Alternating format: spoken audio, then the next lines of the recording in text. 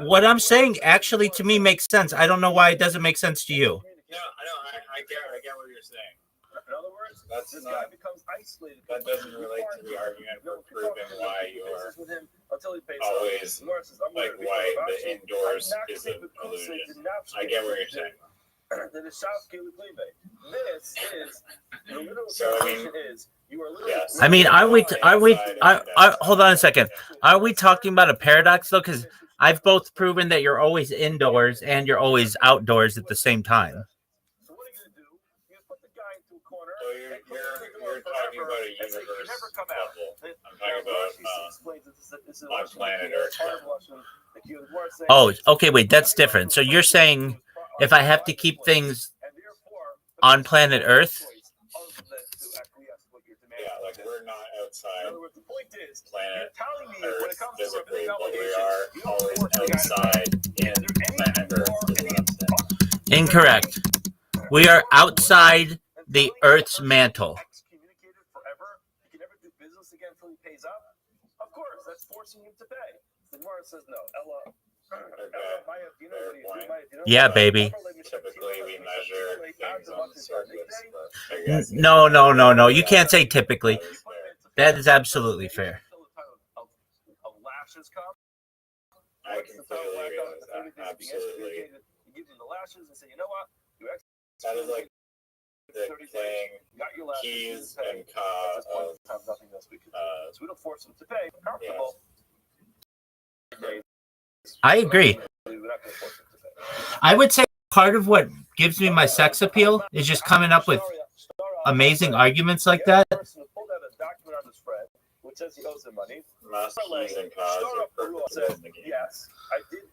Big. Oh, I didn't know we started. I was adjusting my adjustments. I just joined. All right. So I'm gonna let you. No.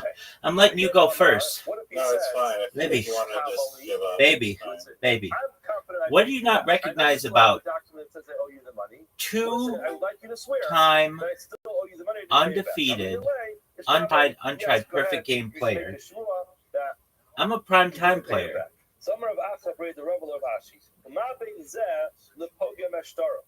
What's the difference between this? God, look at this guy.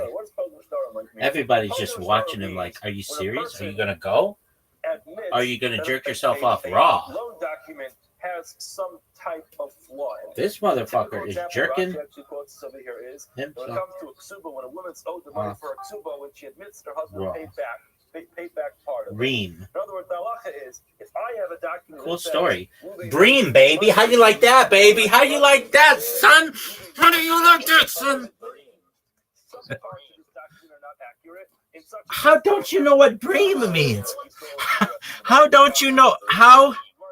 Dog, how don't you know what bream means? Dog, do you want me... Do you need me? You need me to look it up? I mean, I could. I'll look it up for you, baby. No, I do. It is the addition of the word be to the word ream. The loan document has a flaw. Look, I'm going to tell you what it means, okay? It's any of various freshwater cyprinid fishes, especially Abramus brahma of Eurasia, having a compressed silvery body. It's a small fish, especially a bream. And everybody...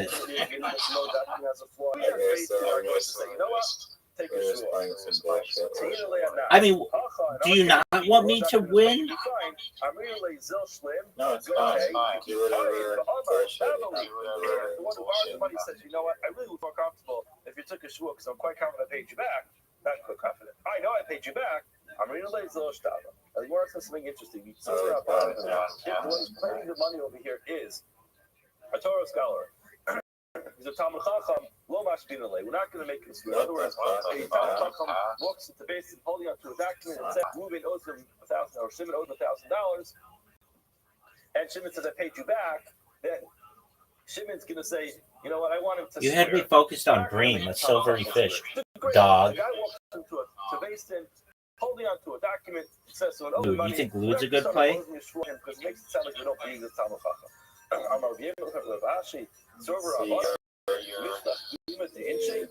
When it's allowed to come to take people's shirts off the back.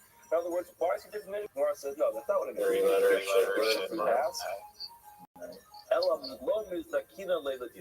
What we'll tell about Chacham is listen. This case is about to get a little bit ugly. You walked into Mason holding onto a document that says that someone owes you money. He claims he paid back. We want you to know that if you're going to proceed with this Din Torah, what's going to happen is he could essentially make you make a shvuah. We're going to have to ask you to make a shvuah that's going to be degrading for you. So therefore, we're suggesting if you want to proceed with this, you might have to make a shvuah. But if you don't want to, we'll just drop the whole case. You won't get your money, but we won't put you through the shvuah. That's what it means.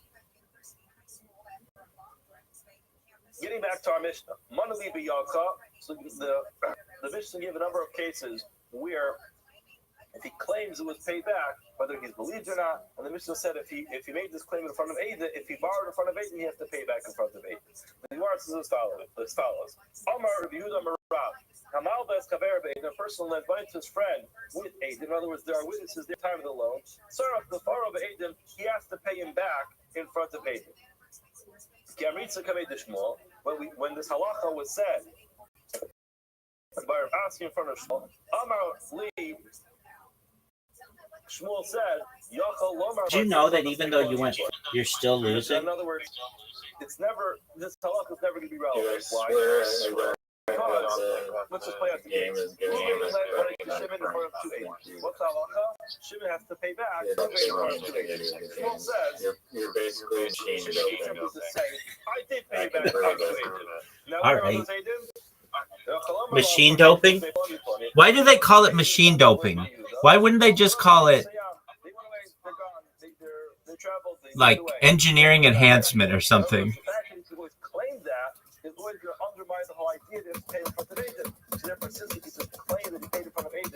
I mean, I would call it what it is. It's an electric motor.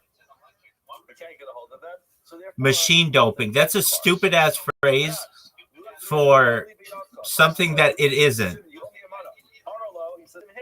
Yes, I do owe you that money. We learned this earlier today. He says to Pnei, give it to me. I did give it to you. But yeah, doping.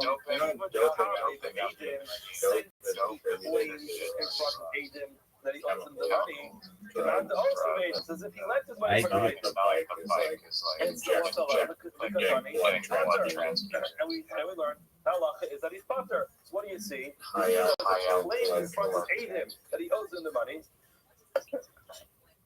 Still, dude, how did you get such a big lead? He claimed that he paid back even though there weren't Eidim, and he's off the hook. You see that the Rabbi is wrong. Which says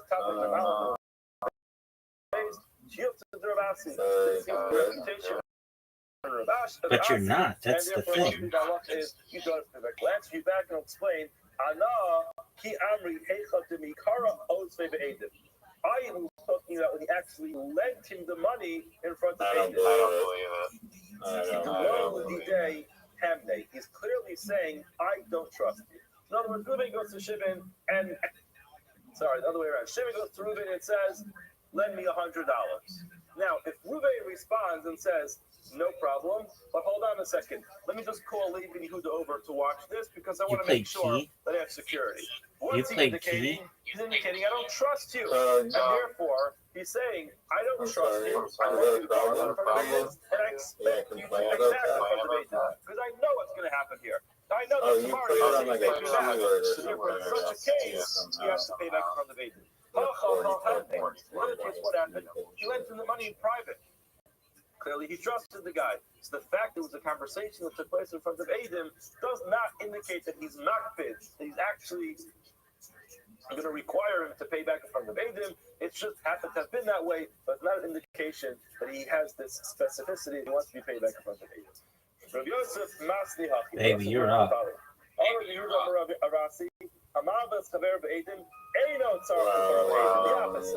lend someone money in front of two witnesses, you do not have to pay back in front of two witnesses. However, here, Amar, he says, out for any elevator. Don't pay me back unless they didn't. Oh, look who the is, Mr.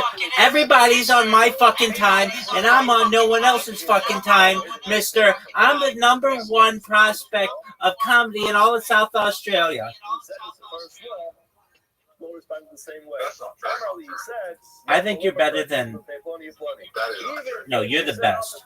Don't pay me back unless they're Aiden. That is not true. Still, I mean, he could say, you're right. I mean, guess what? 45 people competing is only 33 people that there's only 33 people that are better than. I don't even know if that's true, but I want it to be. You owe me, you owe me money. To be honest, I looked at the competition. Yeah, baby. It's really dependent who the judges are. I did give it to you. I don't know if the judges are going to like it. Dude, why don't you just suck their dicks, and then you win? That's probably No shame in that game, son. If you got to do what you got to do, baby. You are required to pay in front of agent. I just feel like comedy style is about 4 years out of date. Okay.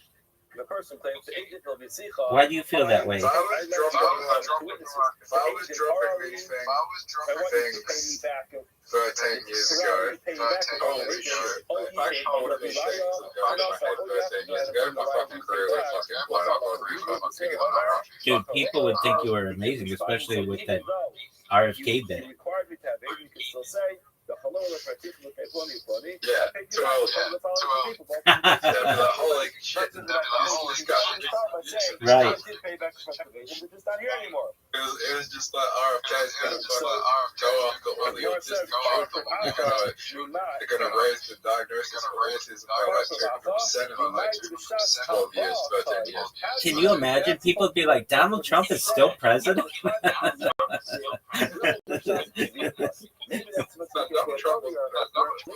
Okay, whatever. Wait, 13 years ago. You're right. Then they'd be like, Donald Trump's going to be president? You'd be like, actually, this is going to be his second round of it. However, who said that we were going to say that? Not just that, but also it's accused of rape a lot. He's also rape a lot. He also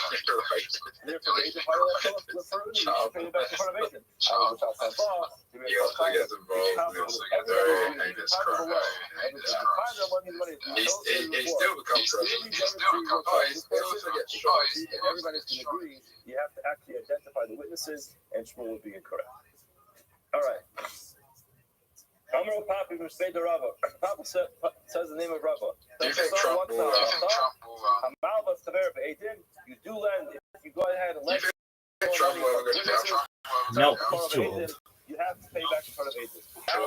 Yeah, it's too old. It's too old. Riser, you're playing like a G, baby. Now,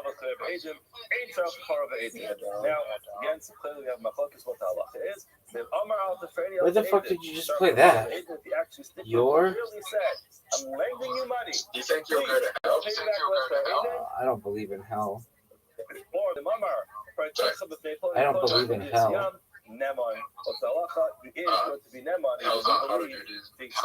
No, if anything, the closest thing that we have is something called Gehenna, and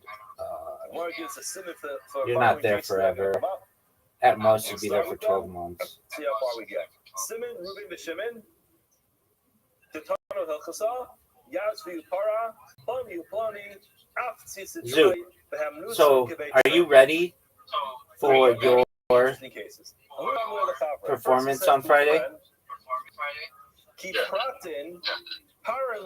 Give me odds that you think there's a 25% chance you win. When you pay me back, I would like you to pay me back in front of these specific people.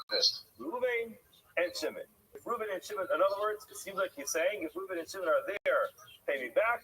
If Ruben and Shimon are not there, don't pay me back. Now, I have been judged in the last 7 to 8 years. I don't know. You saw her in Zabula. Especially in South Australia. No, it's not. I'm Rabbi. Rabbi Troy. Yes, sir. I'm listening intently. He told him to pay back one of two people. You're right. He specified Reuben and Shimon. Someone who like what the Royal Calamity judges for is probably Chelsea. Who cares if it's Reuben and Shimon? He just climbed up here He actually wanted Reuben and Shimon to It's be there funnier because if he you wanted do. Reuben and Shimon. So therefore, It's not about the material. we can assume it was not paid back. It's about basic mechanism. But Zoot, you're a bisexual. When you pay me back, because I can pay back.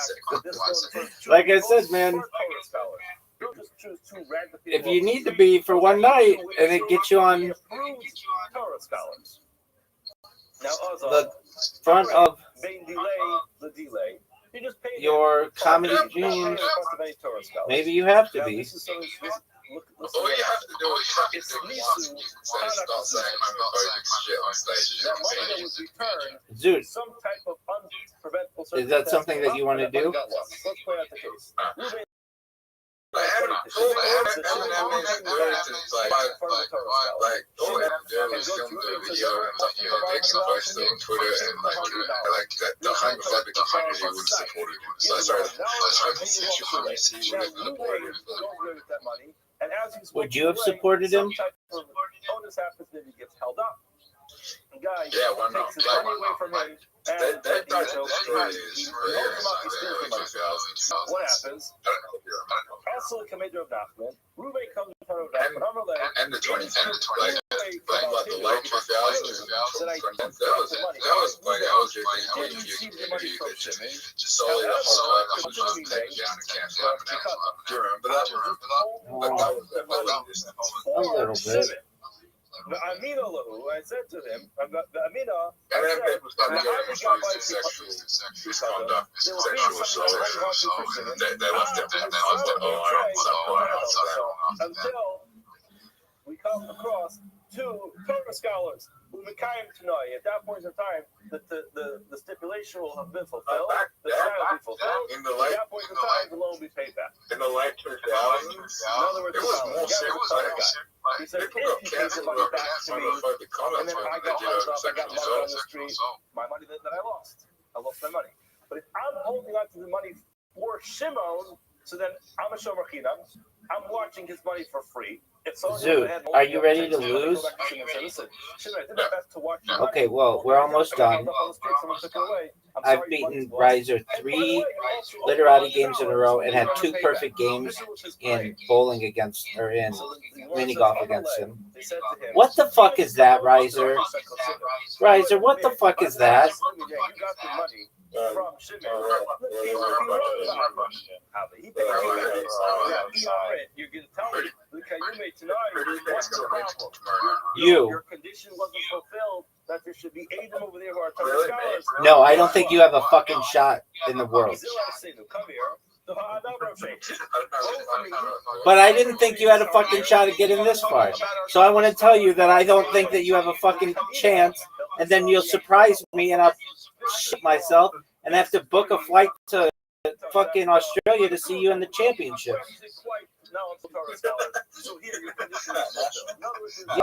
Raw. Represent his friend. Probably Mayor Zuze, the Ziftech, give me the following amount of money. What is it? 100? Do I know what, Zoo? You know who's going to win? I don't owe you any money. You are, baby. It's something very interesting. He found Good chance. actually, the problem was these witnesses said we were there at the time of Zoo, you suck dick at improv. Zoo, you're one of the worst improvisers of all time. What should we do? In Amri Osei, these two witnesses are here to actually substantiate the loan, and they say he borrowed it. But in the same people who are substantiating the loan are actually saying that he paid What back. the fuck is that? XU is a word? Oh, dude, that's a good one. I am going to love that one. I never borrowed from you is Embedded in that claim is you didn't pay. In other words, Oh, I hope you win once with you that claim you never because borrowed the money, you deserve it. you are admitting you didn't pay back the money because Such somebody an pays back amazing, money that you didn't borrow. That's the concept of Daz Baldin Dude, are we gonna dodge the question for the night? we will believe on one of their statements. We'll believe that Aiden. Why do you scare and run away? However, when it comes to the fact that you're saying you pay back the money, you are practically Aiden. Because you clear for borrowed. So the fact that you clear for borrowed, it means you never paid back. So so we'll dismiss what the Aiden say. What's left? No, it You say doesn't. you borrowed the money, sir, you're going to have to pay it. Person says to his friend, Havli mezuzi give me $100 that are in your possession. Didn't I pay you back in front of Reuben and Shimon? Dude, we'll play in a second. So they went out, they got these two identified witnesses, and they said, us, we were the witnesses that... Yeah, baby. No, never happened. So this guy is now been officially Dude, don't talk like that. as a liar. Why? He claims that he paid back the loan in front of Reuben and Shimon. Reuben and Shimon said the loan is a bubble night, so it never happened. We didn't watch this guy pay back the loan. So I'm really Rava. No, I'm going to disagree with you. Call Mills the Laramia to Inish Lava Daite. Sometimes you have an obligation to know things. Sometimes you don't have an obligation to know things. In this case, you are not required to pay back in front of Aiden. You're required to pay back. You are claiming you paid back. Now, it happens to be, you think Reuben and Shimon are there, but it's not an halachic obligation that you should know that Reuben and Shimon are there, and therefore it's possible that you mix up the identities of Reuben and Shimon, and it could be that's a mistake, but that's not going to prove you as a liar. Let's do one more case. A person says to his friend, give me 600 zuz. It's important to remember 600 zuz that you owe me. In other words, that I have in your possession. He said to him, Oh, 3 tiles.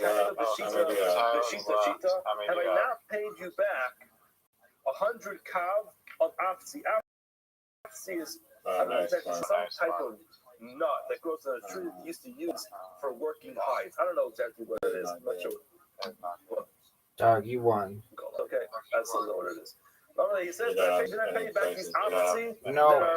They're worth 6. I gave you 100 of them. So in other words, 6 times 100 is 600. So I paid you back the proper value. Sorry, no, incorrect. 2 tiles up. What the fuck? Are you serious? You did give me these afsi only $400 worth. Also, Trace the 2 witnesses came. The one witness said in. Oh, what a good move. You got me with that. Worth 4 at the time, so therefore, according to your calculation, that it was 100. So it turns out you only paid back 400. All right, Zoot, are you ready? I was just excited to play with Zoot. Zoot, are you ready? Yeah, I was. Zoot, are you ready? You told us didn't you tell us when people Zoot. know something? Zoot, you're up, baby. Riser, you're up. Exactly how much you're worth. So Is there even in this call, or are you gonna just get it halfway through the game? Oh, he's definitely leaving halfway. Riser, you're up. One sec. Zoot, can we tell you, Zoot, the thing that we like least about you is that you just leave randomly. We can't fucking stand it. Maybe I gave you $400 worth of nuts and $200 in cash. Maybe I gave you more nuts, whatever it is. We want you to say, we would go, when we know that you don't have absolutely anything to do. He knew about it. Did you know there's a chance of people that exist on Earth? We're a part of it. Doesn't make any sense. 117 people that have ever existed on planet Earth. That's not true. I hear what you're saying, and I still don't think it makes sense. It makes sense? No, it doesn't make any sense. There's 117 people that have lived on planet Earth. Majority of them are dead. Good morning. of them is dead. You're saying 117 billion? Yeah, take whatever exists. Okay, well you said 117. Like twice. No, I said 100. Riser, be my witness here. You said 107.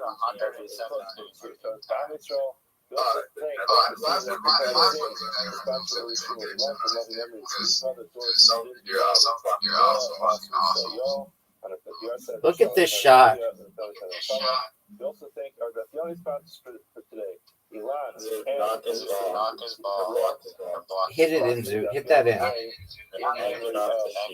have a late-breaking sponsorship here. Holy We thank Michael for sponsoring that film this morning. This is a host for a full Shlema for Yehuda Mordechai and Rivka. Each is up to have a report. Why would you do that?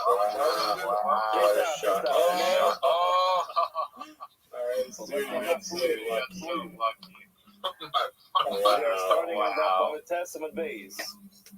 About a third of the way down the Amma. I believe where the Rav left off by the two dots. Yes, the Gemara said, so when they make him take the Shavua, they say to him, Riser, why are you such dog shit? It really doesn't make a difference what you mean when I'm in the lead, so what does that mean? What does that mean? Dog, you didn't even know how to do the 10. You're less shit, dog shit. I want to tell you what we want you to swear about. And when you take this Shua, I think there's a hidden hole up there. Why don't you discover it for us? Why do you have to tell this guy this? Why do you have to have this thing where the base knows one thing in mind and you're telling him you're swearing? That's a myth. Mara says, I don't think all the trades are the top. I think the secret goals on the trades down the story that came up previously in the Gemara, which was There's a hidden hole somewhere. was brought to base state. Riser, what are your thoughts on that shot? And he had claimed that he had returned the money to its proper owner. Thank you, Zoot. See, Zoot gives me rankings right away when I ask him these questions. Riser, on the other hand, jerks himself off until his dick is calloused. He paid him back. He handed the Balcho, he handed him his walking stick, and while I was just thinking, his walking stick, he took his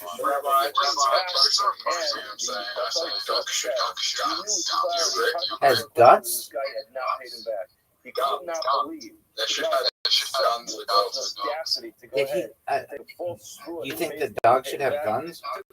That doesn't make any sense. That should have.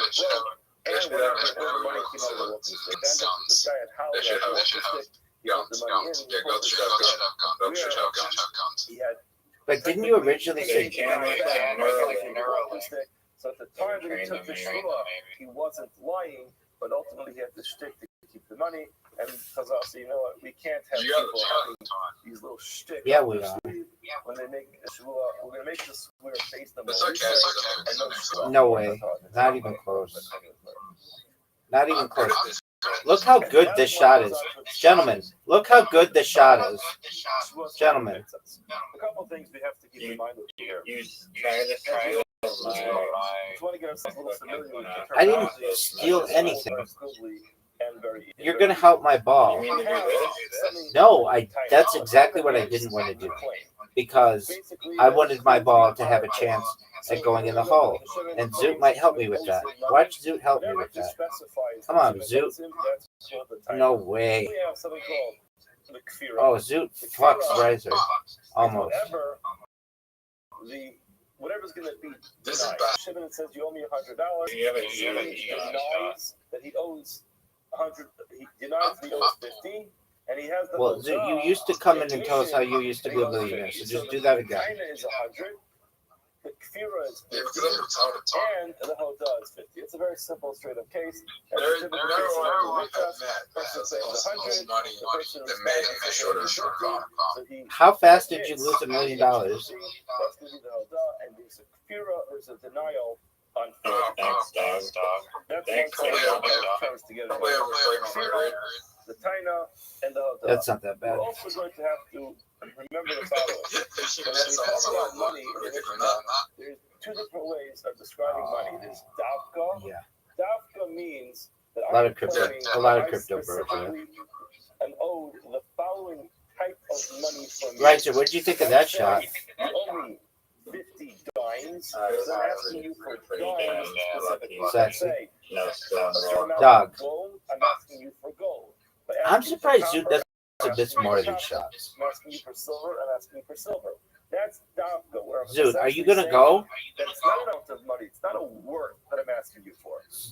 So in other words, the person says to somebody, "You owe me $100 bills." So technically, generally, you don't view that as Zoot, go. $1 bills. What you're saying is you want $100. So now, Did he disconnect? His thing disconnected. $2 bills, $5 bills, $20 bills. It all makes no difference because we're talking about Shava means it's just the word. The same people who run Australian comedy run the telecommunication systems in Australia. Shava means a value of a coin. And the last Look. thing we have to remember is the concept of minatite. That means that if I go to somebody and I claim that he owes Baby! Baby! Baby! Did you see that? Generally speaking, when a person Did you see that? But admits to part of the claim, that's the concept. Did you see that? Of a mother in the trust, where he's obligated to take a biblical oath. He has to Thank take you. an oath on whatever he denies. However, there is a caveat. One of the sexiest shots that anybody's ever had in the history. Oh,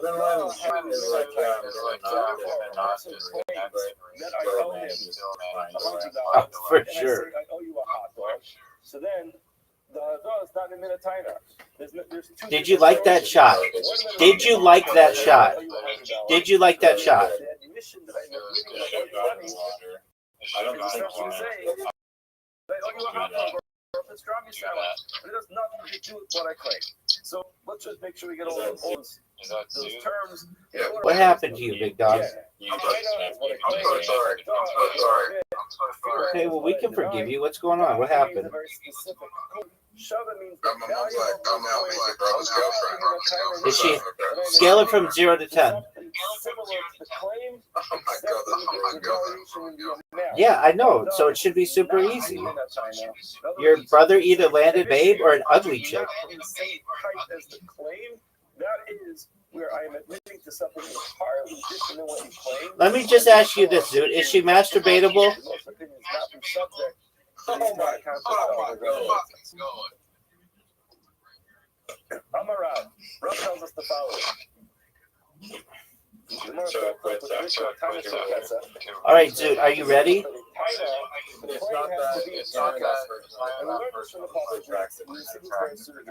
The pasuk teaches us when it comes to it has to be that there's at least two.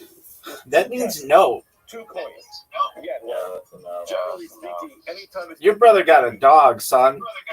Tell him to go back to the fucking ocean. There are other fish in the sea. The claim needs to start off with 2 I'm coins. gonna punch you in the face one day, right? That's what I want to hear. Zoot. So then you actually think this bitch is hot as fuck? The amount of money that you are denying that you owe, that has to be 2 tests. I had no So idea. that the claim had to have been 2 kesef plus a pruta. Why? Because if I'm going to deny that I owe 2, if I deny that I owe 2, so then if the claim was 2, then I've denied the entire claim.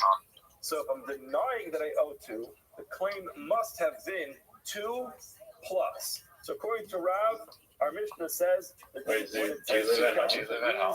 denial must be 2 coins. Does your mom know about the $1 million? The claim must have been more than that. Shmuel says no, incorrect. It wasn't 2 million. 2 coins. And therefore, If he only denies, You didn't one tell her. says you owe me 2 million. He calls it. He has a great word for it. It's what's it called?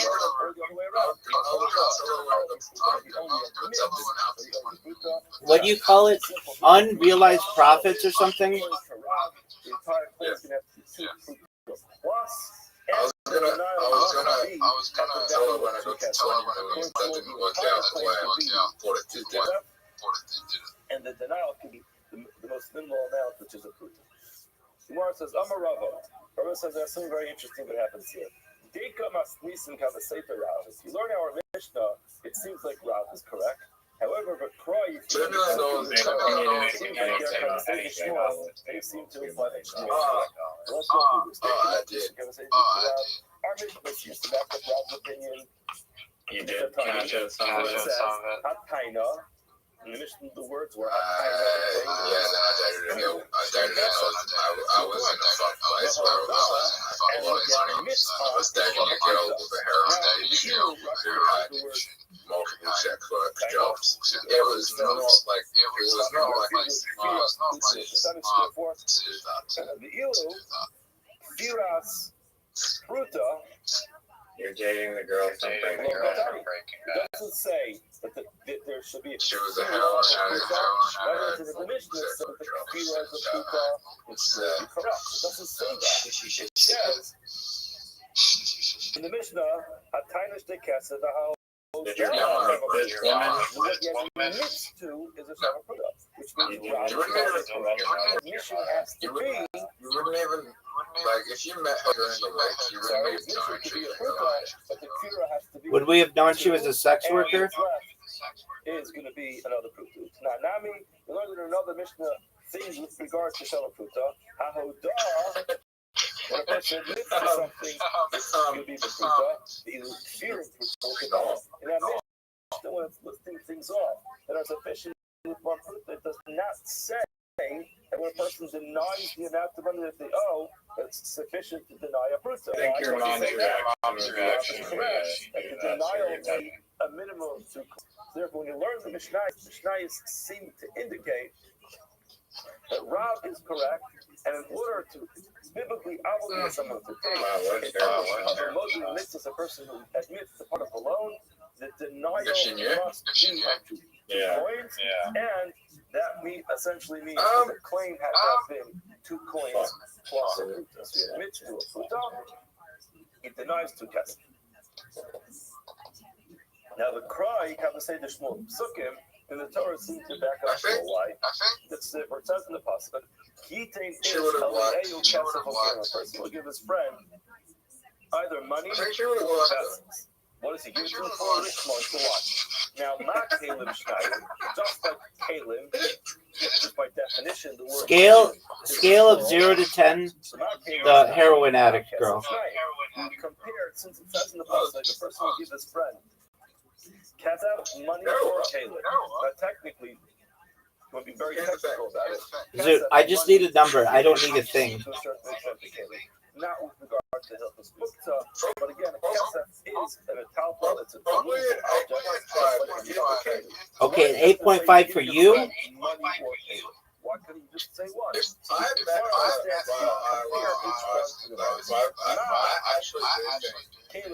her when I was in high school.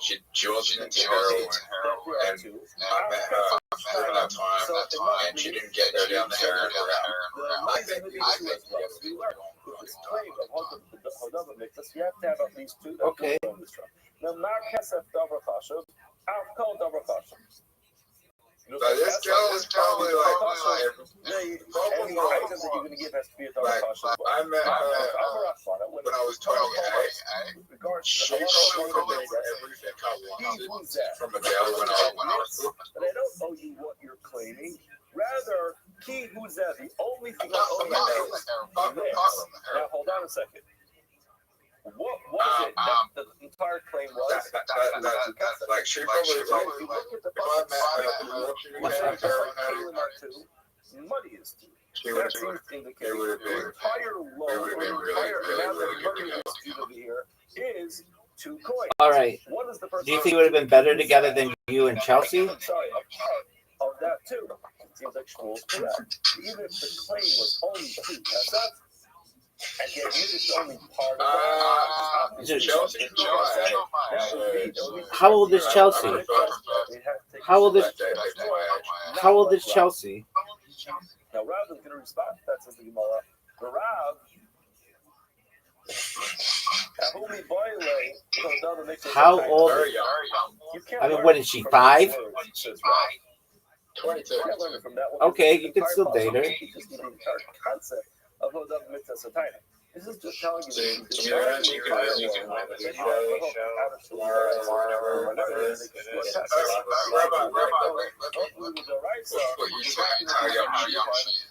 She's 22. 2 years after she was that could be Okay. less than 2 kesef. Shmuel's going to respond as Sid, it says key. Look how sick this shot is. It says zeh. So again, it's a little bit redundant.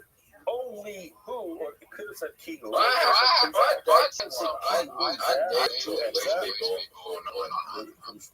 Okay. There, Shmuel learned those 2 things. The kafar of the mikzas, number 1, if he's going to deny part That's of a that, terrible shot. the only mikzas is to admit to part of it. These 2. Riser, what are you gonna do?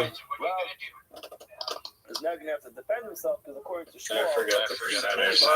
69. teach us the concept of Haggadah Mitzvahs and that it could be any But part she of was the coin, before Shrek not like came Rav, out. who says that it has to be 2 coins in the denial plus another part. I don't get why that's funny. Why Shrek 2 and not Shrek 1?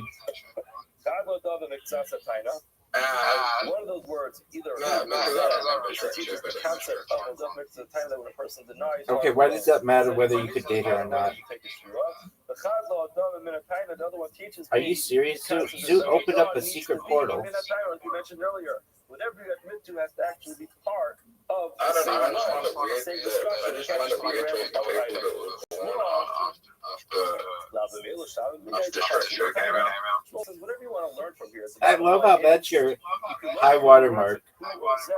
Or not. At the end of the day, if the Yeah, that's and hilarious. I'm only admitting to part of that. Whatever you want to learn. You want to learn the Haggadah Mitzvah, no problem. You can learn Riser, that. I have a You want to learn question. the concept of Haggadah Mitzvah, you can learn Do you that. recognize that you only have one point? The claim was 2, and I part of it, and he admitted to part of it. You're going to be stuck saying that he denied less than 2. That's how Shmuel. Oh, that was almost amazing. That was almost. My rule when I was nonsense, I remember just like, don't, going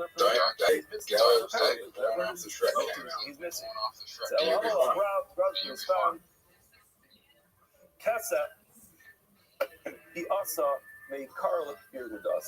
Misunderstood what the So when is this fucking comedy? It's Friday night, baby. It was talking about Kesef O'Kalin. You thought it was telling you that Yes, ma'am. the claim was Kesef. Did you hear what I said? The pasuk says Kesef.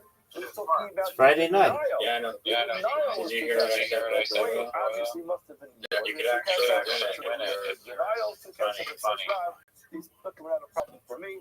Me and Rabbi. We already tried. The denial was two coins. No, we didn't try. The claim was more than that. I gave him the dirtiest joke of all time. And instead of saying it on stage, he just whispered it to a bunch of people backstage. He said they did.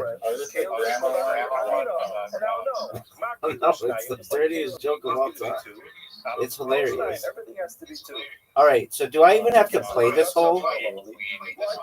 Is Zoot still in this call? I'll figure it out. Zoot, what did you think of that shot? Not going to be relevant to the actual claim because it's totally irrelevant. It doesn't even need to be mentioned.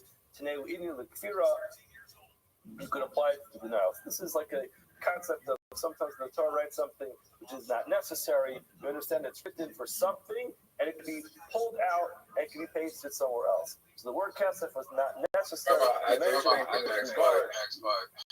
to 5 the years, China, so therefore we're going to I don't know. kind of use the Get claim. that We're going to apply weird it feeling. to the denial, and the I don't know. denial is going to have to be two Hard kesef to according to Rav, and he's not bothered by the way the psukim are written. As a matter of fact, She's not that funny. I guarantee you. She's not being funny. Maybe she's funny. he cuts Rahman Kayla. It's not that she's funny. It's that she's bisexual. It does not say Yeah, money there. How did I mean? I would have she thought has not something.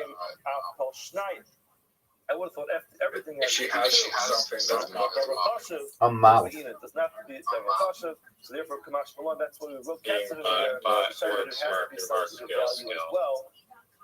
And that's why it was important, right? You did Israel Kesef Okalim, and that's relevant to the actual claim. Her It's not actually sexuality. superfluous. It can't be taken out Yeah. and plugged in somewhere else, and therefore Everyone has a sexuality. It's not claim was skill. small, and therefore the Yeah, but it it means according to Rob, both the women denial and men has to be want to limited work. to, and therefore the claim has to be more than two. No, it doesn't. I mean, she Now we're going to try to prove is open to that. So again, Yeah. it's a simple It could just- formula. She's open to According to that. Rob, Game that you don't want to the fuck. denial must be two, and consequently what that means is the claim has to be 2 plus. According to Shmuel, the entire claim can be 2, and the denial can be You know how learn in our mission. being gay just based on couple, I think it's a different thing. I think the same thing applies for gay men. Yeah, man. I agree. Zoot. No, I 100% agree. That's absolutely true. It's just how bored you is. If you want to spend all your time striking out with chicks, you know, then like you'll be bisexual or whatever. I can tell you this as well. I can tell you this as well. Hold on. If you like girls, it doesn't really matter anything aside from you like that there's a little bit of in their skin when you them. If you like guys, it means you like a little muscle in their skin. It's just like, do you like a harder body or do you like a softer body? Because it's not sufficient now, in other words, according to Rav, the claim always has to be more than because you have to have a denial of two. Now, what would be the reason why, in this case, he's not obligated to make a shua? It's a lot. I think it's a lot. You have to have Gay guys and girls. For sure. It has to be more than that. But you have to There's more places you can go to. You can go to a gay sauna and you're just going to get picked up right there. There you go. Riser, do you remember that time that we sent you an invitation and you just jerked yourself off? Literally, on camera. You just jerked yourself off the whole If you time. want to give it to the guy, you have to spend money. You thought that the problem over here was Word, dog. the value was 2, and he had You literally have to spend money. 2, and therefore the claim Word, was dog. Right. No, that's not true. That's not true. No, that's not true. Oh, generally. Or Or you're super good looking. The person claims copper, he admits to silver. That's Yeah, not what he's yeah, I mean, he's He's 100% denying what the person Yeah, they do claims. that. Yeah, they do that. So much when they stand up guys and guys all the time. Therefore, Exactly. it does not meet the criteria of a dog in the time. Gemara says if that's the case, Look at this shot. but the reason why he's potter from a shua is because it's not a hodam in the taina. Ema safe. Let's go further on in the Mishnah. It says shtei kasef. When's the last time I gave you back to her house? Basically, you owe me 2 silver coins and a copper coin. And the person responds and he says, "Ein lecha b'yadi ela pruti." The only thing that I have of yours in my hand is 1 copper coin. Look at this shot by Riser. Or by Zoot. Zoot.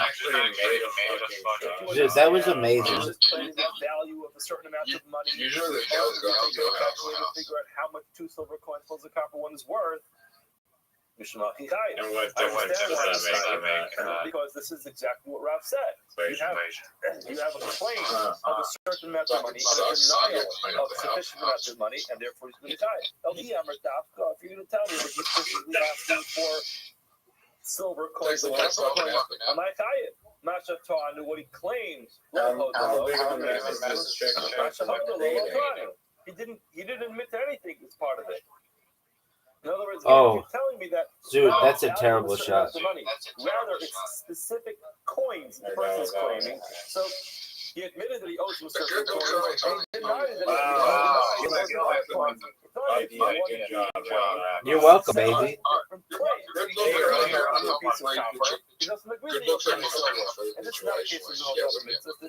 In all situations, though. Travel. When you're in university, and when you're in high school. No, that's incorrect. You have to recognize that Shmuel is not going to be stuck with that. He's not going to have a problem with that. Why? Because even though you could be 150 years old, you literally could be 80 years old, and being a good-looking 80-year-old guy will allow you to get some 80-year-old ass.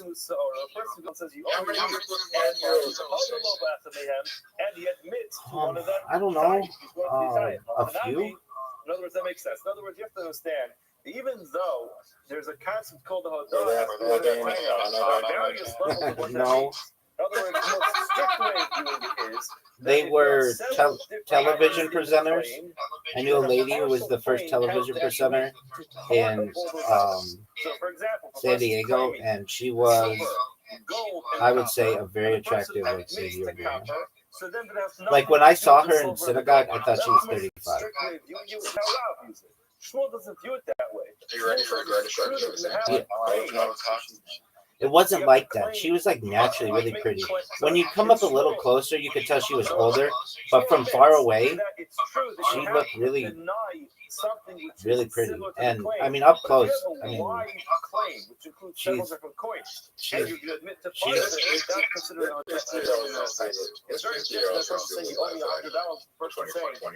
yeah. I mean, up close, this lady looked. The woman from one of family that you owe me. I can't remember Sophia Vergara. And that's why it's not going to be a problem, of course. Okay. I can't believe I'm in In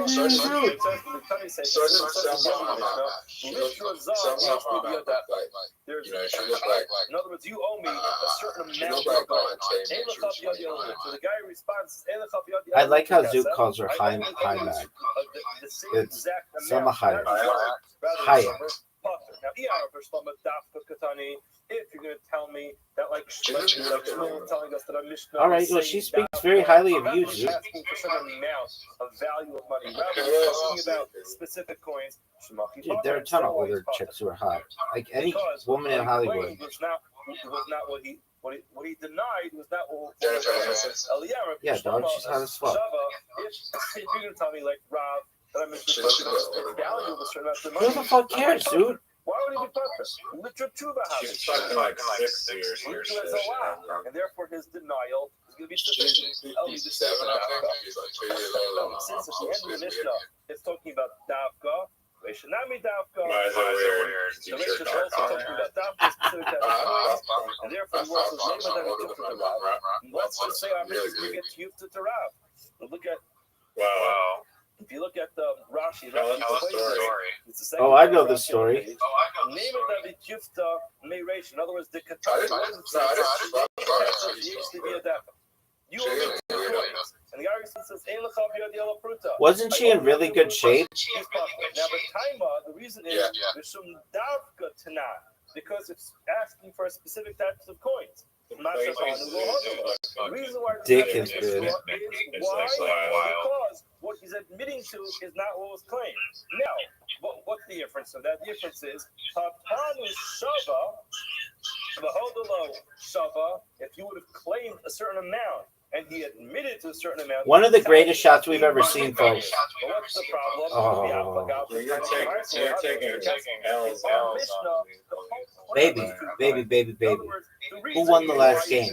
Who won the last game? Is Zook gonna go? There's a problem. It's not he asked for supper. He admitted go. So that means you didn't admit to what was claimed. That's why you're the same people who are judges in Raw Comedy South Australia also run their telecom. We said several times this morning. That's a hilarious joke. Be 2 plus because the denial has to be 2 coins. How is it? Say no. Kula masnisin shav. The entire Mishnah is talking about the value of the coins, not the very specific types of coins. The litra, zav, shani. When it comes to a litra of zav, Zoo, can you hear us? Very different. Why is it different? Look at bottom Rashi. Litra shani, the kiva the panu mishkal vadai dafka katani. Since he mentioned a certain weight, litra is a weight. In that case, he meant to say dafka.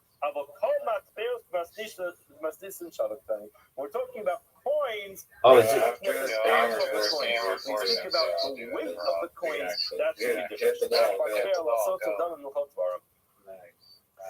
That actually was a good shot. I'm going to show you the best shot ever, though. Have a problem with Rav, even though at the end of the Mishnah, when it says litra, it's talking about specific types of coins. Every other place where it says coins in the Mishnah, That was amazing. Just explain to you that it's talking about a certain value. Teda, Make it mathematically. same again in the Mishnah. By the way, that's math. That's not one aleph. We're starting today's daf right now. Teda, the Kakami. From like everyone. 6:30 already. Did they say that they think that you're funnier than Chelsea? At the end of the Mishnah, Dinar Zav, believe you at that ball. You owe me You had a They were like, hey, Zoo.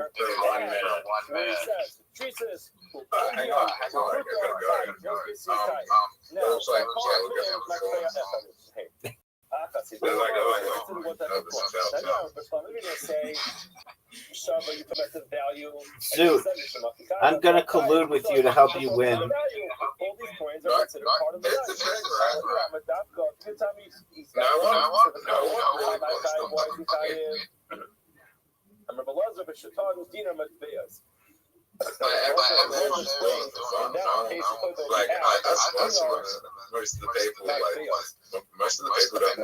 You spoke to them for 1 minute. How could you, like, poll them all on their opinions? What's the mission teaching us? The fruit of a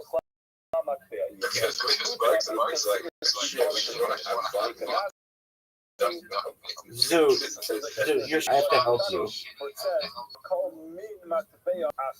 All of them are one type of coin.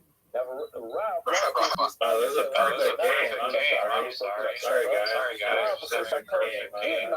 Rabbi, I'm not trying to talk about it. I'm just trying to talk. I didn't do this and go, oh shit. I didn't think I'd get this far. Thank In other you. words, literally the same the last line of the Mishnah like Shmuel must be all like Shmuel. Zoo. You think you're good at coins, so why would you think the entire frame is only 2 coins, and the denial is only 2, huh? Oh my word. That should have gone in. The same thought is talking about dafka, specific types of coins. Why? I never said I never said I was good. I just didn't Races to be either like Rob or Shmuel. In other words, it's No, not you the said several times your goal is to professional and make it. And you are not just doing this for fun, you're trying to try and Again, this Tashana is trying to do whether it's dafka or it's shaka. When a person makes a claim, is he asking for a value? That's a good point. Hey, Zoo, did you ever get tested? Type of coin, which is the zahav, zahur, bolivia dafa. Yeah. The guy responds and says, yes, I have something of yours, but it's a dinar kesef. Time and what reason? Time is it's only just like you said that I have this minted coin. Dog, they called you specifically to tell you you need to get tested for chlamydia or gonorrhea or whatever the fuck it was.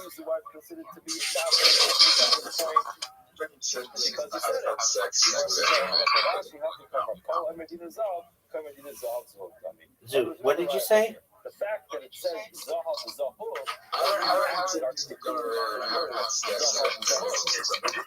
It could be dormant. you have a golden pointed right in your hand. What you meant to say was,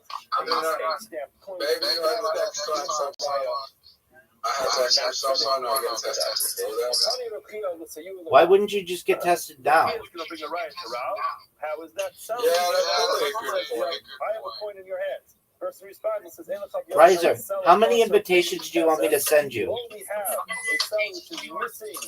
I told you after this game, we're forcing Zoot to do improv.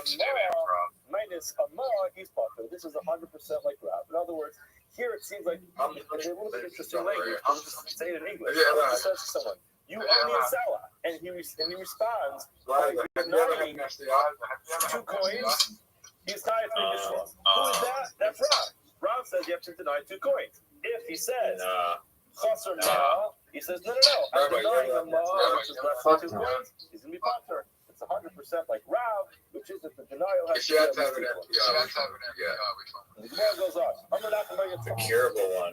Yeah, I don't. What ones are curable? That is a requirement of the denial being a specific amount of money. I don't know if chlamydia just goes away like COVID. I know what I want. I want crabs because they give you a little like comb and you can get rid of them and then they're gone.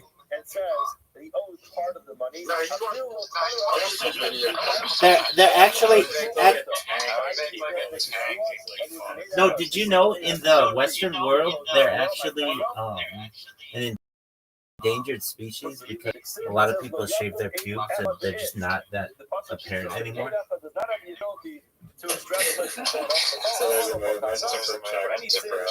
Yeah, has the ability. Yeah, I mean they. To take it's important for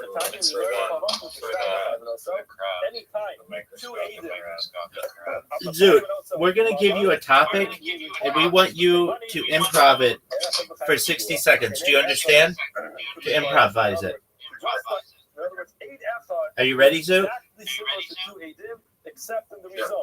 Genital warts. Go. Even if they claim the person owes somebody only a Sorry. 2 agents could be mechayiv someone, could obligate someone to pay money, even if it's only a fruta. Therefore, an aid, a singular aid could obligate someone to make a shvua. Dude, I don't think you know it. Thank you. You have to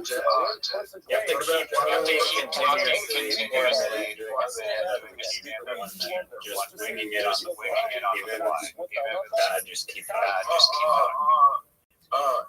He is tight.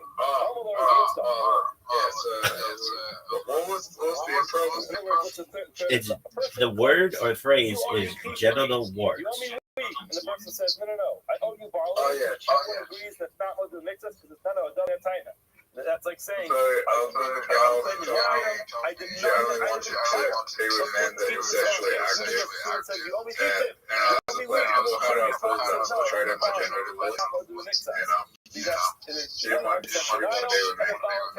admission. However, if he comes over to the person, you got you got another 45 seconds to fill, big dog. Let's go. No, that's not how it works. You have to work.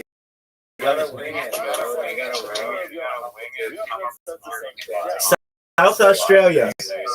South Australia. South Australia.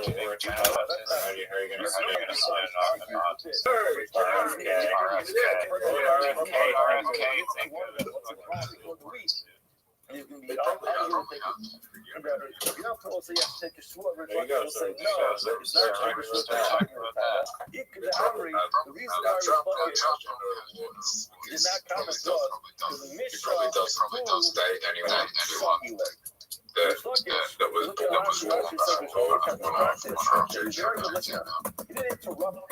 Are you gonna watch the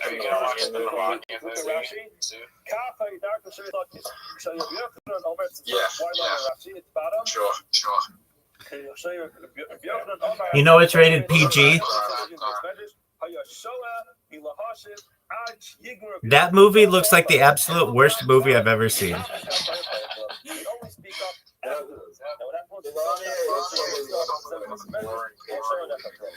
She's the hottest first lady of all time, though.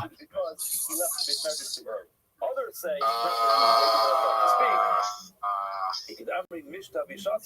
He was drinking some water while Michelle said he was being quiet because he wasn't talking about. He was drinking, therefore we don't have any indication of what Rish Lakish's opinion was.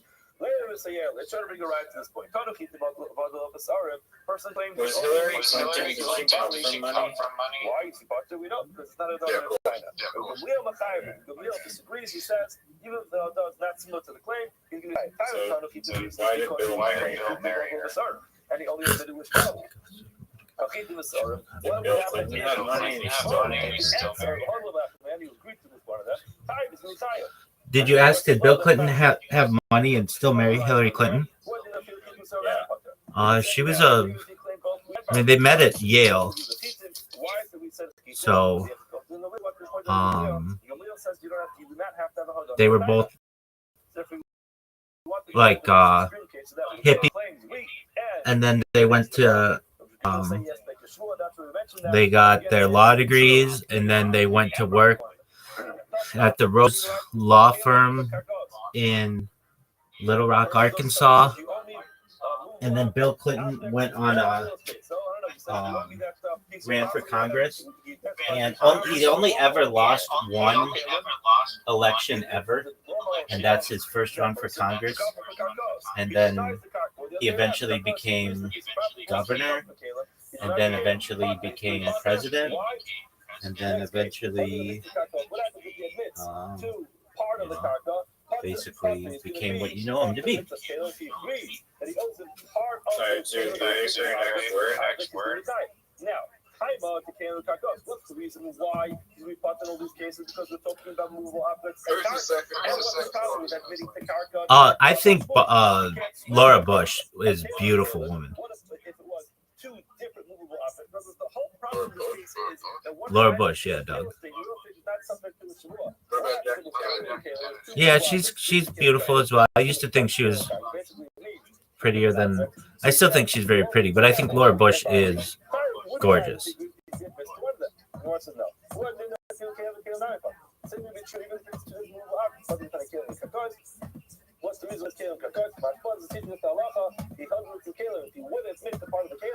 I really think her daughter Barbara Bush is like incredibly hot, though.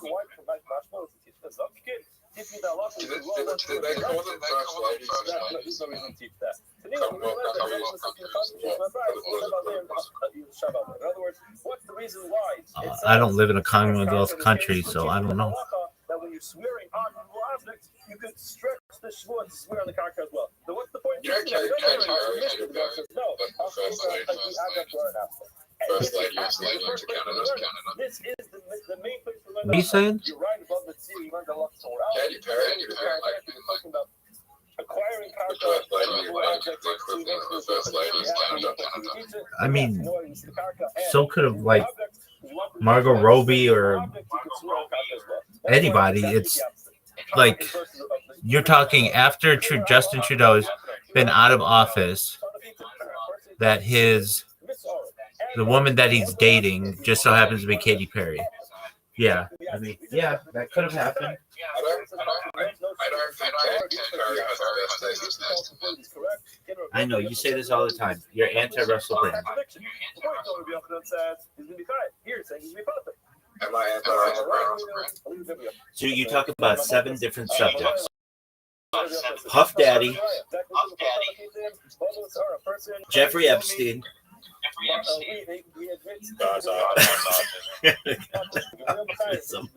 the Holocaust,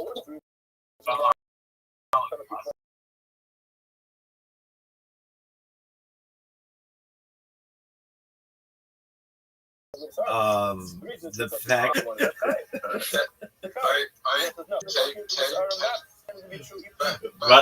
Russell Brand, Dave Chappelle. Wait, and Kanye West. That's it. That's everything you talk about, dude. To be fair, there's no evidence of Russell Brand sexually assaulting someone on camera, but there is evidence that he carries sexually assaulting someone on camera. Yeah, that little boy. Yeah, that was his first kiss. Right. real estate. He denies that the movable objects are his. Maybe that's why they're together. Real estate. And what happens would be, all right. What if you admit the part of the car is still part of it? Why? So we're going to give you another phrase, Zoot. We want you to be on your toes, okay?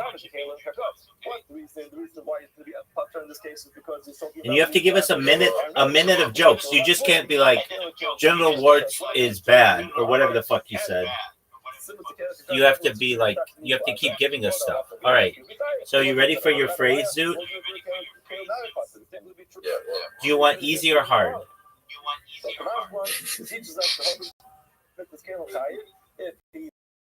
Okay. Trees. Once you admit the part of the object, you have to even real estate. The person, what's the point of teaching me that? Like Mashma, so can you teach me the concept? You have to drag a shvil from movable objects onto the carpet. You didn't learn that already. They could run in. Pretty funny. In other words, the real estate, Martin, the same parents, hot icker. The Arguar is the main source of it. So you don't understand how improv works to do.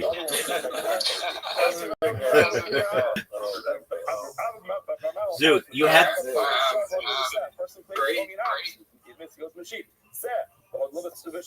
He says, "Are you own your sheep?" He admits he owes him an ox. Imagine just like and an ox. The whole about Zoot. one of them. I cannot believe that there's a chance that you are the funniest person in a state anywhere in the world. like literally, who would you be? Who? I want to meet those people, and I want to ask them: were they breathing? Did they have a pulse during this? I mean, maybe one of them was like, "Hey, I was unconscious. You can't blame me." Or another one was like, "I've never even heard of what this event was."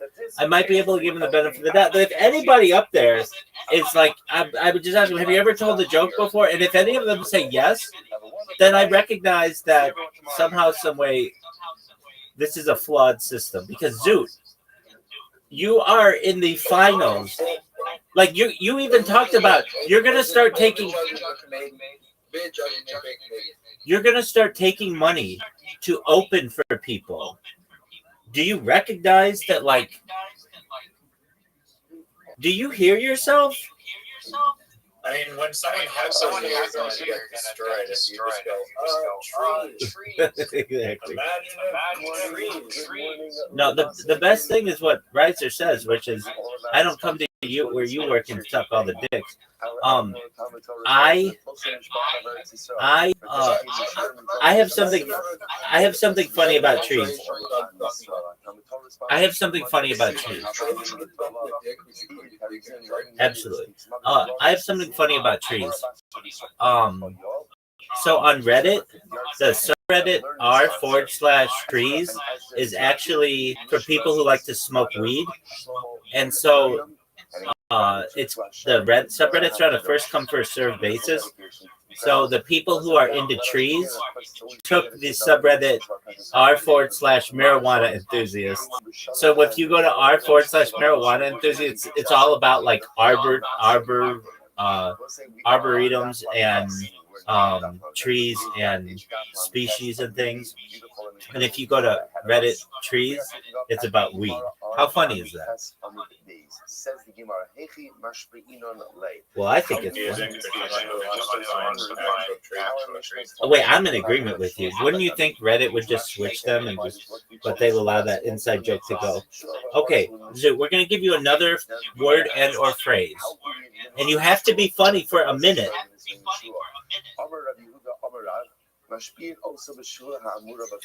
Are you ready, Zoot? And we administer the shvua that's mentioned in the Torah. Now, we'll say, what's the paradigmatic shvua mentioned in the Torah? Zoot, are you ready? Wait, Zoot, I will help you. I'll give you a word that you'll love. From Avram's family. Or a phrase. Swear not to go ahead and take a wife from the Zoot, are you there? Now, what over here on is as follows. He hasn't been to the Christian call yet.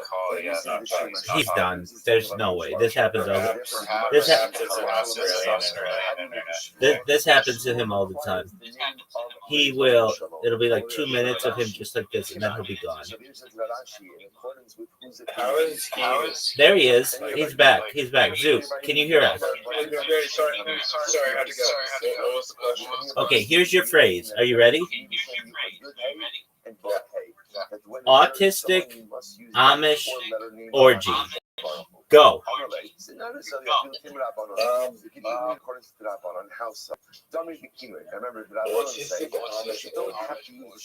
That's like your thing. And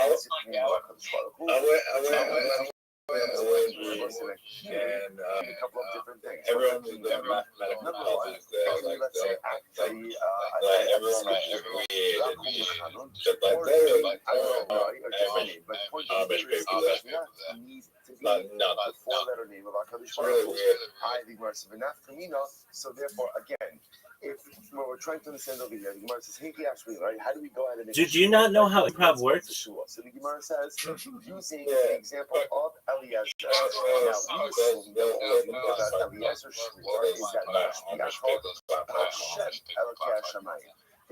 Zoot did have a joke one time that made somebody laugh. I told Zoot's joke to somebody, and they thought it was really funny. It was like a 3-part joke that you had. The first part was about an Amish orgy. The second part was about some other kind of orgy or something.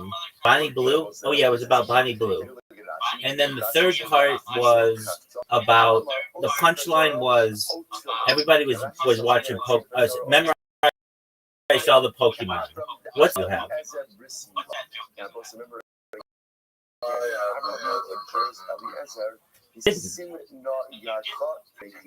So Eliezer, I remember I was on the phone and he swore and they gave me the ultimate diagnosis. Then I just said I'm ready for, and then they told me I had to go for the ADHD and I didn't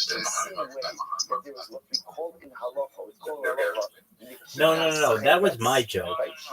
I said it was something like, I went in to the ADHD clinic to get tested, and they gave me the test and quit halfway through, and they said, "Congratulations, you have ADHD." All right, since the Pashup shot Rashi, let's understand that Eliezer, and actually, I'm not saying it's the funniest joke ever, but I'm saying that that was at least my take on that. As well. Again, especially after all right, Zoot. So give us your 5 minutes that you're going to do tomorrow night. We're ready for it. It's terrible. It's absolutely the worst. All right. Frisbees. Good. 1 minute non-stop talking. Try not to do something. What does Rabbi say? So the Gemara suggesting over here is what we learn from Eliezer. The Shul of Eliezer is that yes, you have to use the name of HaKadosh Baruch Hu, but not more importantly, just as importantly, the Shul must be taken over an object. You have to take a ritual object. So the Gemara says, if a person is a jerk, just with the name of HaKadosh Baruch Hu, but ultimately again not with an object. Scarecrow. A person has made explicit a mistake with an explicit ruling in a Mishnah. So why a dayan makes a mistake with an explicit halacha? The halacha is that the judgment is voided, and the judge himself ultimately becomes personally liable. Okay, so as follows. Right. If the scarecrow from Batman visited us,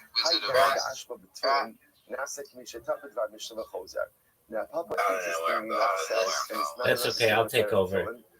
You know, there's something called the scarecrow, but have you ever seen this being ever really scare a crow?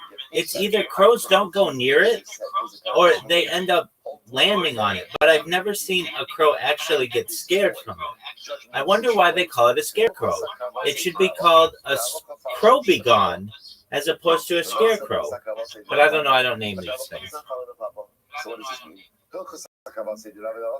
Crow be gone? Doug, that's fucking brilliant. So again, halacha follows Rabbi in that one must take an answer One of the greatest, when one of the going greatest. and swearing. It's up there with salmon cannon. Crow be gone. I think you're referring to the leg grenade. The mermaid grenade. Riser, would you please accept the invitation I sent you like an hour ago for basketball? I still haven't gotten it.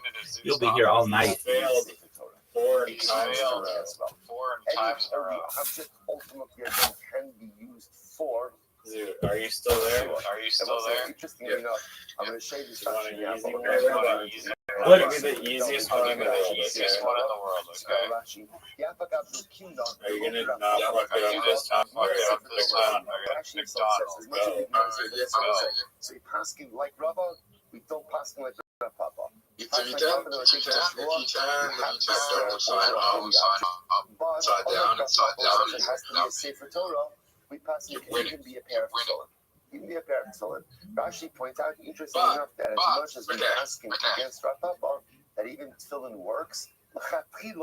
You would adjure someone over a Sefer Torah. Then Rashi says, I think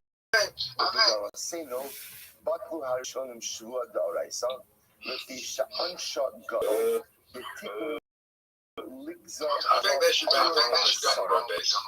Then Rashi says, by the way, do Shavuos anymore. Don't do all the That would make sense. Already went ahead and they would truly concept of Shavuot, because as we're going to see coming back, ultimately the penalty for a false Shavuot is so severe, and actually the end of Masechah is so tough. Why is the honesty and integrity was He's lost not. in certain generations as a result of the death of certain Hamburger? Kind of fat, or at least medium. What we do is this concept called an aror. Aror essentially is a form of almost like excommunication. We'll see all of this before. When we stop, Not really. show us what exactly happened to precipitate. He's the kind of chubby. We'll see. We're not in that sugya yet. But it may Let me see. that on one hand, yeah, Rashi says No, he's not. with the Sefer Torah. So right, not. But although tefillin will work, of He course, looks requires like, the name of Hakadosh Baruch Hu as well. Requires both of these things. And then No, that kid's skinny. The Hamburglar's like medium, not skinny, Okay, and not necessarily fat, but in the middle.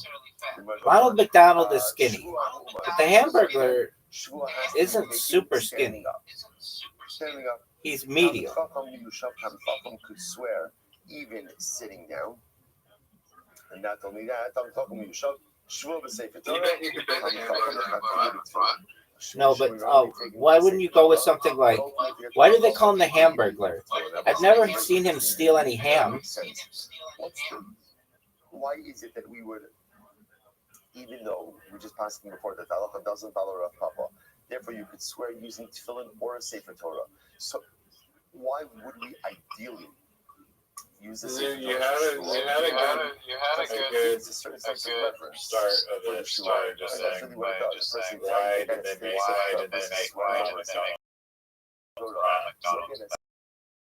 like that? And then shortly after that, you just started mentioning the Hamburglar to Tommy anymore. They should make standing up. Why? Once again, sense of awe, reverence, respect. Chacham will have that same awe. Why? Even sitting down. Incredible. Now we'll say, now get ready. We are about to do just overwhelmingly incredible and beautiful Gemara for the next hour and a half. Life-changing Gemaras. Life-changing Gemaras. Yeah, baby. So again, we'll say, so ultimately, again, now we're going to see what this means a little bit. We're literally translated, Aki Doshona could even be made in any language. Even made in any language. So there's a McDonald's birdie. The guy taking the shua. Who the fuck is a McDonald's birdie?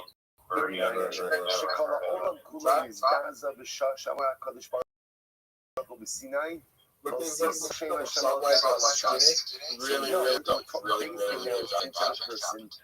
Okay, there's a joke. That the entire world shook. Really bad things. Shook. But HaKadosh Baruch Hu gave the saint of Hashem's name in vain. I mean, would you trust around you trust around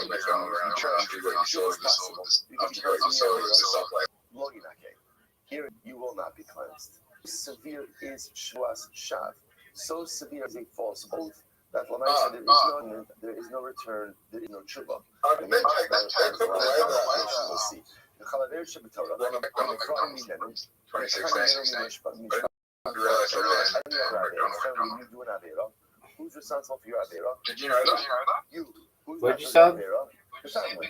When it comes to a false oath, so ultimately punishment is collected both from the perpetrator and from his family.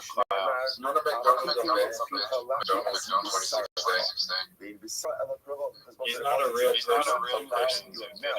Give him a restraining order. No, what does your flesh refer to? That's your clothing. That's your family. Shneimar. Yeah. Furthermore, all of the Ronald McDonald is not a real person. Furthermore, all other averas, in general, when you do them, so who's responsible for them? Me, the perpetrator. Right here, by Shvuas Shav, ultimately, again, a false oath impacts me and impacts the entire world. All of my here, when the Gemara quotes this, I think the Gemara is quoted from the pasuk from Hosea. I hope being able to as follows. There you go. All right. You have an invitation. That's not fair to Zoo. Zoo, that's not fair to Zoo. Zoo, go. The basketball game. Okay, let me ask you something. Talks about the impact. No, we'll just don't play the first round. Yeah, we're ready. Maybe only Israel does all of these She had that it has an impact on the world. How do you know that it just I don't know all of them. Zoo, go to the basketball game. Say Klal Yisrael will have this negative effect on the world that they do all of these terrible things. The mascot's like a fucking Wendy from Wendy's. Again, Allah. Let me on mascot as like a cheery. Because of the Allah, the earth will be plunged into mourning. Incredible. Wendy from Wendy's, dog. I answered the question. Severity of a false oath. Dude, they used to have an adult Wendy, and she's super hot. Dude, that's who I mean. The Wendy from Wendy's. She's super hot. The good news is I always have some type of countermeasure. Right? I always have some type of positive dynamic activity, in my personal arsenal. So again, if I have a source,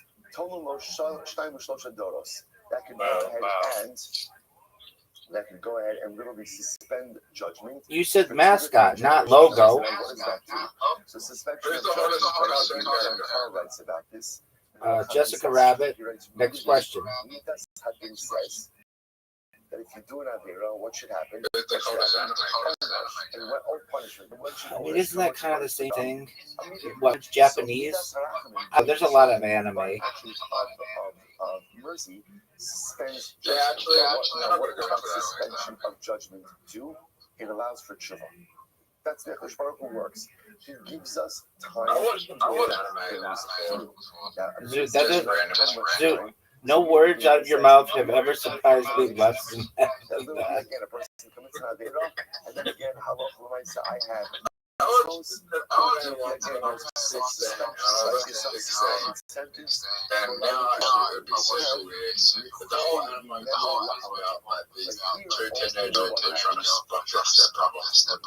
so judgment is exacted immediately. By Shua Shav Shneimar, הוא בא אל בייס הגנה, Or was it just so I can be sure not have ולונה בסוף ביסו, וקולו, Don't give me that. it's actually very Probably interesting. Zoot, what fast food mascot would you fuck? And I will come to the house of the thief, to the house of the one who swears in my name falsely. It'd be funny if I said I will remain in this house and destroy. I don't think that would be funny. I would think that would, So what does this mean? show homosexual tendencies, which is fine, but I don't think that's what you want to be. What does it mean? I'll come to the house of the thief. This refers to people. Who's the thief? Dude, what else is on your list of things that you should never do? Like, for example, what is the example of this deception? There's a Jim Jordan strike, but it's a bigger strike. Australia called Tom Kids. What? And he ultimately adjures him. Base Hashem. Yeah, it's so I will dwell in his house. The cold and destroy it. His wood and his stones. Okay. Have you ever heard of holy moly? Even things that fire can't destroy, like stone. Like fire Rabbi, can't destroy stone. Things like that. What is the thing? Power of Shua is so profoundly overwhelming that it destroys everything. Im Amar, Amy Mishpa, if he says at the end of the day, I will not swear, Potrino Somiad, so what's this now again? So obviously, the Gemara highlighted the destructive nature of Who is the funniest person in South Australia? This is referring to the person who's being adjourned, right? Ruben is bringing Shimon to the Yeah, until Friday, when you knock him off of his throne. Shimon said, no, I only owe you $500. Hit my ball. So what's the halacha? That's what I'm talking about. I won't swear. As soon as I won't swear.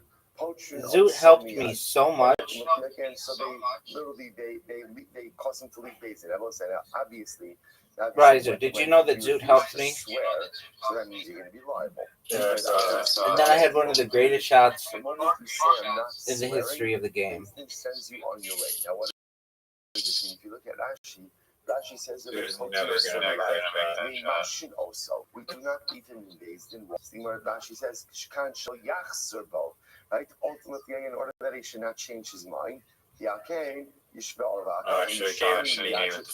Look at this! Look at this shot. If you decide I'm not swearing, so obviously immediately, right? You charge your credit card immediately. You leave Beis Din as quickly as we don't want you changing your mind.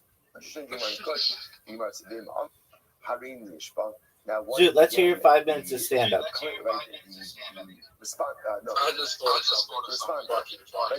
I don't know if you know what funny is. Let's hear it.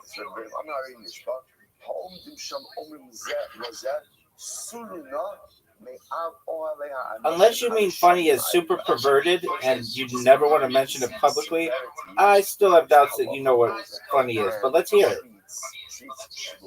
That literally, again, if the guy says, right, so the responder says, funny by Australian standards or by the rest of the world.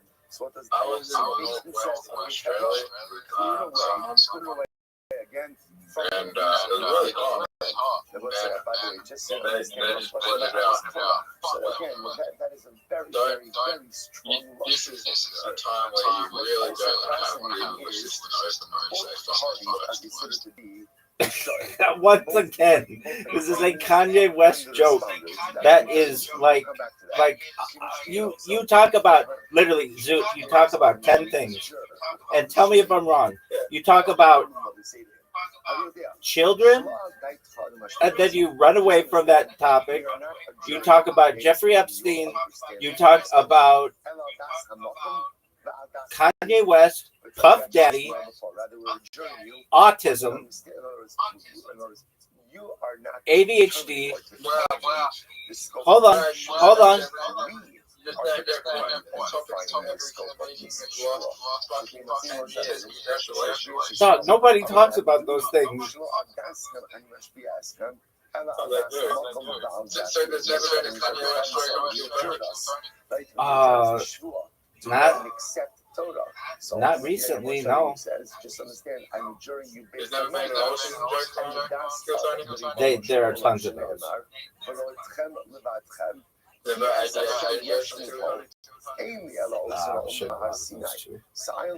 But wait, hold on, dude. That's it. That's what you talk about. Like, I wish I could name other things, but you don't even talk about cryptocurrency like you once did.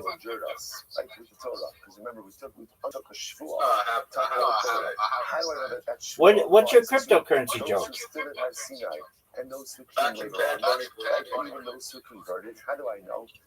Okay, how did that go? That kind of sounds funny. Oh yeah, hold on. Bonnie Blue, Lily Phillips. I said still cause Bonnie Blue still cause I think she's gonna go to the what game in the big one. You're not but you're not like ignoring shit. You're not gonna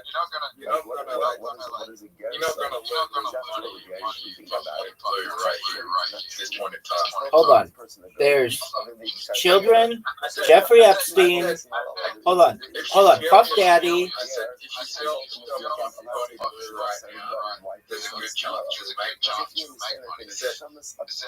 6 months,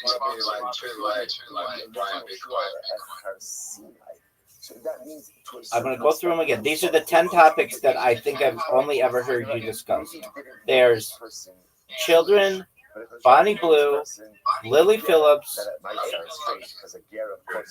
Dude, you talk about kids all the time. You talk about, children, Bonnie Blue, Lily Phillips, Jeffrey Epstein, Kanye West, autism, ADHD, the Pornhub list,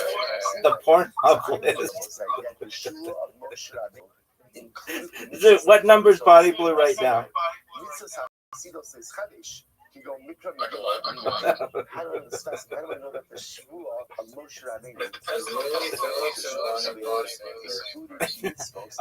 Even I know the difference between these bitches.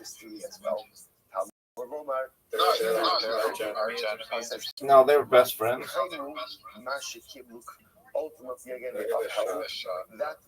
Which they already accepted.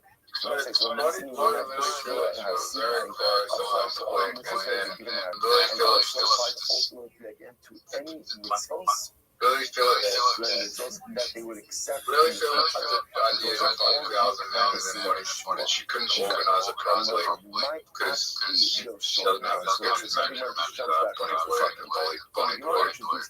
Okay, I mean, I'm Bonnie Blue because she made her to the 1,000 man challenge. And then there's but no one what does this mean? No, they don't. These are the things that can be said in any language. They wrote this on in like Australia. British. Which is the statement that says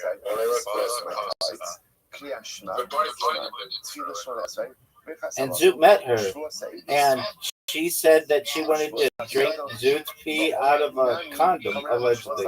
But it could have not been her. Zoot met so many hot chicks that day that he forgot it. I'm telling you this right now. If a chick said I want to drink out of a condom, I would with that woman in a light up 6 years from that day, like it was the back of my hand. So we tell him again before he takes the show, we say to him, understand the severity of not. But that's okay. Make it, Zoot. Just make it. Just make it. Oh, what a shot.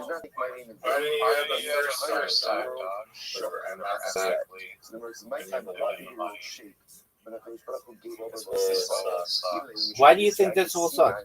Zoot. First mover disadvantage. So, but Zoot, you don't mention some like topics that are really popular in Tony. Like, Donald. Well, you talk a lot about Donald Trump. You don't talk about the NFL.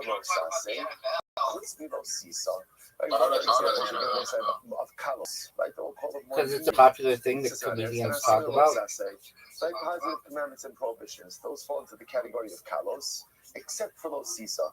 Remember again, taking Hashem's name in vain, technically speaking, is a lo sase. The Gemara says, okay, even though it's a lo sase, it doesn't fall into the category of kalos. You didn't give me the win, but you.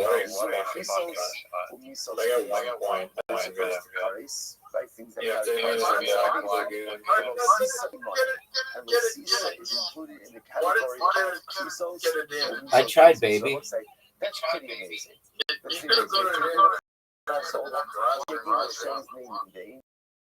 Tied for the win. What a great shot, Riser, don't it up. Short.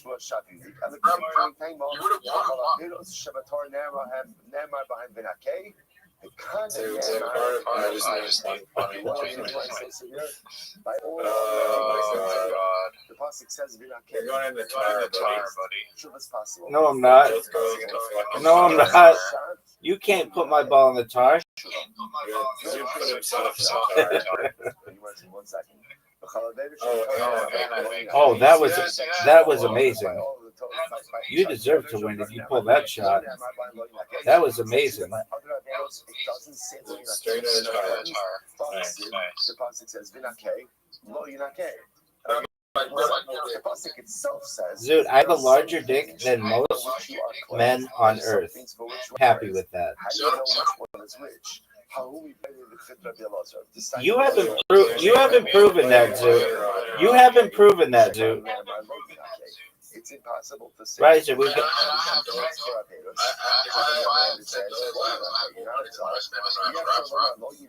that's not true. Really, yeah. So how do you reconcile this?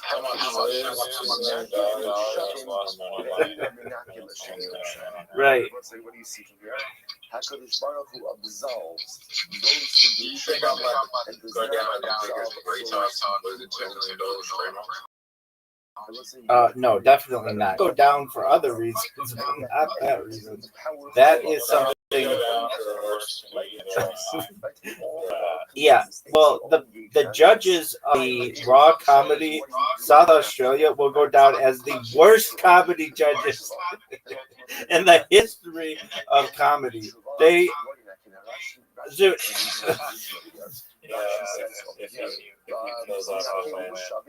oh my word! If they.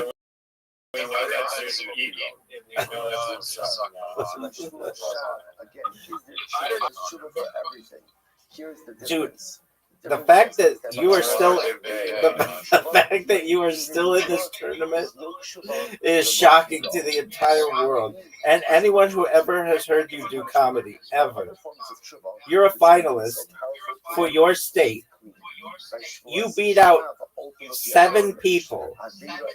I mean, did these people not speak English? I think Mimes would beat you. That was an amazing shot, Zoot.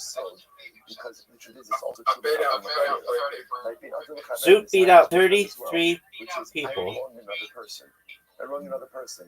And you do tshuva, there's still fallout from that. Right? Zoot, so what are your jokes? You don't have to tell them, but there's the JFK, RFK joke. That's your first one. What's your second joke? Heartfelt apology. When you hurt someone, that hurt. Yeah, that's an okay joke. Is a personal trespass against. Zoot, what's your second joke? So the single here is, can you do tshuva for Shavuos Shav? Of course you can. Of course you can. But at the end of the day, there's a Dude, do you remember that time I asked you a question and you answered it? Because I don't. It remains. It remains. I, You hurt another one of my person. jokes You is say sorry. They can I accept your apology. The people relationship love this. probably under certain circumstances is forever changed. Cannot be put back when I to die, what it was before. God has You down are and shocked, no always you is do no tshuva, but even Okay, with so that's your tshuva, second it's joke. still wrong. There's What's still your third something joke? from that. Incredible. The Gemara was like, sorry. The kind of we so now we are. I was thought out loud on the table suicide as the answer and pull back to my history test. They asked me how to get that I up against suicide. Oh yeah, I forgot. You're obsessed with Hitler's on that list too. Looking back, I think that was very, very, very, very, very. I don't think. All right, so Zoot, here is Zoot's. It's just that he escaped Why should I some exact punishment from my family if I committed the yeah, I don't think.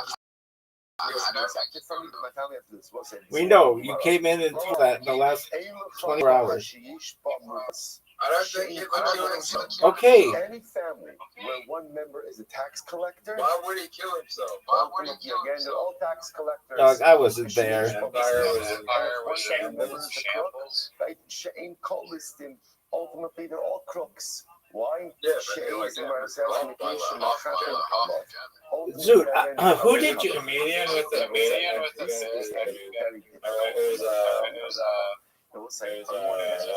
Think about this. Yeah. My child does Yeah. something bad. No, It's easy, of course, to say, oh, like the child does something like that. Hitler's dog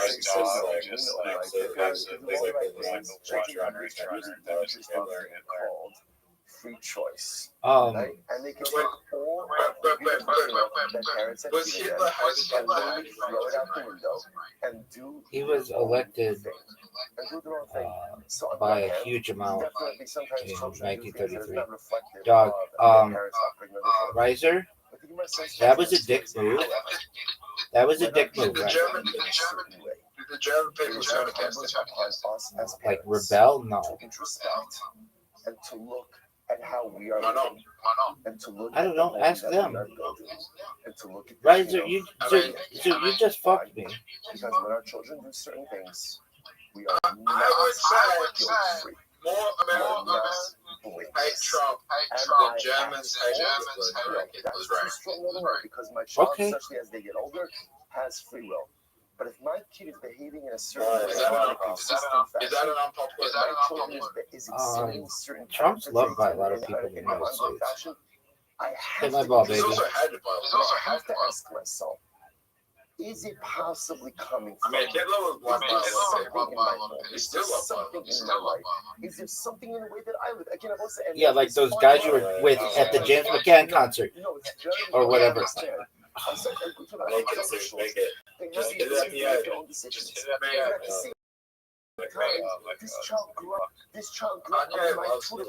This child grew up with Dude, my dude, you're like a parrot. son. Somebody says something to you, like these people at this James McCann thing, and you are obsessed with it for days later. There's a family with the kids with a tax collector also is considered to be very unscrupulous. People love Dude, quit with that. You might say, "Whoa, what happened in that house?" Or my child is a ganov. Or again, my child just did something really bad. Again, do I have to accept full responsibility for what my kids do? No. But do I have to introspect as a parent? Riser, what did you think of my shot? Riser. Absolutely. Incredible. So it's his hustle. No. Do you want me to? That's all I know.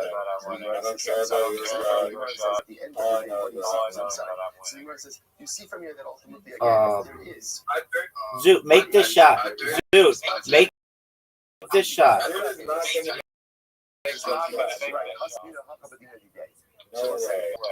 My family do think things that I do think Okay. this is really fascinating. Rabbi Omer, Dude, I'm gonna say, I want you for the rest of tonight to not talk about the 10 things you love to talk about the most. And I want to see if you can do some level of accountability as well. Lily Phillips.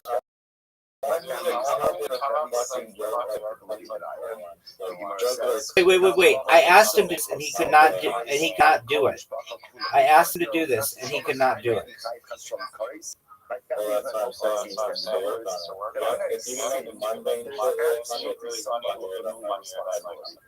I agree. That shot sucked dick, dog. Dude, tell us a clean joke. Pretend we're 80-year-old ladies. Every scene carries with it some level of know your responsibility. So it gets you to think twice. Dude, tell us a clean joke. Because often when we sin, the reason I sin is because I assume that the fallout of my actions is limited to me. Now that I understand that every single thing that I do does have an impact on my family as well, it just makes me think twice.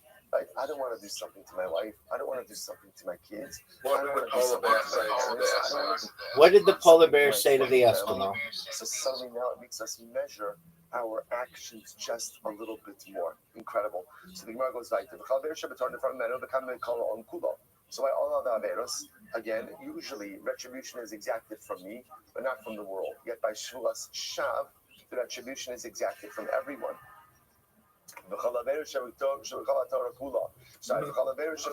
Dude, is there a punchline? Did I miss it?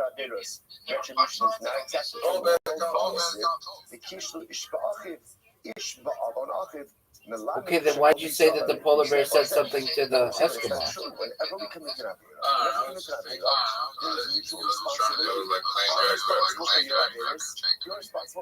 All right, well, give us a joke, not a scientific fact. It's by everything. Hassam is incredible. So ultimately, again, no. But in other cases, when their collective responsibility. Hey, Riser. Okay, well, Zoot, give us a clean joke. Then there is collective responsibility. Imagine you were at the mall and some lady comes up to you and says, "What do you do for a living?" And you say, "I'm actually the funniest person in South Australia." And she says, "Oh, wow, that's great. Can you play me a joke?" What would you say? Riser, you have an invitation. Okay, after this we'll play Word Box. Okay, send Zoot an invitation.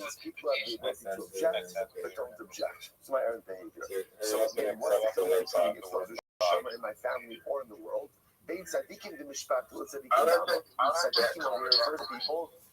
Zoot, all I do is watch fucking comedians. In my family or tzaddikim in the world. So here we go. How many is 20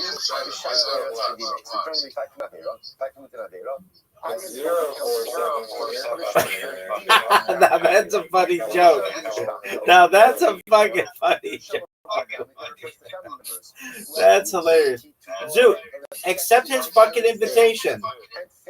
So they don't get the same punishment I get. Riser, now that's a fucking hilarious joke. You are a family members of your family. Zoot, come on, man. Riser just had the joke of the night. And you Joseph actually don't leave me continue down a negative path and you don't stop it. Zoot! You're held responsible. You're held responsible. Even for adult children. You're held responsible. Sorry, I just got a call. Sorry, I just got a call from the chief of comedy of Queensland. They want me to perform tomorrow night. So in general, the perpetrator gets the Zoot, come on, man. of punishment. Family members who can object but don't do so, second tier punishment. Outsiders who can object and don't do so, third tier. All right, play me. I'll send you an invite. Oh, it's on, dog. I'll dominate you easily. In the family or outside of the family, now again, what does that mean? Tzaddikim? Tzaddikim are people either are unaware of what's going on, can't So understand strange. what's going on, are not held culpable at all. Okay, so we'll say that's the realm of general averos. Gabi shvua. What about again? It's over. Gabi shvua. Who rishon shpachto b'dinei. So we'll say when it comes to shvua, so what about the perpetrator? Who rishon d'mishpachto. Rishon means what? Family members who have the ability to stop this type of behavior, and don't do so, are held similarly accountable. You want to hear this? So again, the person who takes the Shvuas Shad and his family members who have allowed for the cultivation of this type of personality are all held accountable to the same level. Rishon Da'alma, B'din Chamar, ultimately again, Rishon outside of the family are held liable to one tier below. Tzadiki Da'hacha B'din Hakal. Ultimately again, Baby, you're up. Do you know that? Family tzaddikim on the outside. I was like, who are tzaddikim? Who are tzaddikim? Tzaddikim ultimately again are people who Allah again seem to have like no involvement in this yet, are still held responsible. Now I was saying, now what does? Are you proud of that move? Hold on for 1 second. We're gonna just do 2 more lines. Also, ultimately, now let's say again the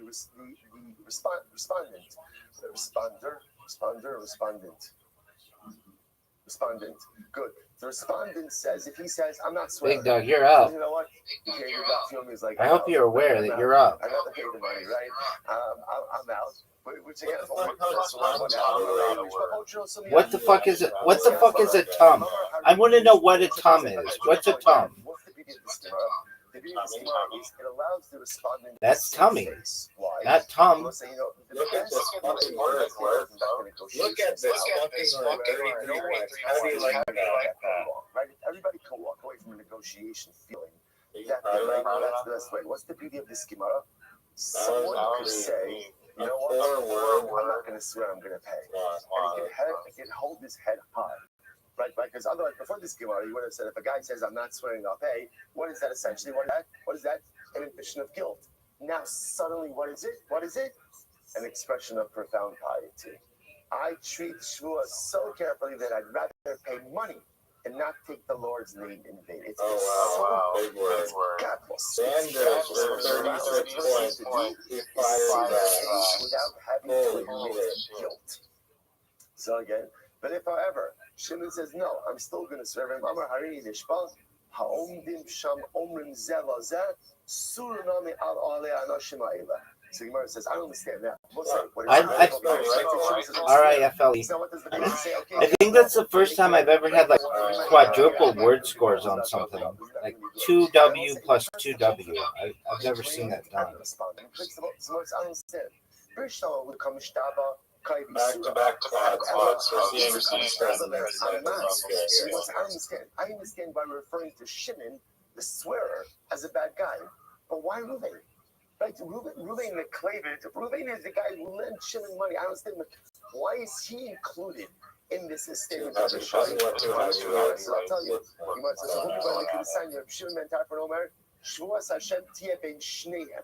Ultimately, we'll say when a person takes a shvua, that shvua is between two people, between the claimant and the respondent. I mean, you can consider it 2 heavyweights, but I do have a 15-point lead on you. It teaches us that the shvua ultimately, again, devolves upon both of them, and there is liability ultimately, again, for both of them. Now, why? They both say, take a look at Rashi. Top Rashi on the daf. This is actually wild. Rashi says, both parties are punished for a shvua. How so? Do you remember that time when Zook came in, talked about so the swearer, I understand why he's going to be being perhaps having a 25% chance of being the funniest person in an entire Australian state. Failed to do anything funny. Failed to tell us even any of his stand-up routine. And then left without any. Well, actually took 2 phone calls from the chief of comedy and. You are not allowed to lend money without witnesses, and you are not allowed to pay back loan without witnesses. And in fact, the kids are bringing down. The kids says if you do so, you are in violation of lifnei ivar loitei michshal. So you see from here, I only remember. to run into a situation like this is how if you're not conducting business in the right way, because otherwise it's common sense. Do stuff with witnesses, otherwise you're gonna get stuff. So therefore, the only way to get into this is with people who are not following the halacha.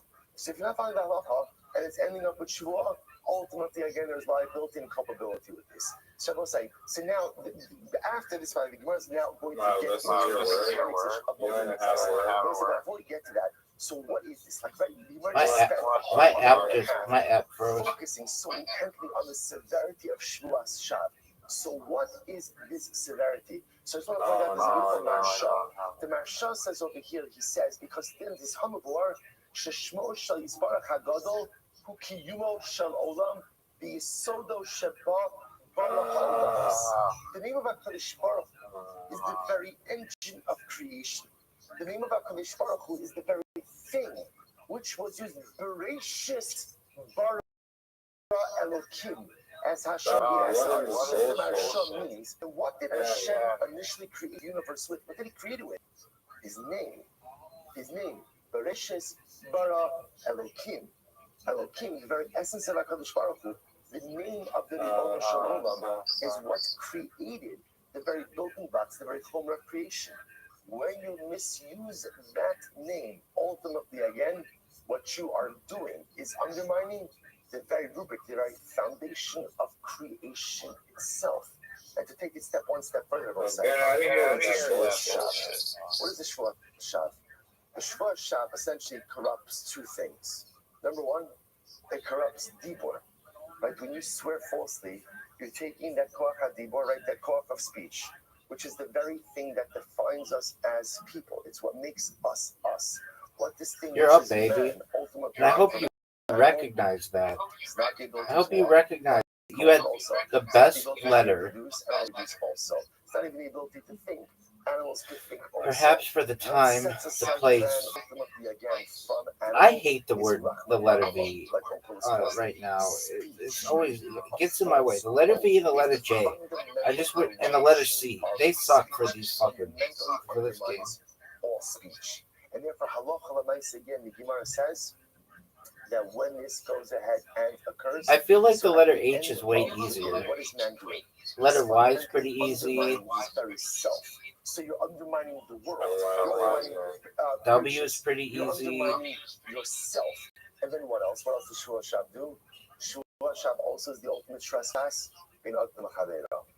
If you swear falsely, then nothing's sacred. Like you can't take anyone at their word. S is.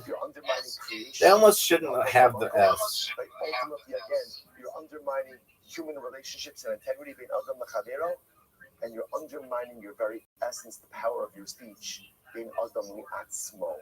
So when you take this false oath, you've eroded every single pillar upon which the world stands. The Gemara says you do something like that, an unforgivable offense, fundamentally undermining anything and everything that holds the world up. All right, so stop over here today. Shtrach tremendous Gemara. All right, Chevron, have a great day, everyone. Run to your prayer.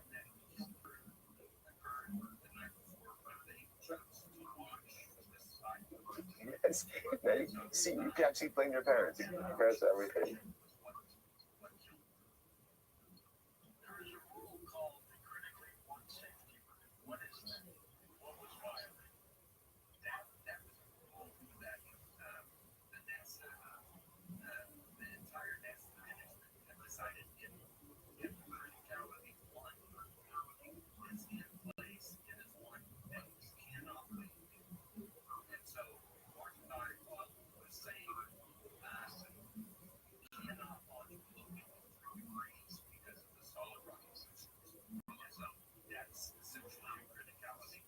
right, Javosai, good morning, good tava. Hopefully everyone had a beautiful and uplifting Shabbos.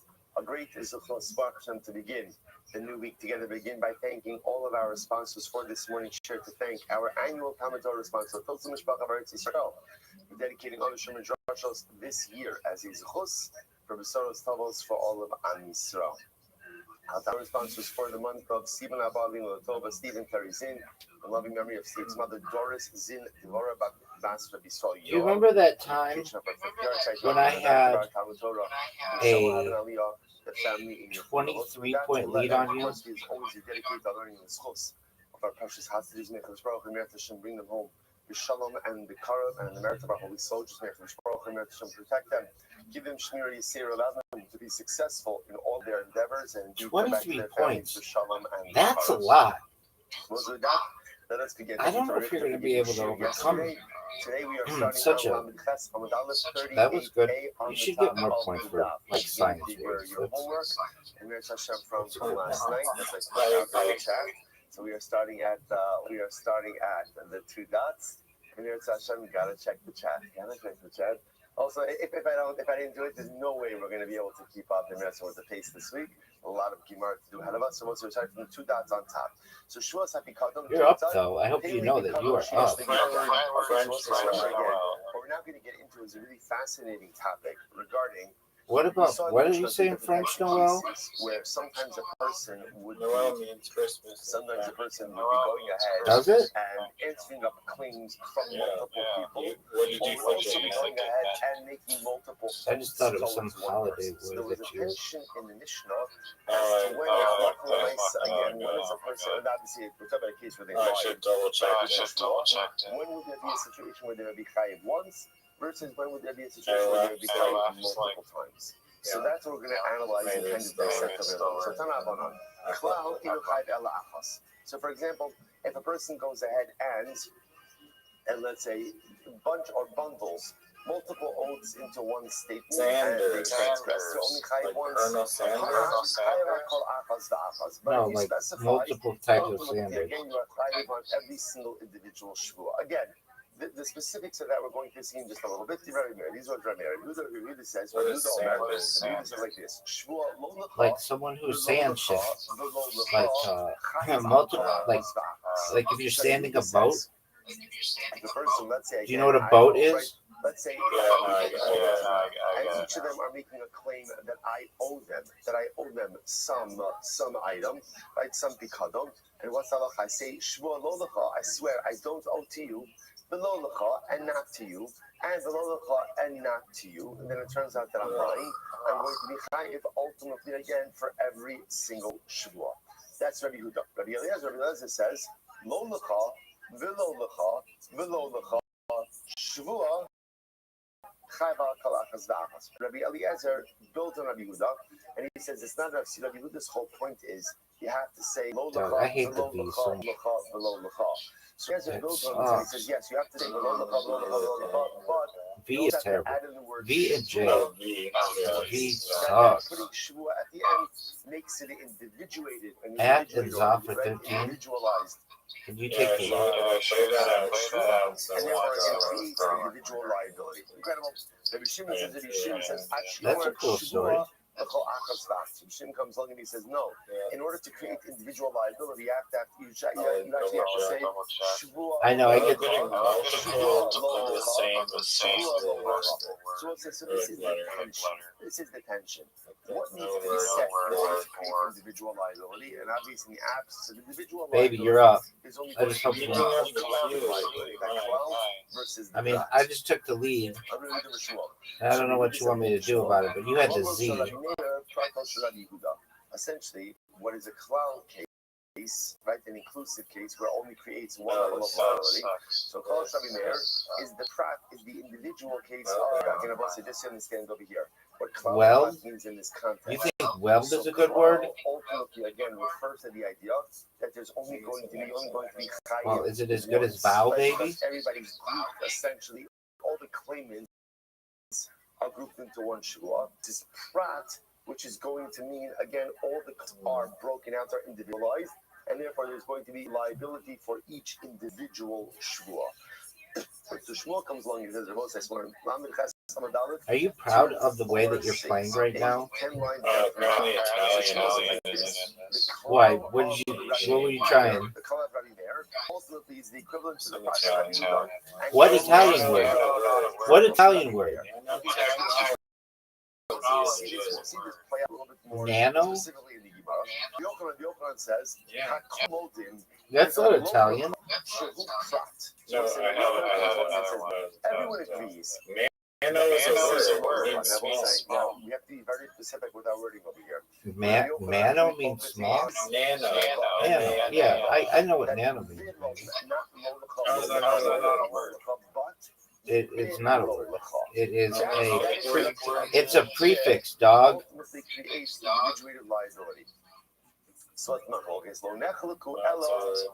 Baby, it's a prefix. What do you want me to do about it? He says that everyone agrees in the Yeah, I am. Dude, it's 1, 2, 4 words. Baby, what do you want me to do? Of course, all these cases presuppose that I'm lying. Dog. For each individual claim. Okay, so here's Zoot's top 10 things. Jokes about children. Jeff Dean. Puff Daddy. Dave Chappelle. Bonnie Blue.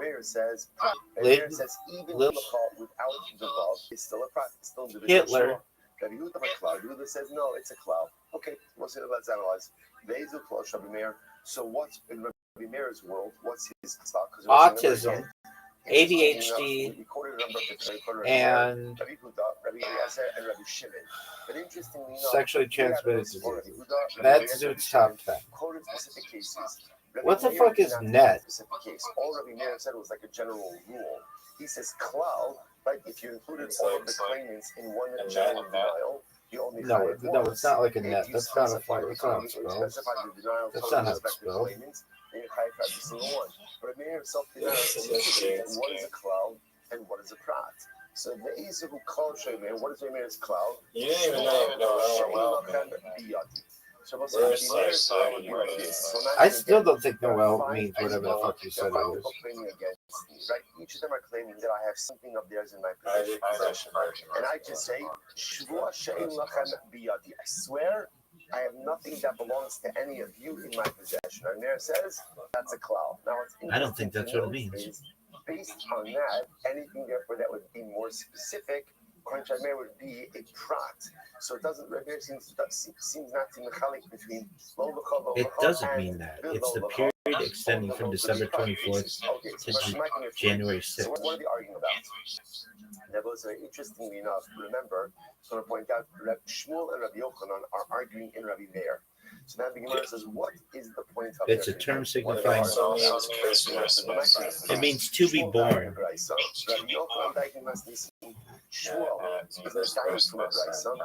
Incorrect. It's the period between December 24th and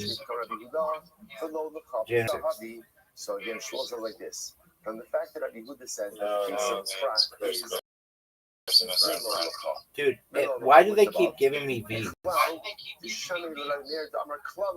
it sounds like if Rabbi Yehuda is going to say that, and Rabbi Yehuda is disputing Rabbi Meir, let's see Rabbi Meir would hold that even below Lacha ultimately is still a clown. Rabbi Yehuda, Pratab, and Rabbi Yehuda disagrees and he says that it's a prat. Rabbi Yochanan says, Tarbai Rabbi Meir, Pratab. Rabbi Yochanan says no. Rabbi Yochanan infers differently. He says, according to Rabbi Meir, what we just said before, both of those cases are prat. Now, man, do I have a big ass lead on you. 32 points. Rabbi Meir, both of those are prat cases. Normally, Rabbi Yehuda, Rabbi Yehuda says like this. In the case of below Lacha, 32 points. I'll agree that below 32 points. This better be a big fucking word for you. It better be. I mean, you got to make quite a comeback. I'm going to say is not a prat. Below Lacha is still a cloud case. This is heartbreaking to watch. Oh no. This motherfucker used the word oh no, folks. Because there's no oh no. It's very interesting. There's no point in talking about stuff we agree on. Rather, we should discuss the stuff we Baby, don't agree baby, on. baby, So I just want to baby. pause I and have reflect on that statement. a Right? So that's true in Gemara. That's true in Gemara, right? Sometimes in Gemara, when you're trying to go ahead 56-point lead on you. there's no point in talking That's about the stuff giant. we agree on because we already agree on it. Rather, again, the point of Giant. discuss the highlight the stuff we don't agree on. It's So that might be true really tomorrow, too much but for you to ever be able to overcome. I'm just going to be honest with you. You're my friend. I love you. I love your belief in miniature golf. I think you're very funny. I think you might be the second funniest person in this call, and definitely the funniest person if you were ever to move to South Australia. Definitely. Right now, up. You use up. Are you proud of that? Are you proud of using up? That we agree on so much more, and even though there may be irreconcilable differences, because they're clearly eclipsed by the things we do agree on in life. Such as Rabbi Yochanan. Do you want me to review them with you? What does the Mishnah say? Become a mayor, Shavua, Shein Lachem Biyadi. Yeah, like a series of like this. From the Mishnah. Since I married something like this, that Shavua Shein Lachem Biyadi, right? Or Shavua say, that's the case in the Mishnah. In our Mishnah. Fuck you. I knew you were going to go there. I mean, my friend, what do you want me to do about it? I have nothing of yours in my possession. So what did the Mishnah say? If it turns out that I'm lying, how many times am I lying? Dog. Once. Why? That's a cloud. So how many tiles are left? Which is, that's the case of the cloud. The cloud, you have a low cloud. Thank you. So you can infer from that a case of a low ultimately is going to be a prat. Because if you think that sir, what the fuck is that? What the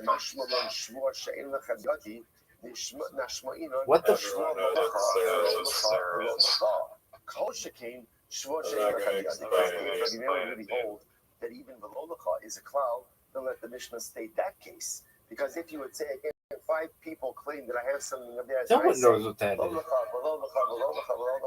And so I have ones, then Alachas Kama Vakama.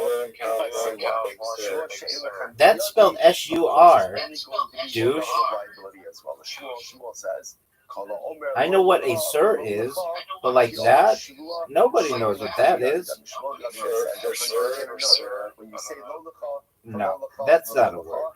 It's as if that's still a cloud, and it's as if you've said okay. So I know what sir is, but it's not spelled like that. What you have over here is the sheet of Rabbi Meir, Rabbi Huda, Rabbi Eliezer, Rabbi Shimon. Okay, it's that those 4 sheets. Now we have the sub-machlokes of Shmuel and Rabbi Yochanan in the position of Rabbi Meir. Okay, good. It's a city in ancient Mesopotamia, which is a proper noun, baby. So I'll say, so remember again, the Mishnah then quoted a case. I go over to Ruvain, I say, Ruvain, give me my pikadon that you have, my loan, my stolen item, and my lost item. I'm claiming all of these things from Ruvain. Right? I'm say now, again, Ruvain says, Shvua she'en biyadi, en lecha biyadi, then he's only chayiv once. But if he says, Shvua she'en li, pikadon, shomes yad, he has all the items, then what? He's chayiv 4 times. And they're both saying, now what do you notice about this? You don't have a four-letter word.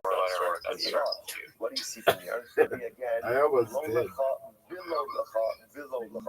Is going to be prat. You could destroy me right here.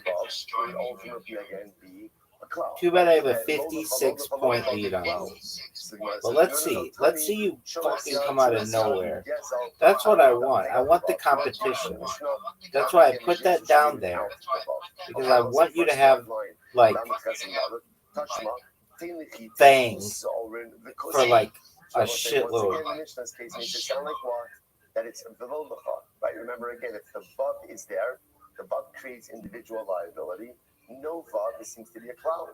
Someone said that again, that's a cash on the open. You use dog. I give you the. Once again, answers by saying no, remove the vav. Remove the vav. Wrong syntax. I have a hot sigma, so it doesn't make any sense. The high time of kol hachi shavish time ba'azil. I don't know what That's your answer to everything. Just collected points, baby. The thing that destroyed you were such genius like O's and Sanders and according to Rabbi Yochanan or Rabbi Shmuel, to which the Gemara says in reality, I must say, now understand. Why are we trying to align this with I don't really know what I did either. Chop, I guess, was a lot. Remember, we have a principle in Mishnah is generally that's what? Stam Kano Kleb Meir. Right? That a Stam Mishnah will reflect the view of Rabbi Meir. That's why we're assuming over here that with attribution, it's going to be Rabbi Meir, and that's why we're trying to fit this in. To which the Gemara says, you're right, stop doing that. Elaha money, Rebbe he. Lit, that was good. Big guns, right? So I said, now remember, whose opinion is reflected in Mishnah? Yeah, like a neti pot. I think it's spelled N-E-T-I. Rebbe's view is that Dog. halal again. Look at the desperation. You know that your opponent is desperate when these tiles start going everywhere on the board. Just HIV is not a word, dog. Case and therefore create individual liability. So therefore, no, Zoots would be gonorrhea, which it'd be a big word to spell.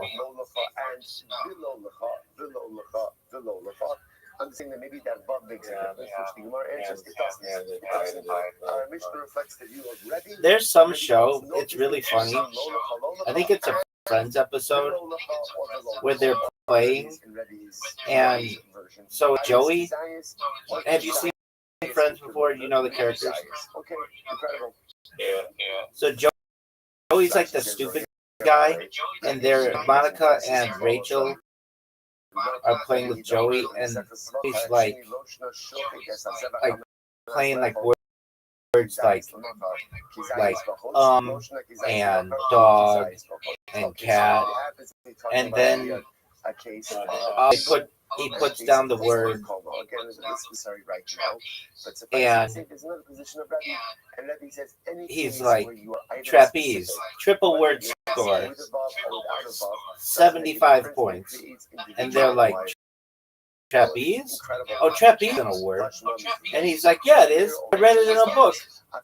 You know, that's what they have in the circus. Like, oh, yeah, that's a proper noun, though. And he's like, oh, really? And they're like, yeah. And then he just puts down us, U.S. So they basically...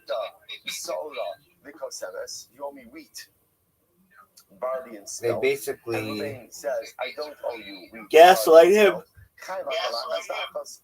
into thinking he's dumb, but he's really not that dumb. Was that the best story you've ever been told?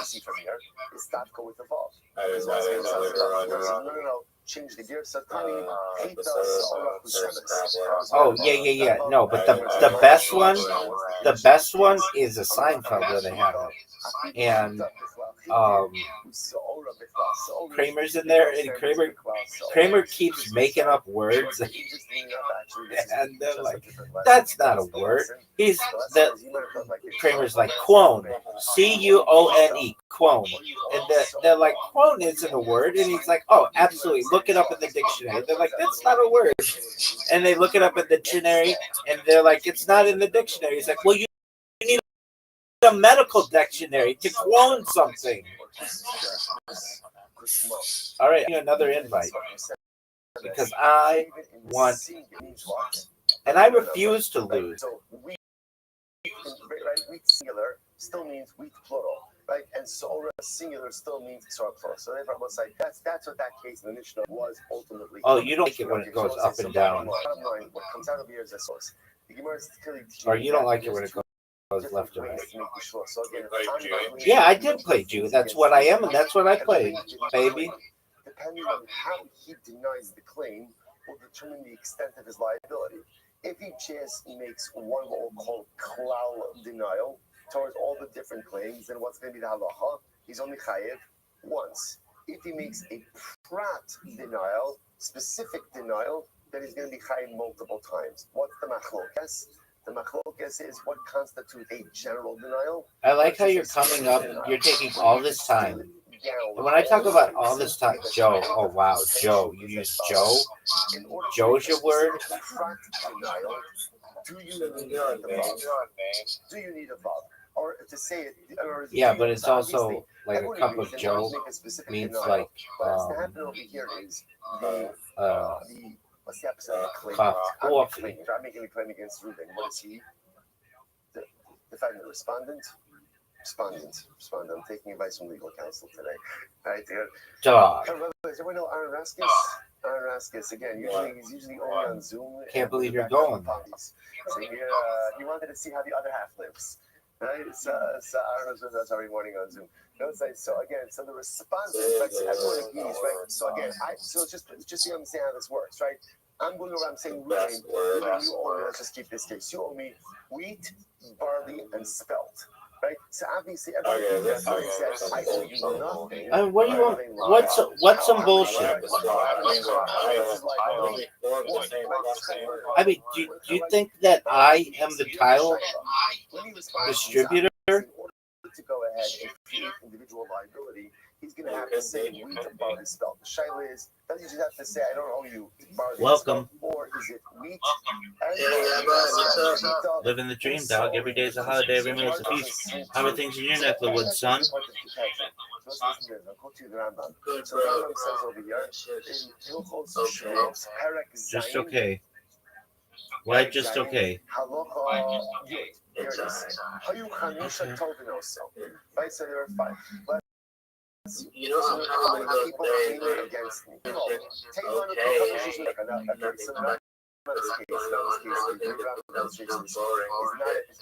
Right, well, that's why you came in here.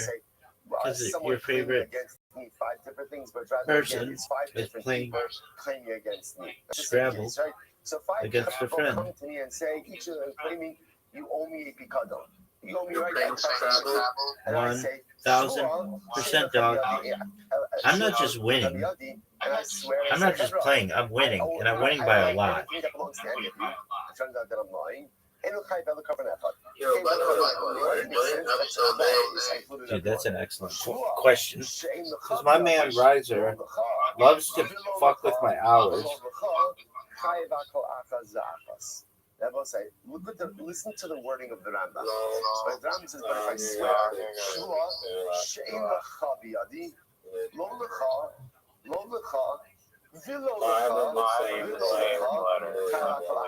what did the Rambam do? I mean, dog, what do you want me to do about it? It's fascinating. So the Rambam said, Lo Lecha, and below the hence the Lechem Mishnah says, How is that first advantage?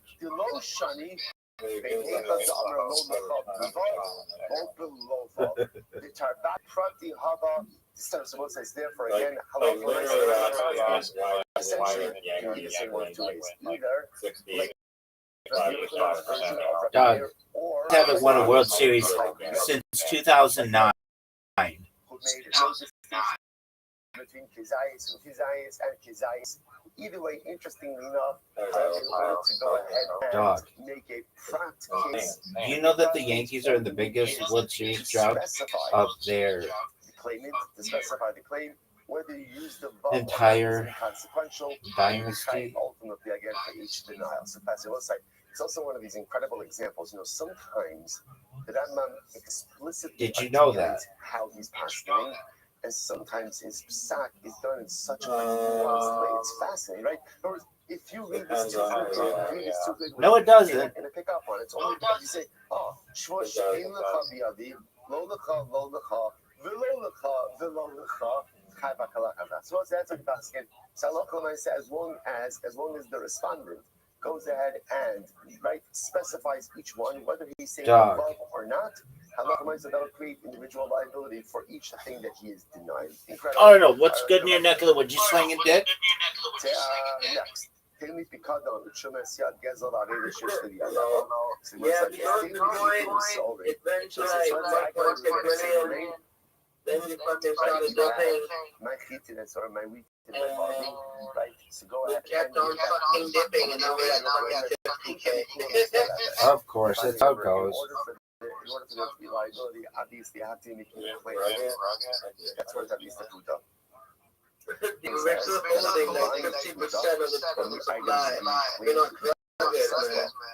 If you rugged it, how much would you have made?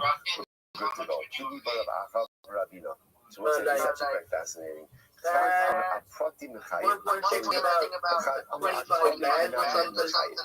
I say this is quite interesting. Let me tell you this outside. You would have made $25,000. You would have made 25. You owe me. You owe me wheat, barley, and spelt. Reuben says, I don't owe you wheat, barley, and spelt. So let's say, so here's the shaila.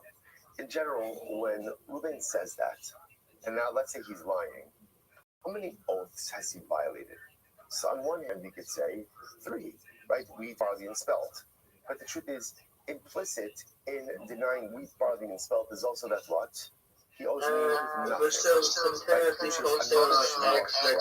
It's an interesting question where the over years, when someone denies a total claim, and they specify the item they don't deny, are they high just for number of items they denied, or maybe it's they denied plus 1? What's the plus 1? The plus 1 represents a general nothing.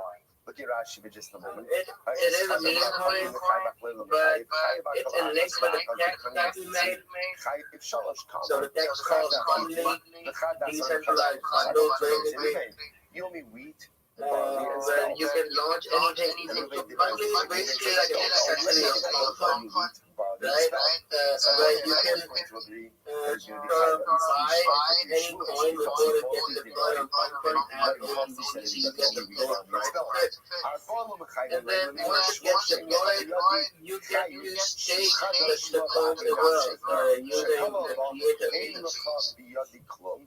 So whatever the creator fees gets generated, 50% of the growth will destroy it. And goes to bundling, and then the other 50% of the creator fees get distributed amongst all the local bundling. So bundling was supposed to be our max cost. I mean, the mean coin that we don't using our own tech was supposed to be our max cost. It did pretty well, but then some fucking KOL got it. So what's happening over here is what we're saying and is this other shit called Dave, they all fucking bought. Right after they got in, the charge started fucking chiming, then they fucking dumped like 13 bags at the top all at once. 13, 17, something bags. As a general oath. And then 3 specific oaths. 3 specific oaths. And then when it turns out that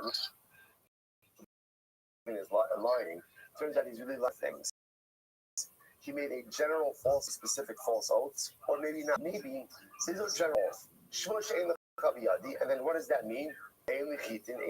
Razor, what are your thoughts that I have a 71 point lead on you? Razor, what are your thoughts that I have a 1 point lead on you? I mean, does it make you feel good inside? You're only chayiv for chitin, sorin, and kusmin, not going to be chayiv for a general oath of ein lecha biyati. The other thing is, oh, you're going to be chayiv in 4, right?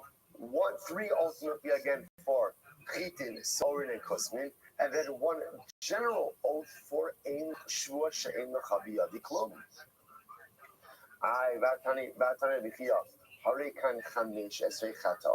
So let's see, here's the issue. Rabbi said there are 15 chatos. Now remember again, what was Rabbi Chia? What was Rabbi Chia referring to? Rabbi Chia ultimately again was referring to the case of where there are what was it? It was Rashi says over here, Rabbi Chia, 3 lines up at the bottom. Sorry, no, not yet. Razor, did you know it's your turn? Of where 5 people are making a claim against me. Right, so let's remember again, 5 people claiming against me, each person claiming chitin, sour, and kusmin. I swear to each of them, I don't owe you chitin, sour, and kusmin. If it turns out that I'm lying, what's the halacha? I'm chayiv 15 ashams, right? I'm chayiv 15 karbanos. 15 karbanos. Now, listen, what does that show? What does that show? That shows that in these cases, all there is individual liability. Riser, what was the least favorite word that I played liability. of yours? If it was really klal liability, then what?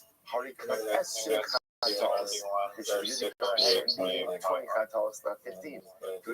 Oh no, not all time, not all time. I don't want you to rate my greatness all time, just in this game. Was it Tonger? Tonger Bay? What S? Oh, hates. Take care, Arnold.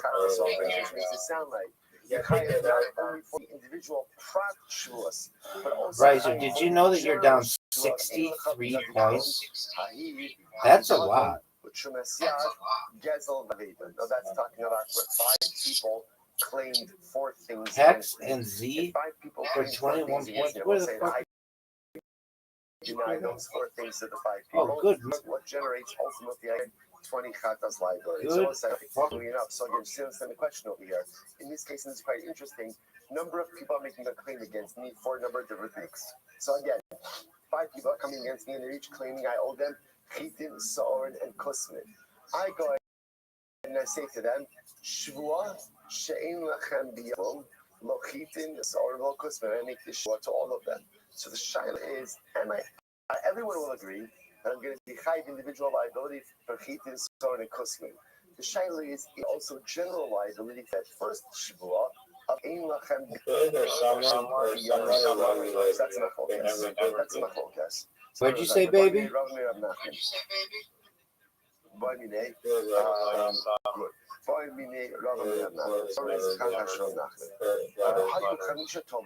Oh. 5 people are making a claim against I feel they always give me these. Lated? You played lated? You think lated is a good word to play? So 5 people are coming against me. This motherfucker thinks lated What do they say? is a good word. Right? Gezel, something you stole from us, and Aveda, lost object that you found. Right? And what happens? I say to one of the claimants, what are your thoughts on this move? So I respond to one of them. So let's say again, it's Reuben, Shimon, Levi, Yehuda, and Yisachar that are all coming to claim against me. I say to one of them, Reuben, I swear to you that I don't have a pikadon, a shemesyad, gezel va'aveza. And then what do I say? V'lo l'cha, v'lo l'cha, v'lo l'cha, v'lo l'cha. That's what I do. And again, I do the v'lo l'cha to each of the rest of them. So I will say, what is the halacha in that case? Achad mechayiv. That was before you turn the page. Look at the last Rashi on the daf. Achad mechayiv avdallah. Achad mechayiv. Akol echad ve'echad mechanach. That's right. The below the chad the kamar lav apart the bikadon and shumaser kai. Then can elachas chatos tal mishum mishon. Ve'echad lechol echad mishon. So here's the shayla, right? So you hear what's happening over here? 5 guys are making a claim against me, and those 5 guys are claiming against me. Bikadon, right? Deposit. Shumaser alone. Gezel, stolen objects, Aveda, lost objects. I swear to her, I say, Reuben, Shvua she'im l'cha biyadi, pikadon, shumas yad, gezel, va'aveda. And then I say, v'lo l'cha, v'lo l'cha, v'lo l'cha, v'lo l'cha. Turns out that I'm lying. Right? Turns out that I'm lying. So I'll say, so now everyone agrees that legabe Reuben, I'm going to be chayiv for this, right? Because for Reuben, I specified the denial of each of the claims. The shayla is, what does the below l'cha do for the rest of them? So both say, I might made them only chayiv once for the rest of the claimants on the days. Oh, Dilma, akol chad v'chad mechayiv, or maybe not. Maybe I should be chayiv ultimately good for the liability for each of the claimants, the other claimants as well. So that's analyzed. So Tashma, the Tana Bechia, Esim Chatos. We'll say in this case, I do, but I'm not going to use it. I'm going to make us suffer. So again, if I specify, now what does mean I specified? I went to each of the guys and I said, Dude, there's nowhere to go. Then again, the Gemara says that's obvious. Rabbi just has to teach us how to count. It's obvious. And the love, What are your thoughts on it that? must be a case where I do not specify by the rest of them. You're down 61 points. So most it's therefore again there are two important pieces of stuff that are really combined. I want to try to get that. I'm trying to wrap my head around being down 61 points. And what I would do if I were down 1 point, how would I react? I would not give up. I would play a word like QI for 33 points. Comebacks. If not the greatest comeback in the history. Making an individualized shvuah towards each of those guys, and therefore it turns out that halacha l'maisa I've lied. Dog. Was halacha on chayiv 20 chatos. 20 chatos. How does that help me? Some things are not working. Something is not right. You are going to make me very happy. Right? That's a tremendous amount of light on there. So again, so two things. Let's have it on a basket. So two things to matter. Number one is that there is. Dog, you're up, and everybody's waiting on you. Aura, yeah, O-R-A. Is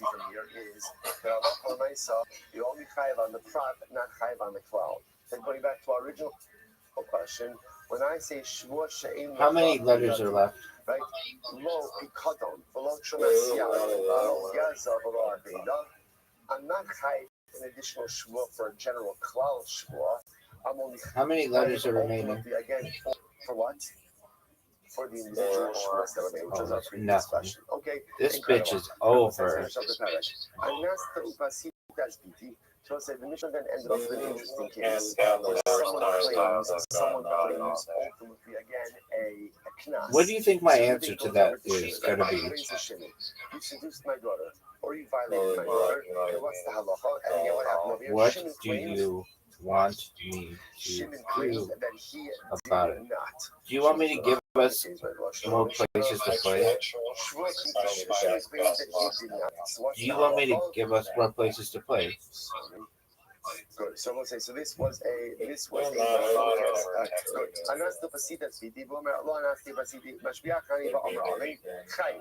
Ultimately, it turns out that Shimon is lying. That Shimon is chayiv. Shimon is chayiv. Every Shimon posed. Every Shimon says no, he's part of lying. Shimon is showing knas al pi atzmo. Every Shimon says no, this is a knas. And since most of the knas potter, and also again, you can't make yourself chayiv. He's going to be potter. They responded back to Rabbi Shimon. Abba pi Shimon showing knas al pi atzmo. B'shavim poshes upegam al pi atzmo. Doesn't make any sense because at the end of the day, even though you can't pay knas, most of them are in all of these cases. Well, isn't this appropriate? There's still going to be other forms of financial restitution, namely boshes, pagam, right, humiliation, depreciation, any type of medical bills that are involved in this as well. So now it's time to think about as follows. Play something good, because you're down 64 points. 64 points. One of the biggest embarrassments that we've had the opportunity to witness in the history of the world. This happened here, folks. Folks, if you're watching this, either now or in the future, and you're studying this, you're taking notes on this ass kicking, you should know that it has been a privilege to be able to lead this ass to belt to ass, BTA, belt to ass. Door. Are you proud of that word?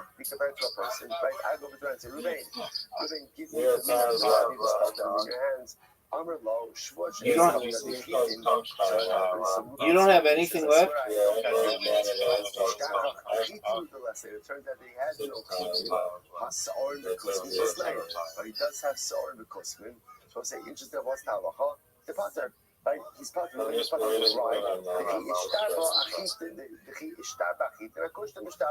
because it turns out that when Reuben swore about the wheat, he wasn't. Big Dog, you're up. I hope you know it is your turn And everybody's waiting on you, big dog. Everybody. I talked to Chelsea. She said she was ready for you. I talked to so if it doesn't make sense to say that if you lie about it, you're going to be chayiv. Even though you might be chayiv on both just judges of on the item is going to be potter. Comedy, raw comedy, they're ready for you. Vim. You played Vim? That's a fucking word. He went ahead and Ruben said he didn't have the wheat. And indeed, he swore correctly about the wheat. But ultimately, he did not deny the story. In this case, the Kula knows the Gavafalei. Here, in this case, we are right here, Shimon is denying everything. That's not real.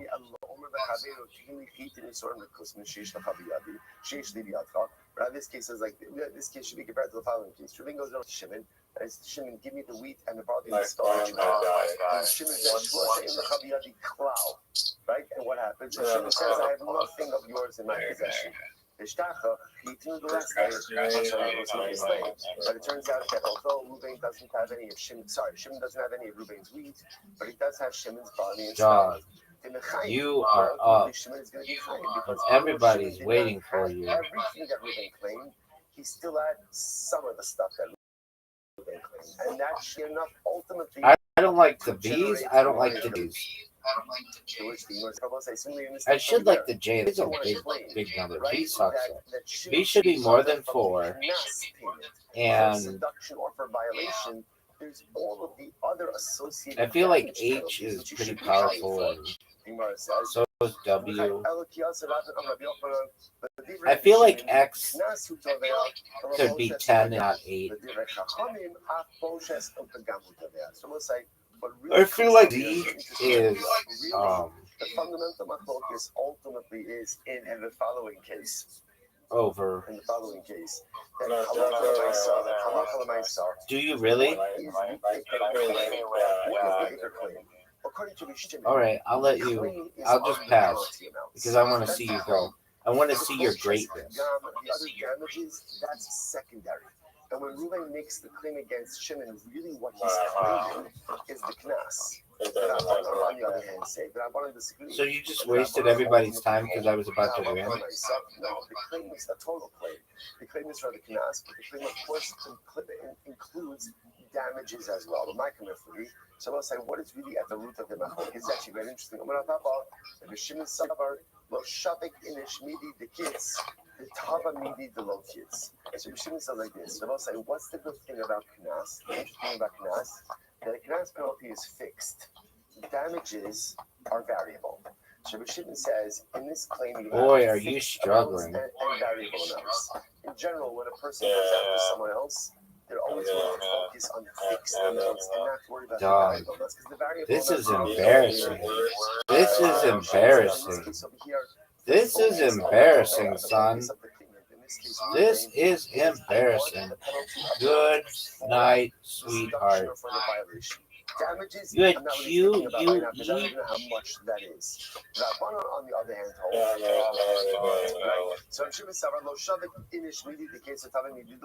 what were you trying to do with the? You were like, hey, pass. I could win on this. What you think is fixed is not really fixed. Why? Because what happens if at any point in this dude, that's the third time you fucking said that tonight. He's potter. So that I want to say it doesn't make any sense to put something on a claim which can easily evaporate. You're going to have your door and what he did. Just in the mechanism door? Door's a word, though. It has a Oh. So are you indoors or are you outdoors? The penalty pays. payment. The Rabbanan will say it doesn't make any sense. I mean, once you walk through the door frame, you're outdoors. So therefore, again, it makes sense. They're going to be focusing on ultimately again the damage, which remains even in the case of the mission. That's not how it is. So I will say. What would your Wait. And how long will I so we part the Are outside based on your definition. If your definition, we're inside the universe, but then outside the universe. My daughter. Like we're really outside the universe. We're outside the universe. And how again, it turns out that he's a liar. Yeah, there will be it's liability. paradoxical. There's liability both for the penalty payment, because remember again, he didn't admit to anything. So because Okay, but since okay, arguably the other verses are bigger Multiverse, which is part of the omniverse. outside of that. All right, now So we are But then we're inside the omniverse. 10 days left. So Shavuos HaDayanim, so now we're up to And you can't get outside the omniverse. So what's Shavuos HaDayanim? I won't say now again. Rashi says over here, this is actually a very interesting Shavuot. Well, I mean, our universe is outside of all other universes in the omniverse, so therefore we're outside of the omniverse. No, that's not how it works. We would be inside the omniverse. He says, no, I only owe you 500. That is what's called the case of Moder makes us partial admission. Triggers a Shvuah. That's Shvuah. Makes a Shvuah. That's what it's just called Other universes more so than not. Incredible. You had a funny joke when you said Zoot is funny. 047. Whatever. 07. That was very funny. That was. But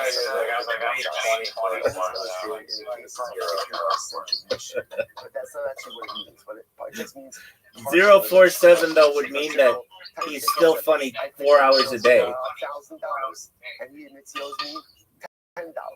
That's also come over to us, right? So I kind of think as that.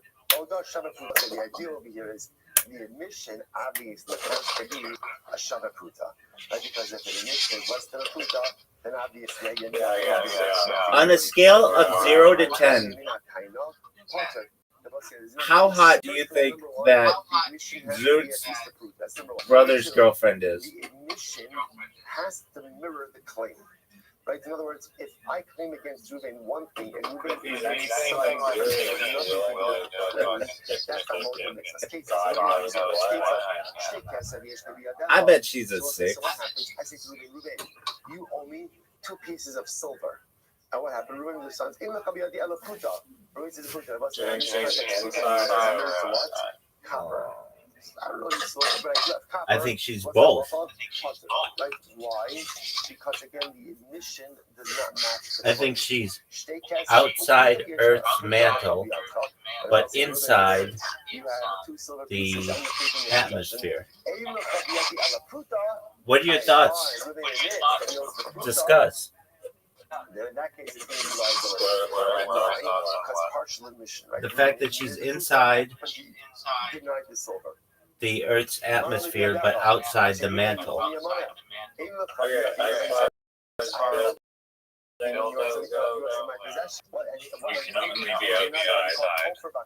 As far as buildings go, you can only be outside.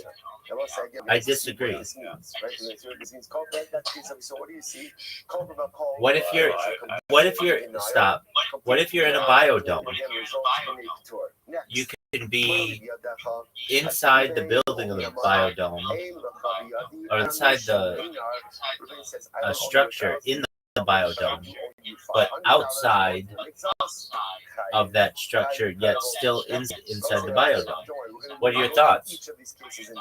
This is fascinating. All those materials came from the earth, so you're really just reshaping the outside into a shape, and therefore you're still outside. Okay. What if So we'll say, You. interesting. This sounds like a multiple mixas case. So why is Ruben? Oh, I from any wait. additional I think shua? I've got it. Maybe. Maybe. Let's say you're in an elevator, Listen to this. and then you move outside the elevator. Aren't you outside the elevator? Not well versed in the But yet still inside the building? Again, the assumption over here is I'm going over to Ruben after, let's say, my father's passed away. No, it doesn't matter. It doesn't matter. So now what happens? So now I'm sure when I say Ruben, It's all made up. Easily say why. Easily say. What can you say? You're still But- but Didn't we agree that you said that everything is made from something else? So everything is organic, so nothing synthetic exists in the universe? Returning a lost object. The most like, just like when you return a lost object, you're doing a favor to someone. So that's how yeah, that's how well, when you define get that money in a way that would otherwise things for are like alterations. returning a lost object. So this is really quite fascinating. They're all derived from My father deposited $1,000 with you. Or somewhere else? He deposited $300 with you. That's not what makes us, because we assume that. So you're saying that synthetic doesn't exist? Essentially, like returning a lost object, and therefore Ruben is not forced to swear on the remaining It remaining exists, amount. what makes up things that are synthetic that are natural. I don't know, things like Yeah, so so deconstruct something synthetic and get organic.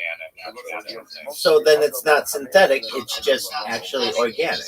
First of all, when we are young, we think our Yeah, I parents know, but we just classify. I mean, there's unaltered organic material. our parents have no You're idea altering it, and you classify it as synthetic, but yes, it's still ultimately like plastic or whatever. I know Still better comes than my from parents. where like rubber trees, I know chemicals, and all what those happens as we get older? chemicals, rubber are natural. And they were Okay, small, so right? Children often let me just summarize this for you. Okay, you're saying that nothing synthetic exists. with a lot more life experience than I had when I was young. And the thing Yeah, is that didn't make any- No, not I mean. mistakes that You're were saying right. that nothing synthetic exists. So it's incredible to Stop. see how so much of the quote-unquote Full stop. is because All children those synthetic don't things understand the ways of originating their parents. from natural organic material.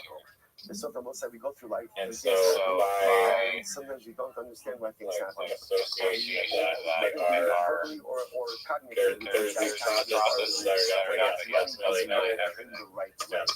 It's important to understand that children organic do not material understand and whether you want to classify it as altered organic material as synthetic, with multiple moving that's pieces. how people do. Choreographer. Doug, Exactly You know, what it is. just summarize it for me. Yes or no? Synthetic are not exists. in the affairs of the parent, both in our human parent and certainly All right, in now. Okay, so then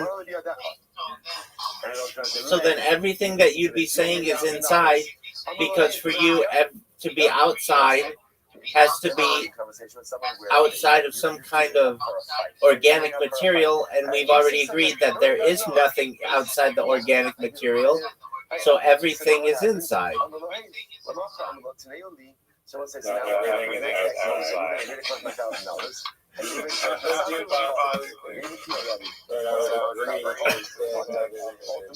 Because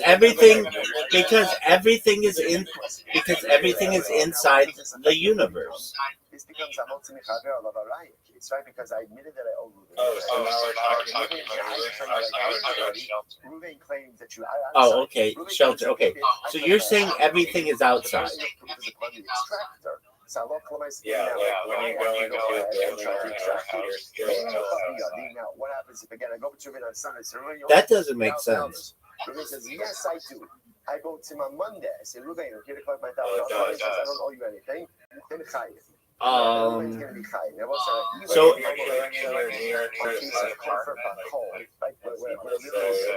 again go outside, already outside, surrounded by natural materials, you're basically outside of taking into consideration. Deny it on Monday. So if I were to ask you to go inside your house, you would just say, I can't go inside my house because I can't go inside anything. What you're technically asking me to do is go outside my house. Right?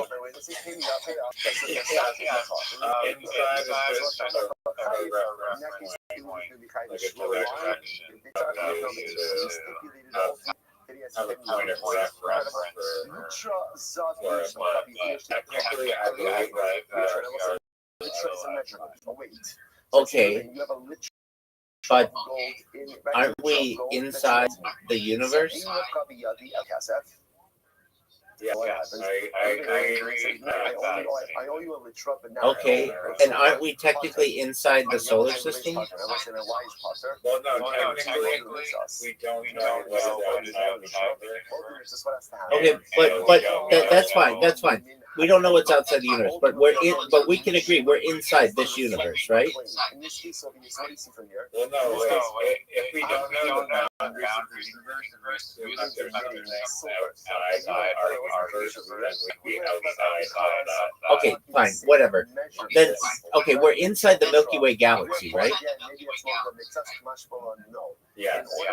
Okay, so are we inside there? On the other hand, not usually be outside our Earth, nature, forest, cities, anything within the atmosphere of the Earth on the surface, not talking about expansions, but when you say go outside, okay, you're outside cities, industries, buildings, whatever, it's all outside. Aren't we inside the atmosphere? Less than the claim that's more than makes us incredible. Yeah, but when you say going outside, So you I'm going outside. So what happens? Outside. Ruben says, no, I don't owe you a quarter. Okay, aren't we inside the clouds? Well, no, we wouldn't be inside the clouds. Okay, if it's foggy, wouldn't we say we're inside the fog? The admission does not reflect the claim. I'm claiming brain. Ruben's admitting two different things. You can say that. They are explaining, but that fog is going outside typically, unless you have a fog machine, which is outside. Indoors is different. Okay. Can't we say that? So at what point? So you say that we're inside the solar system, inside the Milky Way. We're inside the atmosphere, technically. Why? Because again, the response does not match the claim. Gamil says that you're going to be chayiv. So again, we'll see why that is. Okay. So how about this? Can't we say? Well, and then you get into like the materials, and I feel like your definition just frankly sucks. That you say everything is an organic material, but so synthetics don't exist. If synthetics don't exist, then what am I claiming? and something needs to be built out of something, then inherently, according to your definition, it's organic, which means that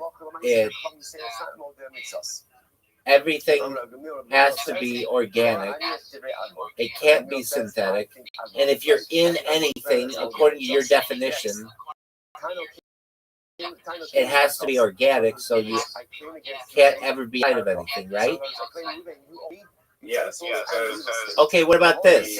What if I say you're outside of your element? But denies the character. Well, that's fresh impression. Okay, well, what if I'm what? The concept of Wait. You're using the idea as being a physical place. I'm saying that it could be a hypothetical realm. So we get partial emission by car. No, I'm not saying that the word inside cannot be used to describe anything, He is going to be but I'm just saying in like the context of like residential or homes or buildings, like that particular context thing going outside, you really feel outside. But that's not correct, because we've even said that you're inside the universe, perhaps inside the Milky Way, inside the solar system. Well, those things are still up to debate, but we don't know what's outside. No, that one's different. Those are reference points. The solar system is not up for debate. We're inside the solar system. Because their claim has not validity. Yeah, and we're inside the atmosphere. I agree with that, but when you go down to Earth level, like there's the outdoors. Okay, stop. So then, if I take and I put you in a space capsule, like the International Space Station, we could say that you are. Now you understand the need for homework. Right now you understand. What's the reason? What a run! What a beginning of the week. Based on tomorrow, we begin the new Gemara. Outside Earth's atmosphere, but inside the space. No, that capsule is still a natural thing. So Yeah, but wait. Okay, so it's a definition issue. You're saying that if you're inside something, it has to be organic, and that just doesn't necessarily correlate. Well, it could futuristic building materials were all organic. It's not that far of a stretch to say that every material, whether it's been modified, originally comes from an organic material. I apologize. What if we create a replicator? What if we have a replicator that creates something from nothing? Then that would be synthetic. Okay, I'm sorry. Good listener. Don't cut and paste. Right now. So what are the atoms? Sorry, but it's a wonderful. Is it a carbon copy of the synthetic thing, which is an organic derived? Okay, how about this? We are. I mean, I see what you're saying, but your definition is wrong. You're saying if you're in anything, any physical object, it has to be synthetic. It has to be organic. And you get down to the point where, from a definition, you say atoms are organic. And so everything is made of atoms. So if you're ever inside of anything, you're really outside, because that doesn't make any sense. I get what you're saying. No, you're not outside. If you're inside a house, you're not outside. No, you are. Would you? No, you aren't. If I put you in a shipping container, I'd say you're inside the shipping container. I wouldn't say you're outside. Well, that it can be used in context of a reference point, but in the grand context of where that shipping container is made of natural elements, and that so you're surrounded by natural elements, surrounded by nature, which is also a bunch of natural elements. So as you construct a little dome out of natural elements, temporarily shield you from the other natural elements, you're still ultimately in natural elements. So how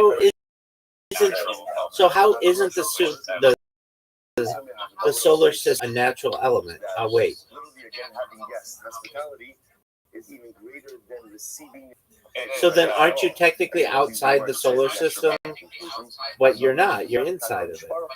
In order to go ahead and reach people, remember, not is the same as Earth, outside of nature, outside of like nature, wherever else, wherever else, like taking place on Earth. Imagine outside. I don't give a fuck about that. I get your stupid thing there. I'm talking about the solar system. Yeah, so I mean, in a sense, yes, like it's all just like it's all just space, natural space outside, which is outside. Outside kind of means like not confined. No, you keep changing the definition, and I don't like that. It's illogical. What do you think outside?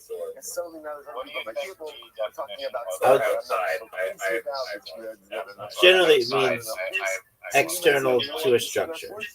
At the end of the day, outside refers to the area beyond the area beyond the structure. Often implies being outdoors. Often implies being outdoors. Spiritual growth. Learning metaphysical metaphorical sense of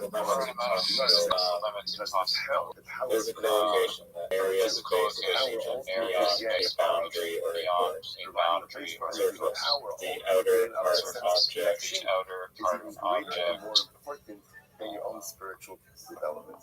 Incredible. Yeah, I mean, that definition. Okay. So remember again, we're beginning to see that. Remember why we do this? Because it's beautiful. It's fantastic. It's just a thought experiment. We just spoke about the different names of HaKadosh Baruch Hu. Again, originally That was fun. I don't agree with it, and I think it's illogical. It's not logically sound. Still cool. Different contexts as well. So the Gemara says, "Kol shelos amurim below kol." Yeah, I mean, what appears to be like the name of Hashem. Now, specifically, how about this one? What really is? the solar system is outdoors. I would say we are not outdoors. Is not the word you use. You said inside. No, do you think the Milky Way is outdoors? Or is it inside? So again, except for that one pasuk, why? Because what was Lot saying? It's outdoors. He's referring to that tower, which has the ability to again literally give light and power. And of course, that is a reference to HaKadosh Outdoors as well. All the names can come and find the word again. Adonai. You're using different terms. You're using outdoors and inside. That's inconsistent. It was outside and inside. That's how you originally posed it. Now let me ask you this. No, but outside and outdoors are very. No. There's a logical fallacy there. Okay, I have a question for you. No, they're not. Outdoors and outside are two different things. Navos did not want to sell. So doesn't want to sell. They can be, but they don't.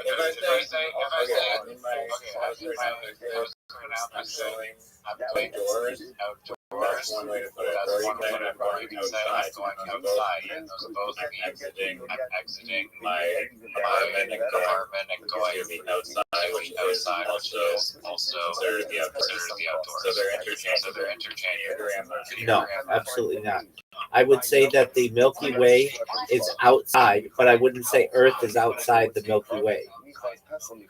That's where they set up the alternate. That's not what I asked. Okay, I don't know what you asked earlier. I know that I'm defending this from a logical standpoint. Here's what I want to know from you. This is kind of along the same lines. Who defines whether a door is outside or inside? Or who defines whether a door is outdoors or indoors? Talking about indoor doors or outdoor doors. Isn't every indoor door in its own way an outward door? Like it's like a portal. Like some people consider a door to be going out into something. Other people may consider it going to something. Yeah, I think it's not one or the other. A part of it facing the outside and a part facing the inside. But couldn't they both be facing the inside and both be facing the outside? Yeah, they could. What do you mean? If you There's two sides to a door. if you put a door frame, just the frame, in the middle of a field, both sides would be going to the outside. And if you had a door that was put just in the middle of a room, both doors would be going to the inside. It's interesting. This war. So a number of the Chabra finished up. So imagine there's just a box, like a container, and there's a door with a wall. Both of them, that door, when you walk through one side, it goes inside. You walk through the other side, it goes inside. There isn't an outside to that door, arguably. Brother against brother. What war was there? Brother against brother. He's Is there a door or a door frame? So there's a door frame in a box, in just like a 10 by 10 room. You walk through the door frame, you're still walking through the inside, and you walk through the other door frame, through the other side of the door frame, and you're still inside. There is no walking outside. Before the tribes went out against Binyamin, they consulted. I think that's an argument that could be made. Like they consulted HaKadosh Baruch Hu. That's what it sounds like. Now remember, they lost the first two battles. If it was set up like that, you know, how it The first door that's outside, I would call it like a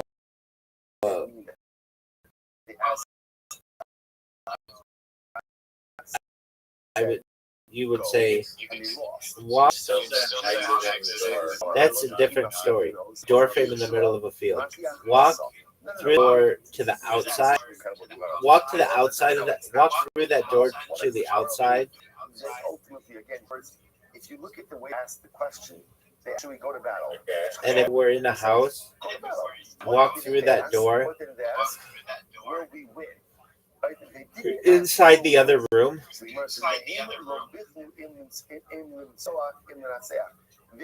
What they never asked was, will we defeat or will we be defeated? You could say they'll walk through that door outside this room.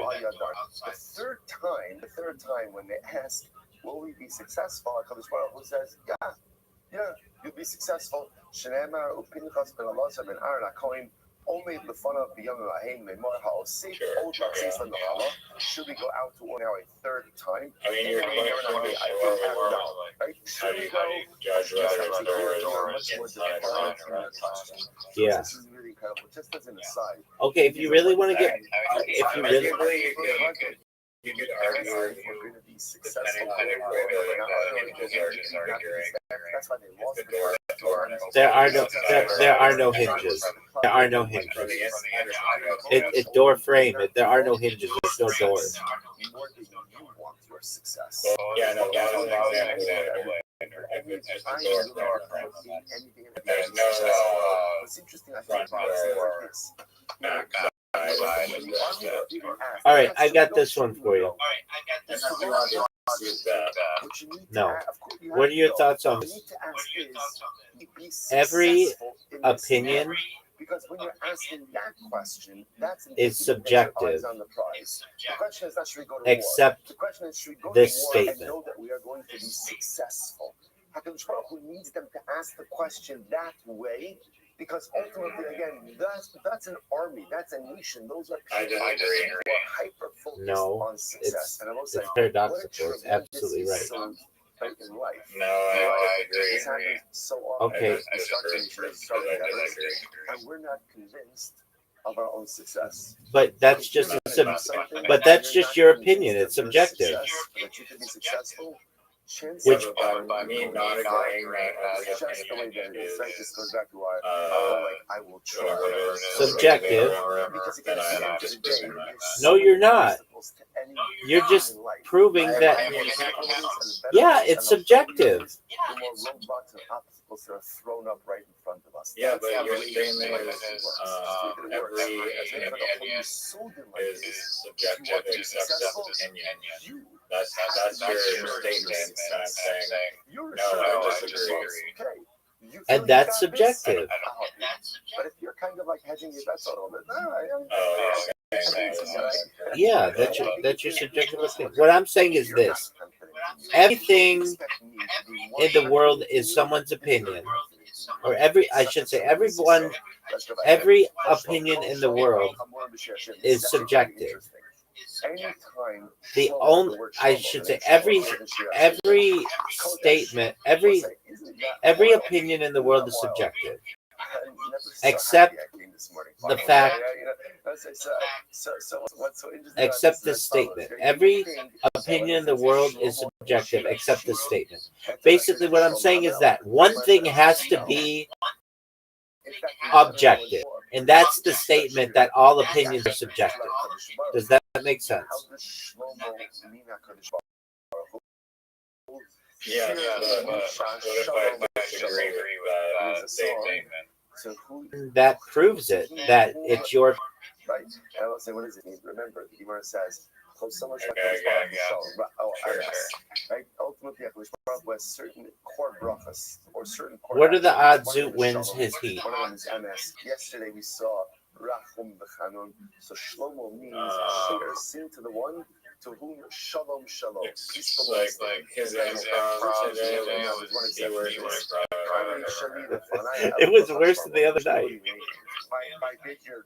My vineyard is having 1,000 to you, Shlomo. Like so many chances. Shlomo Levi, and it's like so bad. It wasn't even. Was that Shlomo? Like a little bit. We gave him easy words. We gave him easy words. Then we gave him like his bread and butter stuff. STIs and autism.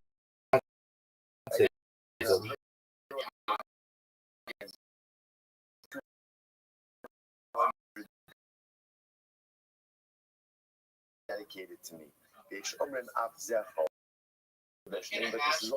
What aside regularly?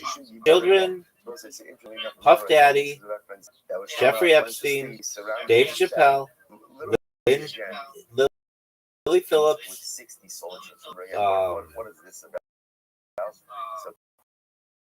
Bonnie Blue, PhD, autism, and Hitler. For a prolonged amount of time. After that, he was never settled and never confident, so he's a small militia around his bed. So you're right. This one and certainly the other one as well. Zoot. That is Zoot. What about the fact that a government that kills 6% of its population is not held? What else does he talk about? So what that means is you're allowed to enlist. He does talk about a few other things, like raw comedy and James McCann and his dog and cryptocurrency. But you didn't even know he had a brother till today. You've known this guy for like years, and you didn't know he had a brother. Yeah. Certain percentages. Ultimately, again, that could be conscripted into the army. And yes, we'll say it is important to understand that in the model of Jewish society, you always have a segment that is fighting on the battlefield. And he said he's going to punch me in the face because I asked if his brother's girlfriend was masturbatable. Appropriate percentages, and also to There was understand just that a at the tip end of question the day, that any everybody's restaurant got could to be singularly Doug, devoted to their task, right? Again, I've been so live it's streaming now for very 4 years. the beautiful part is I've come to the conclusion that that's the question that everyone wants to know whenever they hear about someone of the opposite gender. if you don't have an army, the Torah is beautiful, but it's not going to help. Also, the amount of crews that Stewart serves out on site Right. It has to be both. while and then How do you do both in a way? Number we one, never say one how fuels much the it other. is. Right.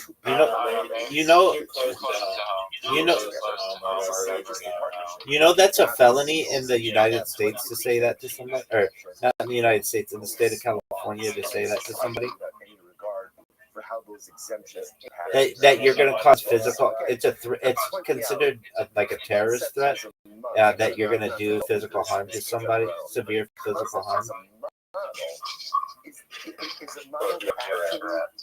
That's Zoot. That happened to him. He threatened somebody or something, and they prosecuted him, but he got away with it because he said that he had some kind of behavioral issue, and they threw it out.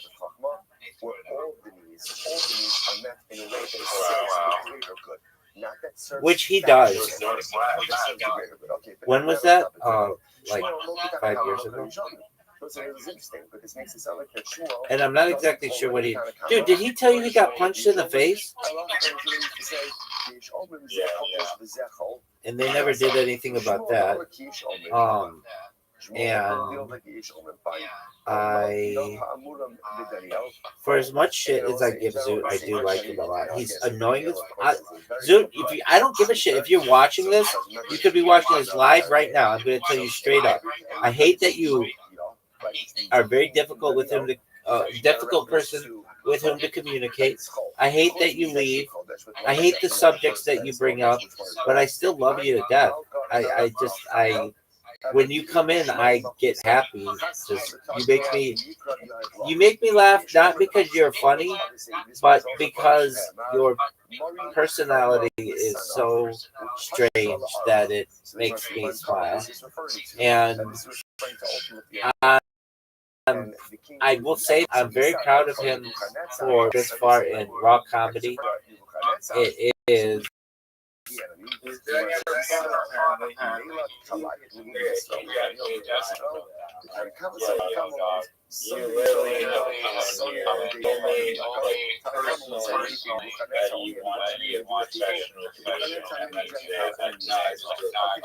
He's just saying that because his friends are saying that. They're all saying that. They don't want to say they're doing it because they want to be in the national finals of raw comedy. Right. It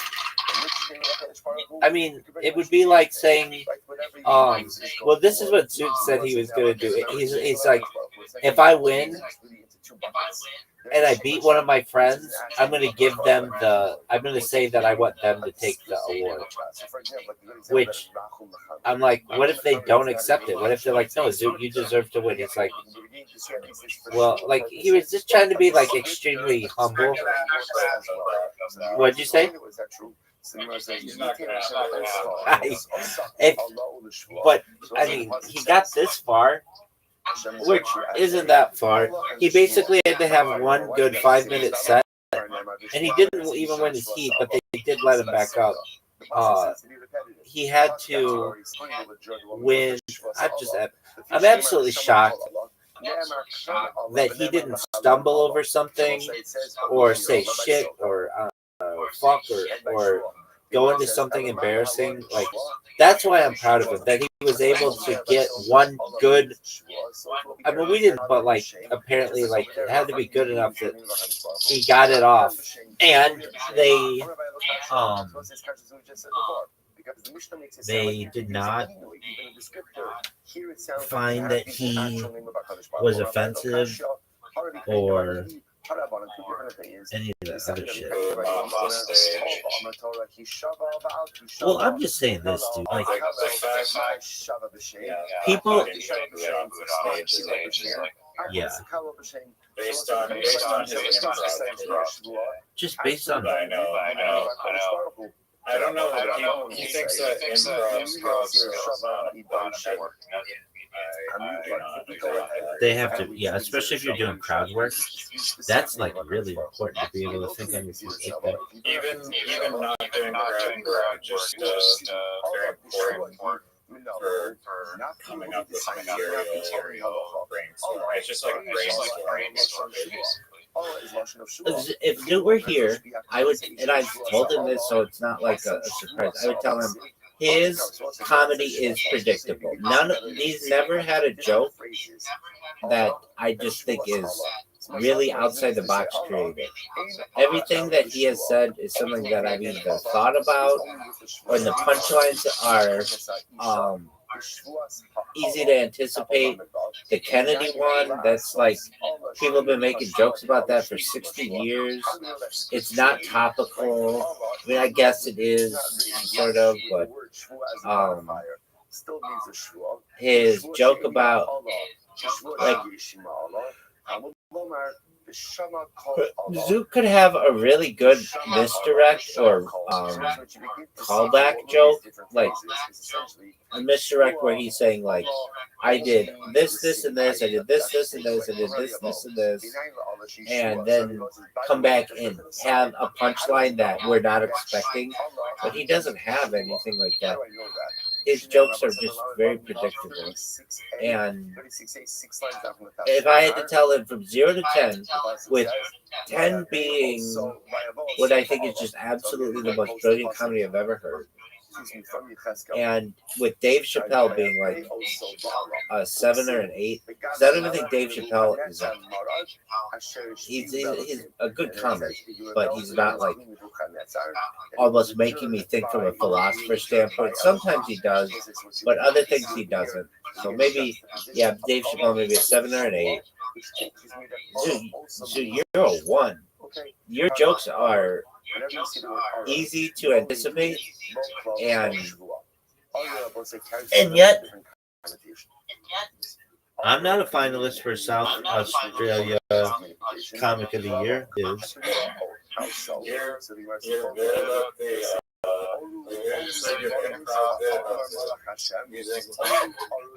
white holes or strippers or whatever. That was funny. I appreciate it. Legitimate funny or that I would like literally be a pro comedian. I mean, he's just have the potential to accept funny shit.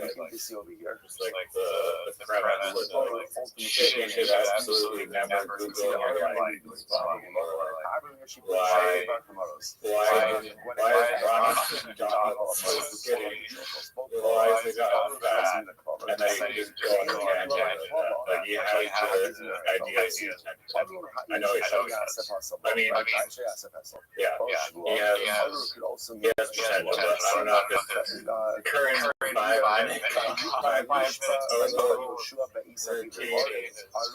anywhere near that. I thought your hummingbird thing was really funny. They don't even hum.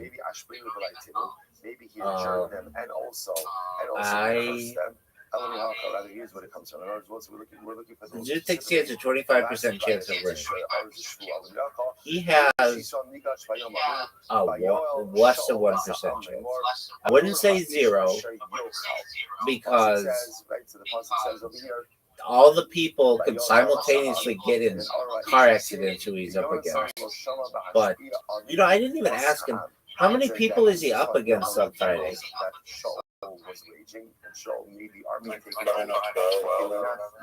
Oh, yeah, that's what he said. Final 12. 45. So he had to beat 33. Yeah. There's no way. There's absolutely no way. If he, I mean, he could do it. Yeah. Well, that's the thing. He could, and I would say this, if he practiced, let me say this, dude. If you practice it, or anybody out there, if you practice it, you can get it down, and you sound professional. Anybody can do it.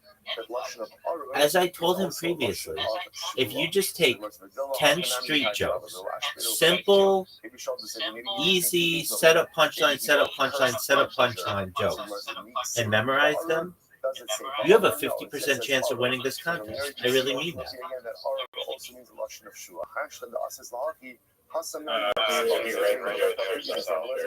Nope. You could take street jokes. Jokes that are directly just common funny jokes. Look here, I'll do it right now. I'll just get street jokes. It's not fun if you're doing that. No, you don't understand the definition of a street joke. A street joke is something that you can do that with. It's so well known in society, it's not traced to any single individual. So you could, There's no creativity in that. if people haven't heard it before, there's a lot of creativity. No, you're creative. Go ahead and take If you're stealing material, It's not stealing. It's already available. It's allowed. Alright, well, you're still using material you did not create. So they made So explain how that's created. says cursed is the person. You would find 10 really good jokes. There's some creativity in being able to sift through what's fun and what's not. And you memorize them. Next, the Gemara says, it also means literally again, we'll call it affirmation, where there's I don't acceptance and think that's how you affirmation. convey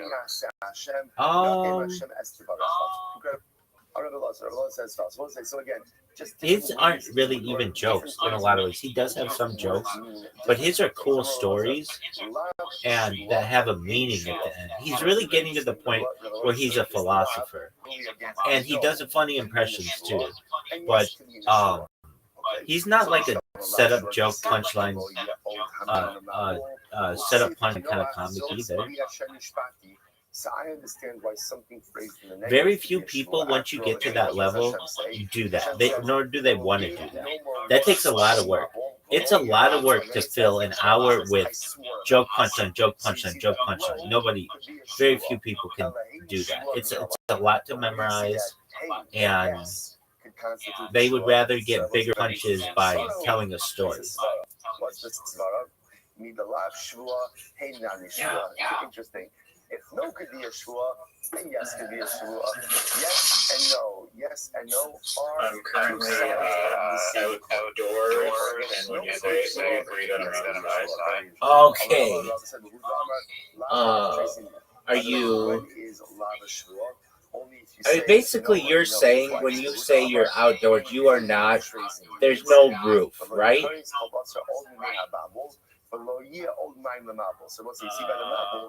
No, outdoors is not twice necessarily enough to contain an odor. You can be outdoors with a roof, like if you're under a tarp. Or do you consider the tarp a roof? Do you consider a Is a gazebo outdoors? Yeah. It's also fascinating to see how. Is a gazebo outside? Yeah. Can you be inside the gazebo? Yes. Can you be indoors of a gazebo? Yes. Accomplish in life, right? Things that I say to myself, love. You could also say you're under the gazebo. They're sister concepts. You could say you're inside the gazebo as well. My definition works for the other. So if you're telling yourself you can't fix this, well, You yes, could I do the can, same if for I a can. house. I mean, you I could can't do this outside the house. Yes, you can if you put your mind to You're- it. Why? Gazebo's an interesting one. You can say that you're outside the gazebo, that you're outdoors in a gazebo, that you're inside a gazebo, and that you're indoors in a gazebo. It says a man, right? The man, if he will curse, he will go ahead. Okay, if you're on a patio restaurant, you're outside. If there's some makeshift like roof, you're still considered outside the patio. Depending on how the roof is constructed and if it's connected. If they're just umbrellas, like on the outdoor patio, an umbrella does not constitute indoors. You're in. Usually means. I mean, if there's an awning, aren't you inside the awning? So I would have thought that I'm only chayiv if I'm cursing in Hashem, only chayiv for cursing the specific name of Hashem. You'd came back. Yeah, but I think it depends on how the structure of the building is. I agree. Okay, so if One second, I'm going in the elevator. no, fuck that elevator. I'm going outdoors in the elevator. Dog. You listen to this motherfucker? Are you all listening to this motherfucker? If you curse the four-letter name of Hashem, Yud Hey, and then Vav Hey, ultimately again that's a chiyuv misa. For anything else, it's a lot. You'll get malchus. So I'll say that's how that I'm not. Are you listening to this motherfucker? The death sentence for cursing the Hakadosh Baruch Hu only comes for the four-letter name of the Ribono Shel Olam. For everything else, ultimately again, Allah. Yo, dog, are you there? So ultimately again. So the Mishnah said also, if I just got back outdoors in my apartment. Liability for that. Outdoors in your apartment. Outdoors in your apartment. Why wouldn't you just say inside your apartment?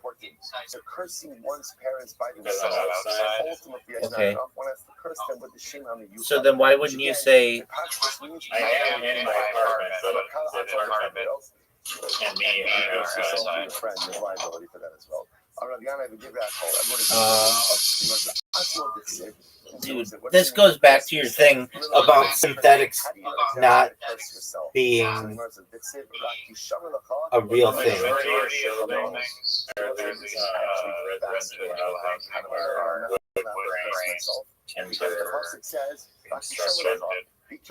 Okay, but this goes back to your thing that synthetics don't exist because everything can be taken back to being organic, right? I mean, do you choose that to some extent? Detrimental to you, cursing yourself. You can say no now, but biblically one is not allowed to I mean, the fact that then you would say that atoms are organic, then I would say yeah. But I would say that there's a process that can be done usually, and that's when something is considered synthetic. So like metal, you take like iron ore and you melt it and then it becomes steel. Steel is more synthetic material. So it literally means do not go ahead and curse a death. Yeah, no, I said that. After you alter an organic element, then it's typically classified as synthetic, but they're ultimately derivatives of organic material. Expressions of cursing, let's say from the Tochacha, and you use that to endure someone. That works. Use organic. A lot of times it's connected to organisms. Doesn't necessarily need to be, but something that was once living. But I understand, like rocks aren't living and they're considered organic. What do you mean by living material? Like wood. Is saying over this Mishnah to Rabbi Yehuda. Now, what ends up happening? The Gemara says, "Amalei Kanei." Rabbi Yehuda says, "Use a euphemism." Now, what does that mean? Use a euphemism. What does that mean? What about this one? Rabbi Yehuda was saying, kind of like this. Don't say the pasuk like that. Because why? It makes it sound like what? It sounds like what? Sure. That you're cursing him. So instead, say, just reframe the pasuk a little bit. Let me see if I can remember this one. I don't know if it's a riddle. All right, but I don't know if I'm going to say it correctly. Euphemize it. That's a word. Right? But euphemize it. Right? Don't go ahead and make it directed towards me. So this is between. So again, there was another story. One of the rabbis. Wait, hold on. What is it? The thing about which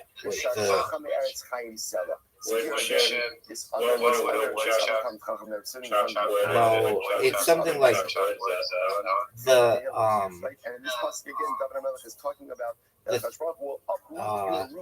I'm thinking about something between 6 and 7. It doesn't have a decimal. I understand you're cutting over a pasuk, but don't say over to me almost about a statement Or a fraction. Euphemize it and have it talking about What is it? some other entity, not me. So the Gemara said this almost seems like an al tiftach pelasan type of idea. It doesn't the pasuk with negative connotations. Towards him. So I talked about this. So I get it. Don't say the pasuk directly at another. Euphemize talking about some. That doesn't make any sense. Well, I don't need one of these examples. Yeah, it does. I better felt when Depends around something. when you That sounds like what talking the about maybe when you're but that's not it. we don't euphemize the pasuk, right? When you read a pasuk, you just read a pasuk. You don't That's euphemize just it. right. Come on, hold on, anytime you're quoting The answer is the letter and. 6 and 7. I'm thinking about something between 6 and 7. The word and is between 6 and 7. It doesn't have a decimal, nor is it a fraction. Say something that could be understood Neither does it as negatively directed towards someone else. It's such a beautiful sense here. No, the clock hand doesn't make any sense. The clock hand would be representing a fraction or a decimal. You should in our actual It's not a fraction. Time is not a fraction. to be towards one another. A clock displaying time is a fraction. The Gemara says, Or it can be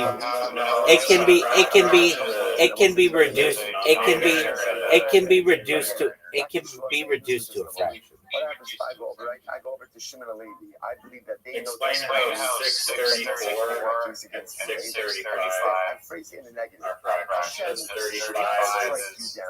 35 is 16 minutes. Exactly. You give testimony from that. So it'd be 35. No one tells time I'm 6 out of 12. Yes, they do. They say it's 2:30, and that's 50%, or 1/2. Or they'll say 2:15, which is 1/4. They do that all the time, dog. Sure, but that doesn't make the actual time itself. Yes, it does. 1/4 is when someone says quarter after, they mean one. They mean 1/4 of the hour. And you're describing But you can't describe the word "and" like that, or it wouldn't make sense. Let's go with the version as espoused the Mishnah. But that just because something can be divided into parts doesn't make the thing itself a fraction. Right? When does, or I should say, when doesn't Rabbi Meir hold? Yeah, it does. You could infer No. the positive. Give me an example. Is that A fraction is like 6 over 7. When it comes to Isser, he wants you can. Again, If something is divided into parts, it is by definition a fraction. It's either whole, which should be 1/1, or half, which should be 1/2, or third, 1/3, will have a positive effect on her. So Gemara says, time with this, Hinaki. Yeah, well, you inserting a fraction is itself. What is this talking about? Inherently fraction until you insert this fractional math on top. Which means you will choke. Now, the only so in other words, Now, what the fuck are you saying? If you're innocent, the water will have a positive effect. But if I say to you, it's 6:30, that means it's 1/2 of the hour, which is 6:30. You would not go ahead and intuit. Yeah. I'm just saying, just because a clock can be like another fraction and divided in half does not make the concept of time itself automatically equate to a fraction. Yes, it does. Is that true? Now, we might not discuss it in those ways, but if I mean, I think you could.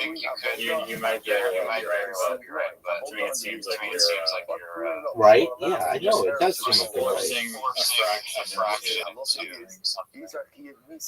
Now, how do I know the Chiyuv Nisa? No, it just wouldn't be referred to that generally. But many people would. If you say midday, that's halfway through the day. That's the midpoint. Or 3:30, 3:15. To which the Gemara says, how can that be the less letter there? Is that true that Meir does not hold Mechlal Lav Ata Shomei Hein? But Nan. Is anything that is able to be broken up into parts also technically a fraction from a theoretical sense? When does Rabbi Meir say? When does Rabbi Meir not say Mechlal Lav Ata Shomei Hein? That's ultimately again in cases of monetary cases. B'Isura Islay, in cases of Isra, he does subscribe to it. The shiny sota the Isura the Ispe Mamono. Sota is different. Why? Because it will say as much as sota is a case of Isser, at the end of the day, sota. A fraction is a mathematical expression that represents a part of a whole or a ratio between two quantities. Okay, but fraction division ratio. Theoretical perspective, fractions are divisibility. From a theoretical standpoint, any quantity that can be divided into equal parts can be represented using fractions. Time itself is a fraction. Time is a fundamental dimension, a measure of change and sequence. It's a human construct to help us make sense of our experience. Can everything be a fraction? Yes. In a broad theoretical sense, any divisible object or quantity can be represented as a fraction. So that includes physical objects. A pizza cut into 8 slices gives 1/8 per slice. Measurements, time. The first thing it said is time, distance, or volume can be fractional. For instance, half hour, 3/4 of a mile. Abstract quantities, probabilities, rates, and proportions are often expressed as fractions. No, just because something can be divided hypothetically, automatically fraction. Instead, we're using fractions as a way to quantify. Yeah, it does. If you give testimony to me, No, what could I my AI is your AI should be Okay, here we go. It has to be your AI sucks. right? Swear to me that you don't know testimony, or Can every or it's a curse. mathematical number, How do we paskin? can everything, whether it's a pizza or a dog or a human or a time, be represented as a fraction? Like a dog would be 1/1 and time might be half past the hour. Everything can be a fraction. 2 dogs would be 2/1. So it could be that we don't paskin that way halakha l'maisa l'shua seidos, but we definitely paskin that way hashkafa l'maisa. Life is all about michlal lav ata shomea hein. It is all about the ability Fraction is a truly hard property of time. This is not even a debate. life is filled with adverse Not even a debate. I was right. It is. Literally Right. Everyone here. No, no. From a theoretical standpoint, steel man this argument. No steel manning allowed. We've already confirmed. Here we go. It's been debunked. No, it is steel man argument. Everything can be represented as a fraction. Ontological neutrality. Reality as quantifiable relations. At the most fundamental level, reality can be described not as things, but as relations between quantities. A dog is not a primitive object. It is a stable pattern of mass, energy, time, and information. A human is a more complex but still finite aggregation of those same measurable properties. Time is not a thing, but a rate of change. If reality is fundamentally relational, then ratios or fractions are sufficient to describe it. Measurement collapses entities into ratios. Any attempt to describe something scientifically requires measurement, and measurement always produces object over unit length, mass is object over unit mass, time over unit time. Count equals quantity over unit. Dogs reference dogs. Thus, one is one dog over one dog over one. Two dogs over dogs. Half an hour is 30 60 over 60 minutes. One half. Even discrete objects become fractional relative to a chosen unit. Whole numbers are a special case of fractions. Mathematically, every integer over one. So if integers can represent discrete objects and integers are fractions, then fractions are sufficient to represent unity.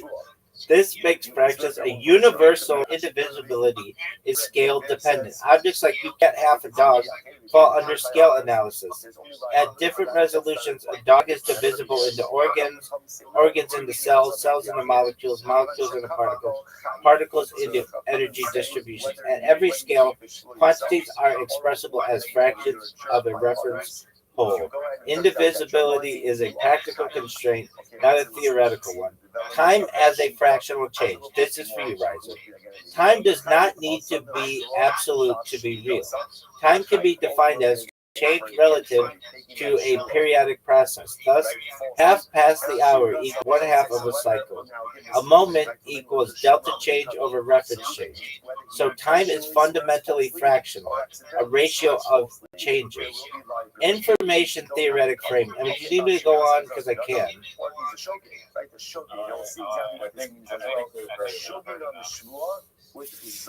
But wait.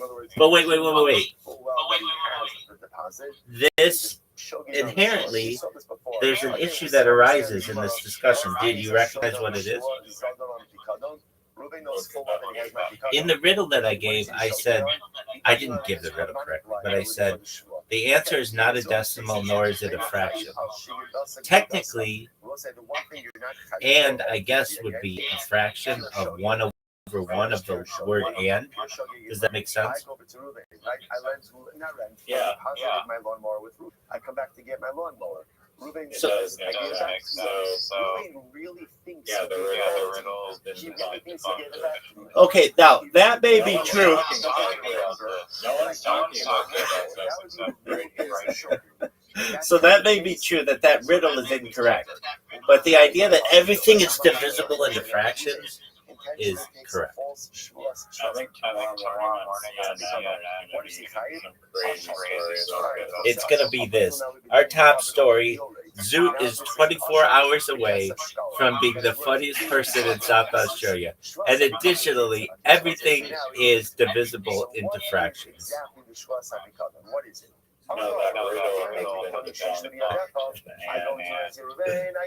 Let me get the riddle correct. Okay, because you can just impose a positive fraction. hold on. What is the riddle? It's something like this thing is in between 6 and 7. It's not a decimal. It does not have a decimal point, and it's not a fraction. It's something like that. Ruben says, I swear the best brain busting riddles for kids in the book. So, says, I don't have it. oh, well, so it could just be what is between 6 and 7. The word and. The riddle plays on the way numbers are spoken in English. When you say 6 and 7, the word and is literally between the two numbers. Hold on, though. Right? He really has my lawnmower. Ultimately, again, Ruben's going to be chayiv. And again, what is he going to be chayiv? So from that, What type of carbon? Worth 2 silver pieces. from that perspective, dude, let me just go to ChatGPT. Let's say I Baby. injured Ruben 5 times. Right? Right. Make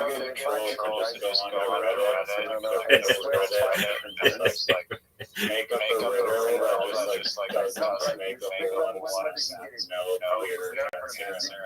What is the riddle? What is between 6 and 7? It does not have a decimal, nor is it a fraction. Oh, that's about the same pikadon. Nevertheless, there's going to be individual liability. What is the riddle? It's something like what's the reason for that? Why this is between 6 and 7. It does not have decimal, and it isn't a fraction. He has the ability to admit his wrongdoing. It's very interesting. So since there's the ability to admit, Yep, classic riddle answered, and because it's literally between 6 and 7, no decimal. Okay, but what is the formal version of the joke that I just gave? So listen to this. Let's say again, Ruben is being claimed by 5 people. Right? What comes between 6 and 7 has no decimal and is not a fraction. But technically, the word and is a fraction. It would be and over 1. That's what you should do. Go on Reddit and tell everybody just every answer that they have. Just absolutely everything you just say. The answer is a fraction. Oh, I mean, okay. So then how about an answer? What was the hilarious video that you watched yesterday?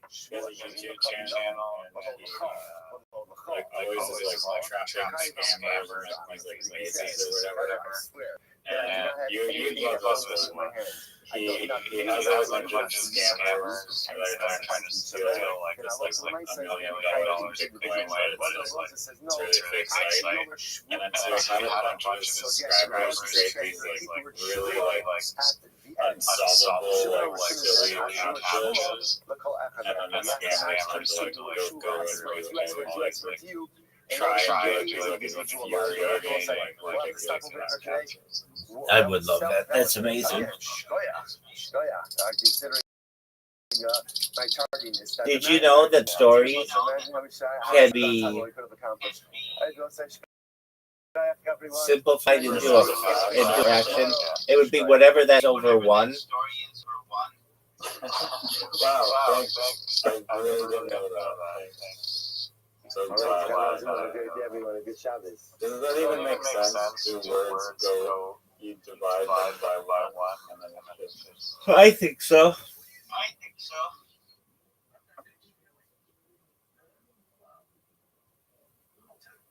And you consider them out to be outdoors? Do you consider a tent to be outdoors? Oh, that's a good middle gray area. It's the same as a gazebo. It's the same as what? A gazebo. I was thinking that too. But it has walls. Not all tents have walls. Not all tents have walls. Not all. Do you recognize what I'm saying? Not all tents have walls. What tent doesn't have walls? Like those tents that you have at like at the beach.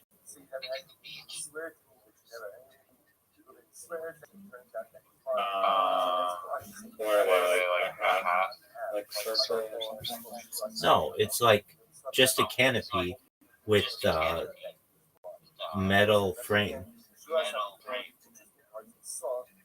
What do I search on the Google? Beach tent canopy? I would just So it looks like okay, I think I see what you mean. Only the top part, right? yeah. You know what I would do if I were you?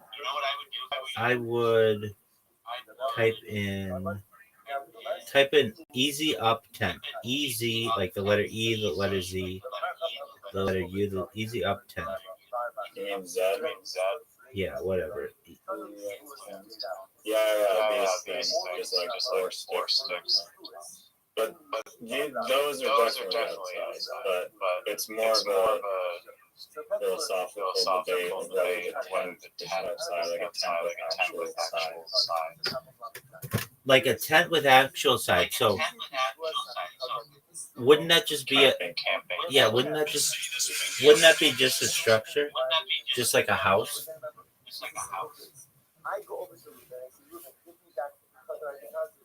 I mean, one could argue that, but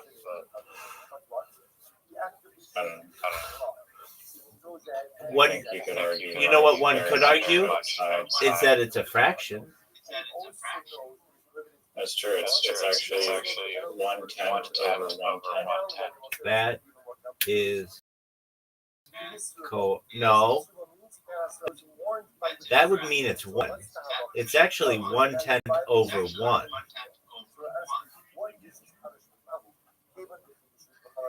Oh. Which equals the 10th. You can't divide 10 by 10 because that would just have to 1. Because then that would just be 1.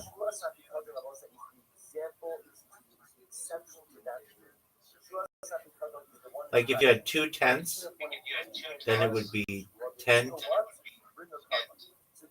and 10, 2/10 over 1. Now here's a question for you. If a gazebo is in a tent, would you be inside the gazebo, indoors of the gazebo,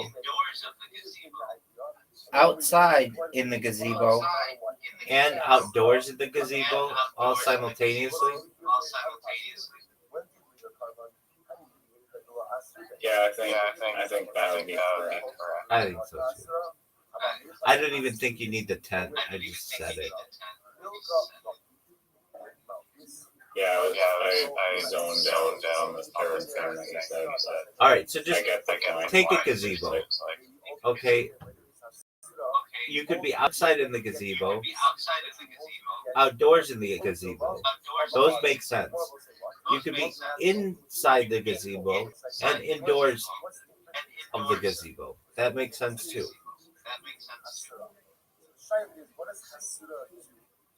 Yeah, I agree. I mean, but when you say inside, it's like a reference to where you are within a certain object. The hard one to be with the gazebo is there isn't a real door. So let's use a tent. You could be outside in the tent, inside in the tent, outdoors in the tent, and indoors in the tent. So you're able to, how do you justify the being outside in the tent? Okay, you can be outside in the tent. You can be outdoors in the tent. You can be inside in the tent and indoors in the tent. Yeah. I heard what you said and explain why the first. Okay, if you're outside in the tent, it means you're in the outdoors, or like, in natural, like in the natural setting in the tent. You can be outdoors in the tent, which is the idea that you're in the natural setting in the tent. And then the other two, which are inside in the tent and indoors in the tent. The big issue is, can you be outside out of the tent? Yeah, of course. That would just be out. Body actually in the tent. Right? Can you be out? Can you be outside or outdoors out of the tent? Yes, you can. Can you Can be be outside of the tent, but also in the tent. can you be outside of the tent? Can you be outside of the tent but also in the tent? Yes, you can. If your body, like your head, were outside of the door, but your body were, yeah, exactly. That would be you're outside of the tent, inside the tent. And that's how I would describe that. Oh, that person stuck their head outside of the tent while their body was in the tent. And if I weren't being so specific, I would say they stuck. That person was outside the tent while in the tent.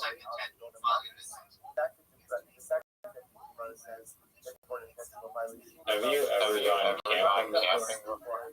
Not a lot, but yeah. And it, So you agree that you're outside the sleep, outside the sleeping bag? Outside the sleeping bag. You're outside the sleeping bag. What in comparison to what? You're in the same principle as you're just wires outside. No, not if you're in the sleeping bag, then you're inside the sleeping bag. You just said that you can be outdoors in the tent, outside in the tent. Yeah, okay, so you would be outside in you'd be outside in the sleeping bag. Yeah. Just like you could be inside in the sleeping bag. Sure. And just like a sleeping bag is sleeping bag over one. Well, yeah. Everyone knows that. Yeah, and just like your clock, whatever time that would be, is a fraction. And if anything, you could describe the clock as a fraction of just being whatever between the hand between 5 and 6 over 1. But that proved that riddle is incorrect if you say it's not a decimal and not a fraction. So the riddle is just this is between 5 and 6. If you say that, then This is also this over what?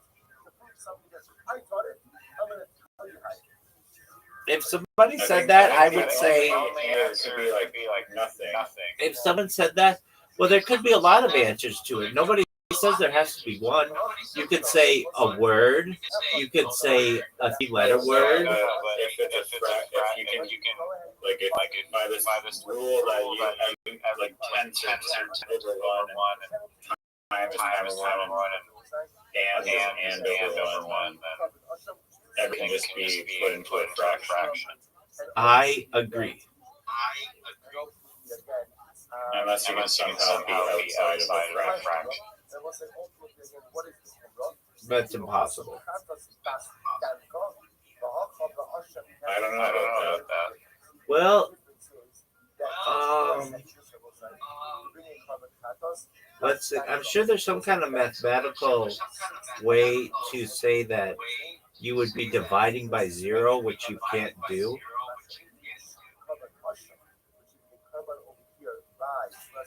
I think you can do it, but the answer just becomes infinity. No. You can divide anything. 0 divided by anything is 0, but you can't divide by 0.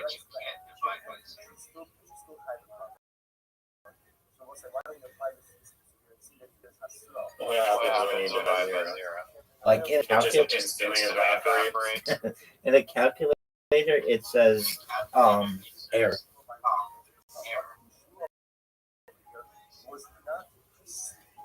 Why can't you divide by 0?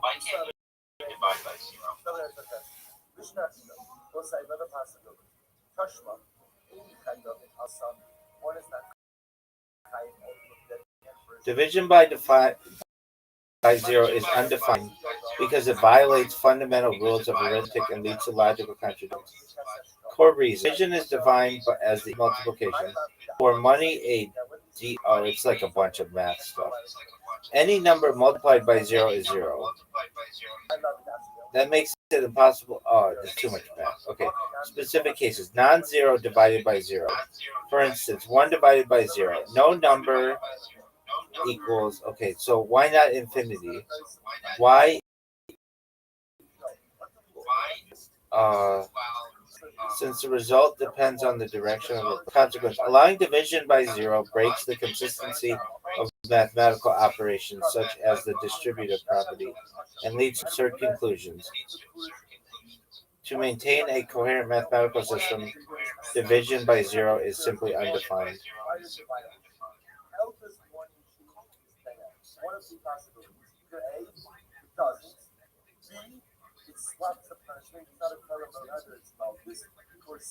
I always felt like it should be infinity, but it's not. Why isn't it though? Why isn't stop. Why isn't Doug, do you not know what that means? Do you not know what that means? Why isn't dividing by 0 infinity?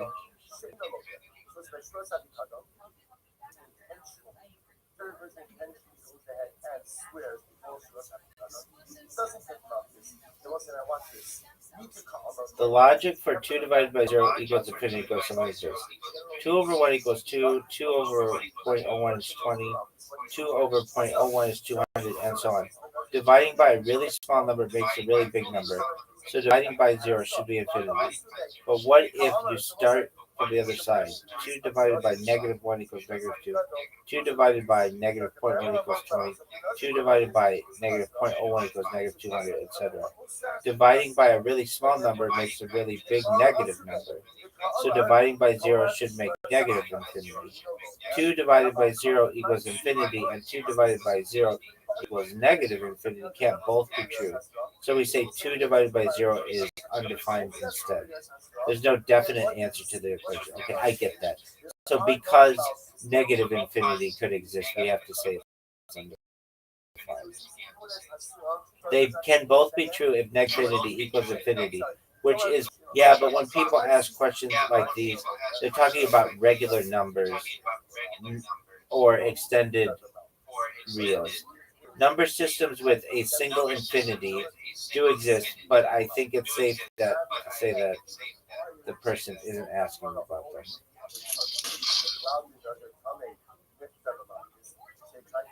Did you go to college? Fuck yeah. Oh yeah. Did you get a degree? Fuck yeah. What was your degree? Dick slinging. Did you actually get a degree? Yeah. And what? Politics. Serious? Yep. You got a political degree? Yeah. I thought you don't like politics. I don't. I don't like talking about it because I know a lot about it.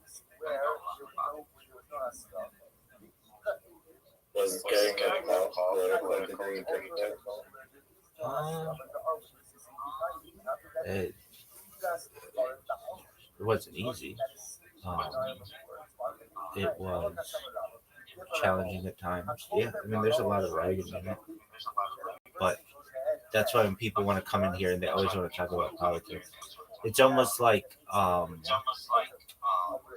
someone who wants to talk to somebody about a war, but they don't know that person's been to war. It's like I'm like the silent veteran on the matter. It's like I don't want to talk about this. I've been talking about exactly. I've been talking about politics. Like the first half of my life was talking about politics. I don't like to talk about it, and really because my people's views change. Nobody's perfect, but yeah.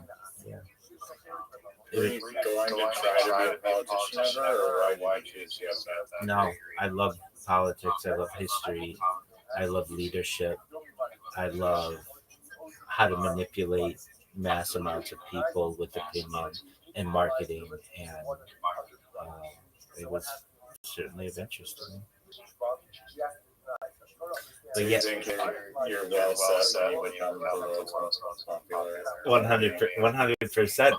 That's the end game, baby. I don't talk about this thing, and then I go viral, and then I'm the world's expert in it. I'm not the world's expert in politics, but I know a lot more about politics than any of the people who come into my space and are like, "Hey, I want to talk about Nick Fuentes and fucking Ben Shapiro." Like, okay, yeah, I've been hearing mine. But yeah, it's my forte. I don't like to talk about it. Again, it's like the veteran who doesn't want to talk about the war. Don't get burnt out. Well, friend, somehow I've been on this fucking call for literally 12 hours. Did you know that? That's got to be a record. That's crazy. I literally have been on this call for 12 hours. Are you proud of yourself? It's just a black hole. Every time I come in here, it's literally a black hole. My day is gone. That's what I like, dude. I was just saying the same thing about you to people in an X space. They were like, like, what's your normal day like? And I'm like, well, it really depends. Like last night, this is a couple nights ago. I was like, I was talking to a friend of mine from Canada and Australia, and whenever I talk with these guys, like I'll be up till like 5 a.m, and that screws up my whole week or perhaps a month of sleeping because my hours get all reversed. But we have a good time together, games together, and make jokes and things like that. And they're like, then this one person's like, okay, well, what time does this happen? I'm like, it can randomly happen. I have another friend who comes in every evening about 7 p.m. to play bowling, and they're like, okay, well, what time do you get up? I'm like, it depends. If my friends are there till like 5 a.m, sometimes I just stay up the whole day, or I try to, or I'll go to sleep and then awake at like 4 p.m. It just they were like trying to get me to some kind of schedule, and it's like it just doesn't work that way. No, I didn't want to be back to 5 a.m. Trying not to. Well, guess what? It's too late. 5 a.m. is 5 divided by 24, and that is outside the realm of normal thinking, but inside the world of mathematics. And you can know with good faith that your friend maybe has a 25%, which is 1/4 chance of being the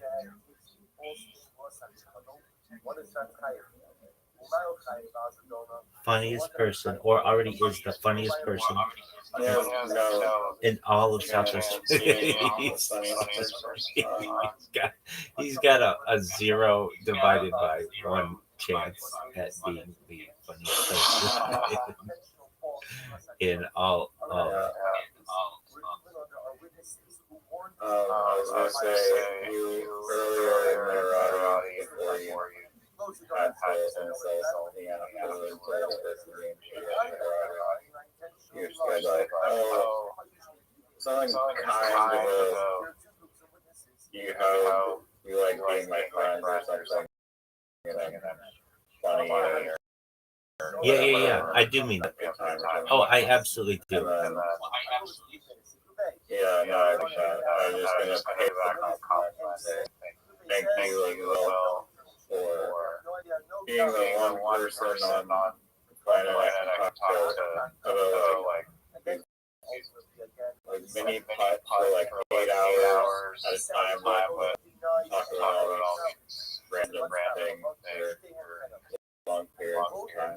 Absolutely, you're a good person, and you take my shit exceptionally well, and you don't get offended by it. And if at any point you ever did, immediately, like, I just know who can take it and who can't, and you understand it's part of my cockiness and being like extremely confident and things like that. Exactly. Exactly. But like Aquarius, I don't do that to her at all. It's amazing to see when I play with her. It's very much you win, I win, you win. No. It absolutely is polar opposite. It's polar opposite. And I know because she wouldn't play me if I shit talked her. That's not her way. And so I never do that. I absolutely never do that. We don't even pick. I mean, I'm always kind of keeping an eye on the score, but she doesn't, and we just do it to have fun, and that's fine. But then when I get you, I know you can take it, and I love giving it out because it's so over the top, and I can. There's a lot of content for me to do that with, like, oh, I'm the best fucking Scrabble player on the fucking face of the earth, or this is the greatest shot in the history of humankind. It's just like so over the top. Like, who talks like that? You're playing about a mini game, but to me, it's very, very funny. And if I've watched my streams in the past, and I watch shit talking, and it is so funny. It's like it like enhances it because we're playing this little mini game, and I'm just like, oh, that was the worst fucking shot I've ever seen. It's very much like when you watch William Montgomery, and he's like, what? Who said that? Who said that? No, bitch, who said that? You want to come up here? Fuck you. That's like when he does that, and he's just like so over the top. It's very much like that. It's very funny to me. And but well, I'll say this: if at any time it ever offends you, or I ever do offend you, you blow a whistle, you throw a flag. I will correct myself, and I'm very good at generally not making the same mistake again. And if I didn't think you could take it, I wouldn't do it. Like with Zoot, do I do it to Zoot? Not like you. Not like all the time. Yeah, but I do. We're not trying to just chirping. Right. Well, like with Jacob, like I don't know Jacob as well. That's why I'm giving you tons of shit, and I don't really give him shit because I want to I want him to warm up more than just be like, oh, that was the absolute most dog shit shot I've ever seen. This is absolute bullshit that you would even try to contend with the world's greatest mini golf player. Like, who the fuck are you? Shut the fuck up. Like, that's what any say. But when you get to know me, you recognize that this is someone who can be humble and can be kind, but also can be extremely cocky. And if you let them go, it's actually a really fun, it's a really funny show that they'll put on to just tell you how good they are at some minute little activity. Glad you get it, and I do it even when you're not here on the stream. I do it all the time. Oh, I wanted to tell you this. This is something that I thought you might think is interesting, though I don't know. So this was a stand-up joke that I thought of that I've never heard anybody say, but I'm sure someone said it. But it just was like a little. It's not that funny, but it was. So there's a summer Olympics, but why aren't there a spring and fall Olympics? Spring and fall sports. I thought that was kind of funny. You laughed at it. It's like a funny thing. So yeah, I could. So there's a summer Olympics, of course, and there's a winter Olympics, of course. But I thought to myself, why isn't there a spring Olympics or a fall Olympics? Naturally, some of the fall sports that we might see are American football and maybe perhaps rugby. But what would we have in the spring? There might be gardening. There might be rainfall precipitation measuring. You could potentially have who can pollinate the most amount of flowers. In the fall, you could have who could harvest the most. You could have like farmers involved. Who could grow the biggest crop? who could harvest the most amount of pumpkins.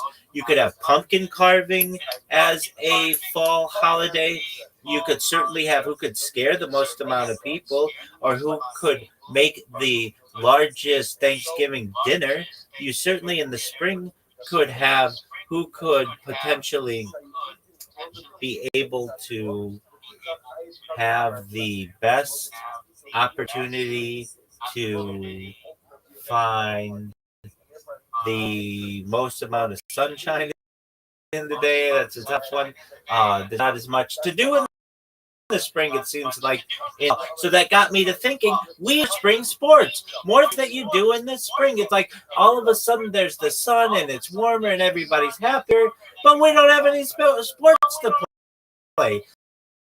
So with that being said,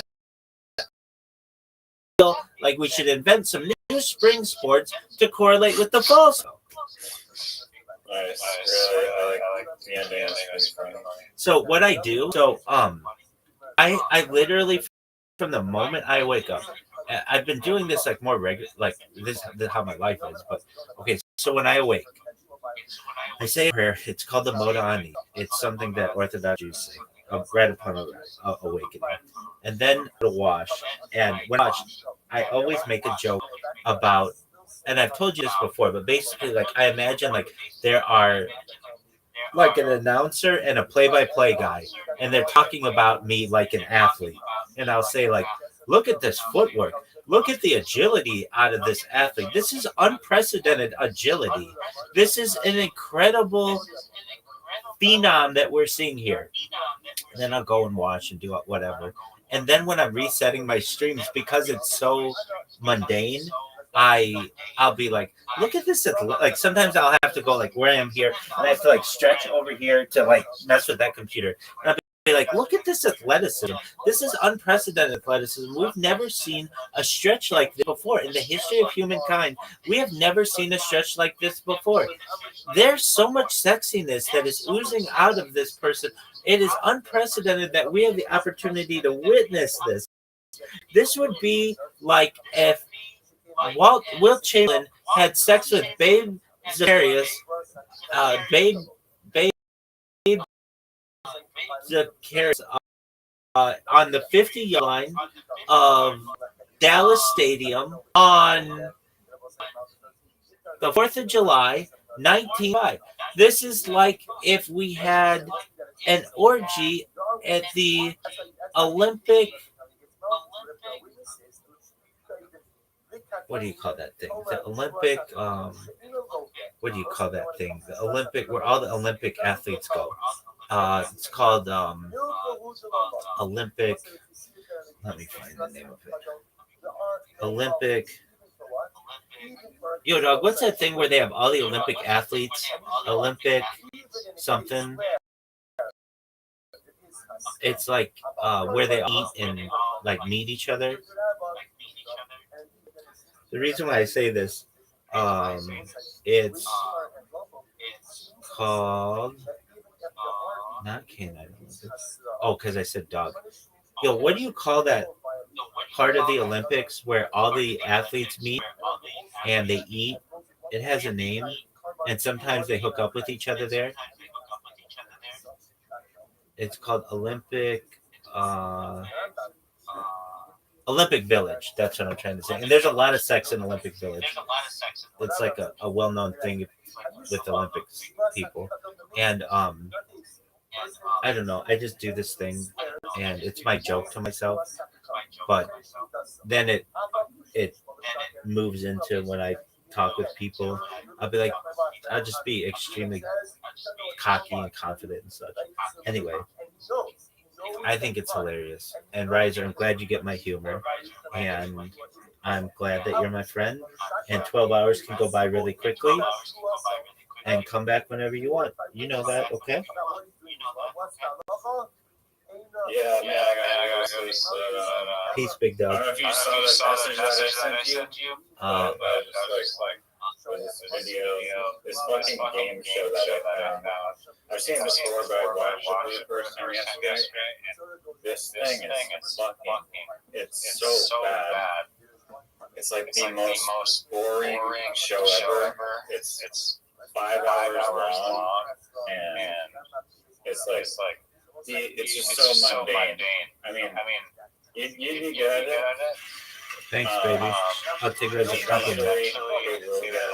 It can sometimes be like challenging, but like 90% of it is literally like, it's literally that it's just like there's a bunch of pictures that just come up and you have to just say what's in the picture, and it's literally like so easy at first. It's like horse, cat, dog, turtle. Dude, I playing against some person. I played this. Video of it. It's just so bad and unentertaining. I played a game like this. It was a crypto community like a week ago on Sunday, where they just would show you a picture, but it was a hand drawn picture. It wasn't like a live picture like this, and you had to guess what it was. And whoever could do it fastest gained tokens in the cryptocurrency. I like that game where you have to hand draw people are guessing. That one's fun. You fucking love Pictionary, don't you? What? Whatever the draw one is, this game sucks. Okay, well, I have not seen that message as of yet, so I'm glad I saw it now. And I see you sent me. What's the Coca-Cola thing? Oh, the guy who remade the Coca-Cola. It took him a year. And then, the thing about the scammers. I'll do my best to check it out one time. But like you, I need to get to bed. So, again, thank you for your time. I hope Yellow is not feeling neglected. Go take your nap that you were going to take 12 hours ago. And sweet dreams, big dog. All right, peace out. Peace.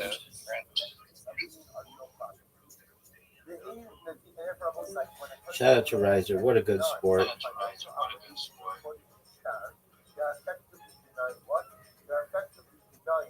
Do you feel that he's a good friend? Yeah, he's a really good friend, and I like him. He's changed. I've never known anybody from Canada that well. I've known people from Canada, but never somebody. I don't know. I've talked. I guess I know. I've met some people in Canada, so I've talked to a lot, but not this much. Not like 12 hours. Anyway. Is that the end of your story? Dude, I have this fucking ramen that has been sitting for like a day, and I think I might get fucking sick by eating it.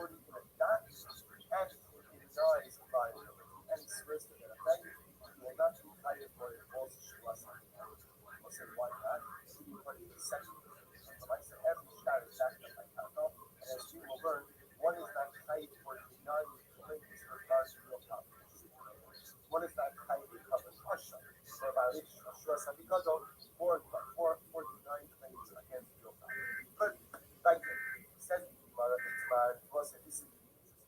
Bashkia in the paragraph, so was along the same lines. I go ahead and I go over to look at the Shimon. You know testimony regarding the fact that lady owes me land. So I'm maturing that, right? I'm going to make a Shua Sa'idos regarding a real property claim that I have against someone else. So I'll say, what's that law? And then what happens? You know the spirit. What's the spirit? They say, we have no knowledge. They swear to that effect, and then what? Turns out that they're lying. They have knowledge. So what's that? Shaila is they do not knowledge regarding a claim that is focused on real property. Shaila is what is their liability? So for you, that you're going to have a loss, one says Chayim, one says they are punished. Says if you want to stand that you're going to have a partner. So I say, what's the real point of this partner? Why? The Amr Yochanan, Hakofer, the Mama, Shishama, Chayim. Listen, Yochanan just said before that if one goes ahead and denies a monetary claim, and there are witnesses to the claim, but the claim is not recorded in the witnesses. So the Allah is a swears falsely that it doesn't have the money. However, Shtar, partner, but ultimately the claim is recorded in a document of Osai, and the holder of the money, right? The holder of the money denies liability, he will be punished. Punished means from a common ashram. Why? Because we just said before, because things were recorded in Shtar is backed up by real property, and one is not trying for denial of real property. Okay, just for the issue, I'm going to say first my line, and according to the bit of a very Yeshua, and he said it's the part is tied to I'm going to leave it to you. Rima, that the offer of the laws that put down, watch this actually is really. So say that I wrote this ultimately again. The offer of the laws is the same Mahomes of the reason about what was watching this. This time, let's say third wide one. Hagozel suddenly Javier. Let's say, watch this. I steal a field from my friend. The shot for now. Let's say, now what happens? I steal the field. After I steal the field, I will close the shoe. Right? Everybody, let's say, every does. Some of these point out. It's like that. So, you understand the answer. What is return? Says Gilaya is the person who's seen with Shiva, or one of them, one of them seen with Shiva, Tashua Hanot. So the Rabbi says Tashua Hanot was literally the first circuit judge. He went ahead and after years he traveled around there, so the Pasuk says Shiva saw Harama was he returned to his home to Rama, and he looked very that said only two lengths. He said only down in is how large the release of the surface. Some people have a radius, some people the circle is a large radius, some people the circle is small radius. Everybody does it. So it's like everybody does it. Everybody does it. Some people do it with a young people do it with that night, some people do it with a final breath, but everybody does it. So it's like I steal a field from my friend, and the truth about here's the difference. Shut my mouth. So it's I steal a field. I want to say what happens? The field is flooded. So I'll say again, through no fault of my own. Act of what do we call God? Act of God. Right? Act of God. It's funny. Act of God. So I'll say, what's the halacha? Now, however, to the field, what's the shayla? The shayla is what's my liability. So Chayv Lahavid Lo Sada. Nevertheless, what's Nevertheless it says you have to keep a new field. Or it's also like what's it actually? Chayv Lahavid Lo Sada. The Kasama Karkin and Zealous, the Kamel of the Shustan, the Karin of the Shustan. So what's it? Rabbi Eliezer says you can steal real property, and therefore again when you steal something, remember whenever a guy steals something, that property becomes his. As such a will say, what's my obligation as a Ganav? The value of the object as it was at the time that I stole it. Once I stole it, I acquired it. My obligation for initiation of the Takshiva is to return that which was stolen in accordance with its value at the time it was stolen. Therefore, again, Rabbi Eliezer says, therefore, Rabbi Eliezer says, I have to give him, I have to give him a field. Whatever that is, started at the financial value. The Chum say, no, this was his wild. Omer lo, Harish, what happens? What happens? I here's your field back. What happens? So Ruben says, field is no. So I said, now that I'm ready to the best part about Tshuva is what you listen to other people. And I say, Ruben, you really have to work on your Amidah. This was the Ratzon HaKodesh. These were the people who don't want it from you. Right, sirs? And I did Tshuva 5 minutes ago, some of them. So now what happens? I say, Ruben, I don't know what you want from me. I stole this thing. So what I'm giving back that which I stole. I'm giving back which I stole. So what's like the fundamental machlokus of the what's like is really what? Now we'll get into the mechanism, but the fundamental machlokus itself is can real property be stolen? Rabbi Eliezer clearly says yes. So then it says yes, it's still real property. That's why the moment I stole it, the field becomes mine, and my obligation is to give back the field to the owner at the time, at the value of the time that it was stolen. Come say, you can't steal real property. And that again, even though I kept moving out of the property all the time, the property was his. It was always his.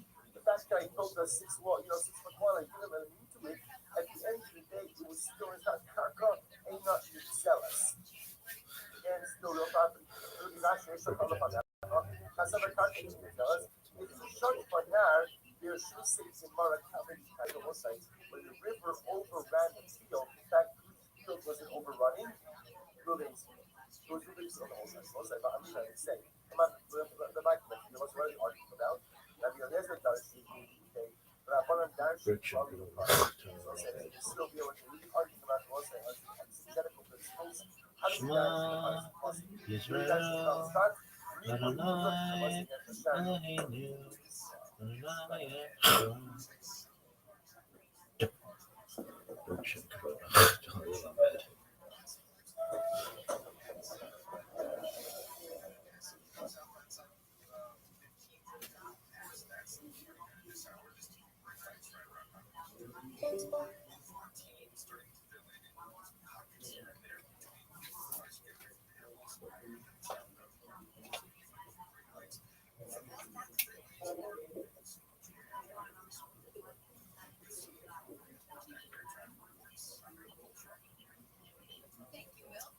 All right, Terosai, good morning. Good morning. Let us begin by thanking all of our responses for this morning share to thank our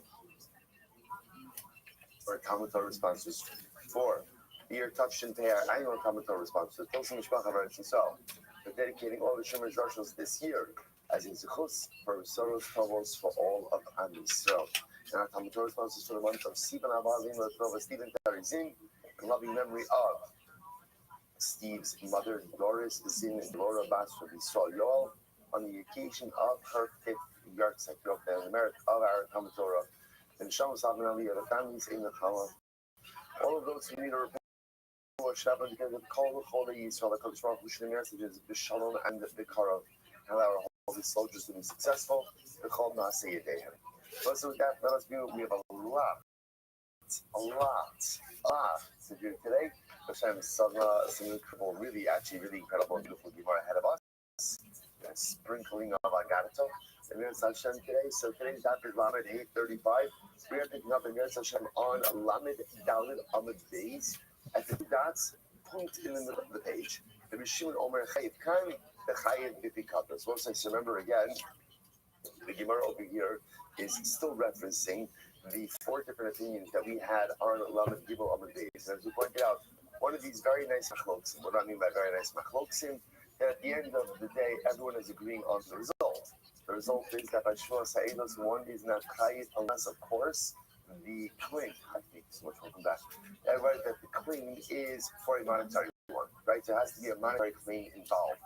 Halacha l'maisa, they dispute exactly how to go ahead and arrive at that conclusion. So Shimon Omer, chayit kan v'chayit b'pikadon. So Shimon chooses to learn it out from Shmuel Sapikadon. So they laughed about Rabbi Shimon and Eretz Yisrael. They laughed about this. So the Gemara says, "My chofa." So let's understand what was there. What exactly is there to laugh about? The Tani Malipikadon Shekemo also about Mushpa Kinishpa Mezid Kishoke. So Pikadon is different than Shmuel Sa'idos. How is Pikadon different? Number one, by Shua Sapikadon, I also remember again This is one of these scenarios where we're at a little bit of a deficit only because we have not actually learned the sugya of Shvas Hapikadon just yet. But we'll have enough information to operate properly. So the Gemara says like this: Shkin lo asa bo mushba kinishba. Shvas Hapikadon mushba means someone who takes someone who is adjured by someone else, like someone who takes the shua themselves. And furthermore, Mezid Kishogate. So in Shua Sabikam, both of these cases are different from one another. Masha'in came by Shua Sa'idos, where there is no distinction. So you are some mifli, mushba, if you ask for the Eidos, the Shimon Minove. So what does Rabbi Shimon know? That mushba means, again, that he could be adjured by someone else and still create liability. From where does Rabbi Shimon know that? The Gemara may Pikadon, because ultimately you know that from Pikadon. Pikadon, Nami mushba, if you are hated, Bigmane Eidos. Pikadon itself, ultimately, that you could be adjured by is there not from Eidos. And my hope was I don't think so. What's the laughing over there? What's the mocking? So someone shouldn't have a common nice, yeah, okay, so in my hope, shouldn't have a common nice, maybe we should learn this all from a common. If there's liability when adjured by others, should there not automatically be liability when one takes the oath to themselves?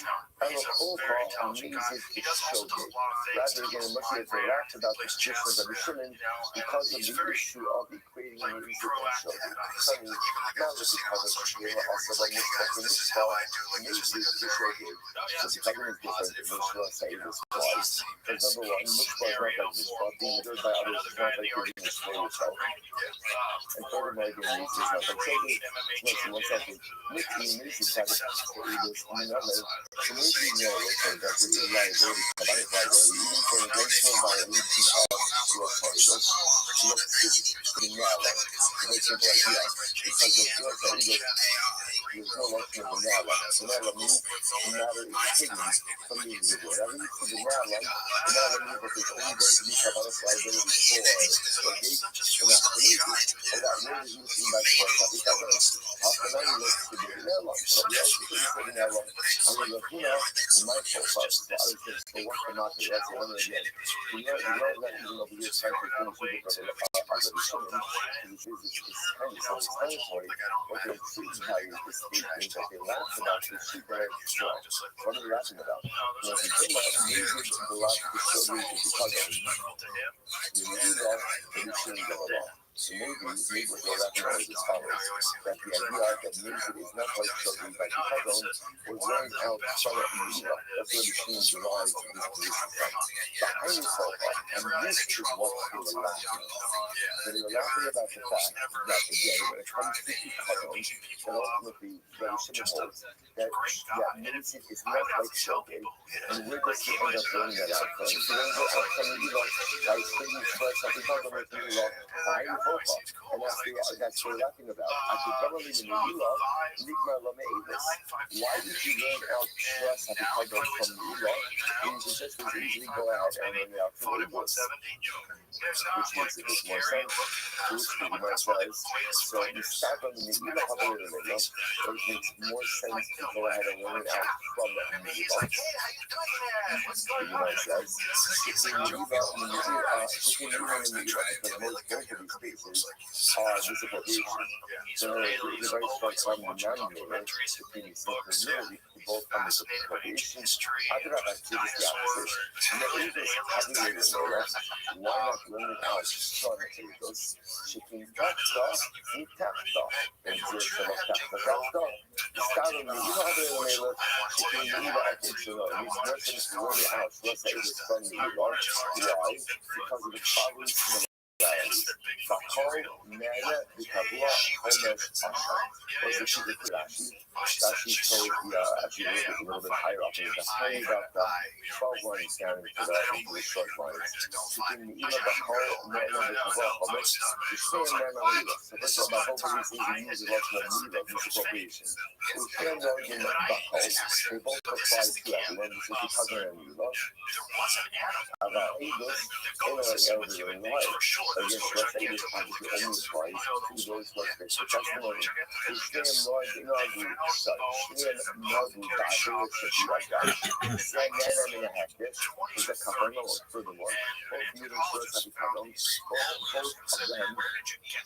are benefiting from that which is in their hand.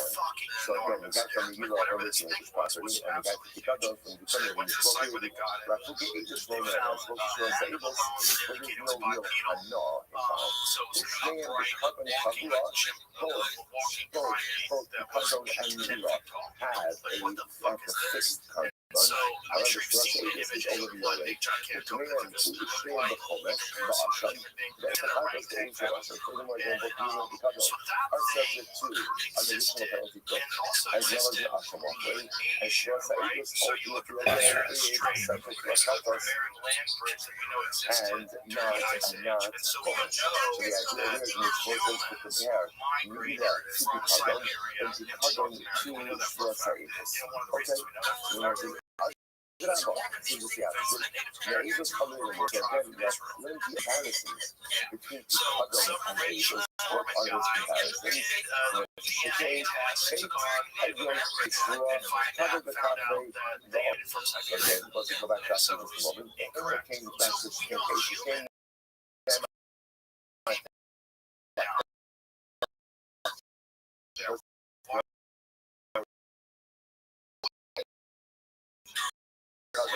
both have version of Kafka. You know, in Hegel, and then we're going to let's say this was Chicago. Both real people, as opposed to Milo's green Hegel. The same is true, both stage choice. But I give you the cafe again, both was Yeah, Mr. Aquarius.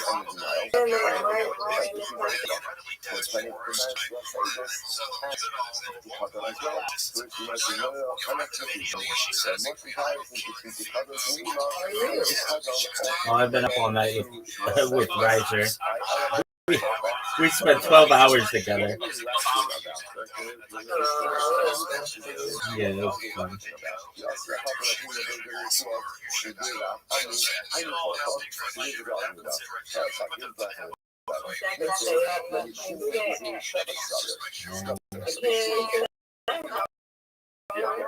Woo woo. Sleepover, Mr. Aquarius. Yeah. You have your coffee or your tea? Do you drink coffee? Oh, okay. Yeah.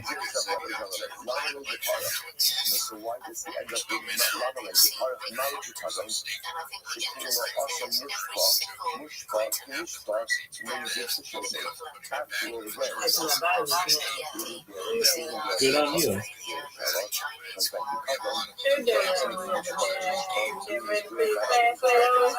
Yeah, perhaps. I just prayed, and I'm in the middle of a Twitter space waiting for them to let me speak. And I'm watching a podcast.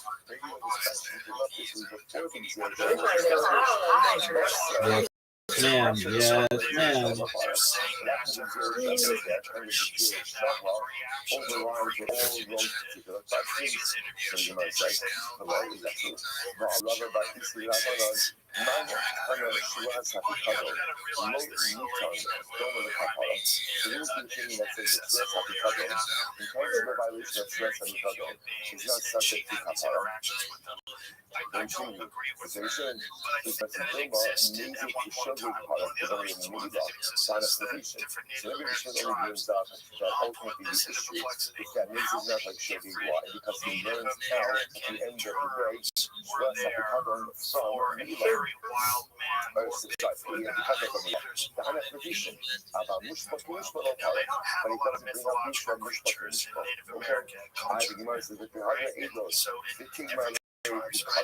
So why not go ahead and learn out?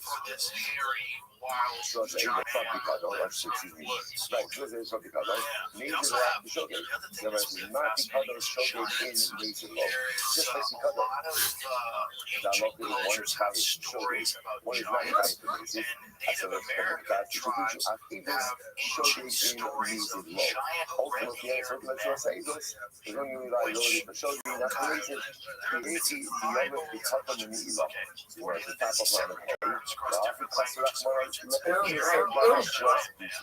the Gabi was Nikos Tikadosha. That's how the Torah approaches the right Excellent. I appreciate it, Mr. Aquarius. I hope you have a wonderful day. God willing, I'll see you tonight. Yes, ma'am. As well as too much Nikos Tikadosha, like entering into the state of Torah, or consuming Kodex in the state of Torah, the Kulan and Ne'emar Bahem, the Ne'elam. In all of those cases, the word the Ne'elam is used. Now, what does the Ne'elam teach me? Again, there's one great way. What does the Ne'elam teach me? That halacha l'maaseh only tries to show you, not tries to make it. Like, because the Ne'elam means I was unaware. I was unaware. I can't lo Ne'emar Bahem Ne'elam. And yet, my Shlosh Ha'edos, it does not say the Ne'elam. What does that teach me? Ultimately, I get to go ahead and teach you shogeg like music. So let's say shogeg. So what's the bottom line here? The bottom question, right? Well, over here, they laugh at the shimmy, ultimately, contributing the meat of their laughter was the idea that we were seeking to learn how Shlosh Tikadon from Nilo, as opposed to a more linear limit of learning how Shlosh Tikadon from Shlosh. The bottom line, halacha l'maaseh, which is very important, is that, and this is halacha l'maaseh, that one of the unique qualities of Shlosh is liability, kabbalic ability, when you take a false choice, whether it was the shogeg or the mason. This is an important point. Because remember, again, by other types of shlosh, for example, shlosh usually, or shlosh tikadon, ultimately, again, if you accidentally take a false shluah, there is liability. If you intentionally take the false shluah, there is no liability. Same thing again, like Tumas Nikos Tikadosha. Now, that's not a shluah case. That's not a shluah case. But that does take us back to the beginning of the Masechta. Because we do have that again in the first Mishnah of either entering information English in the state of Torah or consuming Kodesh in the state of Torah. If you did those things intentionally, there is no kabbalic liability. But if you did it unintentionally, there is kabbalic liability. So again, why the distinction? Very simple. Because by all of those other cases, the Torah, when it talks about liability, uses the lesson of the Ne'elam. The person did not know. Like Shlosh Ha'edos, there is no mention of the word Ne'elam. He did not know, and therefore, again, there is the word to say that there is liability, kabbalic liability, whether you file it intentionally or unintentionally. Beautiful, beautiful.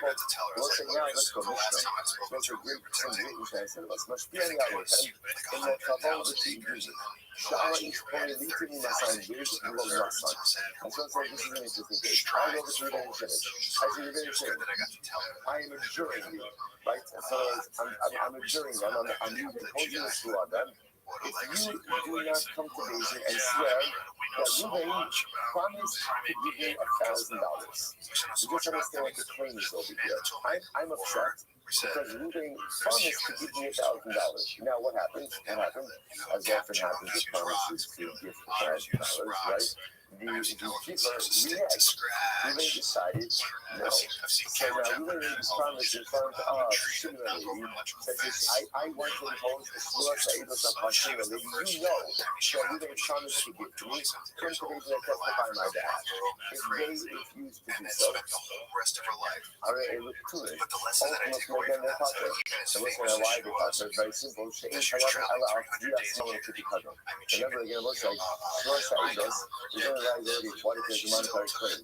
There is no monetary claim when someone promises to give you something. Like, in other words, if someone promises to give me a gift of $1,000, that is not an impossible claim. I have no monetary claim against it. Because there's no monetary claim, therefore, again, there's no Shlosh Ha'edos. So I will say, this is the beautiful linkage between the last Mishnah and this Mishnah. Because remember, again, if there's one way,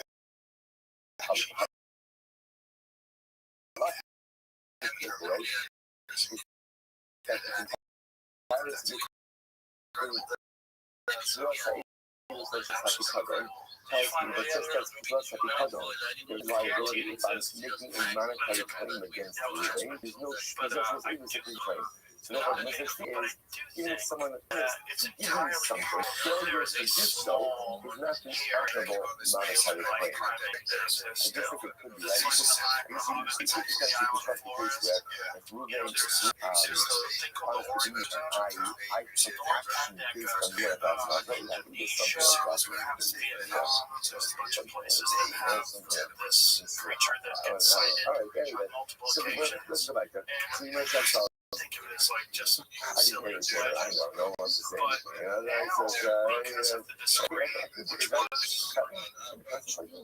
Was it in the 90s? I think we covered the Hobbit. Let's be on your Let's be on your this shit about the people. Those are very interesting things. I say, even shit. I hereby assure you that when you know English for me, you will come and testify. You know, once again, how it is true.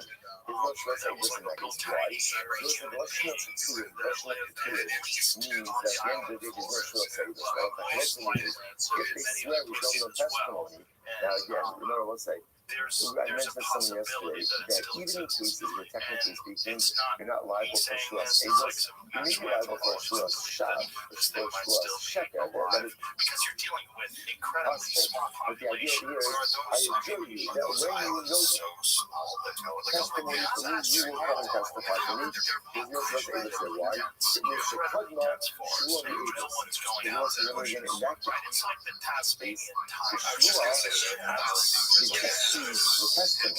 Remember, there's no testimony. There's no testimony yet. So I'm going to go back to that's what's the interesting thing. So yeah, stand up and share.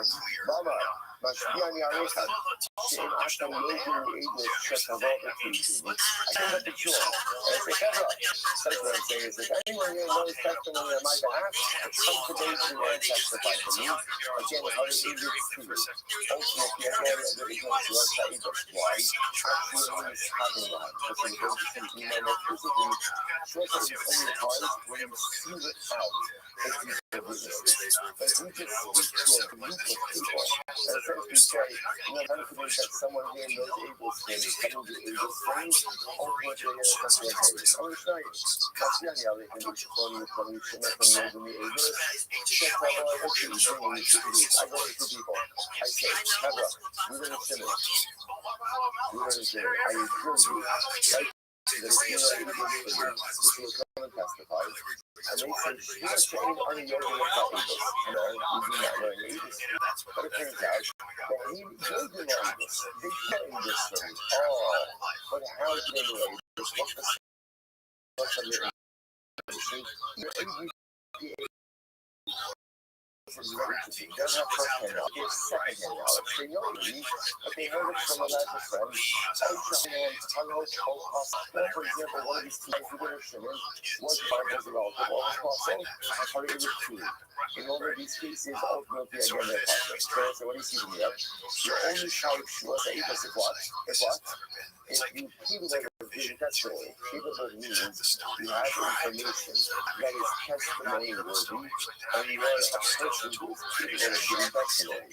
And if you do not go ahead and comply with those details, then hello for the next. Next, Salafiyat Abdo Sha'amra Mikba, Masfiya Ani Aleikum, Shimatan Yodun or Egos, Shatavav Shizim. Actually, like a time.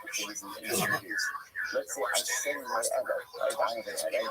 I send my Eva to Ruben and Shimon, and I say, I call my Eva to a jury. Such a strange aperture. Ruben and Shimon, so you should give testimony on my behalf. All of us listen to this. It's actually interesting. So let's say I get testimony. Let's say my claim is against Ruben, right? My claim is Ruben owes me $1,000. Right? And so, case number one is I send my Eva to Shimon and Levi to a jury. Right? Or interestingly enough, Ruben said to Shimon and Levi, you know what, if you have any testimony of your own, asking you to write a testimony on that side, because normally it's the plaintiff. The guy making the claim, I guess we call it the claim, the guy making the claim, who is Shimon or is the jury and the witnesses. In this case over here, it's the defendant who's doing it. So this because in either of these cases, treated as Shishon is Yaakov. Also, a very important qualification. There's only a theater to say, listen, until they hear a person making the claim. Only if the person making the claim, again, the plaintiff is the one who either adjusts them himself or is the one ultimately, it has to come from him. If it comes from it, or if it comes from the defendant, that is not so serious. We're talking about, I don't know, let's go through this. maybe it's the division because it's also in the must be on the American local to all the CDU. Some of it's probably on the side of the one side. So it's this. Here's our first case in this one. Right? I go to the insurance. I see the women. Similarly. So I knew that it was a little promise to give me $1,000, but he failed to comply with this premise. Ultimately, again, so you might have thought your fault. You might have thought that ultimately, again, they would be liable. I was all right. Tefta with zero shala. Ultimately, again, the context says tefta with zero shala. Ultimately, was a nema tefta. The nema lala tefta. So I say this is the tefta from the colors. So it says tefta by Shoselos. It says tefta by the colors. Mal halol b'tfias long v'yishlo. After the tfias long v'yishlo. So that shows that because of the most of the piece over here is where the defendant. Right, the defender, or I should say, there is an actual monetary claim, and there is an accusation of someone that should have the money. So, for the rest of us, an actual monetary claim, and someone has to be in possession of the actual money. So, as opposed to a claim of a gift. It's very important, right? So, again, maybe there is testimony that you get to give me $1,000. That's very nice. Reneging on that. That's really not a good thing. It's always good to keep your word. But when I say reneging on the gift, does not create an actionable claim. So because that is no stress, I guess in that case, yes. Must be on the other thing to say the labels. So let's say the next case was, I go over to Shmuel and I say, Shmuel, maybe, when you know testimony from me, I hereby adjure you that you're going to go ahead and give testimony. In other words, that's not supposed to say this, why not?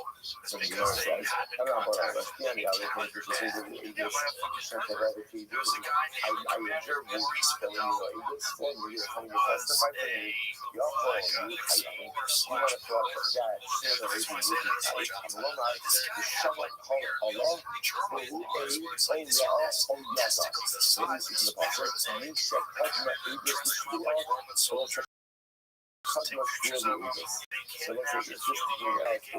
is phrased is the testimony comes before the Shua, before the testimony. Right? So the internal of it is very important. So that's the similarly, first all the information and then, but in this case here, what's happening?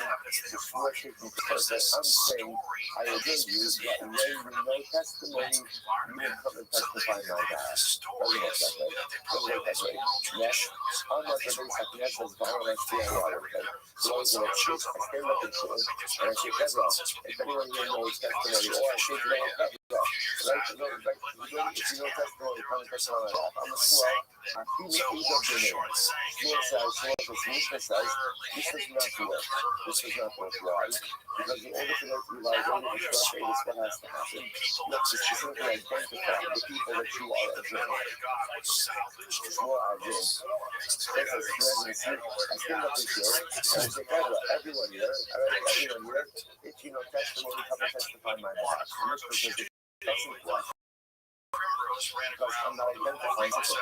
Shmuel says, by the way, even in the case where, let's say, the agent who I do, let's say I happen to know that I'm talking to Ruben and Shmuel, right? Shmuel, sorry. Like, I know that I'm Shmuel, but I'm just praising it.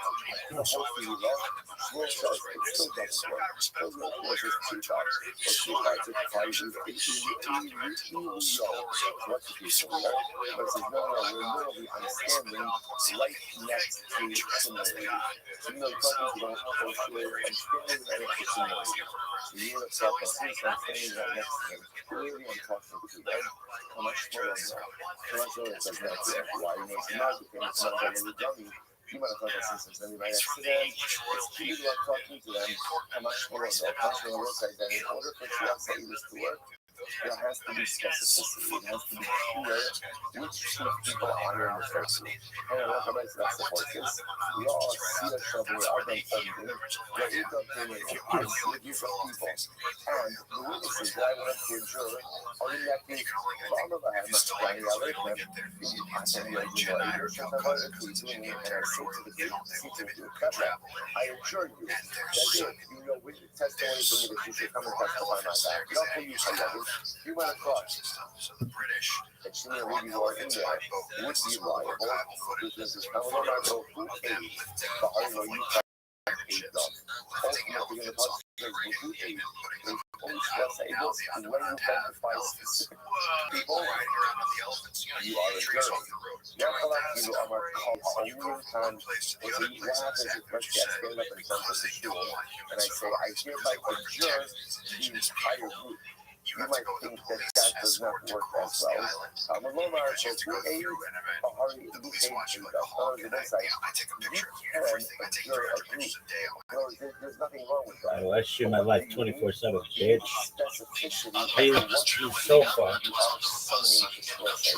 So if you're talking to two people in a group and you just address the group as a group, that will not work to create liability for the business. On the other hand, if you address the group and you refer to them as the group and you accelerate the group, anything that is that's what the idea is that suicide requires a defined population that is being observed. That's king of the time, the king of Germany. They were talking, by the way, of the area of France and Germany, where much before this all didn't hit Spain or North Africa or anything like that. The crusade was uniquely the issue of France and Germany. Again, I said, it was a great strength of France and Henry, I believe Henry V was a king of Germany, king of Germany, and the rival was basically Pope, who was called Urban II in that time. And Urban thought of a good plan in order that he should be able to finally have victory over the king, which was to unite all Christian believing people throughout the world, even throughout the control place of the church, to unite them against one thing, which usually works when you unite people against something, and that's when you work up the frenzy and people get all into it. And with that, to gain supremacy, to overthrow the government. You might have thought ultimately again this is reliable. Opportunity for this came up when a certain Peter the Hermit, who was residing in Eretz Israel, Jerusalem, at the time came along and gave some terrible news of Christian people being tormented and being harassed by the Muslims who controlled Jerusalem and Israel then at large. Number one, categorically, like you have to be the kind of person that fits into a category. And get everybody who would come into a holy war, today best termed as a jihad, into a holy war to free the holy city, to free Jerusalem from unbelievers who infidels, the Muslims, and to gain freedom for those poor people, the poor Christian people who were living there.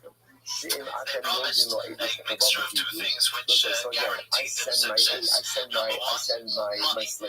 Whoever would join in the crusade would have a good part in the booty, would get to plunder everything that everybody and everything that they conquered. Number two, he gave them a spiritual incentive. If you join the crusade, you will have salvation. You will be saved in the next world. All your sins will be forgiven, and not only that, so you're done in this world, you'll be great for the next world, but an opportunity. Yeah, that's right. Yeah. For both in this world and the next. When you go and you see a word that is Malay, that gives you the ability to judge the word. Well, this is what works. really what it means is like this. In lo yagid v'nasa avona. If to him they don't give the testimony. Who's the him? The him is the person making the claim, the plaintiff. Right? If they don't go ahead and give the testimony, then ultimately they're going to liability. In the after lo yagid pater, the person needs to give the testimony to someone else. Who's the someone else? Either, for example, the servant of the person making the claim, or for that matter, again, the defendant, there is no liability. So there's a lot of really important halachas regarding shua sa'idos over here, right? So number one halacha is that you can only shua sa'idos liability in case of a monetary claim. Therefore, again, if someone comes to give me a gift, and then reneged on the gift, there's no claim, so because there's no claim, there's no shua sa'idos. That's number one. Number two, halacha mentioned shua sa'idos if the testimony preceded the oath. But if the oath comes before the testimony, ultimately there's no liability. Number three, shua sa'idos only works when you are adjuring a defined population. You are not covering a small population, but you're aiding, but you are adjuring must be defined. And ultimately, again, number four is shua sa'idos only works for people who are testimonially fit. Right? How you testimonially fit. Number one, categorically, you're not a cleric or apostle. And number two, you only know information firsthand. And number five, it only works if the actual person making the claim, the plaintiff, is the one adjuring the witnesses. But either the plaintiff's representative or the defendant adjures the witnesses, it doesn't matter. There's no shua sa'idos. I wasn't right. So it's a really basic idea. But the ani aleichem, the shua sa'idos now, this is going to deal with different lashonos of adjuring, different lashonos of shua. So, for example, the ani aleichem, right? Literally, again, I adjure you. That's a classic case. Or mitzvah ani aleichem, or I command upon you. We'll see Yahweh lashonos are. Or sarchem ani, or I hereby created you. Or ilchayot. This is what the Gemara says. These are all from the lashonos of shua. And look now, they're not completely expressed. What happens if you say to someone, right, I adjure you by the heaven and earth? Apparently, again, heaven and earth is not the proper lashon of shua.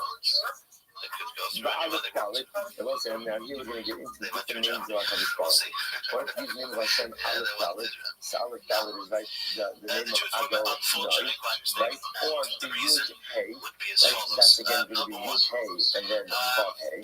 Or Yishakai, or Yitzvaos, or Hanum Berachum, Be'era Akayim, Be'at Chesed. Also, by the way, tremendous hashgacha in seeing the Shon's life. There's not a source behind what his mom is almost hevel, almost coming in your land. Incredible past such an illusion that to get us already again in the minds of coming in your land. So again, you know, before, the collectively, over all of the other descriptive names of HaKadosh Baruch Hu, so again, interestingly enough, if you use any of these descriptive names of HaKadosh Baruch Hu, there is in fact liability, for liability. Okay, I'm a color of the and this is an aside, you know, you can tell us to say this. Same way that there's true liability if you use any of these descriptive names, either names or descriptive names of God. So it's a color of the and there says if you curse someone using these names, or ultimately again curse any of these names of Hashem, ultimately again there's going to be liability. Rashi says in the color of the Rashi says definitely you go Yaakov Tori is Tori, Shazel you look to the television, fine. But the come to some places, the come to the party, then we'll define them as this in itself. And the color of the people of the world, so again, it's if anyone uses everybody read about history who was suddenly going to become a hero. This is who joined the father with his name. Look again, he's Kayu. But the first five lines, if I come in close, if I come in close, ultimately again, that's the right part. Again, we'll see the root of that mathematics. And the power absolute the Kadeo, the Kulan, or the rest. If you curse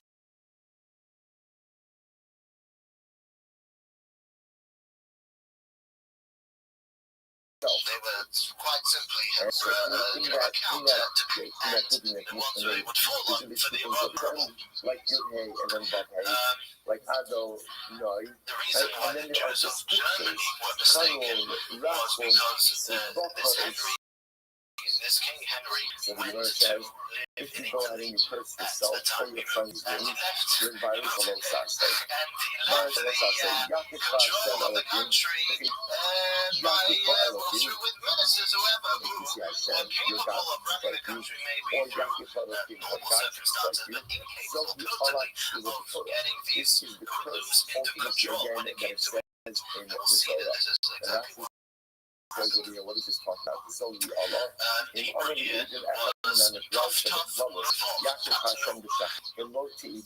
actually, if you want to read it, we know much of the happening some of the Crusaders, is because on Tisha B'Av, a number of precepts and annotations were written in memory to lament and to remember the horrors that went on at that time. So the year is well documented, passing over many days where such these written ones were recorded. In English it's 1090. That was a first verse 1096. The first place where these verses fell upon was on a French town called Rouen, a cave that people for the famous traitor of the be killed. Again, anybody who would not immediately baptize would immediately slain. The Jews in France, upon hearing of what went on in Rouen, wanted to escape, but many times the neighbors opposed them, as they did with those Jews. The Jews of Germany, when upon hearing of what was going on in France, were helpless of actually helping, but they agreed fast regarding ultimately again, biblical times, whenever something goes wrong with fast, they decree a stay, they prayed, they came into the shul, and they themselves thought again that they were safe, because they had Henry, who was the king, and would not allow these people that did not want these people coming in. The Crusaders had made Protestant the province of Germany, going through and burnt down killing the Jews in those horrible ways. One of the leaders of the Crusaders was called Godfrey Bullion. I think that's how you pronounce it. It's got two L's in English, but I think it's Bullion. I think you saw the L's. Bullion. Henry, upon hearing that Henry was at the borders of Germany and knew what was coming, sent a quote an order to Godfrey, or request to Godfrey not to come in. The request came with a hefty bit of money. Which is that he should be granted with 500 silver pieces not to be listened to that. He didn't go not for the fellas, but for the fellas who decided to follow him. The mob did not bother listening and entered Germany.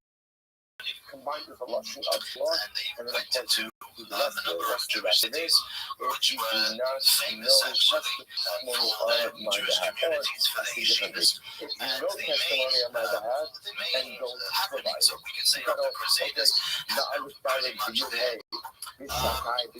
the first city, the major city they came into was a city called, which has a number of sort of names in some places, Spire, Ashbira, in many of the liturgy, Ashbira. I think in English it's Spear. They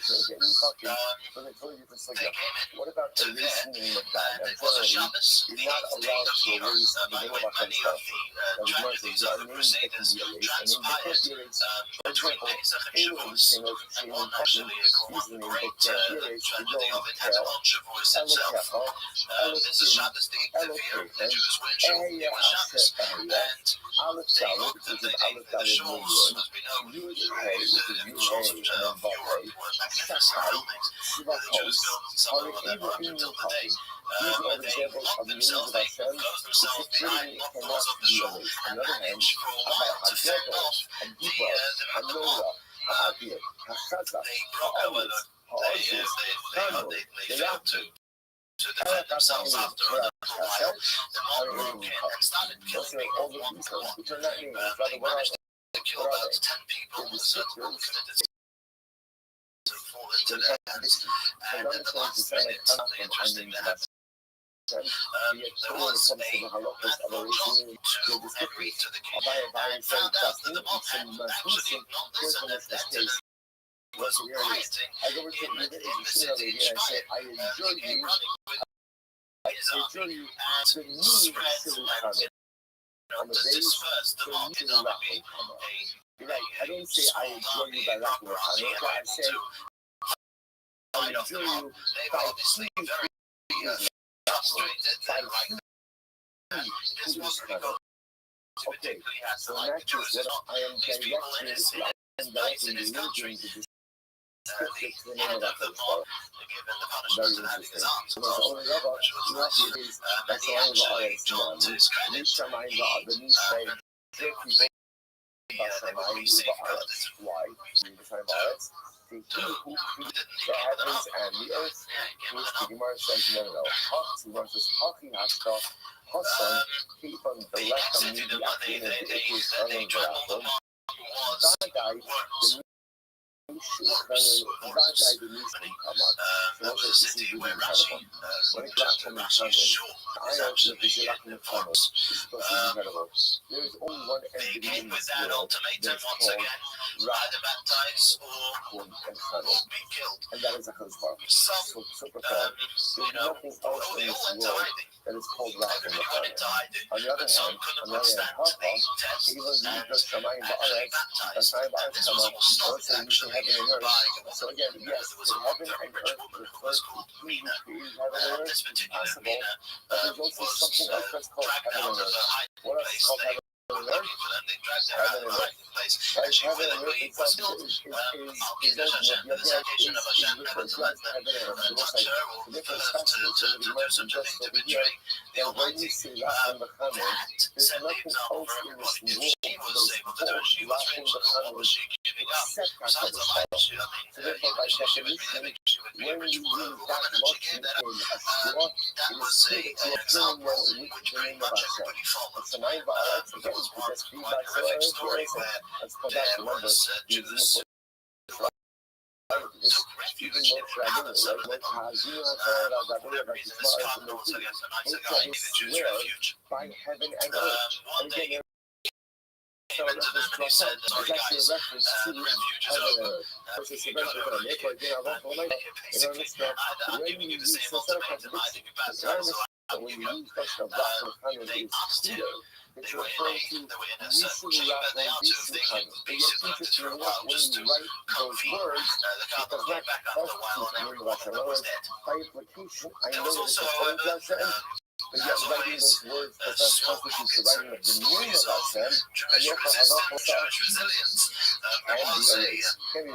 It's also very profound to contemplate that the only thing in this world that's called Rachel B'Chanan is HaKadosh Baruch Hu. And what you should be taught is that Rachel B'Chanan just means compassionate, merciful, and people do that as well. Like there aren't people capable of that quality, so perhaps it is things like this.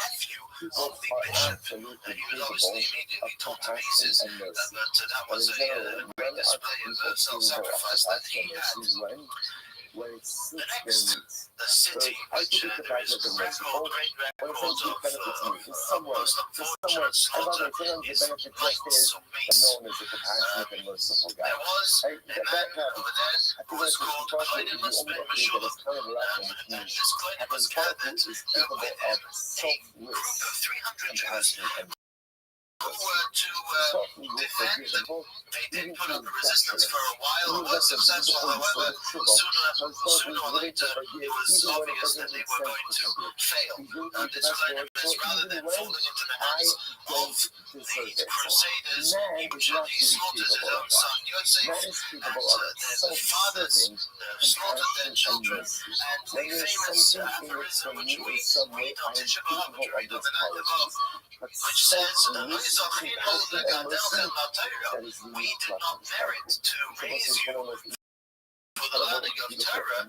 Let us merit to give you, to offer you, the parents say to the children, to offer you as korbanos, as sacrifices, which to have them to kill, they actually kill them as sacrifices, so to say. Many thousands died in mace and were buried in 9 great pits. Altogether, there were about 10,000 Jews who perished in the First Crusade. About 10,000 buried many different towns. Lvov, Mer, Gilder, different other towns and cities in Germany.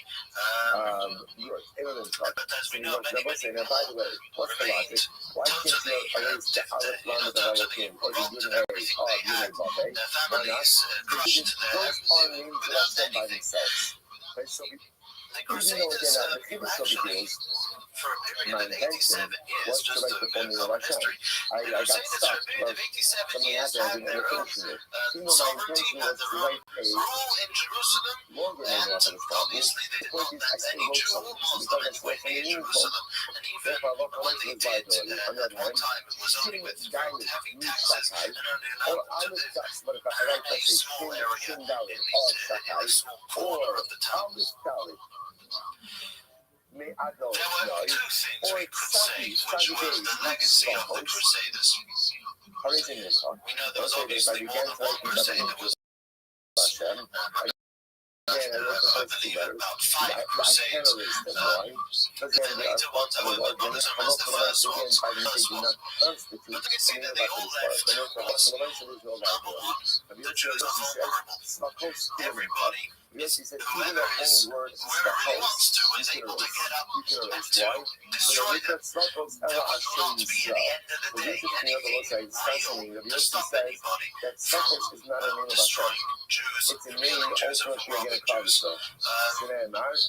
Every medium of safety failed, collapsed right in front of them when it was tried. The other legacy, which we could even see as something, obviously, but something extremely deep and awful, was the legacy of Messiah's nefesh, of self-sacrifice. This was a great display of self-sacrifice of Jews who committed suicide. Not only that, but maybe something even more harrowing was to kill their own spouses and children. So as not to betray the Almighty, so as not to betray Hashem and His Torah. And this is something which, throughout Jewish history, the great hawks of utter self-sacrifice, full of sense of word. There were the next Crusaders, the next groups of Crusades, there were obviously some very horrible and terrible images of scenes of self-sacrifice and again of killing and mutilating and so on, of torture. It was different to the next Crusades because those who conducted the crusade were more the noblemen, in quotes. The noblemen meant not that they were less fanatic, more bloodthirsty as the first ones, but they were people who listened to their superiors, as we saw that the Crusaders at the beginning didn't listen. They were a mob, they were fanatic mob who wouldn't even listen to their leaders and their generals. These, however, if there were to be an order, as there was by Germany and so on, to stop, to turn, and they would follow orders. Also, there was a little more safekeeping as far as the governance was concerned, because, as we said, the governors were totally against the Crusaders and therefore when the Crusaders took up and to destroy Jews and Jewish communities, they were a little more safe than the next Crusaders because of the governors. But then, again, there were terrible things going on, similar to the First Crusade. Whereas you are allowed to erase the prefix, you cannot go ahead and erase the suffix. Incredible. We've got to remember as well, besides the Crusaders, when we're talking here, we're talking here in the era, as we said, of the 12th and 13th century. Whenever you see These are the days of the castles and knights, the Dark Ages. Everybody was a little bit familiar, done a little bit of research, who has, as much as possible, entered an element into the world, to the sea of these ages. We'll know these were, these were ages where the stage was right for things. Now, again, the word of us is Ado, and then you write the Norma Chassi in there. I'm not something which was rabid over many, many places and at the time and again throughout Germany and the region. And even later on, as we know, reached the Oslo communities. We'll see much later. But this was perfect. The Jews needed to have Christian blood for the matzahs of Passover, and they would kill an innocent Christian child. And this was the time to avenge the blood of the Savior as well as the blood of the child who was killed every year because of the need of the Jews to kill a Christian for matzahs. The greatest absurdity is the Jews, it's more than a terror of teen times never to partake in any blood. This was the immorality of the Middle Ages. One of the most horrible blood libels was one in a place called Preußen. Pronounce it incorrectly. France, 14 Jews in that place who, after a tribunal, even after great interfering from great pressure from Jewish communities and other communities around, it wasn't listened to. These 14 Jews were sentenced to be burnt alive, which they were, and they were burnt with the announcing the Shema, which was something which was very prominent throughout ages when the Jew always die, especially if it was Al-Kiddush Hashem, the sanctification of God's name. They would always die with the Shema on his lips and the Oleno prayer. It's read the Oleno prayer, very moving and also very sharp prayer, which thanks the Almighty for not making us like those others to bowing to naught. So, obviously, this was the reason for which they were being killed, as they were to accept Christianity. This would not have been happening to them. And they died with saying the Shema and Oleno. See from here that hospitality has you can imagine what kind of life the Jews lived in those days, in those places. Was a constant life of time. There were always attacks. We stress over here the Crusaders were something major, something which shook the world at that time, something which therefore shook terribly the Jewish people. However, we must get the picture of the people. If you want to see the Jew living in the town or in the city, in these places, there was a constant terror. He was utterly vulnerable, and any local priest or a bishop would light the masses to go, stir up the masses to go and plunder, localized pogroms and localized attacks were always the share of the Jew who was living in the time. There was always a question of who is going to be in the lead, who is going to be the next ruler. Whenever there was a question of who's going to be the next nobleman or squire or bishop or cardinal or king, there was always terror, there was always fear, because what kind of a person is this going to be? Are they going to be benevolent to the Jews more or less, or totally not? So this was the kind of life that Jews were living in, and it's more of the picture we have to get of the Middle Ages and the kind of life that people were living, and hence the feeling towards the Jews. All right, so let's say good morning. Good morning. Hope everyone had a beautiful uplifting for the course. Function of week is supposed to continue now. A couple of days leading up to Shabbos Torah. Incredible. Some people have been able to use this for other Kedusha. We did that closing all of our responses for this morning. So the same our annual Ramadan response was 4. Something great. Choose that we notate as said many times, I'm constantly on alive today. They are constantly on the lips of thousands and tens of thousands of Jews throughout the world who learn the Talmud. And these are what we're talking specifically here. The Baalei HaTosfos, those who wrote the Tosfos. Tosfos literally means additions. And these are, if you look at the Talmud, you will see on the inner towards the center of is Rashi's commentary. You have the Gemara, the Talmud in the middle, and on the left side, on the right side, page on the right side of the left page, you have Rashi's on the outer margin. Towards the outside of the book, you have most volumes of Talmud, the Tosfos, editions, labor-written by many scholars, some of whom were grandchildren of Rashi, and some of the chief ones were Rashi's grandchildren. So we are fall behind rapidly. So we are 49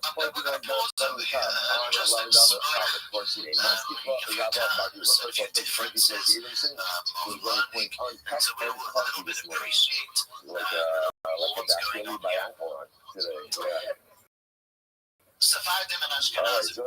We have this difference between just Rabbi today. And that's those who give Spain, Ashkenazim, those who give Germany, as well as there were also different styles of learning, sides for the dialect and the sides for the customs, the sides for the different laws which were accepted. There was also a different style of learning, and this is quite widespread until today. The Ashkenazim I can go ahead and tell them, you guys know testimony to me, right? Even if you start for me, in my case against you, what does it mean? I could say, Rashi's commentary was and is therefore extremely vital because one type that's very cryptic and assumes a lot of knowledge. And they go ahead if you don't have that knowledge, or you weren't passed down that knowledge, you're going to learn that. That's Rashi. Tosfos takes apart many times Rashi's commentary, who says many Tosfos, many a Tosfos will start with Pirush HaKotos. The Kotos, the open Rashi, has explained such and such is the meaning of the Talmud. Well, so for example, if I have some other theory against you, whatever it might be, but it is not a direct monetary some other methods that he argues with this. There's another certainly an argument, a different explanation. Which one explanation is better, and so on and so forth. Rabbi Shimon, not trying to sit in the neighborhood, but that is the style of the Ashkenazi or the yeshivas and those yeshivas who always delve deeper into the meaning of the Talmud. So you have a commentary which commentaries for so on and so forth. Sephardim usually way of learning is not absolute. It's not an absolute, but one could say as a general guideline, was a little more veering to the halach to the law. It was a mention of putting together the Talmud in a way that would come down to practical law. Practical law and ethical law. And those were the differences between the yeshivas. So, Tosfos, the Baalei HaTosfos, those who came after Rashi, were the ones who were the Ashkenazi yeshivas. They led yeshivas, they led learning, and this was the style of their learning. What a great Baalei HaTosfos was a man called Rabbi. His name wasn't Tom. His name was Yaakov. Now, he had the word Tom. The meaning of the word Tom is a borrowed tongue. When the Torah speaks about Yaakov, our forefather Jacob, And of course, Rothschild, because obviously I'm not really covered yet in a meaningful way, is someone else's in possession of my item. But when it's my item, then you have a little bit of a dispute about that they have it, I can make them think and always that they don't have to cover. Okay, so we were talking about Lula. As opposed to his brother Esau, was a cruel, a cunning individual, and so this was the contrast that we have in Esau. Was called just straightforward, being that Rabbeinu Yaakov was a great person. He got the name he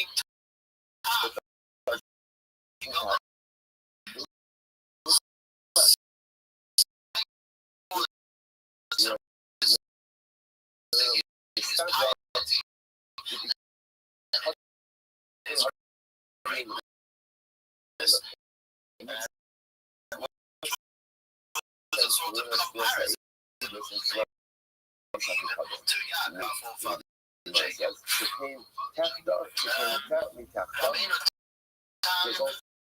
Was a grandson of Rashi, They have that symmetrical story which they tell was the was a little boy, and he was sitting on his grandfather's lap, and the boy and his little boys too was fidgeting around, and he noticed that Rashi was wearing, and evidently was the governor of Rabbi to fill in the Tasa, even the Tamas as well, but to wear to them all day, as was the custom of many great, not just for that.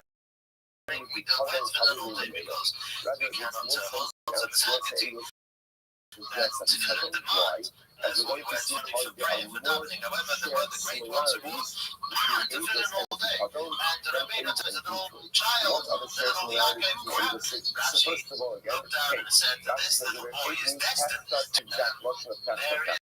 there is a argument as to exactly how to explain a certain law in the Talmud that we hold of how the parshios are supposed to be situated in the the Talmud says something, and the question, there's a certain order according to which this is the universal way. In my opinion, it will be follows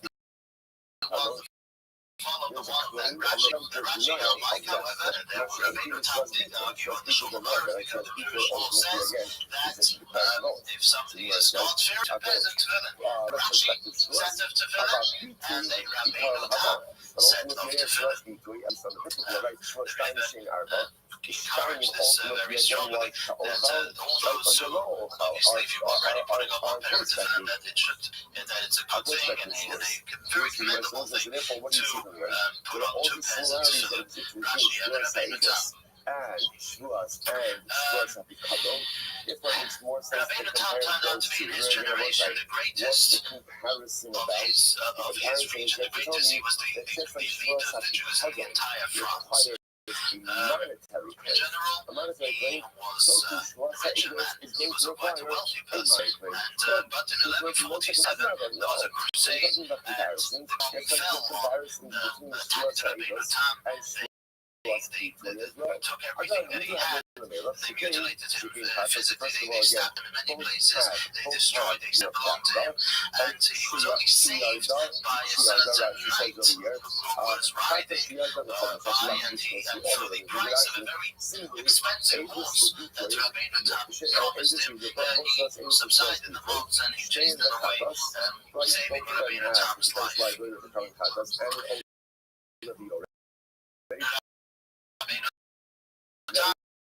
Was looked at as we said the entire region as the greatest authority in the question was sent to him to France. He had quite a unfortunate illness, unlikely reports, and when all the efforts were futile and the Jews were burned alive, he passed away only a few days after.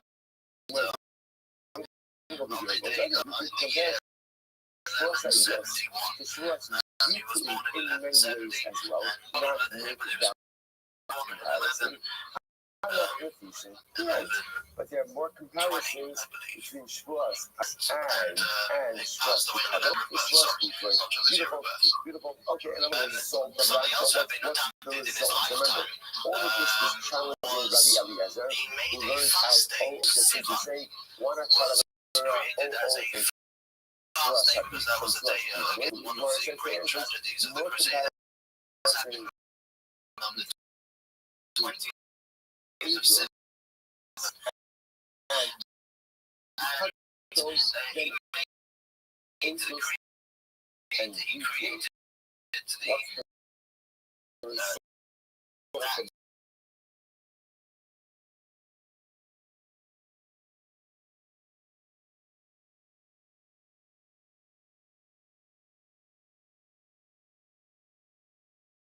for us, remember we talked throughout the year, the voice of the world that he created that day is a fast until today. There are some who actually observe this on migratory fast, but there are some because there is liturgy across the for example, the sort of difficult tabernacle times, that Jews was the example. Which piece You had monks working for them on the day, and there was a believing constantly preaching to the masses to be faithful and to be brutally to question. And it started hints of a build-up against the Jewish towns, the and then one of the early artists was called, and he gathered together. So as he noticed this, he gathered together 60 students who memorized the entire Talmud. Each one of them took a Maseches, it took a tractate, and memorized the entire thing verbatim. This was the likelihood of what was done before the Old Torah was written. And the whole thing was on. In the year 1240, this built up to when certain apostates betrayed Judaism and taken over Christianity, which unfortunately many of the greatest tragedies to Jews started with these people. This man in 1240 brought an accusation to the Talmud, and the Talmud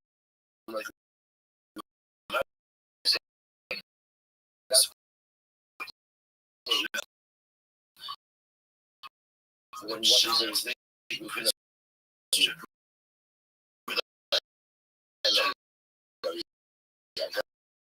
were insulting against Christians, and he insisted on an argument, on a debate between himself, between four rabbis. It was headed by Rabbi who was also one of the great scholars of the time. But obviously, any one of these debates, which there were a number of, as we'll see later on, there were a number of these so-called debates, but they were extremely unfair. With rabbis during always they were single-sided, and it was only used to make further accusations against the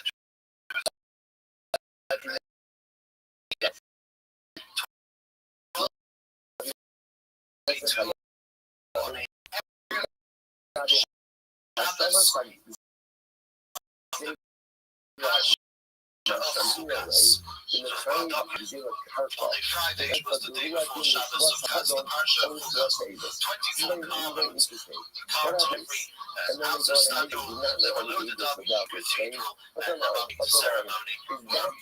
obviously the deal was illegal, and anybody caught him in the matter of Rothschild. There was another mayor of Rothschild, a great scan wrote many works, composed a keynote, composed a piece of liturgy as the word Shal is for H. The Torah was burned in fire. We actually, this was the kind of, so this is again one example of the kind of environment that the Jews had to go through and to live in the Dark Ages. Some terms of it, partly Ataisus, but now we'll introduce something, because coming to this era now, what happens again? I'm not saying so very emotional. What happens if I look for the next again? I say the children of no testimony about me. Moving over money. the word Rishon means first. It's not. The word That I say again. Swear that they don't know any testimony, but in fact, wrote the Mishnah, through those that they have called Tanoi, denial of women is a Tanoi. Those who told the Gemara, the Talmud, were called Amoraim. Those who said that who brought down the tradition, Amorim was an Amora, Rashi was an Amora, Prophet was an Amora, Abaye was an Amora. right? Okay, After the Amoraim, so the we people went on through the Gaon. Gaon, The Gaon, that was the Gaon, was the one who led the yeshiva in Babylon, the center of Torah for hundreds of years, and each generation we had some of the famous ones, Reb Sadia Gaon, Reb Hai Gaon, Reb Shimi Gaon, and so on. Those were the Gaon. The center of Torah in Babylon sort of died out. The Jewish center went to other places as we went through. And a period started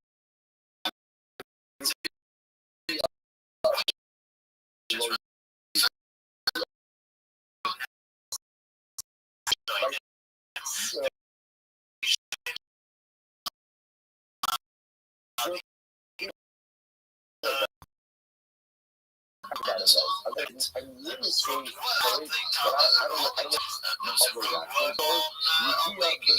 it's just the name that we give them. And probably it's relative to the Amoraim, relative to the later ones.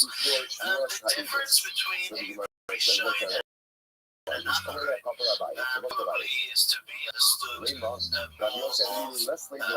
interesting holiness or sanctity. We go to any yeshiva today, and if somebody will want to explain a piece of Talmud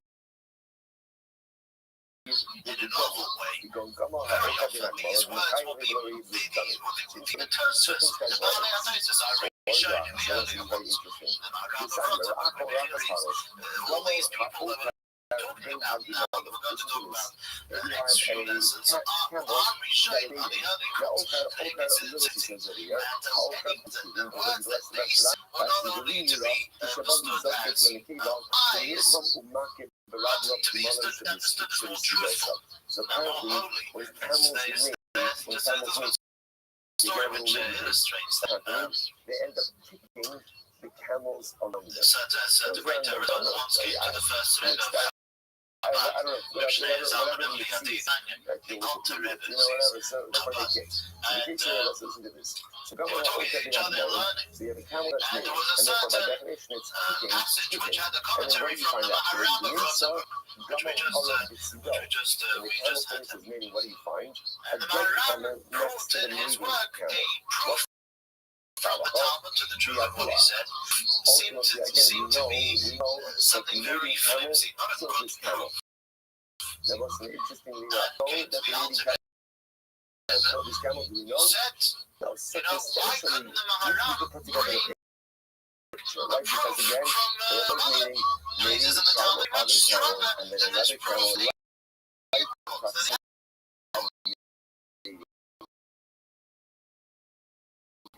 The Alter Rebbe said,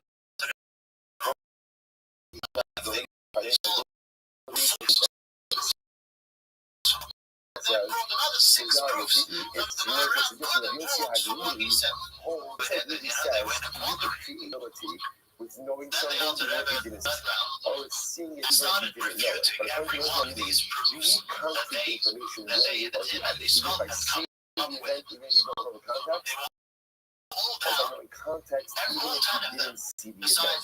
The circumstantial evidence would be enough to create liability. And interesting, the Gemara says, because if they're using really that you could create financial liability based on circumstantial evidence, this, you could even potentially create capital liability based on circumstantial evidence. What does this mean? The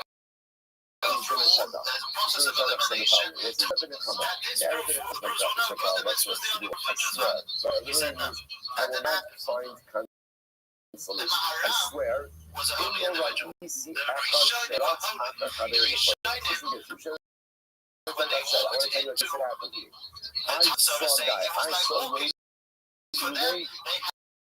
running after Shimon. And what happened? They ran into a corporal, they ran into a woman. He was working on water, and he found a way to find the people. That's the outcome. Shimon said,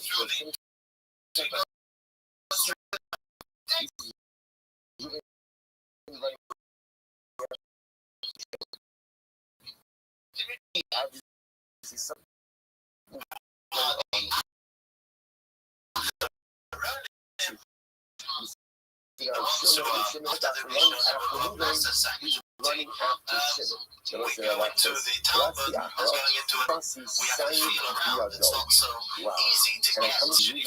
got running after Shimon. That's the wow. And it comes to you blood dripping off the sword, the heart of the fire, and Shimon is literally again like he's in the throes of death over there. I'm not too old. That wasn't a good translation. What is seeing in chat? What is he seeing? This is Ruben with a weapon that has blood on it. He's Shimon on the ground. What didn't he see? What didn't he see? He didn't Ruben do anything. Look what Shimon says. I'm not too old. I said to Ruben, rush up. 3 months old was that. Especially evident in commentary of the Talmud itself. That we were sitting in front of 300 years ago. We were into sitting in front of something which was written very big difference to how that nobody could so to say, to argue it, not understand it, maybe other Rishonim can go down that road, and therefore we will rule and say that in a yeshiva today will not argue with a Rishonim. Yes.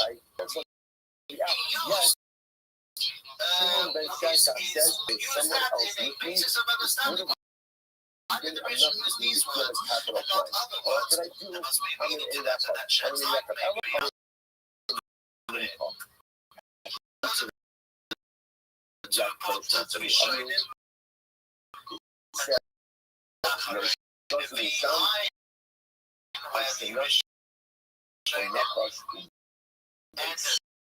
Acharayim begin in sort of vague. The time of the Rishonim definitely about 500 Shana Rishon. Maybe the era of the Shulchan in between. That's that time, that era was sort of in between, lying between the Rishonim and the Acharayim, where that will get to right. Solid and concrete information. But this says, Rabbi Yosef really clearly doesn't hold like Rabbi.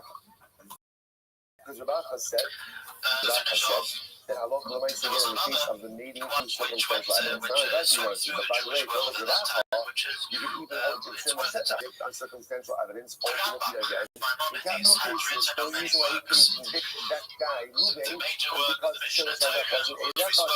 Which you know says,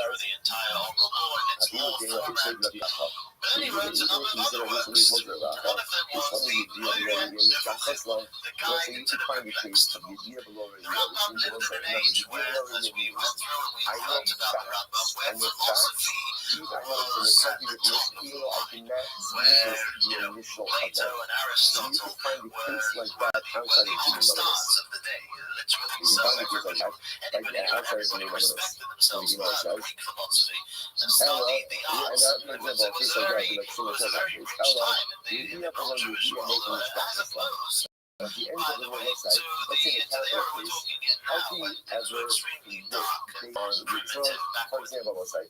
In a capital case, what would be an example ultimately again of Yediyah below Yediyah? Or an example of capital case? The Shem Meshach case is a perfect example of Yediyah below Yediyah. Right? I see Ruvain holding the sword. So clearly again, someone killed Shimon. Re'iyah, I did not below Yediyah, I didn't see Ruvain do it. Sort of one plus one together. It's like I could come to the conclusion that Ruvain killed Shimon. But in the case, how can you have a capital case of Yediyah? I'm sorry.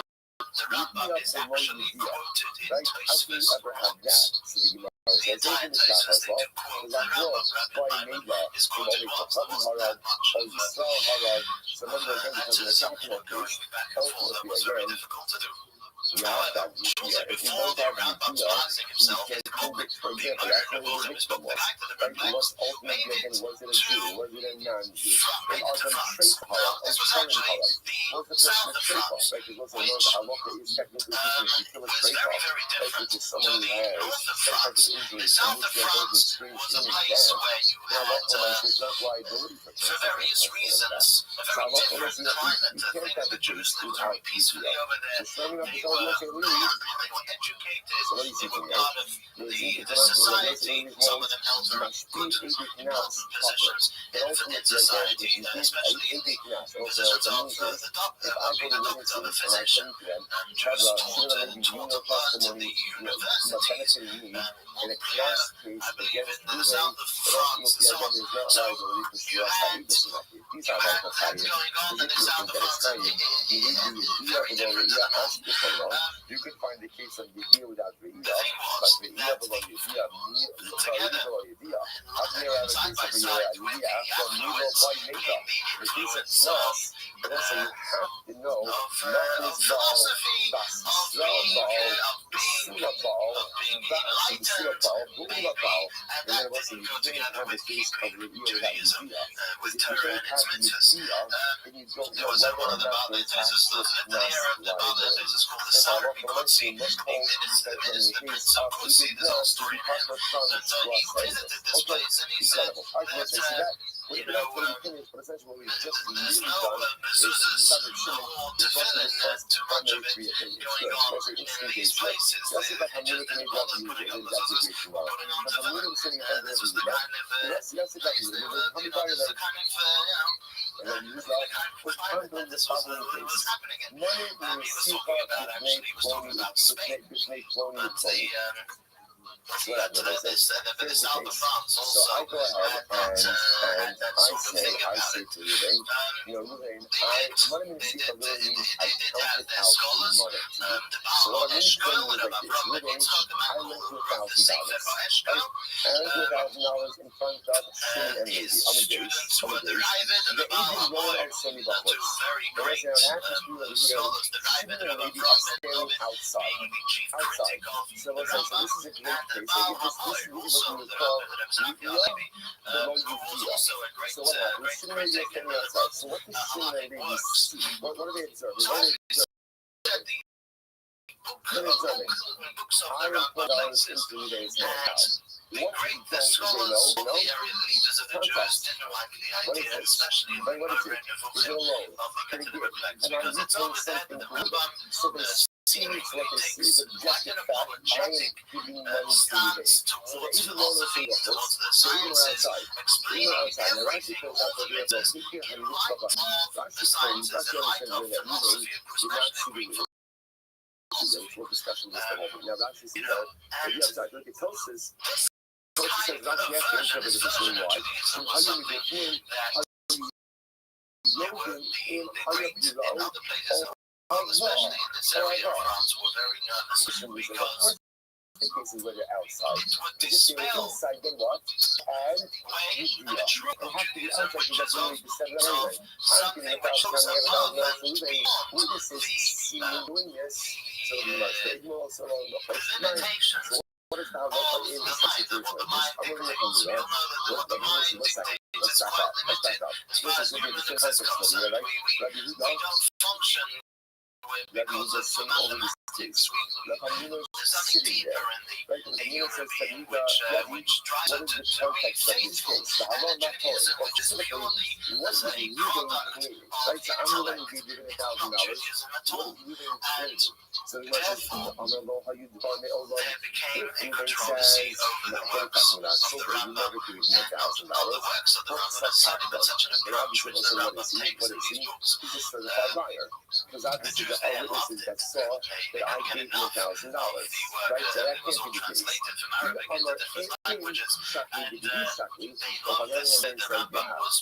You know why? That was my money. That was my money. I lent it to him, or I deposited it by him, whatever it may be. So yes, I got $1,000 from him, but that was my money. I'll say it was in my heart. So that's the reality. What the witnesses do. Remember, the witnesses can't say yea or nay.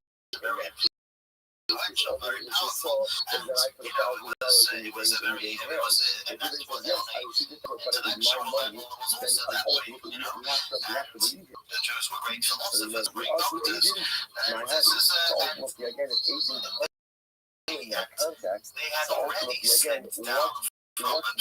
again, what's good, right? In other words, Allah for my side is really accomplished.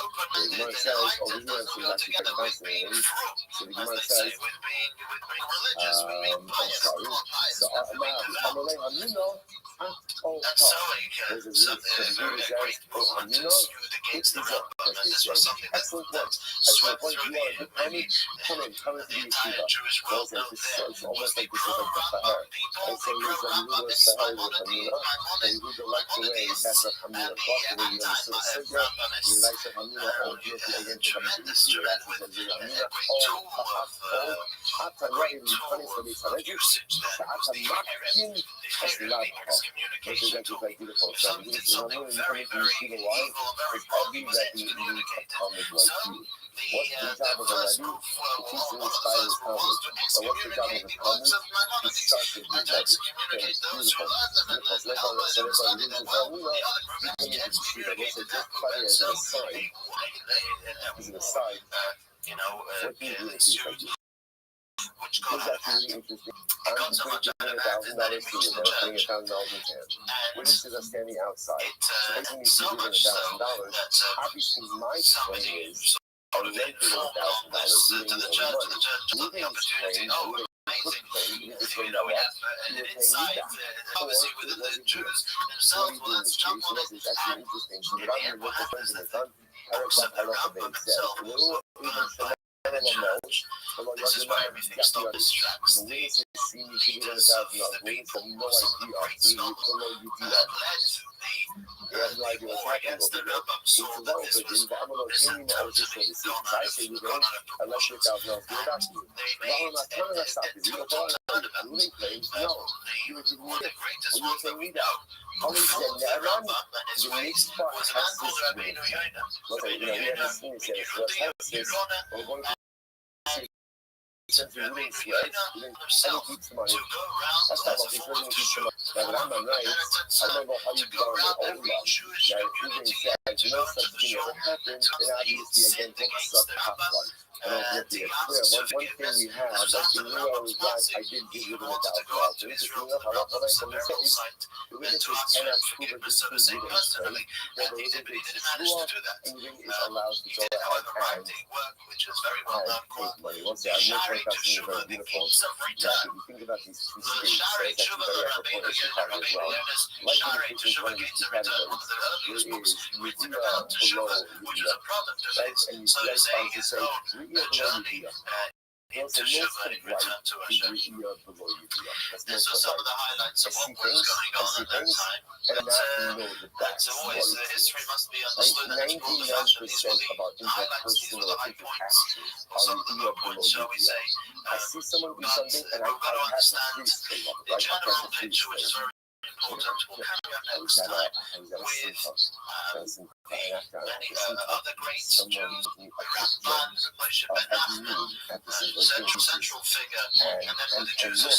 like I was like traumatized. You know, like that. And the person, it was a funny person said, you really should pay better attention during the speeches.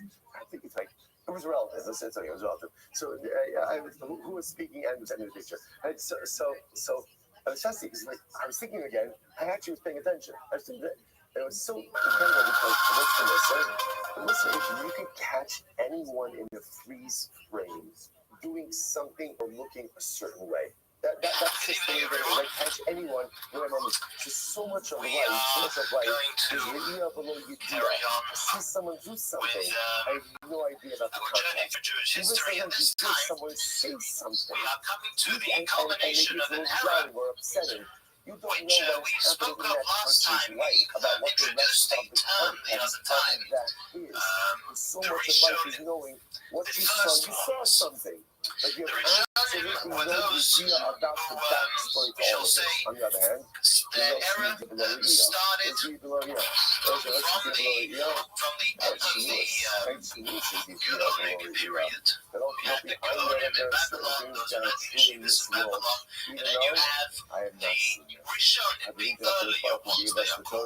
Even though I cannot see many summers that I've seen, throughout the ages until about this time, which we would call all of my heart today, choreographs and shapes every single moment of my past, present, century, definitely by the 15th century. Just because you can't see it doesn't mean you don't know. So I need ultimately again the belief in Re'iyah. Some of the greater showed him some of the great earlier ones who lived in Spain. Ultimately again for my really made their mark on Jewish learning and Jewish living up to this day. Names and their legacy lives with us right up until this day, as we mentioned on a number of occasions. Now, what is unique as well about this era, which we put into the title, is that this was also the era when the learning and the also practice of Kabbalah, of the hidden elements and secrets of the Torah, started to become more common than it was in earlier times.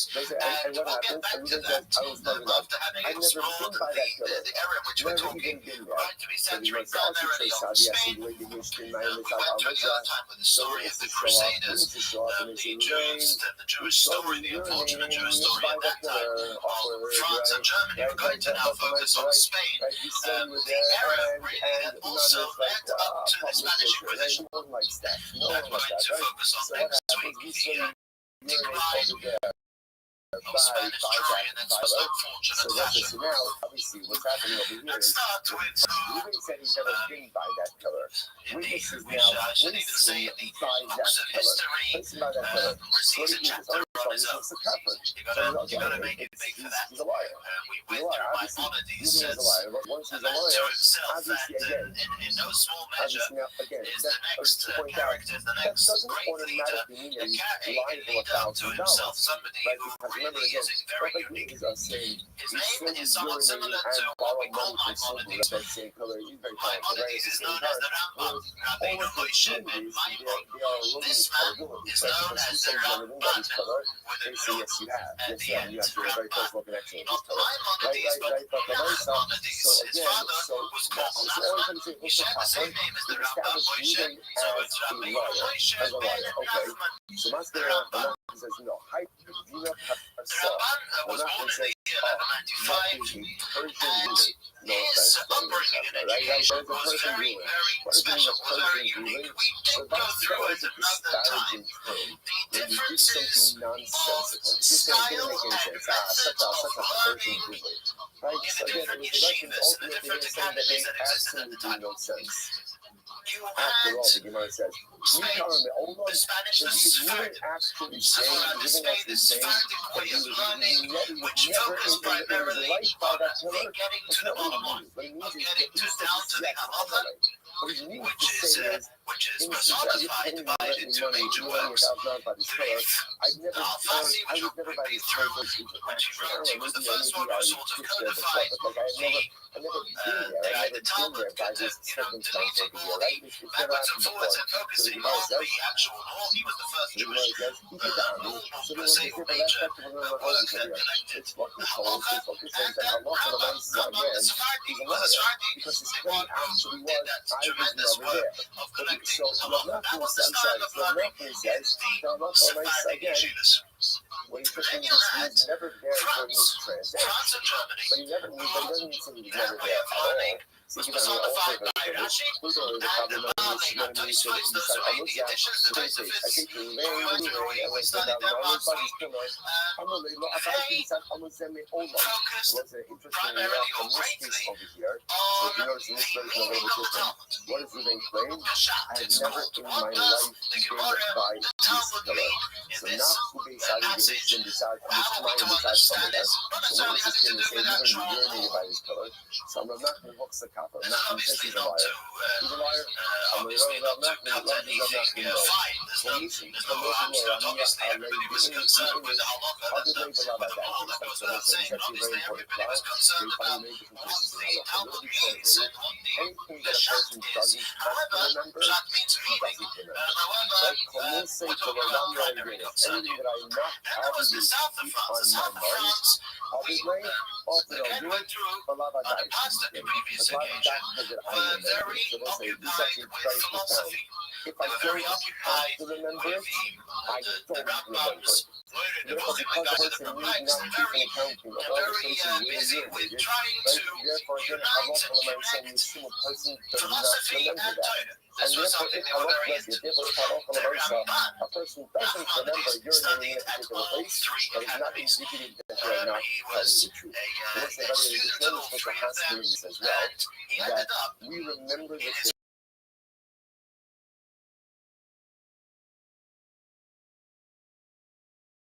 works being able to Rambam by profession, and that was contribution of the south of France where he learned where they were interested in uniting the sciences together with Torah, and he was that's what he was doing as well. The man wrote a number of great works. everything. The first So again, perhaps if you the first one on the list situation, you know is a book called hold water. Milchama is Hashem, the laws of Hashem, the laws of God. That's a pretty good book.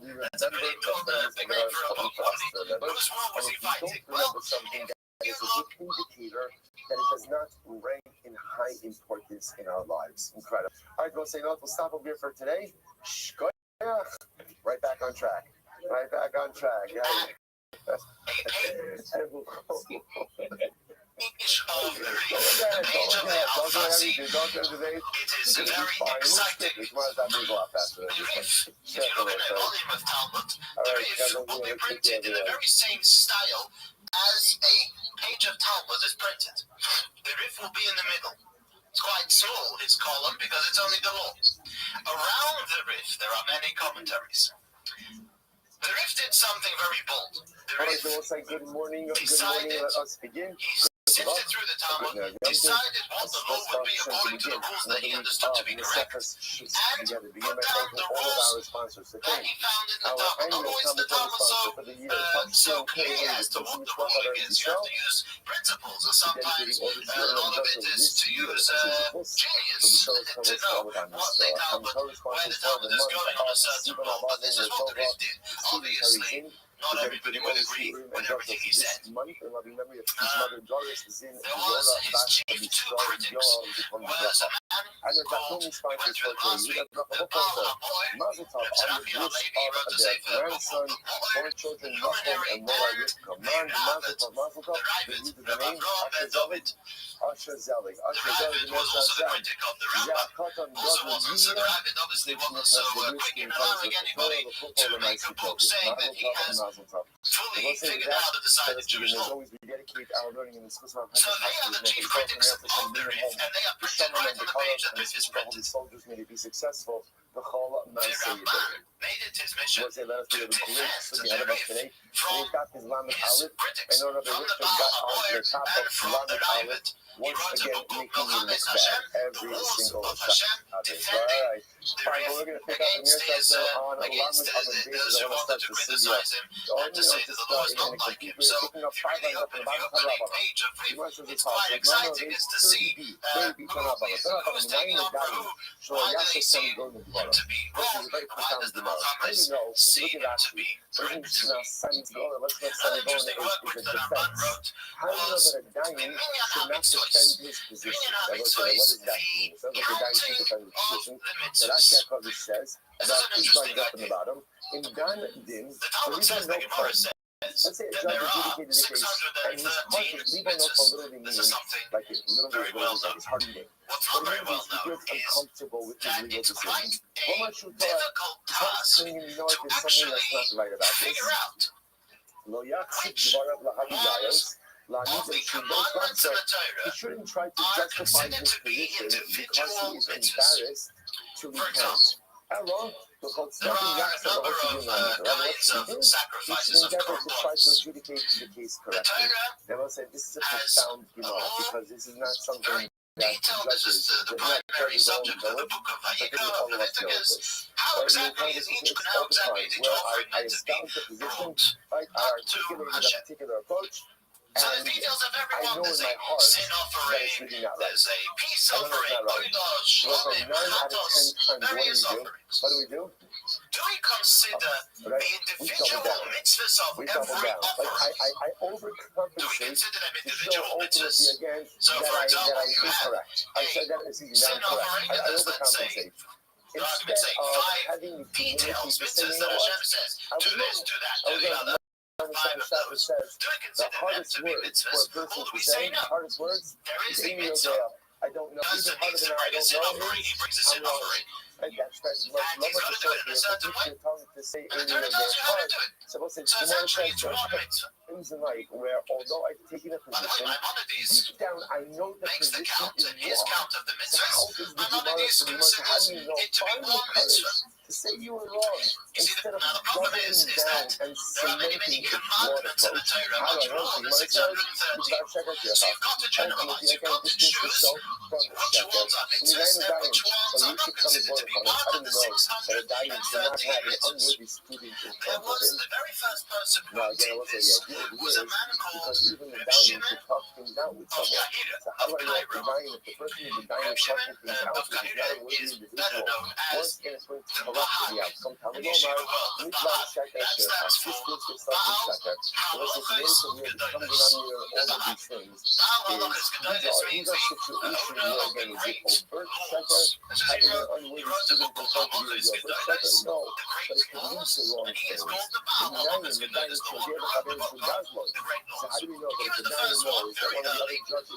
The Tosafists bring him all the time. Very early on, he wrote a book counting through the 613 mitzvahs. The next one, obviously, another one was Maimonides, was the Rambam. He wrote a Sefer HaMitzvahs, the book of mitzvahs, which contains obviously the counting of all 613 mitzvahs. The Rahman himself wasn't necessarily in agreement to the Baal Halachos Gedolos or to the Rambam as to their count of the 613 mitzvahs. That all of us are made up of multiple parts. And some of those parts are good, some of those parts are not good. Right? No one is he going to ask for me. defended the It's Baal true when it Halachos comes to Gedolos judgment, when it comes to judgment, in a I greater way can't than he agreed participate with in the the Rambam. judicial The process. Rambam had his own way of understanding the 613 mitzvahs. I know that He the took other the Rambam people that involved are differed dishonest. from the Baal Halachos It just Gedolos, corrupts and he the defended the entire Baal thing. Halachos Good Gedolos on luck, many Good. aspects. But we are the So there's a book of mitzvahs on the Rambam. Another book he wrote on, which is called Torah Sod, on the book of man. The Rambam wrote that's to do with the laws of mourning. And at the end of it, a person who passed away, the laws of mourning. At the end of that book, there's something very fascinating called Sha'ar HaGemul. Sha'ar HaGemul means the gateway. That was the chapter of Gemul, of renewal.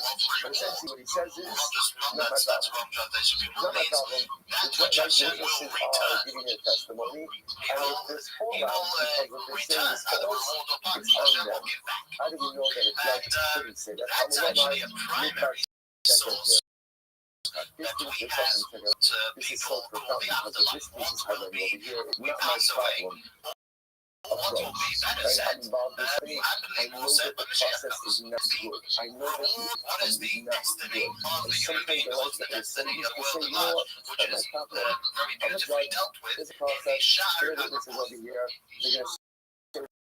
They're going to say, if they check out, they check out. And if there's a problem, Having it's said on all their that, head. the notes It's of not the true. Rabban, If the you're greatest involved word man it's probably your wrote, and what he's problem. most well known for, is his commentary on the Torah. Yes, he wrote a commentary, Pirush HaRamban, the commentary of the Ramban on the Torah, And there's nothing we where don't hear that Hashem he did is want one of us the to hear. most And if early you see it and you can hear it, and it's major because of the works who wants us that to do many something about it. concepts of So if we Kabbalah, like to see of broken the situations, secret parts of the Torah, not a filter problem. through his If it wasn't the commentary problem, you on wouldn't the have seen Torah. it. If it wasn't the problem, you wouldn't have heard it. There aren't If too you're many there, before if him you're present and now you're knowledgeable, things this of is what we're Kabbalah, saying. It is your problem. but we'll get Try there to do something to remedy it. a little later. Behind the Talmud, she would say that they got overall. In his life, the Ramban, Maimonides became How do you know the that the leader of the student is Jewish sitting people before in his Spain. Rebbe? Throughout Spain and not just Spain itself, but throughout the entire region. He was the man to whom all the Jewish people looked up to.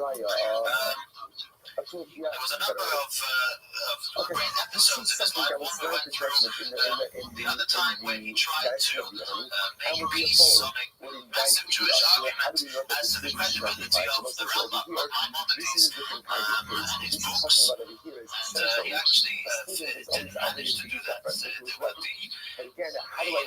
argument had gone way too much out of hand for him to make peace among. Another thing that happened in his lifetime was an unfortunate thing in those days is that often Jews were called up to debate the Christian clergy. And that was always unfortunate because it was never a fair debate.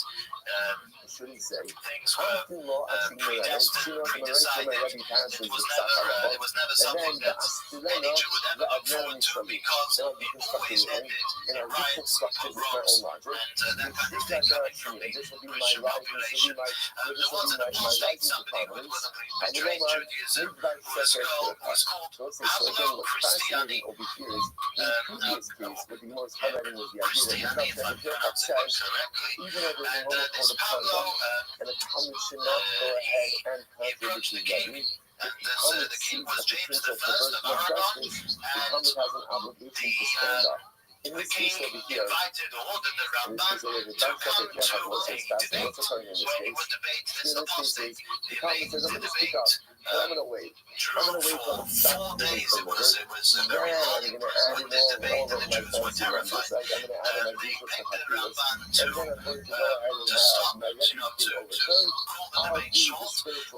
However, the king was so impressed with the Ramban, he ordered it to carry on. He's very famous for having said that the king, obviously being a devout Christian, said to the Ramban that he was so impressed with him because never has he seen somebody defending something so wrong so well.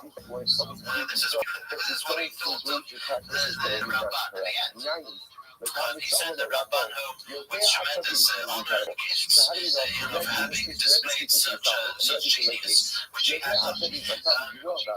However, this had brought a lot of jealousy and a lot of hatred from obviously the Christian clergy and populace, especially from this apostate, from this Pablo, the Bishop of Verona in Italy, was so impressed he ordered the Ramban to write down his debates, which he did.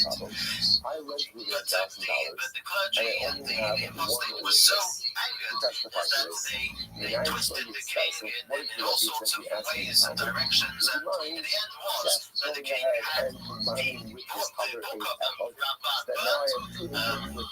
As a display that this book was no good, and he had the Ramban exiled from Spain for a period of 2 years. When he got this order of exile, the Rabbi used that opportunity. The Rabbi was already aged, and he decided that this would be the time to visit Israel. Now this trip of the Rabban to Israel was a very pivotal one in Jewish history. You see, the Rabban made this trip to the land of Israel without his family. Did not want to endanger them as the roads and as well as the sea journey was extremely dangerous. But he did this himself. And he went up, and being the Jewish leader that he was, he decided he must revive the Jewish land, Jerusalem. He came to Jerusalem. He did not even find a meeting. There was not even 10 Jewish people who would come together to shoulder down. There was no Sefer Torah in the entire Jerusalem. And the Rabban got to work, and being the man that he was, he spent 3 years in Jerusalem. He built a shul, not the actual shul, but the structure of the place of the shul exists right till this day in Jerusalem. The Ramban's shul, the shul of the Ramban, actually it was destroyed, I believe, in 1948. The original structure was destroyed right at the beginning of the 1948. However, they did build a structure to compensate for that on the same place. It's there till today, the Ramban's shul. They brought Sefer Torah there, and he built the yeshiva there. He gathered the Jews, young Jews, soldiers to come and establish Jewish life once again properly in Jerusalem. There is the famous quote of the Rabban writing a letter to his son of how he should act and what the proper way for Jews to be. Very well known. He gives the Rabban the letter, the epistle of the Rabban. We actually don't know where the Rabban is interred. We don't know where his burial place is, but he was. But there is good reason to think that he passed away and he's buried in the land of Israel. I lent my friend $1,000. The ex-great Jewish leader of the Spanish jury was a man who's known as the Rothschild. Rothschild stands for Rabbeinu Shlomo ben Aderes. Rabbi Shlomo, the son of Aderes. I remember this was a very good time physically and also been used out very well spiritually in Spain. There was no deterrent from Jewish life, from Jewish learning. Jews were prosperous, had rights, and although we mentioned last week that this is, as we say, this threw them off, so to say, from being held in steadfast commitment to the Torah. However, many did, many gathered around these great Jewish leaders and learned from them. Rabbeinu Shlomo ben Aderes, he was the Jewish leader, he was a student of the Ramban and of Rabbeinu Yoino, who he came across another time. He was born in the year 1235 and passed away in the year 1310. He lived in Barcelona, and he lived at the very time as the Crusaders were coming through France and Germany. So that's important. Whilst the Jewish communities in France and Germany were suffering horribly because of the Crusaders. Many communities had been decimated, yeshivas had been destroyed. Jewish life and learning was in peril of just disappearing in France and Germany. So at that time, the Jewish place of peace, so to say, where Jews could learn and live, was Spain. And therefore, the Jewish leadership, the Rothschild took on leadership not just of Sephardic Jewry, of Sfarad of Spain, but also of the Jews of France and Germany, who many a letter, many a visitor would come to seek his advice and his teachings. Rothschild wrote also very key books. The Ramban's books are learned until today in every yeshiva, in every house has the books. Many others of the books of the Ramban.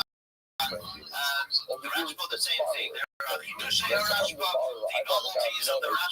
though we take that on $2,000, I know that if I admit that on the phone, then I have to take a shoe off, and then you can roll yourself and everything else. I said this, I'm going to deny the claim. Just to deny the claim. Now again, I'm not trying to get answers to them. I'm paying $1,000 outside of Avery, but I'm not going to go ahead and these responses from the books of responders such as of the Rothschilds. Understand the situation. They describe the situation where they are. We see where Jews lived, where letters were coming from. It's a very, very important, not only from a halachic perspective, which they are, but also from a historical perspective. The Rashba in his day, his life was very rabbinic one who is dealing with needs of the community and with conducting halachic court cases. He really was in the thick of Jewish life at the time. There was quite an event in the days of the Rashba, which had to do with the study of philosophy. In his days in Spain, it was very common, it was in thing to study philosophy. People delved into Greek philosophy and to many other things. And the Rashba said sorry, the danger in this. People were learning philosophy and this was subsiding the simple, wholesome faith that a Jew should have and should live by. With the Torah, with the Almighty, as we said many times, this does not mean at all that there is no philosophical logic to Torah. God forbid, the Torah is the wisdom of Hashem, and therefore view must be greatest wisdom. However, a Jewish cannot live properly as a Jew just with philosophical logic, because it makes sense, because it works on an intellectual basis. That's why we do it. A Jew has to live with his neshama, which connects to Hashem, and do the mitzvahs of love and fear and so on. And people were sort of drifting into a different direction. The Rashba sensed this, and being of the position that he was, he made a decree that nobody should study philosophy until they are 25 years of age. Which would make sure that they had studied properly the yeshiva or the rabbi, and only then, when they have filled themselves with the knowledge of Torah, would they be able or be allowed to delve into other wisdoms. He made this decree only 50 years before something that he sought to be an everlasting thing for his day vintage. He made this decree. Someone walks in my Dalaramis, I have the size of, by the way they dress, by the way they present, by the way they talk. And if someone major Jewish character down the line, they are lying. Was a man called the Rosh, known as the Rosh, Rabbi possesses. Now, Rabbi Rothschild, that was Osher. He was born in the year 1250. And after the passing of the Rashba, he became the next link in the chain to the major Jewish leader of the time. The Rosh was actually not born in Spain, he was actually born in Germany. The Rosh was a student of the Maharama of Rothschild, the mayor of Rothschild. Right. In other words, the idea is because I assess an interesting story with him, which I don't think we went through. He mentioned the name. The Maharama of Rothschild was a very important Rishon, very important early one. Only one who explains the Talmud, the only scholar Rishon. And the end of the Maharama of Rothschild's life was quite an interesting one.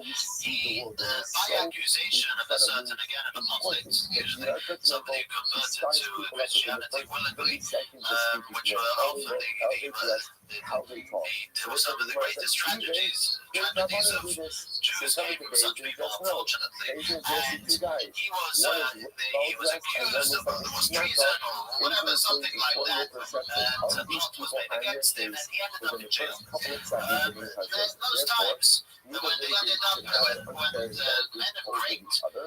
And therefore, Allah says, well, you have the choice, right? Because the poor guy doesn't really have much wardrobe choice. So here at the end of the day, your choice is either you go ahead and dress like the pauper, or get the pauper a nice outfit. The Arab was one of their greatest leaders, made a real major collection and actually collected together the ransom that the Kaiser wanted.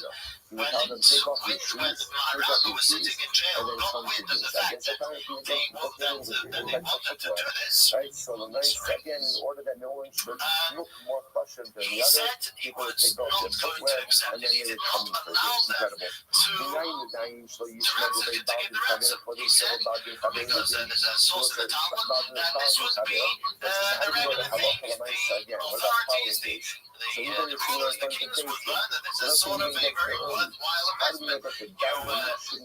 You set up a great Jewish leader, you put him in jail, you ask for ransom, easy money to come, and the Maharam would not have it. The Maharam passed away in prison, in jail. And he wrote the whole story. He wrote a Sefer Torah when he was in jail, which was from heaven. They actually gave him the Sefer Torah. Says this is a very Kaddish tradition. He was given the Sefer Torah of Moshe Rabbeinu to copy, and he Rabbi what was is a fact is that he wrote a Sefer Torah, which he forgot eventually. There's a whole story behind that. How he put it on the Rhine River and it floated all the way to Worms, all the way to Worms, and it ended up in the shore in Worms, until probably up until the Second World War. The previous Lubavitcher Rebbe has known that he saw the Sefer Torah,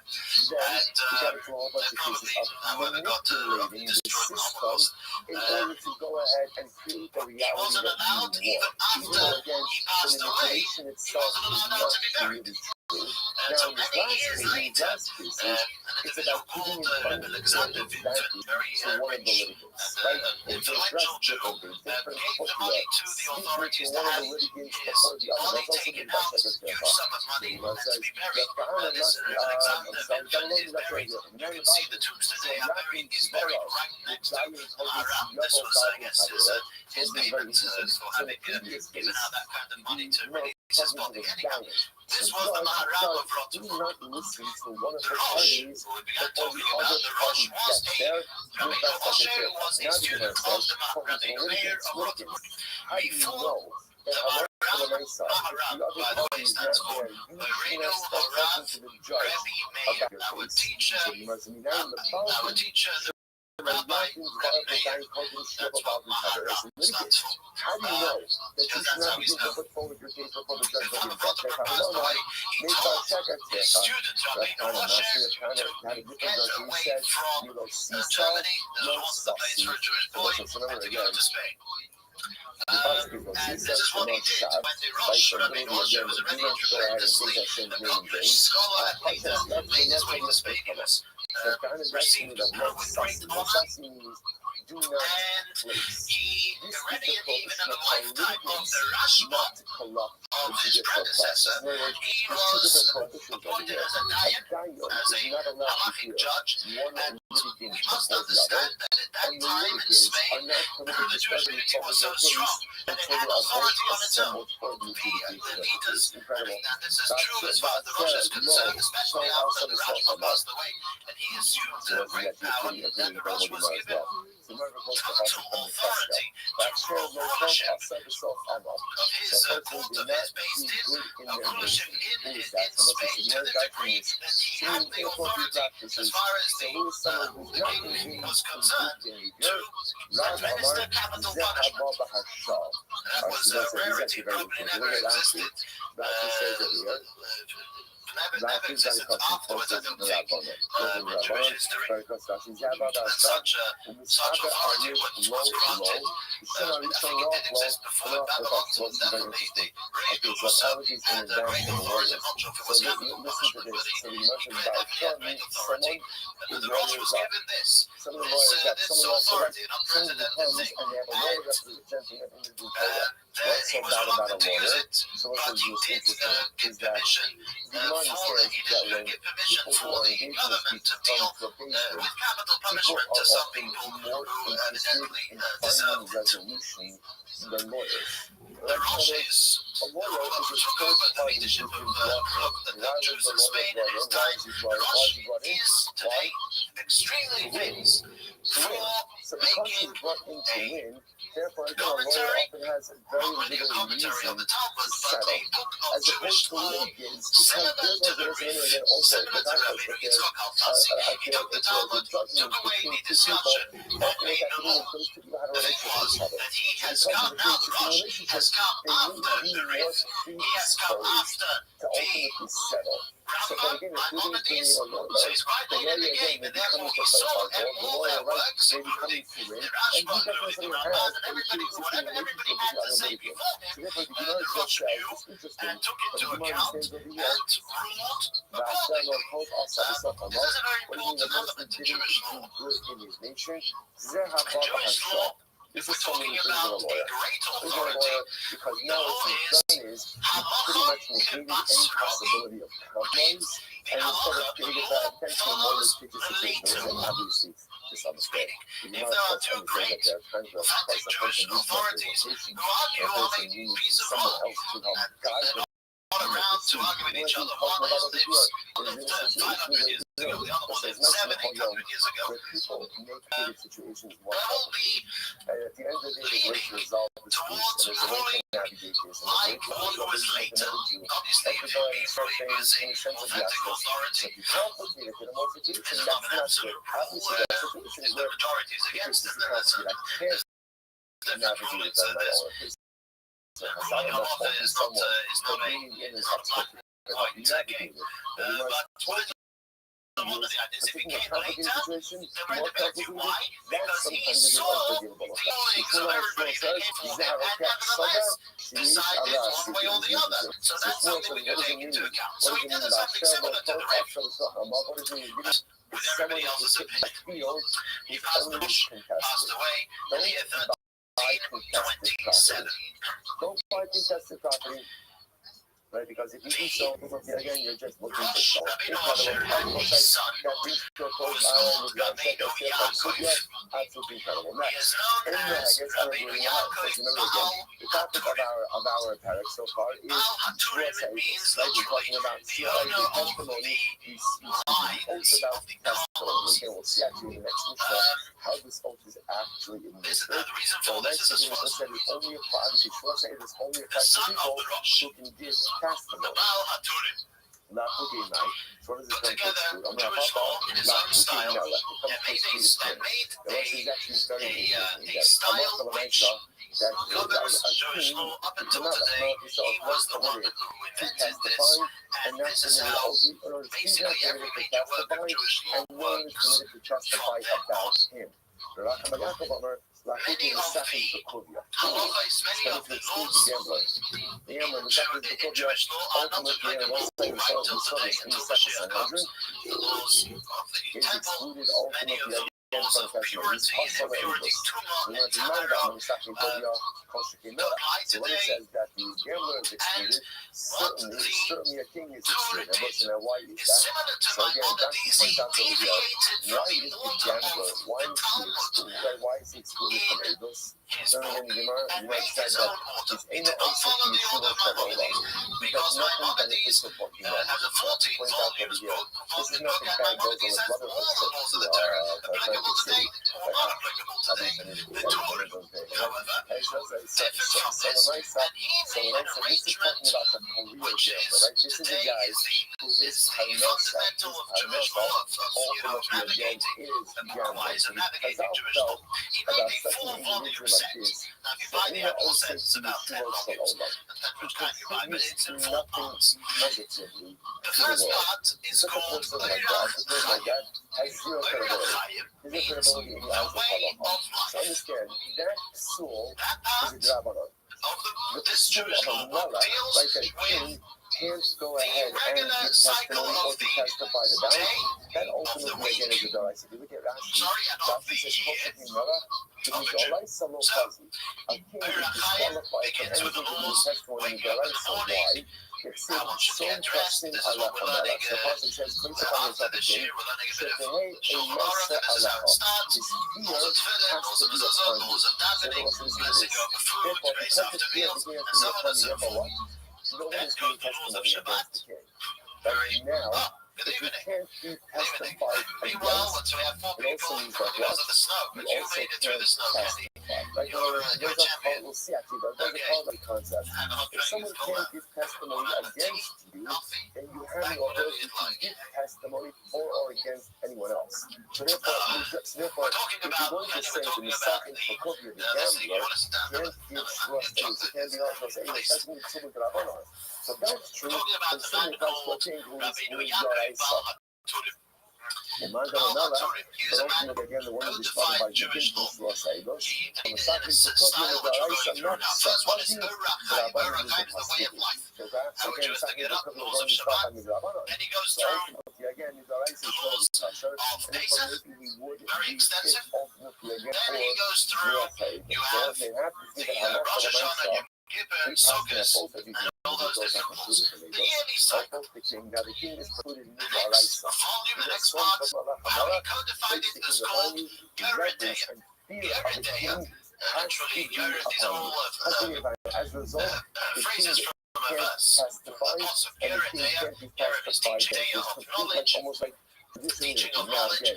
That It deals doesn't mean that the with king the is laws above of the law. food, Right? There is a eating, request that the Sanhedrin laws of kosher. So you has against the king. has the laws of shechita, slaughter, proper slaughter, the animal has the laws of salt, has the laws of mixing or not mixing of milk and meat, the laws of if something prohibited, if non-kosher piece of meat falls into a kosher pot, what do you do? This is the entire part in Jewish law. The next of that whether the or four not you're parts, taking the trust the next one's called like Evan yourself, Hoezer, or ultimately again, help, you are doing also it, a phrase from someone others, else is and that's to employing do you. with the And laws of it family has life, to be done of marriage, divorce, goodness, a woman whose husband has left her, different laws of the Kesubah, laws of a marriage contract, conditions of marriage, so on and so forth. The last one is called Choshen Mishpat. Choshen Mishpat is the name for the breastplate. Choshen Mishpat, but Mishpat means law. Choshen Mishpat, our business laws, deals with, laws of theft, laws of taking over, intruding into someone else's business and turf, and so on and so forth. All these laws. Now, this is the fundamental structure of Jewish law up until today. This was made by the son of the Rosh, Rabbi Yaakov Baal Haturim. Now, Hatur means a column. If you know, if we picture the breastplate of the Kohen Gadol that he wore, how many columns? He had 4 columns of stones. There was 12 stones corresponding to 12 tribes of Israel. There were 4 columns on each of the 4 columns of 3 stones. And that's why he called it Baal Haturim. He took the idea of the Choshen Mishpat of the breastplate and called it the 4 columns. When you learn out B from A, so This is going to be, we're going to go through the code of Jewish law. But the code of Jewish law is which means learn out B from A, and therefore B will take on all of the qualities of A. Or there's don't mean Oki Basra, which means learn out B from A, but actually learn out the original halacha of B from A, then all the other qualities should be derived from B. Okay, that's the math focus. We're going to see it now inside. Here we go. So Rameir holds, don't mean so Rameir holds, learn out, The Shulchan Aruch is built in the very same structure as this, and every major Jewish law book, including the Shulchan Aruch, the Golden Jewish Law that was written by Rabbi the first Chabad Rebbe. He also wrote a book of Jewish law. Many other Jewish law books are all pretty much built on this idea. Each of these four parts has chapters. Each of these chapters, which are called Simonim, each of these Simonim, later on in the Shulchan Aruch, will have Seifim, will have paragraphs. This is the structure.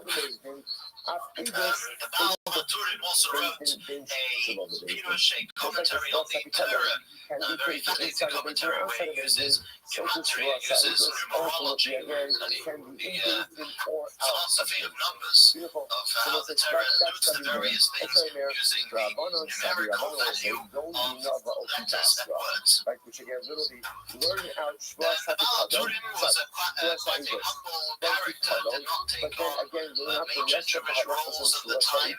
He devoted his life to learning, and the major Jewish leader for the next 50 years in Spain was a man called, who's known as the Ran. All these men are known with abbreviations. This is how they're known. They live today with their abbreviations. His name was Rabbi Nissim. Rabbi Nissim, the Ran.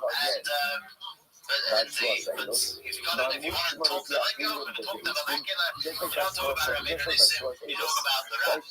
The Ran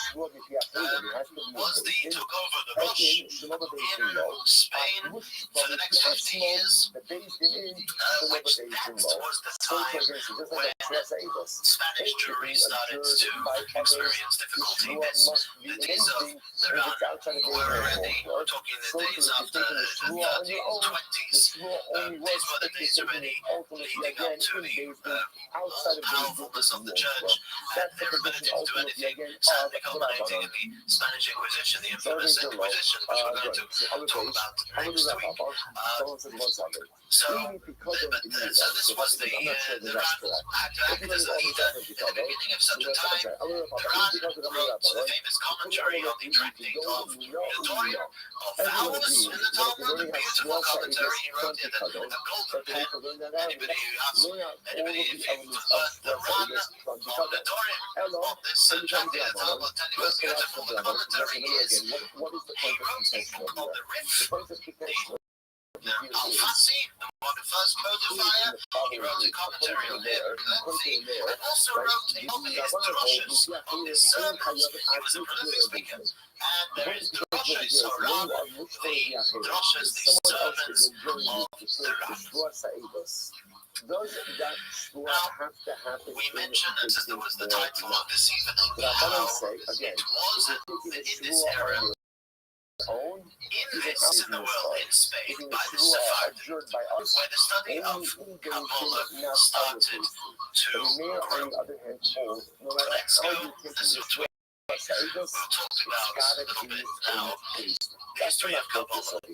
And how it all started to a knowledge and a subject which really took heads and took a tremendous lead in Jewish life in the last few hundred years. The word Kabbalah, or Kabbalah, means tradition, except it means this is a learning, this is knowledge which is part of a tradition of rabbi to student. As the oral Torah itself, it was started as a tradition. As we know, through this many times, the oral Torah, it was 40 generations. The oral Torah was not transcribed, only being transcribed at the end in the Talmud. It was all from mouth to ear, from mouth to ear, from teacher to student. Well, the part of the Torah that was written down, the oral part of that, the part of the oral Torah that was written down in an official setting was the law part of the Torah, the laws, the Mishnah, as well as the Medrash, the different different parts which are expiatory of the Chumash is every expiatory in the Holy which we study, every also for everybody. Everybody should learn the Midrash, the stories and understanding the background to Judaism itself. What was transcribed but not popular, learned advances, was the secrets we call it of the Torah, the Kabbalah. What the Kabbalah is basically the Kabbalah, we call it the dry Kabbalah. The unexplained Kabbalah speaks basically a language not understood to the layman. It speaks esoteric languages, means what goes on in heaven, what goes on in a godly sphere in godliness, and what goes on in a worldly world which are above and beyond the worldly. Now, that is something which wasn't for the rich. That's not something which is understood by everybody. The terminology, the geometry book of Kabbalah, if you're not educated in the terminology, is a practical purposes Chinese. You don't know what it is, what it means. And it takes the guidance and the teaching of a skilled teacher to do this. And not everyone is receptacle for them. However, the Kabbalah was always there. It was passed down to know of a number of sages who were in Kabbalah, who were those who studied and learned of the Kabbalah. Which we must emphasize in the Mishnah, and the Talmud. That's not Judaism, we must well learn that such existed. It wasn't for everybody. Those are in the Mishnah, the Tana, and the Mishnah Chol, and Chudi of Ben Amar, the Ashtikov Naviv, prayer we read the Siddur, right off the Nabakah. The third was as a preface composed by Rabbi Ben Amar, which carries Kabbalistic meaning to it. Part of the Kabbalah is the various names of the Almighty, not just the seven official ones, angels, different worlds, esoteric business, shall we say. The essential thing was passed around the one who passed the Kabbalah and wrote it down was Rabbi Shimon ben Yochai. Rabbi Shimon ben Yochai authored the Zohar. The Zohar is the foundation book of Kabbalah. And Rabbi Shimon ben Yochai was, we can say, at the very same time that the Mishnah was being written, albeit a little earlier. It was the same time that the major work of Kabbalah was written. There was also a book, which is actually, the Zohar has been translated into English. There is also another book called Sefer Yetzirah. Sefer Yetzirah is the book of creation. A very interesting book, not readily understood by a regular person who speaks in very cryptic terms, but it's a foundation book in Kabbalah. Sefer Yetzirah, the book of creation. The idea of it is the inner dynamics of creation. What is it? What is the at the core of existence? And that we see those two books were very early in the Nega, very early, and were available to the few. It was in this era, the 1100s, 1200s, 1300s, that the learning of Kabbalah, despite the Sephardic background, started to grow. And the reason for that, the story is to say, was because the king counterbalance the philosophy of literally again seeing yourself with shogeg with the zone hiatus. What does that mean? Everybody was going around with this ideas to make players play down our where street council makes majority of those if it cut the glass of Spain. This was the way to go. And Jews were studying these works and would not necessarily go along with them from a Jewish perspective. They didn't know how to answer questions for themselves, although these answers were readily available, but it did throw them off on the religious perspective. And the learning of Kabbalah sort of became a substitute for an esoteric knowledge, for a something above and beyond to engage the big mind. Some you wanted to delve into, you had to follow up everything like that. You wanted to delve into something high, something major.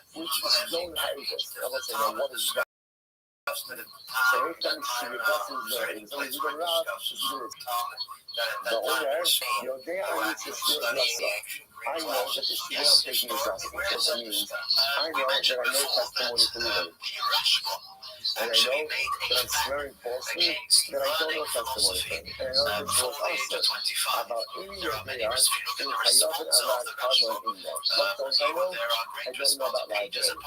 So I know what I'm doing is wrong, but ultimately again, I don't know about library. Not because it's the don't draw, because it does so, but it's the don't hate it. Some subject telling me what's nice, I don't know what my liability is, but ultimately again, I know that what I'm doing is incorrect. Incredible. So I said, I go into that case as well. So I often ask you just to do that, but you're not tied to this plain shogeg. You're not Hanina with that hand. And I will say, so what this means is as follows. What this means is, let's say, right, even says silver, you know testimony from me. And I say, really, like, I don't.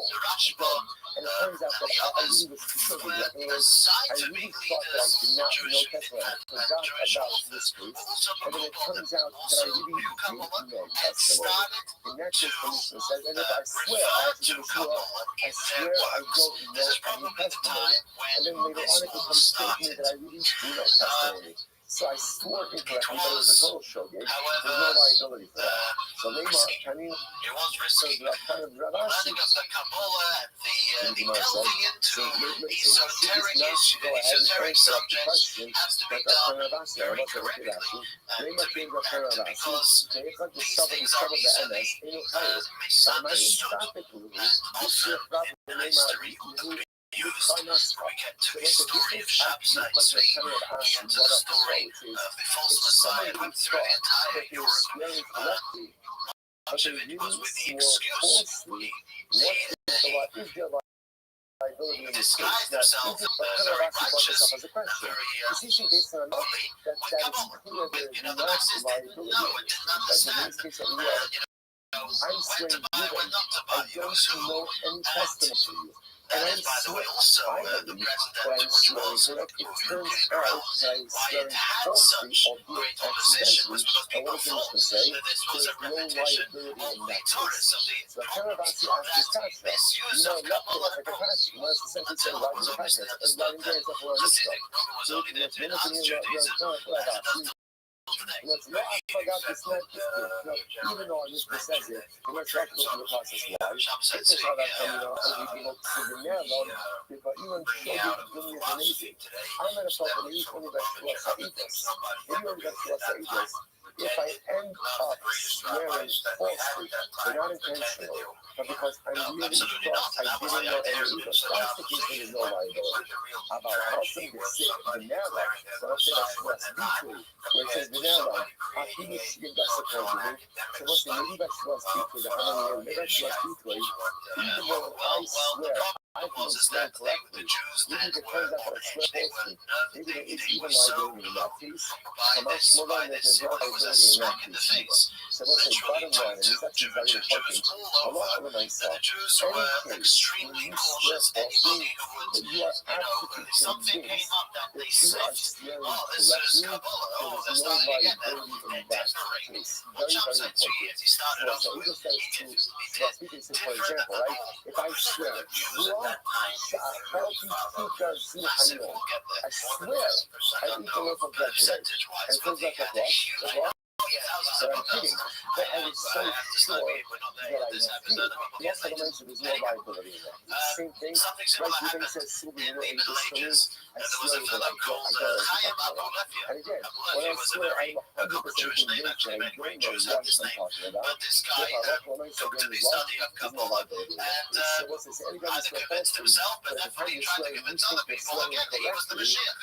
He talked himself into going to the Pope and presenting his case, something which luckily he never managed to do. Because we only could imagine what kind of things would come out of that. But I think he just wanted to come back.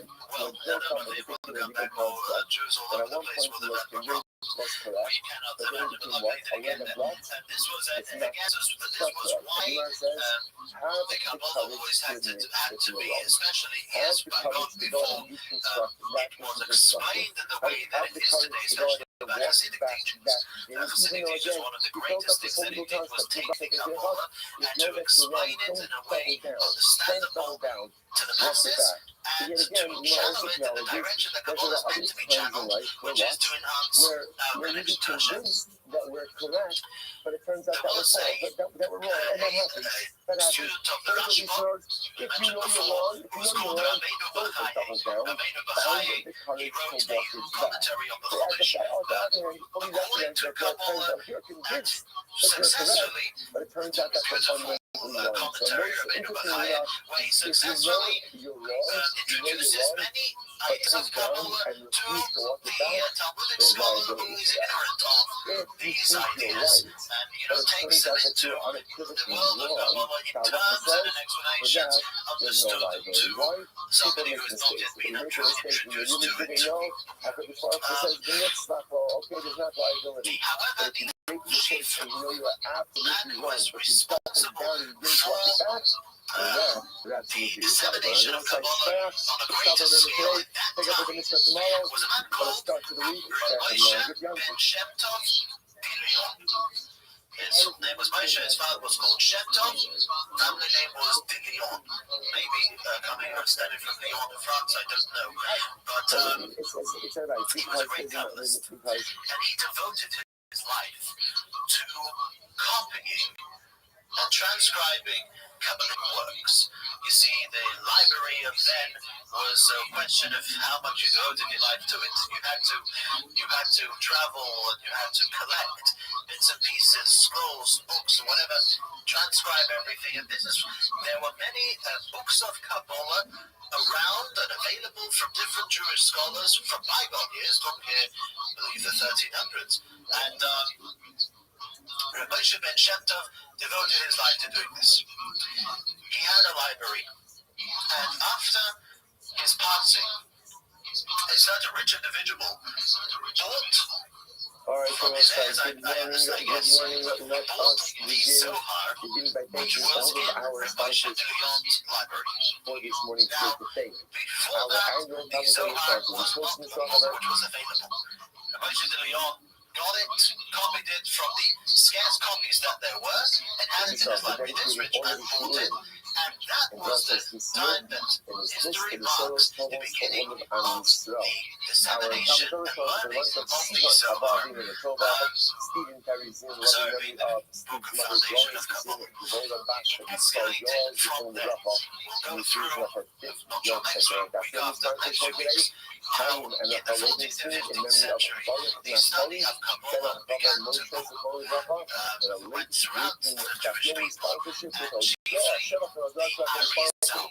Rabbi Yitzchak Uriah Ashkenazi put it this fast after the Spanish Inquisition.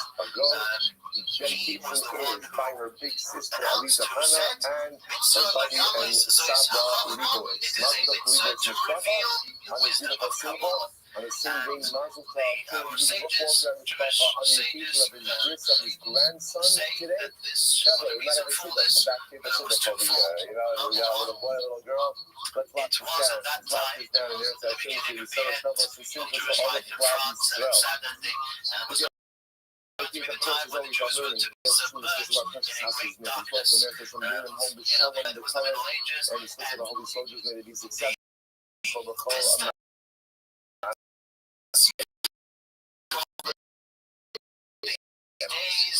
thank you for the rip that they did in the here yesterday. They're really incredible. You're going to pick up at the Mishnah. Our goal is to close out Hashem, the state is our goal. And the next Hashem will result to accomplish this holy task. Mishnah. Also, so we have really great block ahead of us today. One of the great things about today's doc is the next Hashem you'll see a lot of information that we've already seen in different cities, and then the Mishnah is putting everything together. Says the Mishnah, what is the Shvuas Shabbat? What is the Shvuas Shabbat? Says the Gemara. This is any Shvuah where a person attempts to go ahead and change an already known and incontrovertible fact. For example, Amar says, the son says, the person tries to swear to go and change a known and incontrovertible fact. For example, Amar Allah, Amar Shal Eden, person sees a pillar, right? There's a pillar of stone. And the person swears to say that the pillar of stone is gold.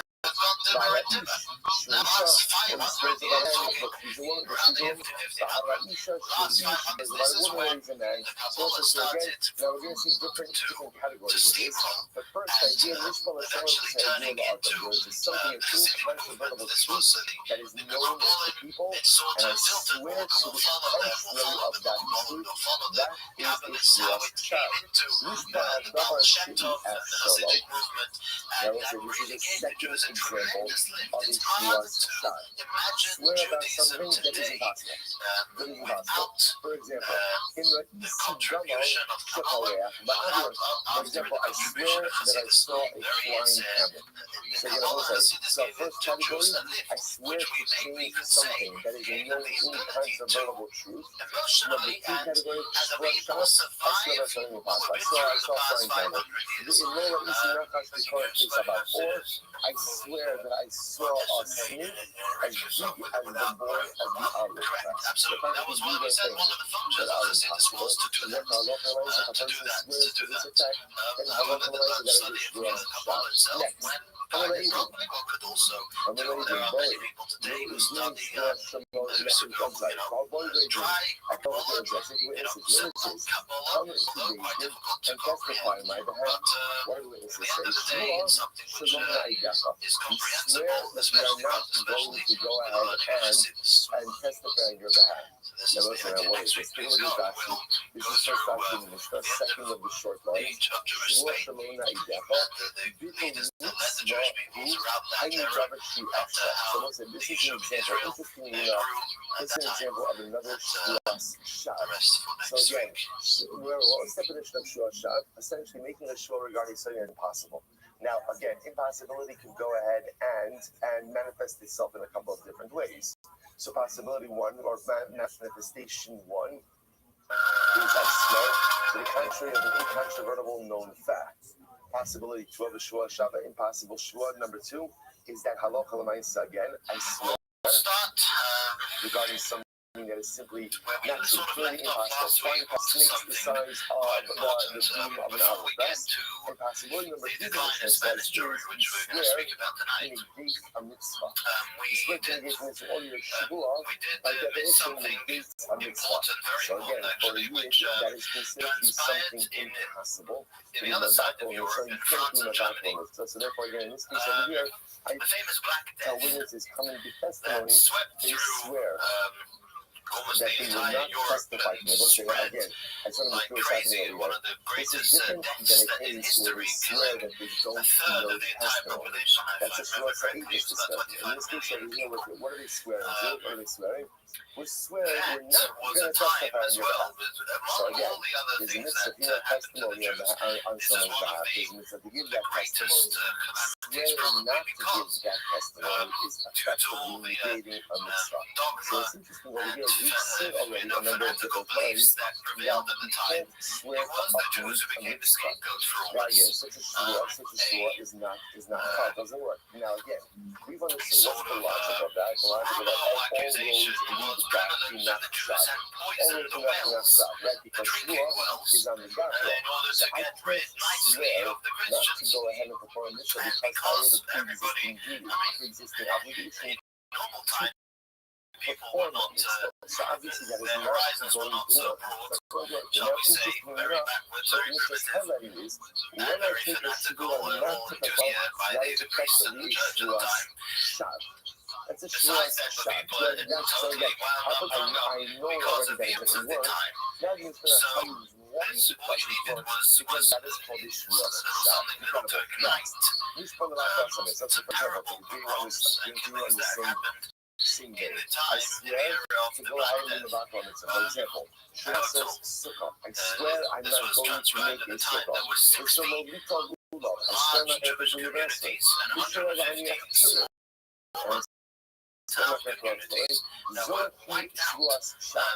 So what's this? So again, now this is all kind of dropping into place. I've known this time that I can't take a shua and do a mitzvah. We never even thought about what kind of shua is. Mishnah tells me that's called shua shad. Shua shad is any mitzvah that is impossible to fulfill. Either impossible because just factually it's fundamentally incorrect. Impossible because what I'm describing is not possible. Impossible because I'm only under pre-existing obligation to perform that which I'm trying to undermine. What's the shua shad? The Lord says, "She'aleven azadon amata sta'at shi'u b'asapata." Listen, we never established explicitly in this matter. Up until now, we've really been hyper-focused on shua shmita, right? So shua shmita, you know that if you violated the Nazir, you're kind of meltless. If you violated the Shodi, you're kind of covered over the orange. What happens with the shua shad? So again, it's the donor malchus. Once again, if you intentionally make a shua shad, you will get malchus. That's to the best of it. But an accidental shua shad, ultimately, no liability in there. Fine. Shua shad, this one say so again. That's step one. So the first time is very important. So it's all about shua shad. Shua shad, shua shad, now here, I swear I'm going to eat this loaf, and then I take another shua, I'm not going to eat it. So in this case, is this going to be enough? In a vacuum, if both of these shuas had been made independently, this would have been two shuas each. Right, two shuas, because remember, shua speaker, which is again a shua, a declared shua, I swear I'm going to eat the loaf, I swear I'm not going to eat the loaf. That's shua speaker. In this case, interestingly enough, what happened over here, I'm making these shuas successive. So shua number one is, I swear I'm going to eat the loaf of bread. So shua number two is, I swear I'm not going to eat the loaf of bread. So what do you do in this case? This is fascinating. Harishona shua speaker. So the first shua ultimately is a shua speaker. That shua shad. The second shua is now shua shad. So we'll say, why is it a shua shad? Why? Because once I go ahead and I take the first shua to go ahead and eat the loaf, then what? It is a mitzvah to fulfill the shua. When I then go, therefore it becomes a mitzvah to eat the loaf. When I then make the second shua not to eat the loaf, that is effectively a shua. to underline the performance of the mitzvah, which is one of the categories of Shavuos Shad. Rashi points out over about Shavuos Shad, Shahayishpa Lebata Es HaMitzvah. Again, it wasn't fascinating. So to begin to see over here, there's also a little bit of an expanded definition. What does it mean? That Yishpa Lebata Es HaMitzvah. Mitzvah doesn't necessarily have to be what we call, one of the explicit sections of the mitzvahs. Like, I'm still not going to throw a toilet. I'm still not going to sit in a sukkah. There needs to be more nuance. So, for example, if I take a shiur to do something, then it becomes a mitzvah that the reason for me to do that thing. Swearing not to do that very thing I adjured to do is also swearing to undermine a mitzvah. So therefore, again, I swear to eat below, Shavuos pizza, I have a mitzvah to talk about eat below. I will take another Shavuos, I'm not going to eat below. That second Shavuos is a Shavuos Shad. Shavuos Shad. Incredible. That incredible as well. Whatever is eat below. So if I eat below, if I end up eating below in this case, then I'm going to get Shavuos 1, I swear I'm going to eat it. Shavuos 2, so I'm not going to eat it. Now I end up eating it. Shavuos Shad. So if I go ahead and I eat below, what's the problem? I'm in violation of the Shavuos Shad, because I swore not to eat below. No, if I don't eat it, then other Shavuos mutually. And ultimately, again, I'm in violation of my Shavuos. Most of the interesting about this case is it seems like no matter what you do, you're going to incur liability. The Gemara will question this case a little bit more, but that's the concept. Okay, it looks like sometimes we'll follow up on what I saw, what we established over here is Shavuos Shad, intentional violation of Shavuos Shad is Malchus, unintentional violation of Shavuos Shad. We spoke last week of the Rothschild. Unintentional violation of Shavuos Shad is Tucker. Three categories of Shavuos Shad. Also highlight the idea that once you swear to do something, by definition is a mitzvah. It's incumbent upon you to go out and do that very thing. Incredible. Okay, it looks like now the Gemara. There you go. Amarullah. This is now really descriptive of the rounding out our like halakhic knowledge about this. So Eva says, remember, Shavuos Shad is not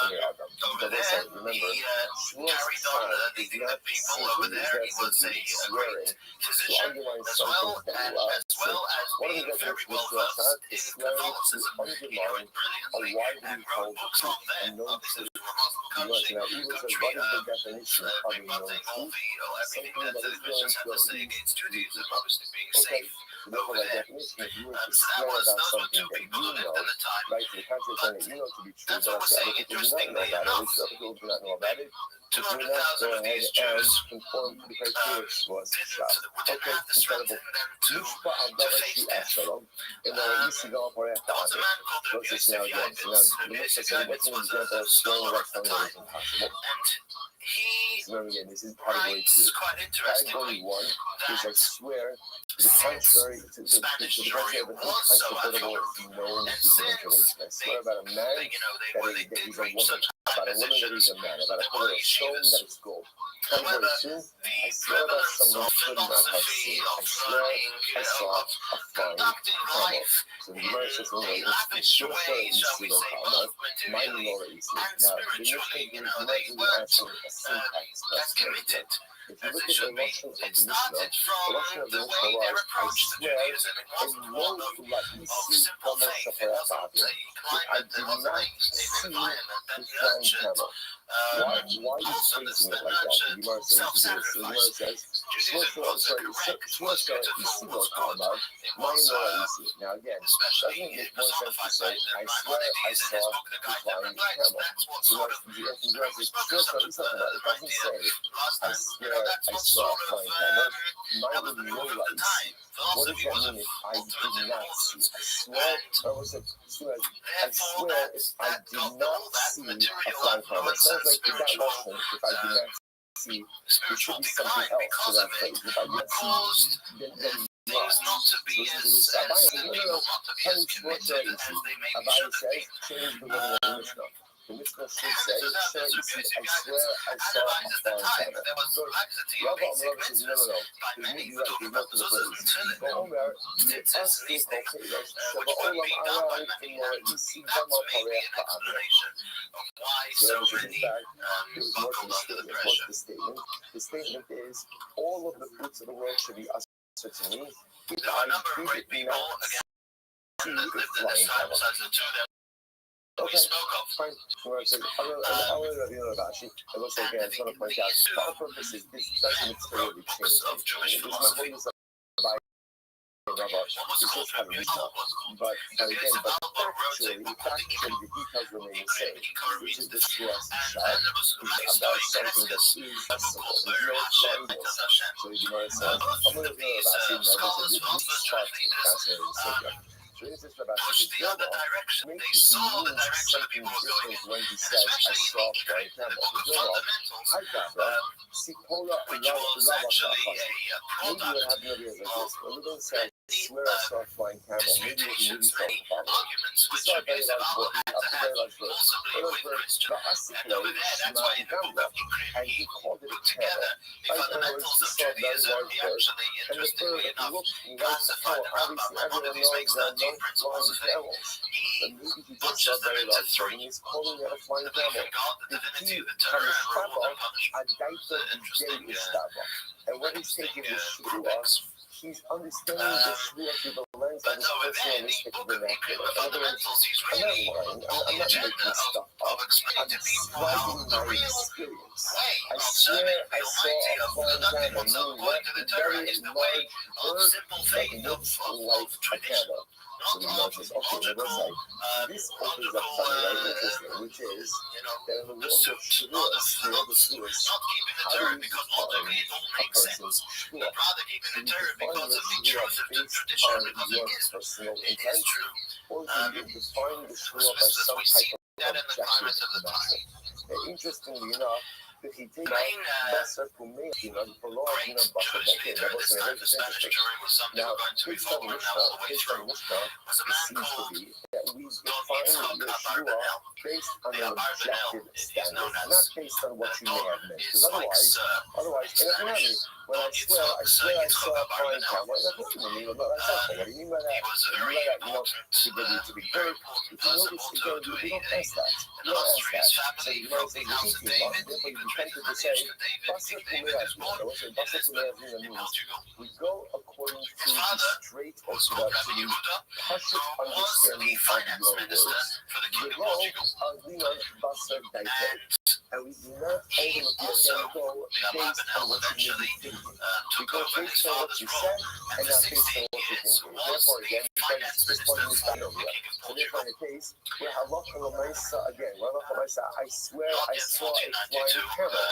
We don't start to try to understand well, Not yet. what does it Not really mean, yet but rather 1400. again based on what you said. That's the serious notion. I must say, I'll just find something interesting over here. Well, let's finish up. So the Gemara says, "V'hatanya." The king then We'll was come back to that phrase. Alfonso IV, So I the Gemara believe. says, "V'hatanya." And What we learn the upon his death, Okay, so now we're going the son of to Alfonso, challenge this for concept some a little reason, bit. didn't like the Abarbanel, wanted to kill him. ourselves. Yitzchak Abarbanel Choking ourselves fled when we to adjure Spain, someone. Now, let's say, leaving so behind again, everything.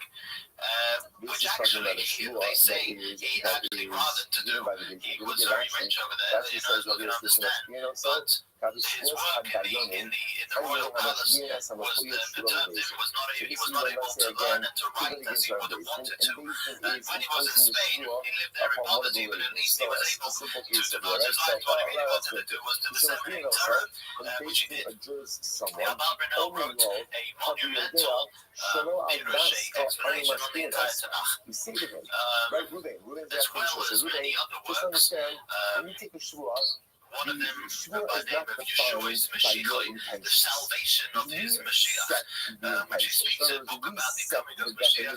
This was all very popular, arguing with Christians, but this was living in Christians and environment. This was something very, very Based important. but rather, when you're taking a shua based on our das and on But the das as his luck of would have had David. it, after What's the he reason for that? reached Spain, he actually writes this, I believe, he made the explanation for the first book, shoved him, first book of the Torah, of the Nevi'im, of the prophets, shoved him, book of Judges, so the book of Joshua, the Judges, and then he made this is the beginning of his explanation of Shimon's claiming that Reuben did not pay him back. Reuben's claiming, I paid him back. I paid him back. So what are you concerned about over here? So maybe Reuben says, I gave Shimon the coins. Maybe what you're concerned about is Reuben gave Shimon some wood chips. This happens to be that Reuben calls wood chips coins. So when Reuben says, I swear that I gave Shimon the coins, technically speaking, according to his understanding, Allah said he did. He gave him back the coins. He gave him back the land. He gave back the coins. So in order to avoid that, he thought, no. When you swear based on our understanding, not based on yours. Because again, we're concerned that when Reuben goes ahead and swears, he's swearing based on his own understanding. Which is much as no. Also, we can tell you no, actually, interestingly enough, the reason we made because of the case of the staff of Rabbi. What was the staff of Rabbi? Rashi says, the Olam Basar Kumeh Aviyah. Right? Really, also in general, when it comes to shores, we go based on what people say and not based on any other. So we take the partial understanding of the shore without any indication of subjective intent. So why do we have to make this statement here when basing upon this part? Because that's an interesting case. I just make this out that I look at the inside. This case that occurred in the days of Rabbi. It's actually a fascinating case. Simply Reuben Shimon out of dispute. Went $1,000. Shimon said, Reuben gave me that. Reuben says, I paid you back. They come to David. In David, David says, Reuben, swear that you paid back Shimon. Reuben says, no problem. He says to Shimon, do me a favor. Can you just hold my pain while I take this swear? So what happens? So Shimon says, sure, I'm a nice guy. Hold the pain. Reuben swears, I swear I gave Shimon back the money. Shimon became so incensed that what did he do? He broke the cane. When he broke the cane, it turned out that the cane was hollow and there was money inside. Reuben had a great cop. You gotta give Reuben a lot of credit for ingenuity. Bad guy, but good cop. Listen to this. He swore truth. Because at the time before Shimon was holding the money. So did Reuben give Shimon the money? He did. So it's interestingly enough, that's what is the case. Because in that case, even according to the Rothschild understanding of the oath, Reuben did what he swore he did. He swore he gave Shimon the money. He did, in fact, give Shimon the money. So therefore, again, even though normally we say that when you take a shvua is interpreted according to the basic objective understanding of your words, not based on your intentions, but still, when things can go ahead and endure someone, they have to make the statement that I'm going to show up based on our understanding, and not based yours, because again, there is still a way to exploit the law, even when you go according to the basic understanding of law. You know, both sides. In general, again, if people want to cheat, they're going to find a way to cheat. So basically, it has to make a model where there's absolutely no level of subjectivity when it comes to your law. Shua is interpreted again based on your work, and the case of the Shua is based on how the Shua defines the Shua. Incredible. Rashi says over here, I won't just do this really quick. The Gemara says as follows. How's it sound about the Pasma? The Gemara Simun is a really beautiful Gemara. Right, so this is therefore again, based on your Gemara's understanding of the Gemara, is that when we go ahead and see these two pieces of information that are coming out over here. So, number one, when a person makes a shua, the way you interpret the shua is based on the basic understanding of the words Zawa are what we call basar imeh, which means the simple understanding of your words, and we do not try to look that you may have any deeper meaning or any deeper understanding. Take your word at face value. In addition to that, when a shua is being administered in Beijing goes out of its way to say, by the way, the interpretation of the shua is how we basically interpret it, not how you interpret it. Let's say I just mentioned that there's a tremendous misunderstanding. Right? But when it comes to the shua, what Pastor can make, you take the words of the shua at their face value. Now listen, this is sometimes one of the most important symbols in interpersonal relationships as well. Very often. interpersonal discourse is created because people read into what others say. Right? So I say this, what do you mean by that? I give you 9 out of 10 times, what did I mean by that? What's the answer? Nothing. It didn't mean anything by it. I just said something, and actually what I said is what I meant.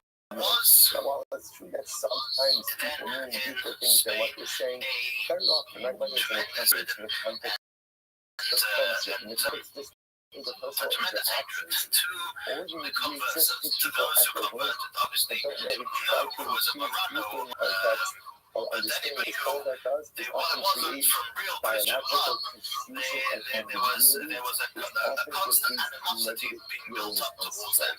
Sometimes the best thing you can do is just take people at their stated work and don't read anything more into it.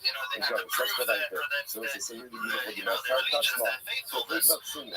What's the reason why I think about singing? Which is via Moshe as Yisrael. When Moshe Rabbeinu observed Klal Yisrael, they're both saying interesting. First friends, one of the cases talking about Matan Torah. It's not Matan Torah. It's not Matan Torah, but it's a little bit of the second Matan Torah. Remember again, essentially, there were really 2 Matan Torahs. Right? There was Matan Torah at Hashanah, which is amazing. And again, we will relive the Shachar and the Shachar, as mentioned, is coming Sunday night. But again, remember, Moshe Rabbeinu subject Pazot to another Shvuah, by Aaron's law, like in the Transjordanian area, right? Whether in generation very close to Israel, is not going in. Remember again, this is everything that happened over the last 40 years. And then there's another oath that Moshe Rabbeinu it's a second Sinaitic revelation. It's not by Sinai, by Aaron's law. So that's what this is about. The Moshe Rabbeinu, a jerk body shot, this is so beautiful. He said to them, Shelo Ardam Ani Yashem. So he said, no, but I am not adjuring you based on the Yeshua. Yeshua is not based on your understanding. Mashpia Ezem al Das Hamocher the al Da'ati. Right? So let's say also, see, might not be a reference to Shua. You can feel again, you can feel Elvis. So again, we feel that so many things in the end. So Moshe says, I'm going ahead and adjuring you based on the Das of HaKadosh Baruch Hu Ba'al Baiti. And based on my Das, right? So it's my Das, and that's what you Das. So it's Vanai, Raymond Lee, Hayu, Michael Amr Elokah. So again, why take that to be? Like, most of the water, you just go ahead and say, listen, Pedro, you're obligated to uphold everything that Hashem said. So that's a simple, Lavishin, the mess, and that Hayu, so the Gemara says, is it not because we're afraid? So if somebody still said that to commit themselves to God, maybe God can what? And God will what? Hold his out. Although maybe Moshe is scared that they will take Yeshua based on their subjective understanding. So let's say, by the way, it's such a crazy avenue. It's such a crazy avenue. That saw after everything they saw, okay, a lot of this generation didn't necessarily see Mitzrayim, but they saw the desert. They saw the desert, and you might say that they saw how many that maybe they're talking about Avodah Zarah. Not usually. The Maskiyah don't have Avodah Zarah. No, you say Avodah Zarah, none of each other. When there's a very different also because Avodah Zarah is also called Elohah or Elohah. It's Sid, Elohai Kesef, Elohai Zahar. So again, that wouldn't be based on subjectivity. That would also be based on sort of objectivity. Because again, Avodah Zarah is also called the God. Alayla Lahu, Kaimi Torah. So why does the Torah say, God is uphold the Torah? Shua, that you will uphold the Torah. You look at Avodah Zarah, God the Torah. Because here's the problem. The problem is that two Torahs. So if he just says go ahead and uphold the Torah, I don't know, maybe that just means one, not both. The name of Kenny State Torah, that's first line. Why is that so? So we're just trying to figure out how we're going to simplify the Shua. So why not just say Klal Yisrael? Uphold the Torah. So I might have thought that means Torah Katos, the Torah Asham. And then also we're just looking for a perfect way for understanding the phrase of the Shua. taught us to draw a confession out of people and interesting thing was, they didn't kill them themselves. They didn't censor themselves, whatever they did. They gave it over to maybe both Torahs means Torah's Chatos. I believe this is Kabbalah before it came to respect. Not sure, but I think so. They gave it over to the government. The judge wouldn't do anything. Torah's Karban. It stopped there, but that way, so why not say Hainu Kala Torah Kula? that was another thing to do because it was that way that they joined the government in their doing. And it was for everybody's benefit because the money and the assets of anybody who was sentenced by the Inquisition was seized by the church and by the government. So everybody was happy. And the government therefore was very enthusiastic in partnering with the Inquisition. Avodah is so severe because the good news is anyone who goes ahead and rounds against Kofar against Avodah it's as if you admit the entire Torah. So maybe Halacha L'Maaseh he would have just said keep the entire Torah. Perhaps I could interpret it as keep the prohibition against Avodah Zarah. So they were the whole kind of mitzvah. So why does Moshe say Klal Yisrael in the kind of mitzvah? Chad the mitzvah. Because mitzvah just means one mitzvah. Maybe just to join and keep one mitzvah. Fine, kind of mitzvahs. Keep the mitzvahs. It took him too far out. It did spread a bit to Italy and other places. But he didn't want it to get too much under control because everything at the end of the day he wanted to be in control. Maybe that refers to mitzvah sixes. Maybe that refers to mitzvah sixes. The deliberation back and forth. In the end, it was agreed upon. You make it color, it's this cooler. The mitzvah of sixes corresponds to all of the mitzvahs in the Torah. Why is that? Actually very beautiful. Look at that. Was Thomas was his name. He was the confessor to Isabella before she became queen. The gematria of the word actually, interestingly, had made a promise that when she does rise to power, that she will cleanse our country from all the non-believers. There's 8 strings, right? 8 strings He was a gruesome individual, and he 5 knots. succeeded Some total, in building the Inquisition to a government within a government. To the kingdom within a kingdom. He literally was able to do anything, all in the credibility and in the name ultimately of the church and then of the government. And What's fascinating about it? The Inquisition came and started to what do? I put it on in the morning, and I pretty much forget about it. It was the first Rothschild. So to see over here is the power of passive influence. And that was the that when you go ahead and burning at the stake of people. Maybe Jews at this time who were found to be still faithful to their duties and not let these Maranos. The first one was a civil again. It was 6 men and 6 women who after the horrible torture were confessed to be faithful to their Judaism and were burned at the stake. The Rothschild was always a great ceremony. There was a whole march of priests. So what Moshe just said, behind them were the unfortunate people. And the masses were gathered and everybody should take the example.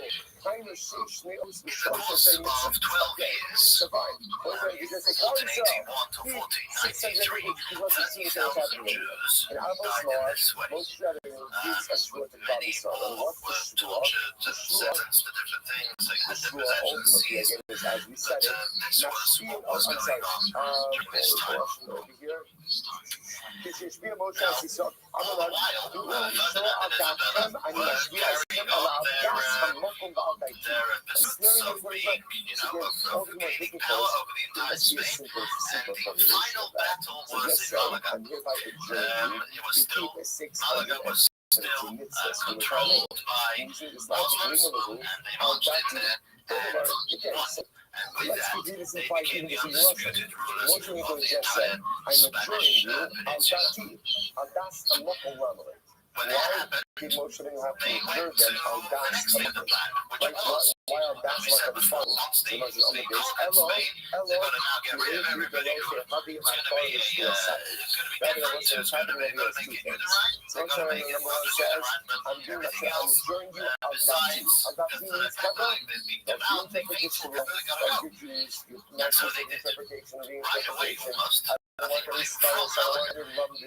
on the journey based on my das. And my das is Rosh Hashanah is 613 mitzvahs. Why include al das hamakom? Because making it the shvua al das hamakom means there's no number. There's no number. When you swear based on the das of the people of Olam, ultimately again there is no number. This is the type of Rashi Ella. How to cover the content, the maybe the guys was from a das hamakom. So when you do it, when you have to the mega should das radin, they know how. So then on by T, mostly it says I'm defining the parameters of shvua, das hamakom. There is no unknown for this incredible site. This was a go back for 1 second. I want to say something really beautiful. If you take a look at Tosis, Tosis says, "That's kosher." Remember again. So Tosis says this whole shvua is a bit problematic. Why? So you know it says, "Ma hasamo elas hashvua, kimo shari yon shiatu avodas kavade, kimo bin hayira hayadu as hashvua." So listen to this. This is such a fascinating dialogue. So it says, why is Moshe Rabbeinu enjoying Rabbi stuff? Why is he holding a shvua on them? Why? Because he's afraid that they're going to worship Avodah Zarah. That's what he's afraid of. Right? At the end of the day, and Moshe Rabbeinu wasn't fearful about anything. There's no need for a shvua. He's making them swear allegiance to HaKadosh Baruch Hu and allegiance to Torah and allegiance to God. Why? Because he's afraid they're going to worship Avodah Zarah. Says Tosis. So make a shvua. So what can they do now? What do they do now? Follow the shvua. Otherwise, if you are afraid that they lack allegiance, how does the shvua actually remedy that problem? It's a fascinating challenge. So again, the same people you're afraid they're going to worship idolatry. So you're break the shvua, worship idolatry. What does the shvua do? Also, Tosis leaves it as a self-view. Tosis doesn't answer it. So I said one down, the Tibetan show, is the sum of the dumps. He says something absolutely amazing. He says, listen to this. These are the tariffs. Into the sun after notion, the car HaTorah HaTfila U'Maishin Kovim, Sha'odom Oseh Ba'olam Hazeh U'Ma'oler L'Mala Koach Hazeh B'Masmizu. L'fi Zeh, כאשר נשבו יסוד בכל ליבם, ורצונם לקיים את התורה, says Ter Shlomo. Because of took the oath to go ahead and fulfill the Torah of the Torah, Oru Bazer Koach Elyon Kiviyahom. Because the Shpar of Yisrael Kavod, so it's not going to this. The Torah says, say two things. When you go ahead and you do something in this world, it awakens powers in the celestial sphere. So we took a shvua in this world that could not awaken HaKadosh to give us more power in this world to do the things we need to do. Or I think you could distill this to even a simple idea. Let's say, HaKadosh Baruch Hu sees the path we want to take in life and he gives us the power to go down that path. When Rabbi made a shvua, listen, what's a shvua? A shvua is a commitment. None of the times, the reason we don't about these things in life, they don't accomplish is why, because we lack commitment. That's why the three words that are the death knell of any likeness to God. I will try. Oh, you're going to try? Don't bother. You're not going to try. You're not going to try. Right? I will try means I'd like to talk about the things that I'm going to do, but I'm not really going to do them. Commitment creates success. Commitment creates results. If you're all in, you will accomplish. If you're trying, it's ready before you even start. Not because it has the guy, but because of that, you're not being subject to trying to something amazing. Most of them understood. If they swear to do it, then you're good at it. It doesn't mean you're not going to make mistakes, or you're not going to mess up. But grand scheme, a shvua means I'm all in. When you demonstrate that level of commitment, HaKadosh Baruch Hu gives you the power in order to be successful. You're going to try. You know what HaKadosh Baruch Hu says? You didn't say you're going to try something else. You know what HaKadosh Baruch Hu says? I don't know what HaKadosh Baruch Hu says. But what HaKadosh Baruch Hu says? When HaKadosh Baruch Hu says he's going to try, what HaKadosh Baruch Hu says? me a They favor. just, Come back crossed the when you've border, made went up into your mind Portugal, about what you really want and to do. When you the make up your Inquisition mind, had both not yet hands, and reached decide what you want Portugal, to do in and life, they come back to me settled then, there. and then we'll talk about what protocols you need. That You know didn't what I'm last trying? long. Don't bother me right now. When you've decided what you actually want to do with King your of life, Portugal was come back to my Manuel. celestial door, and I'll give you everything He you need in order wanted to to be marry successful. the daughter Save of me Ferdinand shedding. and I Isabella, always think who was about this also called people need Isabella. just be commitment. And Claudia sounds great. Claudia sounds condition holy. Claudia sounds Kodesh before Kadashim. he married her Sometimes what was we that lack he in should life rid his country is of resolve, the Jews. is commitment. He Moshe Rabbeinu said, give them wasn't so excited about that, When you swear to do something, what you're saying is, So I'm all what he did in. was And he when made you a all the music, when series it's going to give you the tools to accomplish what you need to do in life. Now, that that's would like bring so the many times in eventual life, you stand at like the threshold of conversion or accomplishment, baptism of and all you Jews. have First such of all, he commitment said phobia. a certain And you're afraid to like say, case I'm in because I want to be successful. The where truth he is, said he made a decree that all 9.9 Jews out of 10 from the meaningful adult things in children life from the age you of 4 cannot to guarantee 14 success. will be But snatched or don't taken let the by lack local of background from their guaranteed parents success and baptized. stand in the way Some of horrific unequivocal scenes commitment, of because then it becomes a self-sacrifice vicious again were cycle. seen then. I know if I can Just parents slaughtered succeed, their children if I'm and not then willing killed to commit, themselves but so I'm not their willing to children commit, would not you're fall into definitely these not people. going to be successful.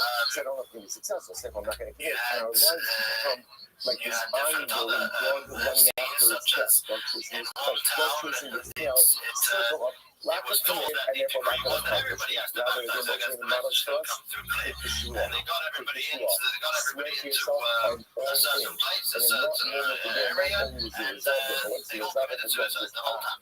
but that shot the way to the Mikmo. So Officially, you're the Jews committed. were able to Yes, leave, if you're committed, but I'm he didn't committed want as them to well. leave. And that's Officially, what it was the either just the convert or focus leave. to be He successful didn't in want life them and to that leave. is So incredible. what he did was he Incredible. said, Says anybody to wants to us leave, that go I to know the easy enough as part this I got this part. I already say you know when they that's were part in the this part. capital, then Next, I swear that I saw a then the snake action like started. the They all size got of the they pulled beam them. Many of in them rolled the them into a room so and locked Mishnah it. says And that's then an allowed example of a people to shua shot. any food or Because drink again, not until they possible, no snakes baptized. like that. So that's the For law, others, that's not true. they forcibly they threw them into the water and then they forcibly The converted them. are Vasativna. Many I places was there there was was suicide. this Many snake places during the they days got of them King into Shapur they that pulled was the Jews into a large shack enough to and lit swallow it. up And that was it. 13 stables worth of straw.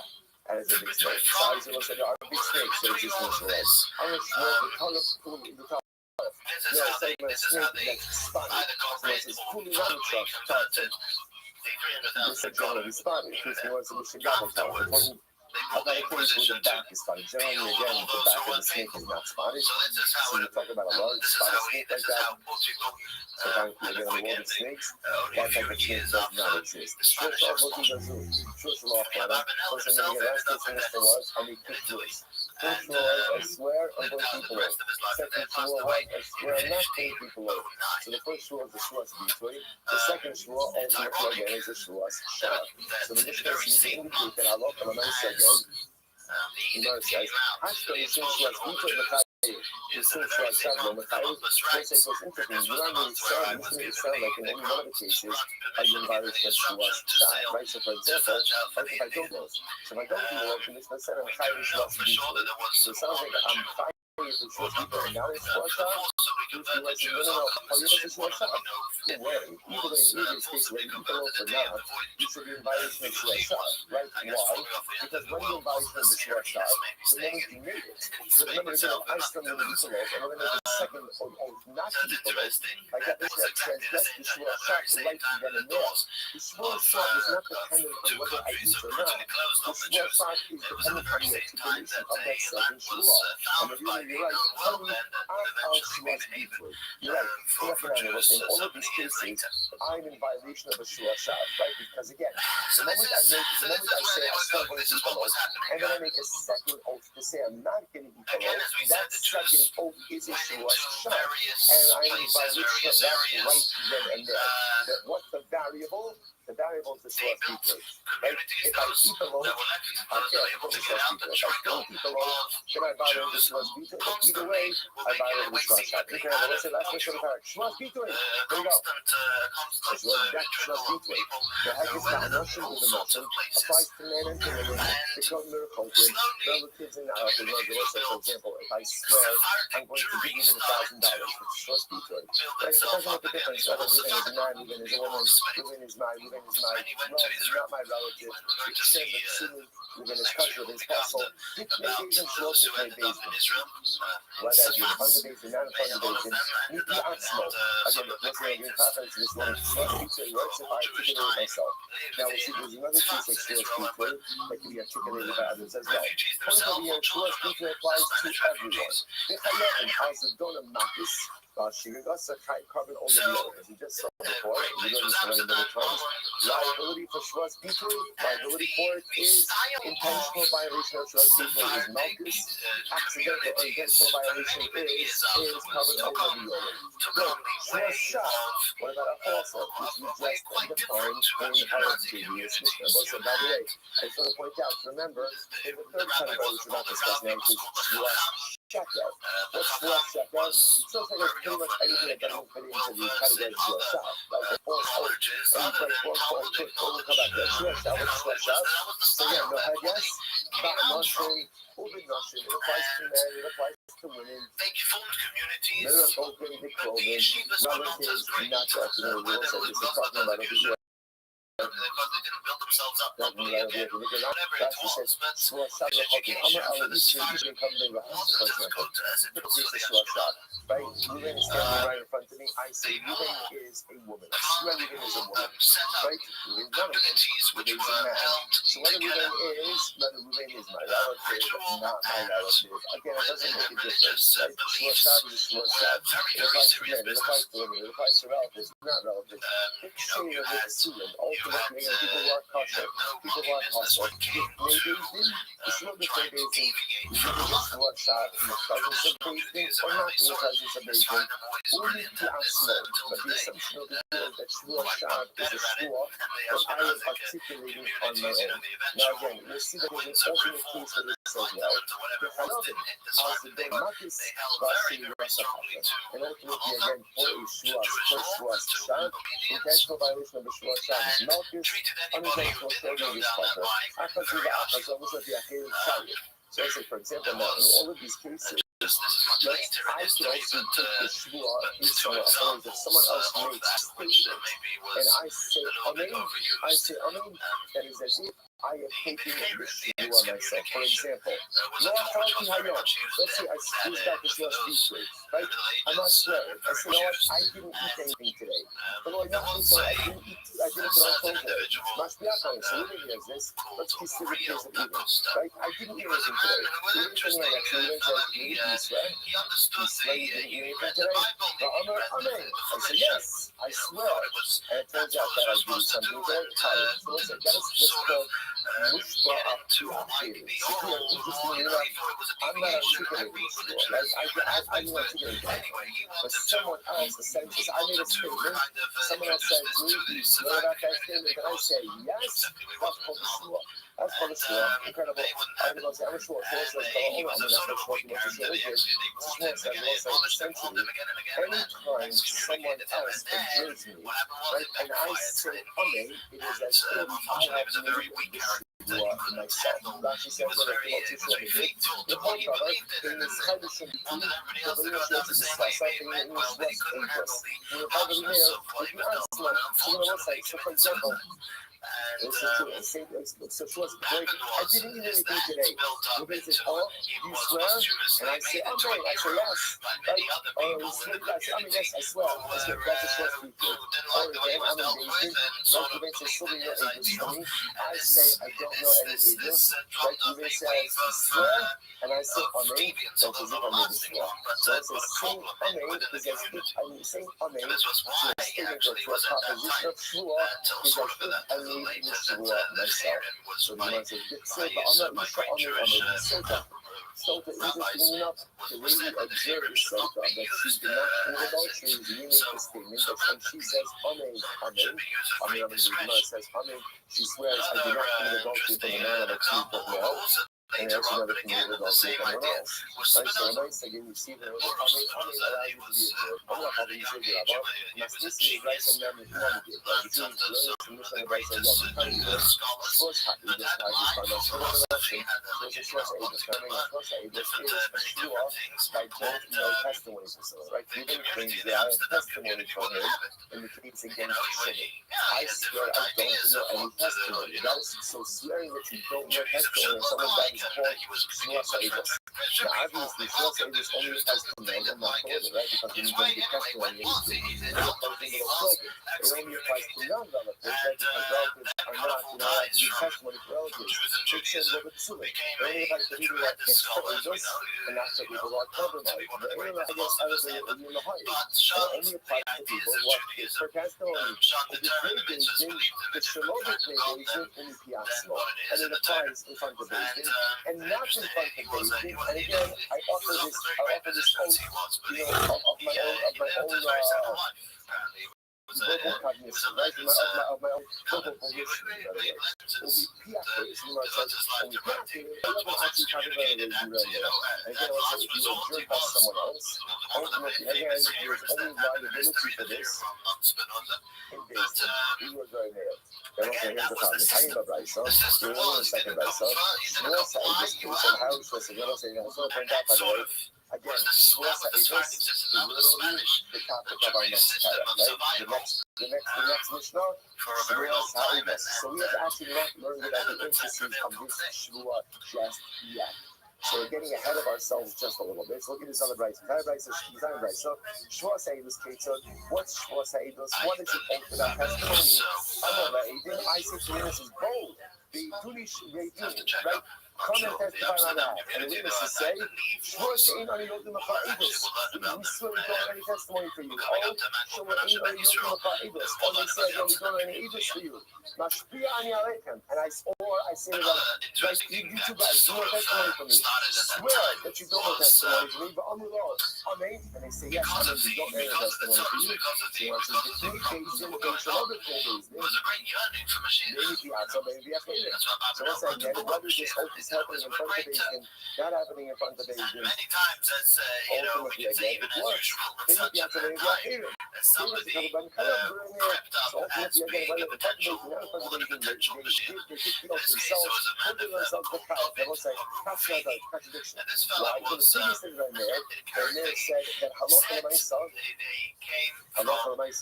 if they're being observed with someone else, it only works in front of Beijing. According to this Raisa, even if they're not giving, even not in front of Beijing, but they're being observed by others, the shvur works. So how do you reconcile that? So what does it come down to? Why did I say Amen? If they say that is as good, they made the shvur themselves, if that's the case, it works in front of Beijing, not in front of Beijing. If they did not answer Amen, but it only works in front of Beijing, doesn't work outside of Beijing. So what do you see from here? The answering Amen is tantamount to taking the shvur yourself. I'm not going to say the Amen. This is the Amen. So I just seek to support the same idea. So I'm telling you, because honey, shvur what do you think? Shvur teaching your highest, the anointing, ubinashim, merachogim, depending, the chair, the sulim, the maybe the shalovic maybe, small. So you might say, yes, well, in the something going to give you this, now that's what. But ultimately, again, shvur only works, even out of the context of Beijing, when it's of your own verbal volition, making it yourself. But if you're being observed by someone else, it sounds like shvur speaking doesn't work. You got to say that, self-defense, so you have to be in time. You have to say for says, shvur speaking works, even if you're being observed by someone else. So which one is it? This is what happened. And the end actually was for them to be. At one point they collaborated, these Romanian and Israel, at one point they didn't tell them, and then they did the whole story. But this Shlomo Mazur was actually killed al Peter Hashem on the third sanctification of Hashem's name. I forget exactly, I think it was the king of Portugal, whichever king who put him in chains and for having in his writings heretical beliefs to Christians. That was into that. Actually, the author of the Shulchan Aruch, the Rabbi Yosef Karo, transcribed this idea. He said that he was a very noble act in the end. He died on Kiddush Hashem. So you have these kind of that actually drummed up quite a bit of noise in the community. But it had its effect. These things did have their effect. It's one of some of the more noted events following the Spanish Inquisition. All right, Shabbos, the Shabbos, everyone. Shabbos, that we spoke of, many of them were Sephardim as well. Many of them were Sephardim. All right. Probably so going to be a good night of Shabbos. Whoever was in Spain, whoever was not, wasn't, they lived in these times. However many survived from Spain. It's interesting. The author of the Code of Jewish Law. The author of the Code of Jewish Law was written by Rabbi Yosef Karo. His father was called Rabbi Ephraim Karo, who was a great rabbi, who was one of those who were expelled from Spain. Rabbi Yosef Karo was 5 years old at the Spanish expulsion. So he ended up in Sfat, in Israel. You had Kabbalists who were all over the place. Who was exactly at that time? Not exactly sure, but later on you had just right after that, you had the Arizal, Rabbi Yitzchak Luria. He was actually called Rabbi Yitzchak Luria Ashkenazi. Ashkenaz is German. I don't know if but then again, so he was part of that. You had his main student, who called Chaim Vital, we'll speak about next week or 2 weeks' time, was from Damascus, was from Syria. So you had various people cropping up, and there wasn't a stronghold, shall we say. This was the place where the Kabbalists, you had Kabbalists, you had those people who knew Kabbalah, which were dotted around many places. Obviously not now, not in Spain, in different places.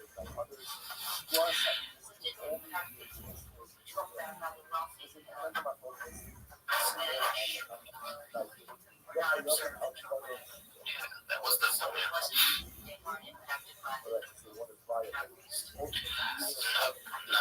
evidently, yeah. Many of them. This Yosef Yavitz, right, that when that person who sort of wrote what was going on, he said, many bloods in the yeshiva, turned the halachic pursuit into merely a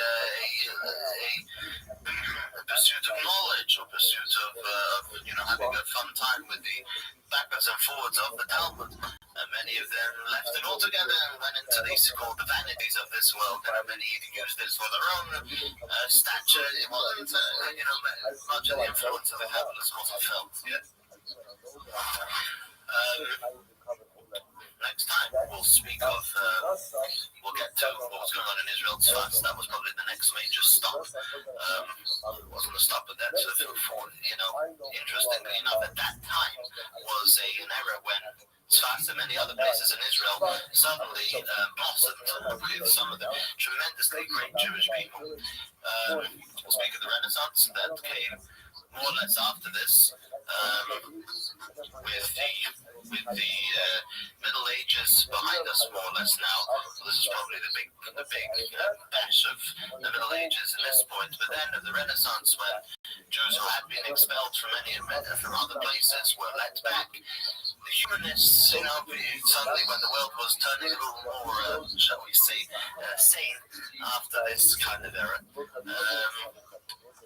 The Jew, and eventually the Jews getting to Eastern Europe, and that was this was actually probably about the year 1500 was when the Jews, a lot because of the Spanish expulsion, when they ended up in Eastern Europe, made their way all the way up the sea, and ended up in Poland and in Russia. And that's about when it started. And we'll see the first Jewish communities that arose in Eastern Europe and in Israel and various other places, and the history that happened with them.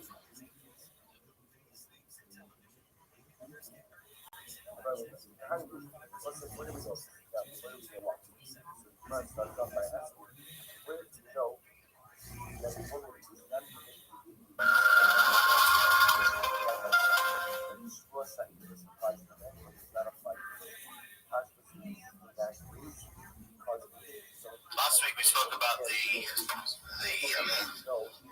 Girush, the expulsion from Spain. We're going to move on now to what happened afterwards, the aftermath. How did the Jewish people sort of respond and come out to this from this whole thing? We must also first, however, note that the expulsion from Spain was not the only expulsion. In that area in Europe, you had a number of expulsions throughout the Middle Ages. For example, England expelled the Jews in 1290. That was the aftermath of Richard the Lionhearted, of the Crusaders, so the story of York, when Jews were, committed suicide in the Clifford's Tower in York. In 1394, France expelled the Jews. 1394. Interestingly, in Germany, it wasn't that it wasn't out of affliction that the Jews weren't expelled. It was simply practical reasons why they remained always in Germany is because Germany was provinces. Germany wasn't an overall monarchy. They had every prince who expedited whatever they wanted from their subjects, and either were nice to the Jews or not nice to the Jews, either kicked them out or didn't, and other princes and provinces took them in. So after all these expulsions, and chiefly with the expulsion from Spain, we're talking about 200 years, but just looking at it from a little bird's eye view, the Jews moved east. We have the map ahead a little bit. The Jews east. So this is when Jewish communities started to propagate and to grow in these places, in Holland, mainly in Amsterdam. In Germany, actually, the community of Hamburg became quite big.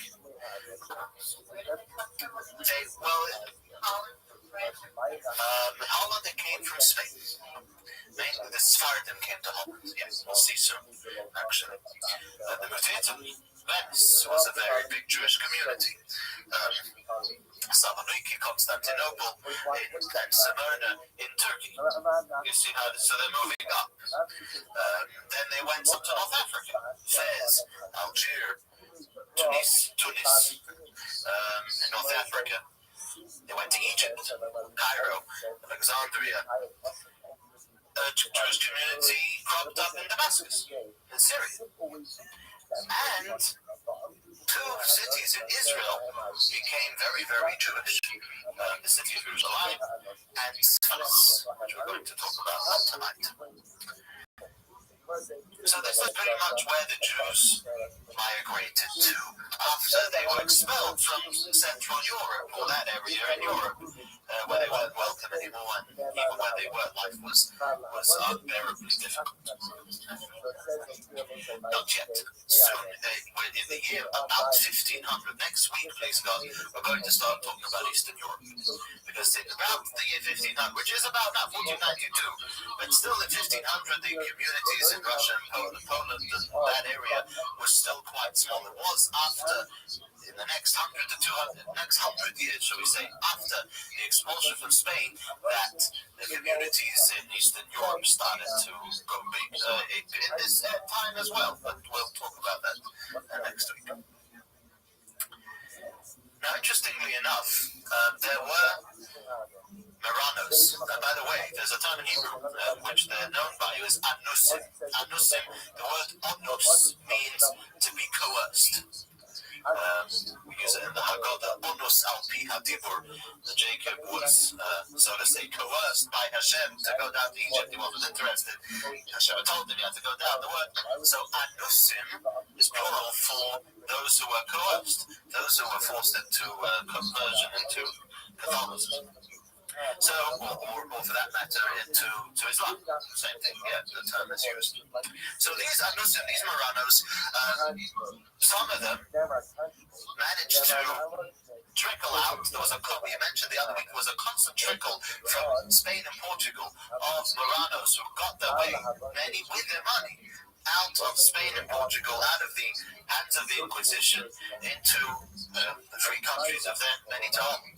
And many returned to their Judaism openly after they were able to do so. Some, however, actually quite a few, chose to carry on to live with the mask of being Catholic, of being Christian, as they were, in order to be able to help their brethren, the Jews, whether their brethren still in Spain and Portugal or elsewhere, whilst being disguised. Others may have carried it on, some want to say, even because of fear. The Inquisition was very powerful, and it wasn't out of the question that, we'll see in one of the stories we'll pick up on over here, that wasn't out of the question that the Inquisition would get to places where it wasn't official. And they were scared. They were nervous still of the gruesomeness of the Inquisition and the way it was so great and powerful that they chose simply maybe of safety to carry on that way. Those that remained in Spain, could we say, pretty much were without hope. Till about the year 1588, when Spain took the slide down, it's when the British fleet of ships in 1588 conquered the French fleet of ships. They totally smothered them, and Spain was never the same after that. So it could be said, I don't know if historians actually note this, but it's possible that the difficulty of life as a Jew, as Maranos, under Spanish rule, it could be that it did weaken a little bit after that, after the British conquest. It's interesting actually to note, Spain, when the Jews were there, Spain was a superpower, and it's a superpower. Spain was extremely big and powerful.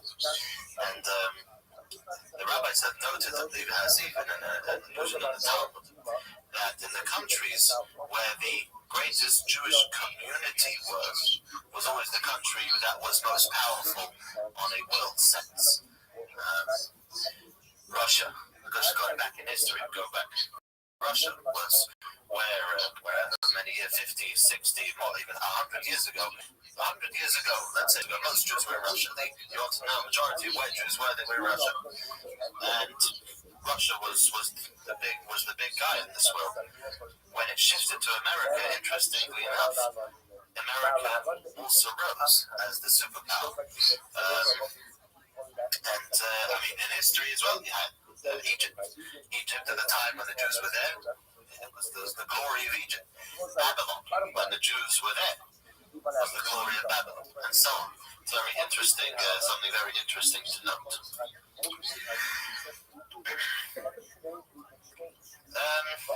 There is one event or one series of events which sort of gives us a little glimpse of this kind of idea, this kind of life outside of the Inquisition. What Spanish Jews had to get used to, or what they did. Actually, the story of a woman, famous Sephardic woman. There was a family called Mendes, the Mendes family, who were great bankers. They had a bank house in Lisbon, in Portugal. And the head of the family was a man called Francisco Mendes. They were Marranos. They were again, Marranos was the nickname for those who had converted. No one knew exactly who was hiding the Judaism, as we see. But he was a Marrano from a Marrano family. He died, I think, relatively young, and his entire wealth went over to his wife, who was called Dona Gracia. Dona Gracia Mendes, and his brother, this Francisco Mendes, his brother Diego, inherited a huge banking industry. She, Dona Gracia, went over to Antwerp, and when she went over to Antwerp, she continued to hide the Judaism.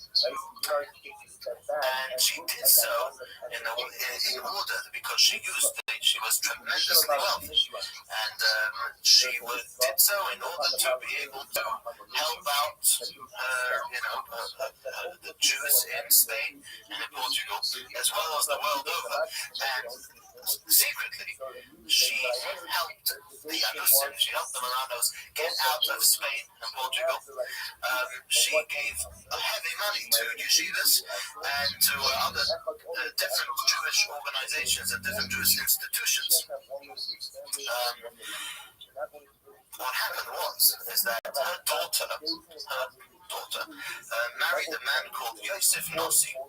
Yosef Nossi is literally a prince, but Yosef Nossi, who was her nephew. Her daughter married her nephew, and what happened is that after her brother-in-law died, brother-in-law Diego, basically there was a riff-raff between herself and her sister,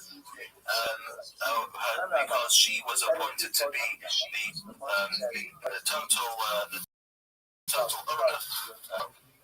the executor of everything, of the entire bank in all its branches, and her sister was left out, which she got very, as they say, very angry about. And in a moment of wrath, she turned over Dona Gracia to the church, saying that she was practicing Judaism secretly. Now, the Inquisition wasn't in Antwerp at the time, in Belgium, but the church was extremely powerful still, and the church put her into jail. And this was something they were extremely thrilled about, because that meant that eventually, through playing things right, the money would go over to them. It would be also the daughters were also put into a nunnery. That would be the way that they played it cleverly. It wasn't they were going to do it to 1 to 3, but eventually that would happen. Now, the funny thing was that her sister also had got the same thing. Her sister was the one who turned her over. They said, well, she's Jewish. She got my sister the same thing. And she also got into jail with the church. Anyway. Yosef Nossi, who was her son-in-law, was a advisor to the crown prince of the Sultan at that time. He was called Selim. He was the crown prince of Turkey. And this Yosef Nossi was her advisor, again, a very powerful man, a very rich man. So the Sultan, who was the Ottoman Empire then, was a big deal, and he put on a lot of pressure onto the church and onto the government in Belgium, whoever was controlling Belgium at the time, that Dona Gracia should be able to move to Turkey, should move to the Ottoman Empire, and let her get out of here and not be in your way, so to say. Because there was a big love of the Jews, because there was a big love of the money. Nazi, Yosef explained to him that this was a one-time deal where they were able to get the power of all these banks in his country. And he succeeded. Another interesting time when the Christian world went a lot of economic resource just for religious reasons. The expulsion of Jews in Spain was something we mentioned the other week. The Sultan was extremely pleased with that. He welcomed every Jew into his empire, and the Jews built it up. So this was one sort of idea like that. Now, she carried on. Actually, when she was in the Ottoman Empire, she openly, obviously now she was known to be Jewish, and she openly supported huge Jewish causes. There were many poems that we still have, which were written about her, and one of the, I believe, when she passed away, one I forget who it said, the verse in Asia says, Rabbi many daughters have done great, but you have risen above all of them. You mentioned her name was Masha, I believe, in the Hebrew name. So she's till today, there's a place in Israel which they dedicated for her. Yeah, there's a website. It could be possible. Yeah. Now, this Yosef Nasi, when he was in Turkey, he, as any good Jew who would be powerful in the annals of power, of the kingdom, of the monarchy, he did a lot for his Jewish brethren. One thing that he did was, interestingly enough, he convinced the Sultan to pressure France. France kicked out all the Jews, and as was the custom, when he kicked out the Jews, he took everything they had. He took the property, he took everything valuable. So that he pressured, this Yosef Nasi pressured the Sultan to pressure France to give back the Jews what they stole, what they took. It was pretty much successful to the degree that when France didn't come up with everything that was owed, so to say, every ship that came to Turkey and to the Ottoman Empire that came from France, immediately a third of the cargo was confiscated for this purpose. Every French ship. So this was he did some very great things for the Jews then. He also, I believe, bought for 1,000 ducat, 1,000 gold pieces. He bought from the Sultan the city of Tiberia. And the Sultan gave that to him. He wanted to buy Yerushalayim, and the Sultan wouldn't allow it. He gave him Tiberia and a lot of the Galil, and he wanted to build it up. He wanted to even build the Jews should be able to live there, be able to do a livelihood. He wasn't so successful, unfortunately. A lot of the ships that he sent with Jews were hijacked by pirates, and the business didn't take off as he wanted to, but he did push for it, and he did have that great idea. So that was a big story of the Mendes family, the Nazi family. The gives us a sort of picture of the colours that were going back and forth at the time. They were from the family of Marano. And Marano to the Spanish, somebody who was taken on Christianity officially and then denounced it, or was denouncing it as they officially were.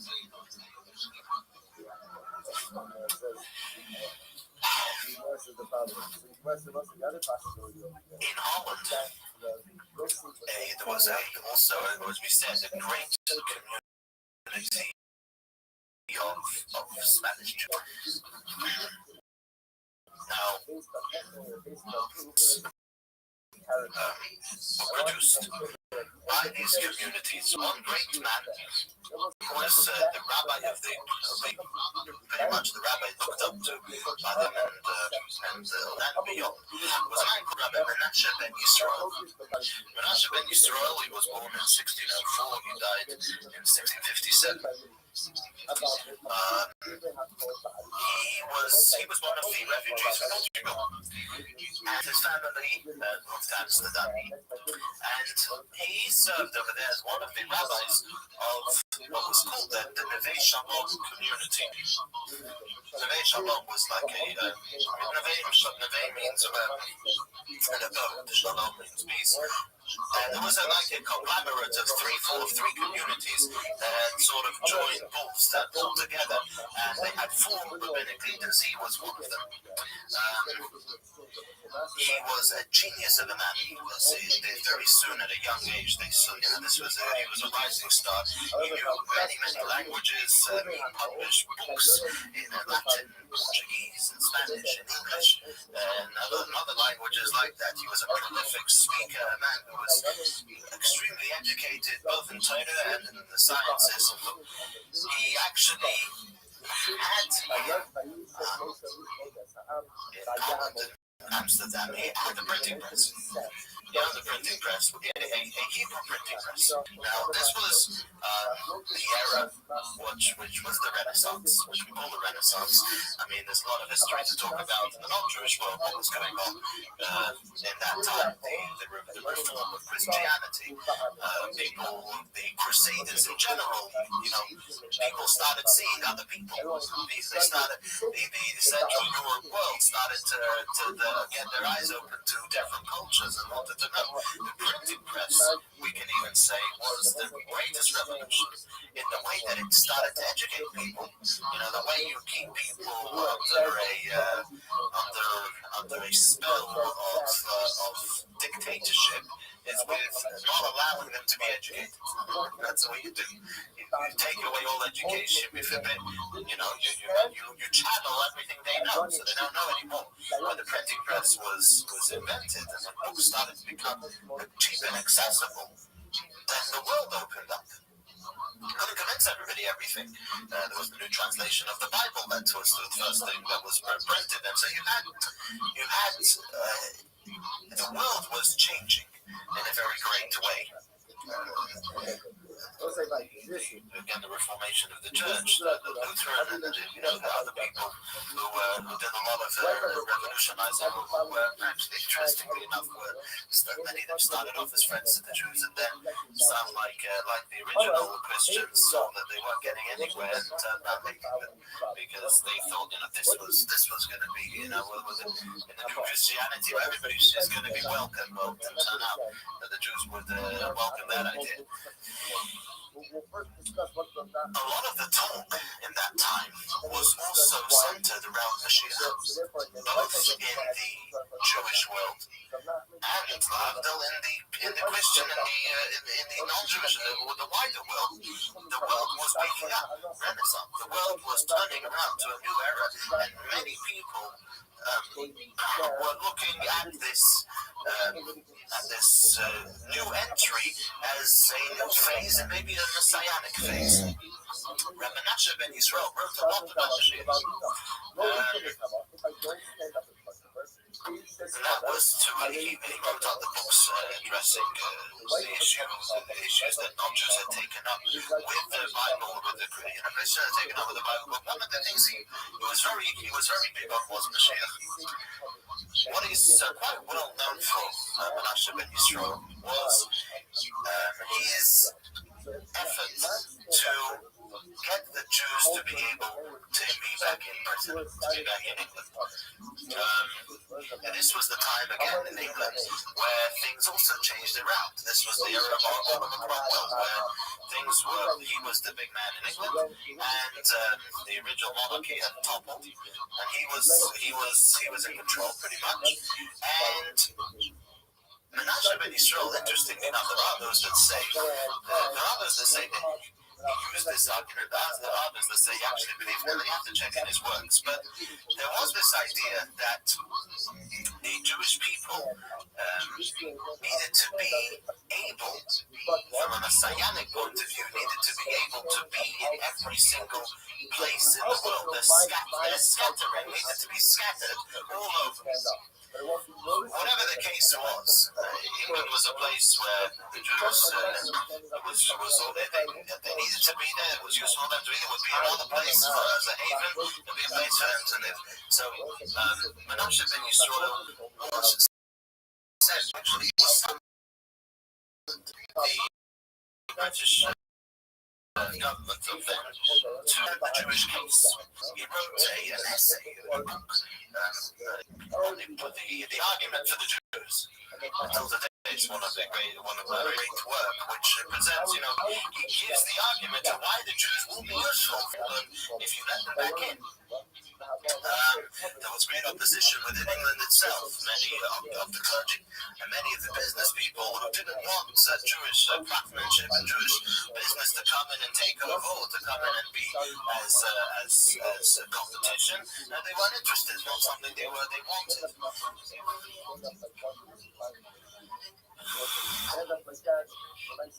Later. We're talking here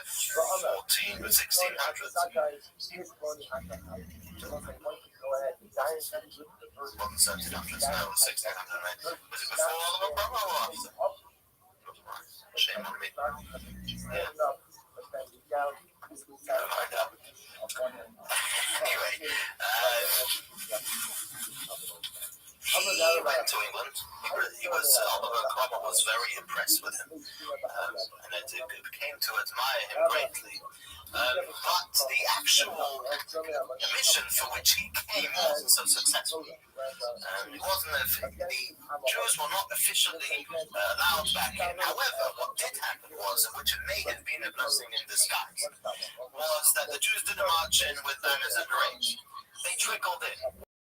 One by one, Oliver Cromwell allowed a steady flow of Jews by one to come in. And they found themselves, the Jewish community in London, building a shul.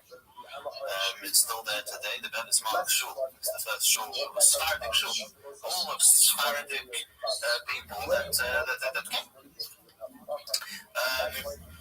He spent 2 years, I believe, in England. Menashe ben Yisrael, he had an only son, unfortunately, which passed away, and he was very broken after that. And he made it back. He didn't actually make it back to Amsterdam. He passed away on his en route, and is buried somewhere en route back to Amsterdam.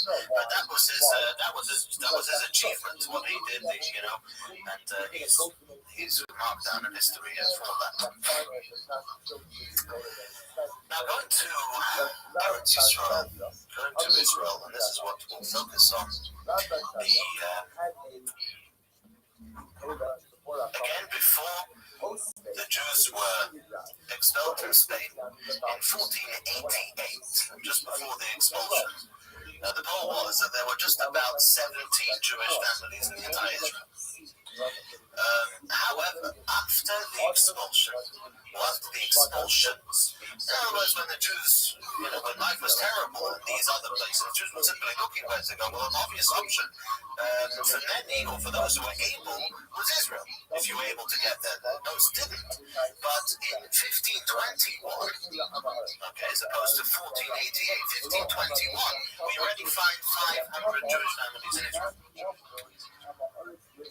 The first one in that era who really established this Jewish spiritual life in Israel is a man who was called from Italy, who was called Rabbi Ovadia Bertinoro. The Bertinoro is a wine, and it's an Italian wine, and it's a little province apparently, or a little town in Italy. Now, he is very famous, extremely famous, and the reason for that is because he made an explanation similar to what Rashi did, or somewhat to what Rashi did on the Talmud. He made an explanation to the Mishnah. He took the Mishnah and he said, okay, if somebody wants to learn Mishnah and he doesn't know what's going on, who's going to explain it to him? For the Mishnah is very short and very concise, and you've got to pull it apart a bit. So he wrote, it's known as the Bartanura, and pretty much every single edition of the Mishnah has the Mishnah like the Bartanura. Many refer to it as the Rav, Reish Ayin Beit Rabbeinu Ovadia Bartanura. Every kid, even before they learn Talmud, when they learn Mishnah, usually the order of study is Chumash. When they get a bit older, that's the Mishnah. When they get a bit older, it's the Gemara, the Talmud. When they learn Mishnah, almost right away, when they get a bit, they'll learn the Rav, they'll learn the Bartanura. that is often a great background to get, just to welcome the student into the Talmudic world, because he gleans from the Talmud different bits and pieces that you need to know the understanding of the Mishnah. So this is, but till today, there's many people that will learn on a steady course the Mishnah with the Bartanura. This escalated, this carried on. By about 1600, we will find that in Tzfas, in the city of Tzfas, again the Jews settled in Yerushalayim, and Tzfas was the big one, I think. And in Tzfas, we will find already in 1600, there were 18 yeshivas and 21 synagogues. So this was the kind of growth that Eretz Yisrael was experiencing as a result of all these Jews migrating and having to move away. Tzfas became a place of commerce, business, farming. Israel has a lot of farming going through it, a lot of buying and selling, a lot of industry and different materials were coming and going from Tzfas, as well as it was that Tzfas, at one time, we call it Tzfas in its glory, the golden age of Tzfas, that it bore some of the greatest Jews that put their seal on Judaism from that time and onwards. And we're going to look at those Jews who lived in that in pretty much the same era in the city of Tzfas. The first one who came on the scene in Tzfas was a man called the Mahari Rav. That's how he's called, the Mahari Rav. He was born in Fez, North Africa, and after wandering from one place to the other, they had to go. He came to Tzfas when he was already 60 years old. Because of his talent, because of his stature, he almost immediately became the Jewish leader of Tzfas, the leader of the rabbinate. There's a responser, Shuvais Mahari Rav, the responser that he wrote back and forth to his questions and answers. He was born in 1474. He passed away in 1541. Now, an interesting thing happened with the life of the Mahari Rav, which he wanted to, for this, he's famous for this. There is something called smicha. Smicha literally means to lead, but it's used as the term for ordaining, for giving the ability to a student who's learned enough to rule, to be a rabbi, to rule in halachic rulings.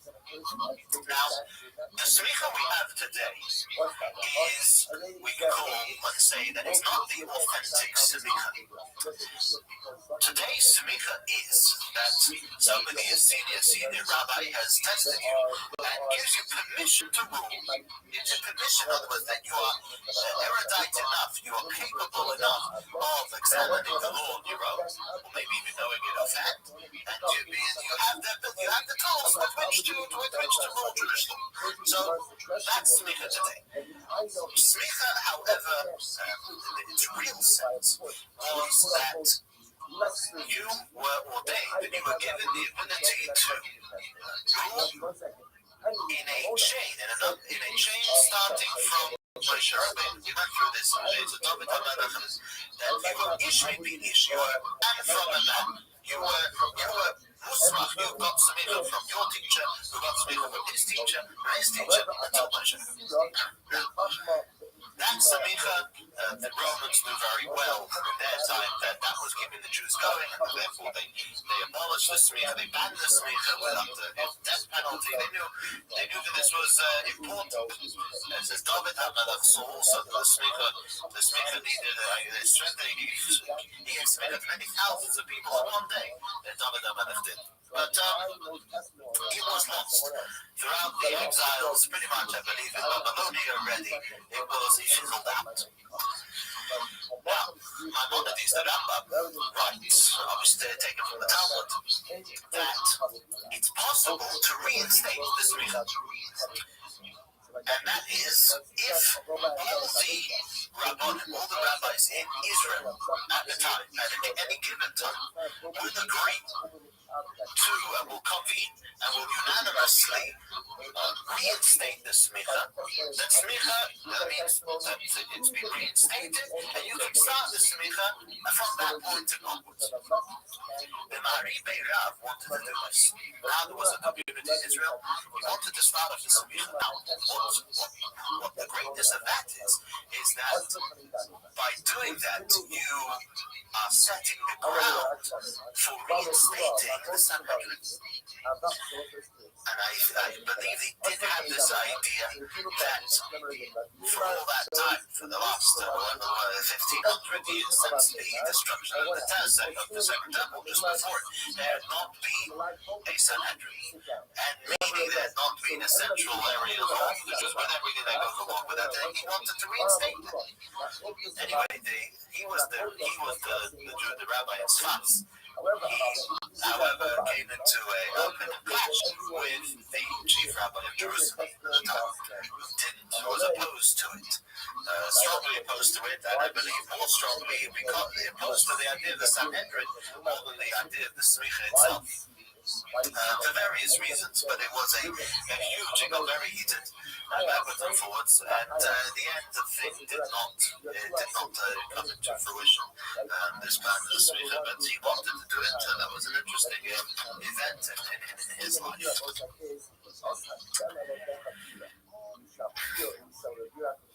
And in that era as well, 1500s, was the life of a man who, because of him, his name and his writings are the foundation of Jewish law today. Rabbi Yosef Karo. Rabbi Yosef Karo was, we mentioned last week, was a boy at the time of the Spanish expulsion. He was 4 years old. And he came eventually again to Stas. He was quite young. He's in his 30s and 40s when he wrote 3 extremely important works. The first one was called the Beis Yosef. The Beis Yosef is a work on the book the Tur from Rabbi Yaakov Baal HaTurim, which we mentioned the other time. The Baal HaTurim, there was the Rosh. Rabbeinu Moshe had a son who was called Rabbeinu Yaakov Baal HaTurim. He was the one who put down Jewish law in an order of 4 volumes of 4 parts. Each part, first part dealing with life, the life cycle. Second part dealing with the laws of dietary, of kashrus laws. Third part dealing with the laws of marriage and divorce and family life. Fourth part dealing with business. He put it all, he sifted through everything that came before him. He took many laws from his father, from Maimonides, from the Greek, from all the way before, and he put it down in that order. The Torah, however, doesn't usually quote the source. Where he's getting from. Sometimes it does, but a lot of times it doesn't. And also, it's not elaborated on. He's quite the Beis Yosef. Rabbi Yosef Karo wrote a very big important work on the Torah. After that, somewhere around 12 to 15 all the sources from where these laws are coming from, and then it takes everything and filters it through on its own. A lot of times the Torah just quotes different opinions without really, ruling himself. The Beis Yosef will go along. The Beis Yosef will take it all and chew it over, and a lot of the outcomes, a lot of the results are very clear when you learn the Beis Yosef. So it's a work, all-encompassing work. The sources, the questioning, the analysis, and then the rulings. And that today is the yeshivas. If you're learning Jewish law, per se, in other words, talmud, you're learning the concepts, not necessarily you're learning the laws. Many times you're looking out to understand the Talmud itself. It is at least in that time to the law itself. in such a sequence, in such a way, you only give the time once. No time of Omar, so a plana. He first says so a plana. While the Omar so also, then he says he's not going to eat it at all, the Tayyip charges. And he explains it, Omar to the Rabbi, the Rabbi Shmuel also Kikar Zuri. The person says he's not going to eat this loaf of bread, so then in that particular expression of, I won't eat this loaf of bread, let any part of that loaf of bread becomes forbidden, and therefore kiva. So also, the man of Kazayas Chayiv once he's eaten a Kazayas. In our place of that bread, halacha is, he is Chayiv. However, the person says, well, no, I won't eat this loaf of bread. In other words, the expression of the Osa Kikar Zoo, if a person says they will not eat this loaf of bread, that means he's not going to eat any part of this loaf of bread. Therefore, as soon as he eats a share of the Kazayas, he is tired, he is violated his law, and he has to do with karma.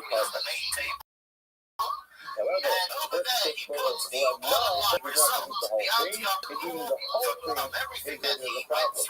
If he does not eat the whole thing, then there is not going to be a problem. What's the difference? The difference is the order of the feast.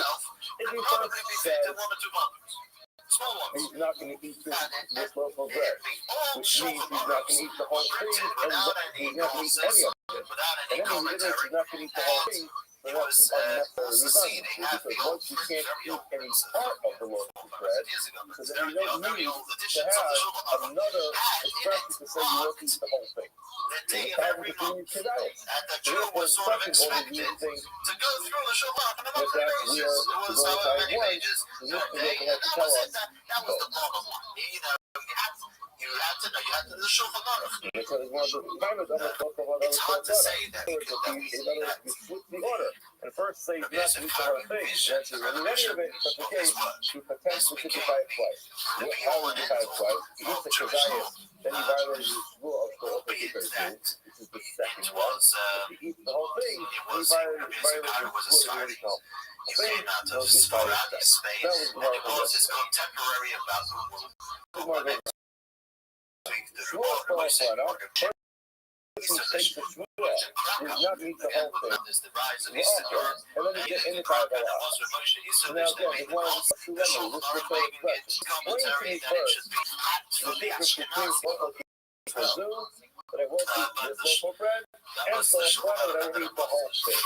Fine. And then we say again, Shmuel calls that. Gemara says, why do we have to have this third utterance over here? Gemara says, this teaches me another Allah, which is, he used who the letter, Hasuvuat. Our Mishnah is simply telling us how many applications this person has if he violates this rule. So the person says, I won't eat this loaf of bread. And then he says, I won't eat it. I won't eat it. So in such a case, even though you made 3 Shavuot, he's only besides one carbon if he violates it. However, our Gemara says, the Mishnah says, well, 3 of these make the point that there really are 3 Shavuot that took place over here. He did make 3 Shavuot. How many times would he have violated that if he eats it? Only once. Okay. A kamak for you who the leka, and the Lord said to be miskapas to Rothschild. If you find the place that is going to actually take effect, for it to devolve on something, then halacha is you will be tired again. More to the case. Very nice. What might help us? Where is this going to devolve? In other words, very nice that he has 3 Shavuot. If he's only ever going to be tired one karma, who cares if that's 3 Shavuot, 1 Shavuot, or 30 Shavuot? It makes no difference. Only the time one karma, the Gemara says, it's the Rabbi. In the case of Rabbi, we'll be able to find the practical difference how many Shavuot there are on the Rabbi. In this al-Harisona, if you really reverse the first Shavuot, in other words, to go to the well, to get a do, it's not a Taras Kedar, but a Taras Shavuot. He goes ahead and takes away his first Shavuot, and also Lo Smiya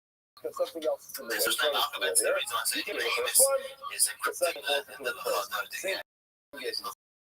Zero, first accepts upon the substitute. Another and he fulfills the first 30 days in the years and then backs out. So they want that one. What happens? The second period is years, the period of the first one, and so low, Shania Arishona, the second one takes its place. Starts off Gemara says, Hakiyafta, that has nothing to do with this case. In other words, they're not comparable. Why?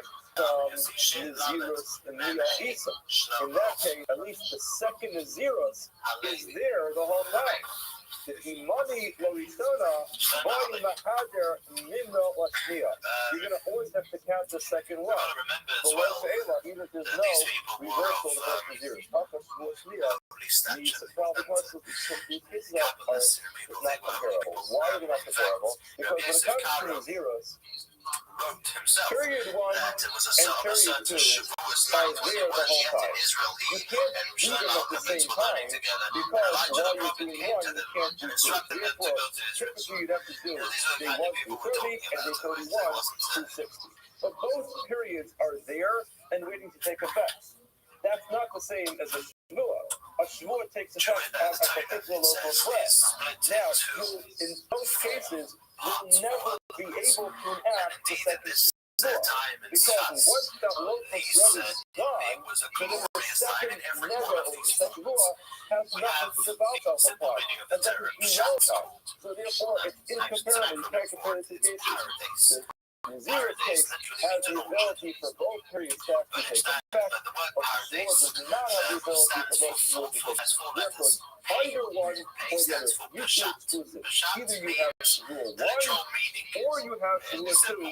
You could never have shmua 1 and shmua 2 because it's all relevant. Only one loaf of bread, shmua 1, you want a shmua 2. Just shmua 2, you want a shmua 1. Which is not like the Nazir's. Nazir's you could have Nazir's 1 and then afterwards Nazir's 2. Which is very different than the shmua.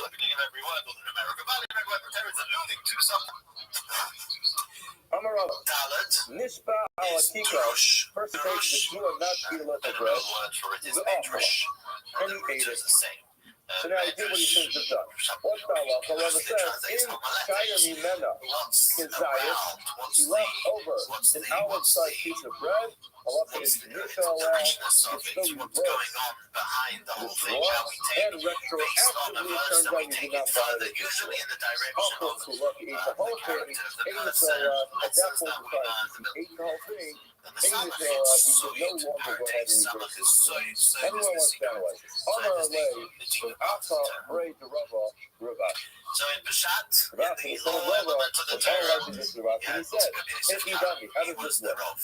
Ida Amar Shalom Okal, Shalom Okal, here's his expression of this rule one, that I won't eat this loaf of bread, and as we explained to this, that means he can't even do the Kazai.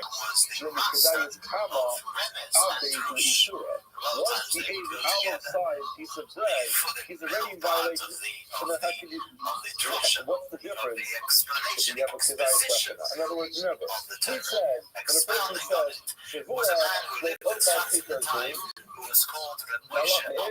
he violates the Shura as soon as he eats one Kazai. Now, that's what happens. He ate a Kazai, so then why do you have to have a Kazai? To be able to determine whether you can reverse it. You already got the problem. It's already a problem. After you've done it. It's cool. The deed was done. You violated the school, and he's out. So then, he's all the school. No. He didn't violate anything yet. Why? Because in this case, let's go up on it, which means you will eat the whole thing. If that's the case, but his prohibition is only to eat the whole thing, so you might get your desire. Why are you saying that if you eat a Kazayas, it can be a problem? People call it the Lunami. Even, sorry, complicated that. Why is Rabbi saying that if there's a Kazayas left at the end, an olive-sized piece of bread at the end, then he can work the shul because he's not yet violated it, you don't need it to be Kazayas again if you call it the Lunami. Even if it's a crumb left at the end, he didn't eat the whole loaf of bread. He's not in violation of it yet. In other words, as we say, if the case is where he said he's not going to eat any of it, so then once he eats his eyes, he's out. There's no turning back the fact that that's how he violated it.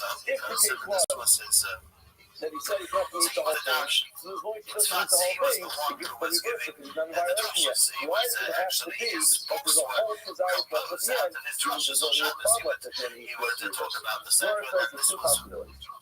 he buy his Ema Shlomo. So the case can be talking about that he says you won't need it at all. He buy his Ema Shlomo, that says you won't need the whole thing. Let's explain that. He buy his Ema Shlomo, because you could give a suggestion for a better case here. He said he won't need it at all. And then, the Hanilate She'ela Kedai Basra, the Hanilate She'ela Kedai. What the thing was, you can't reverse a shua if it isn't a weak desire. But if there is a desire at the end, you can remove the remaining desire. If you have a significant piece at the end, the desire, you get it and say, I didn't get it, I won't give you this. I ate half of it, but you still the desire left. I like to remove it on the desire, so it goes the red validates that and reverses that shua. You know, now, what Rob was saying is, the desire is left upon which the annulment was, and the shua goes away, you can say retroactively goes away on the entire of the as well. That's level 6. And it means, Migi to the Hanilate She'ela Kedai Basra. The reverse will work. So the last desire, Hanilate She'ela Kedai Kama, will also work in the first step. Rabbi says, you can also suggest to take up slow flesh. His actual expression was, you ready to halt it. Now, the Rebbe's pointing out is, each side desire Pasha Rishpula. Below, the Pasha Rishpula. Rabbi is saying that you're right. Not a violation of the Shmuah means the whole thing. However, in terms of reversing the Shmuah, you can't go to a rough and reverse the Shmuah on the market. You have to have something there to actually reverse the Shmuah. Now, if there's a desire left, so you can reverse it. There's no desire left, you can reverse it. So what's the difference going to be? According to Rabbi, a country has not violated the Shmuah. Why?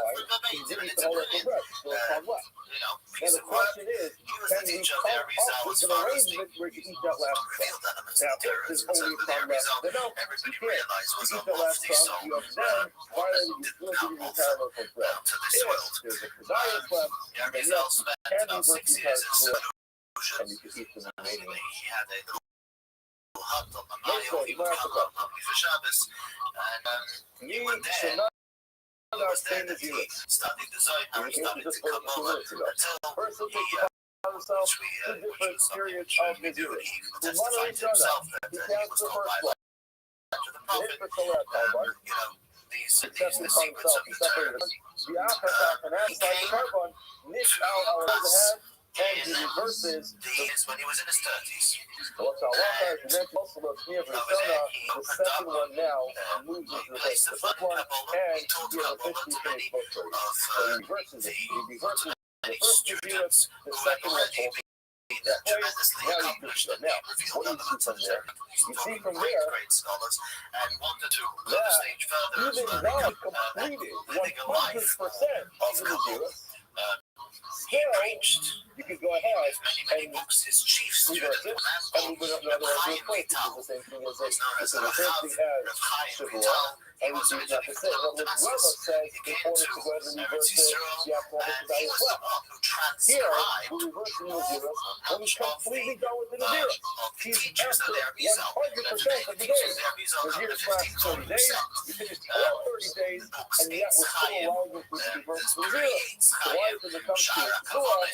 He required it to be take his eyes left at the end. One says, no, that's not a good one. Kabbalistic meaning of what the davening is. The reason why you can be working here is because we didn't really cut. In other words, you're out. That's the comparison. This was a man of the A Arizal who wasn't just Shavuot that has the desire flash is the same thing as the Nazirah that has the requirement to use carbon left. But that's not true. By the time you keep for example, you learn another play, another interesting thing the Arizal did. You must remember the Arizal passed away in 38 years old. and it's the Lezer, He was a chief when he was a young man. The Arizal was responsible for revealing many of the early sites that we have today in Israel. but all the other obligations are not up in the government. And we mentioned on the previous occasion that at a certain time, because of the havoc and chaos that was going on in Jerusalem, being that was the place of Herod and that era, so much of the terror learning and the graves of the Jews were removed. Many of them were buried in the government, and many of them were lost. And few Jews in Israel went with whoever else, which has had free entry into all these places. Many of these places was the Arabelle who went to place and just said that this was where it was. Nazirus doesn't work.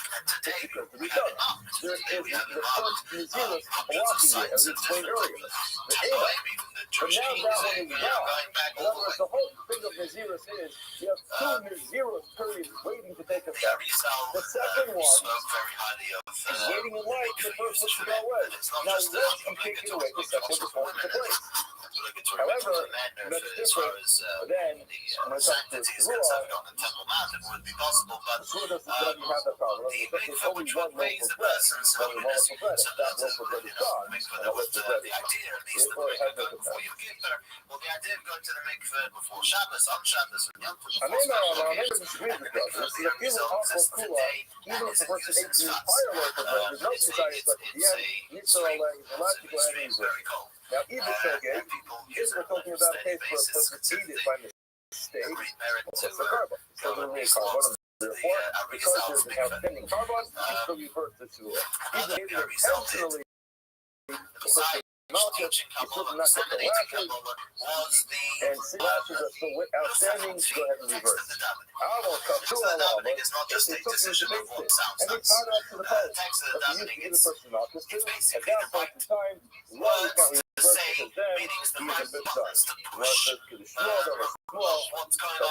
armor, these specific words and these specific texts, these come to him. And when it comes to the Shemana Esrei, this word or the other word, or even not Shemana Esrei, literally the words, even the vowels. It comes along with embarrassment. It's not just the idea of meaning, and that it's very shameful to be part of accomplishing one thing or the other, and one who can see the man on eye knows what does what, and was there Israel made made from scratch, but if you ran out, then you'd be right. and made a scissor to be true not only as far as grammar and everything else is concerned, but as far as Kabbalah is concerned, that everything should be and what we have live from the Chabad Siddur will have rabbinic request. Malcolm's running over at his second call. Yeah, what can I do for you? I'd like to reserve my school. But yeah, explain to you why you want to pass up, why you want to do that. Give me an explanation as to why you reserve it. Explain why you got it. The rest says, I officially know the Shua, the whole time from the code, and therefore, according to the text of the Arizal, it was the ultimate mechanism of the idea of Tukvikukah, the sin of the Arizal, and redid that again. The person registered tendency into his Shua. But the Arizal, so many people pray today with the siddur of the Arizal. But chiefly, his chief mission was the dissemination of Kabbalah. He coined the phrase that in today's day, so the godless, so it is a mitzvah to reveal this wisdom of Kabbalah that was hidden, stored away for those hundreds of years since the beginning of the Torah, since man himself. That wisdom was to be taught, obviously, in the right way, right fashion, carefully, which it was. The Arizal is known as the Ari. The Ari is known as the word means lion. It's an acronym. The word Ari means a lion. And his students were called the Kurei Arizal, the cubs of the Ari. Okay, so he taught it to the lions. But it was something which what that means is, when a person makes a Shua, it was a mitzvah to delve into this have wisdom. in mind And again, at the time the of the idea Shua what was he's doing. that If as he makes the a Shua and there's some kind of amnesia or a lapse that happens at the time of the further Shua, away from the it doesn't temple, take effect. times by But we godliness practice and understand what he's talking about when he makes a Shua. It happens subconsciously, it doesn't work. That's number one. Number two, in our case, we're talking about the way of connection to Hashem, which would be deeper than the convention, deeper than the regular. And this was given to them by Kabbalah. And that was really from the Arizal. The Arizal is considered the father of Kabbalah, the one that everything pretty much originates from. There are others. For example, there was a man called the Rabbi, Moshe Kordovero, who was the king before the Arizal. The Arizal arguably never certain aspects of Kabbalah, but the Arizal is considered eating the bagel everything pretty much dates back. If he What does does the not eat Arizal the have to bagel, say? the Shua never takes it back. And people until So today, therefore, the question is, if Rosh this is person is a the Kabbalist, he must All then he's well Shana, versed he in eats the the bagel. writings of the Arizal. The show. And the Arizal passed away at 38, very young. It was only 2 years that he taught Rabbi Arizal. Everything was in the course of 2 years that he I will forbid myself accomplished from over eating there. the baguette if I eat the bagel. Now he goes to Shabbos, he comes home, and he completely forgets about what he said that morning, and he eats the bagel. The answer is no. Okay? Is there anything else to eat the bagel? No. He's allowed to eat the Kabbalah is bagel. very There's no difficult screw on the bagel. to understand. The And he reason forgot, is completely Kabbalah forgot while speaks he was eating the bagel, regards and to eating that bagel is more forbidden than eating the baguette. So Kabbalah speaks, however, And then in Rothschild humane made it. terms. Then he They will eats the speak baguette about intensely the for forehead, food. the feet, the eyes, the of the Not allowed to eat it. supernal It's not body. to eat. If you don't know what you're talking about, He is fucked. it can be Why? heresy. Because at the time that he ate It's the bagel, dangerous. In he had other no words, idea if what he you was doing.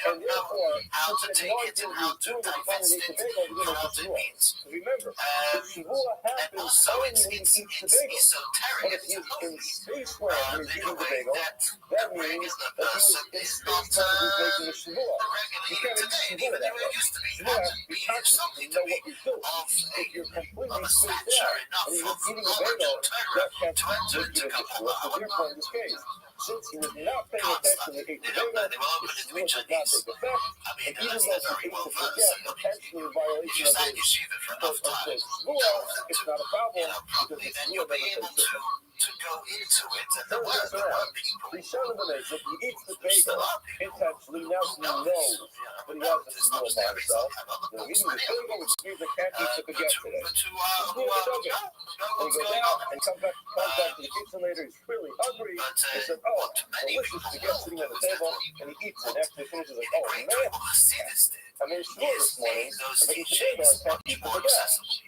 You'll see But that I love the Hasidus Bible. often I puts think it that's as okay. So the person Tanya, made a often Shavua there's a few lines and of forgot, Kabbalah, and Shia he has to Kabbalah. read carbon. That's the In case other of a words, you've person got to that know had what one, it's he made talking. a You mistake, have to he know didn't those the carbon, principles. But or to atone for the Shavua that if he you're violated. well versed in Hasidus and then you go back to Stay in the Kabbalah, you Shogi. have a much better Let's say sort he of eats both understanding of of them, what's going the on. Shogi. He doesn't count paying attention that day. It's So he eats the bagel by mistake. He eats the baguette by mistake. analogy Top that of test of the day. Sorry, stay in the Shogi. the Zohar, You fucked her. Why did you fuck her in that case? For the same reason as before. There was one The Hasidic Shua rabbi never who took once effect. gave an analogy. Because the Shua never took effect. The second one doesn't work either. In other words, since he ate the bagel in Spaceland, the Shua doesn't work. And therefore, even though he mistakenly ate the baguette, in the sense he was allowed to eat the baguette, there's no problem. Bible for customer day, still is amazing. What is this book that my purpose? He eats the bagel, he's like, I know that if I eat this bagel, I'm going to forbid myself from eating the baguette. And then he goes ahead and eats the baguette. Now he more says it depends. Goes away. He must be talking about something very It depends which one great, he's something eating. very powerful. Actually, if he went in perfect sequence when he first ate The the second guy snack, goes from the which is top. the bagel analysis.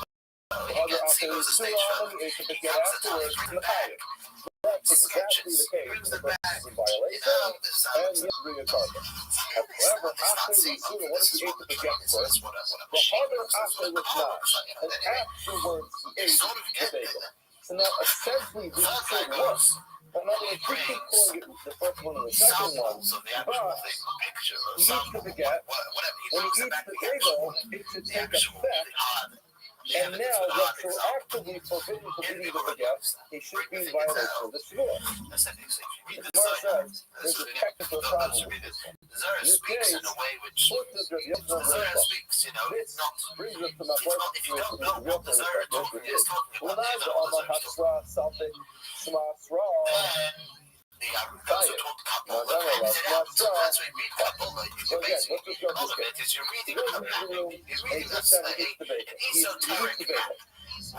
eats the bagel, and then he eats the baguette. Everybody agrees. That is the case for his tires. Why?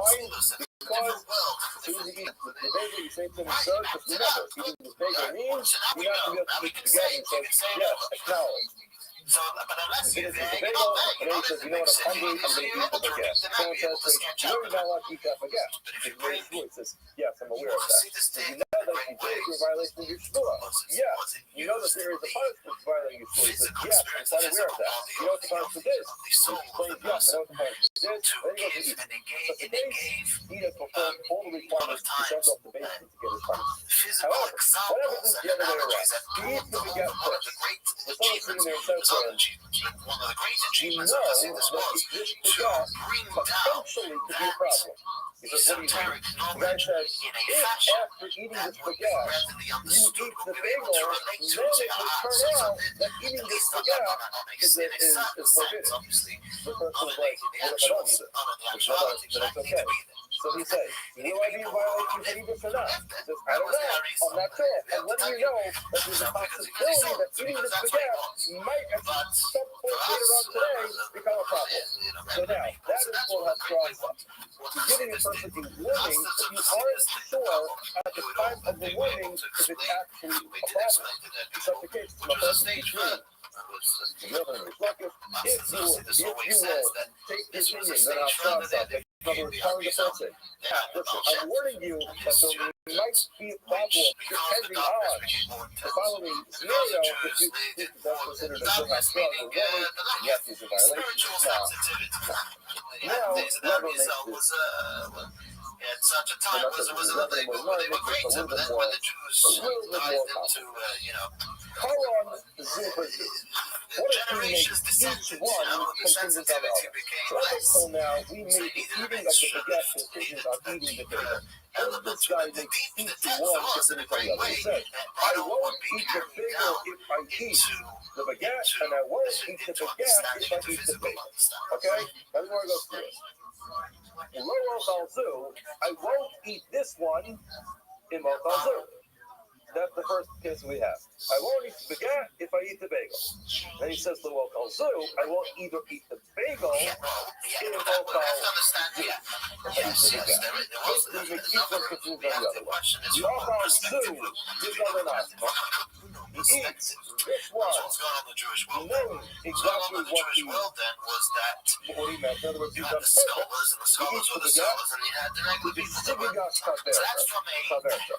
The Zubers of the Asma will be Sibigas Taverta. He eats the bagel and the baguette, knowing that there's potential Sivua not to eat the bagel and the baguette, but he forgets that the bagel is the condition for the baguette, and the baguette is the condition for the bagel. You holding this together, guys? Alright?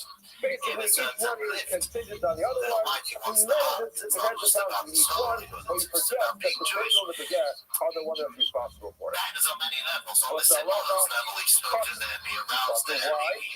Because the sword doesn't take it back. No, the sword can only take it back if you know at the time that you're eating the knife, the other mind is trying to work. Yet students who were sitting there who were sitting in the room, and he remembers that eating the bagel makes the baguette forbidden. Was tremendously deep ideas in the Torah, but in a fashion which was down forbidden, but he forgets that actually there's a shivua on each one. Because having some issues, some problems, the problem gets evaluated for something. The bottom line is he doesn't remember some details, but forgets some other details. In such a case, he's dying. Why? Because he remembers the knot. If you remember the knot, that means he's making a shivua.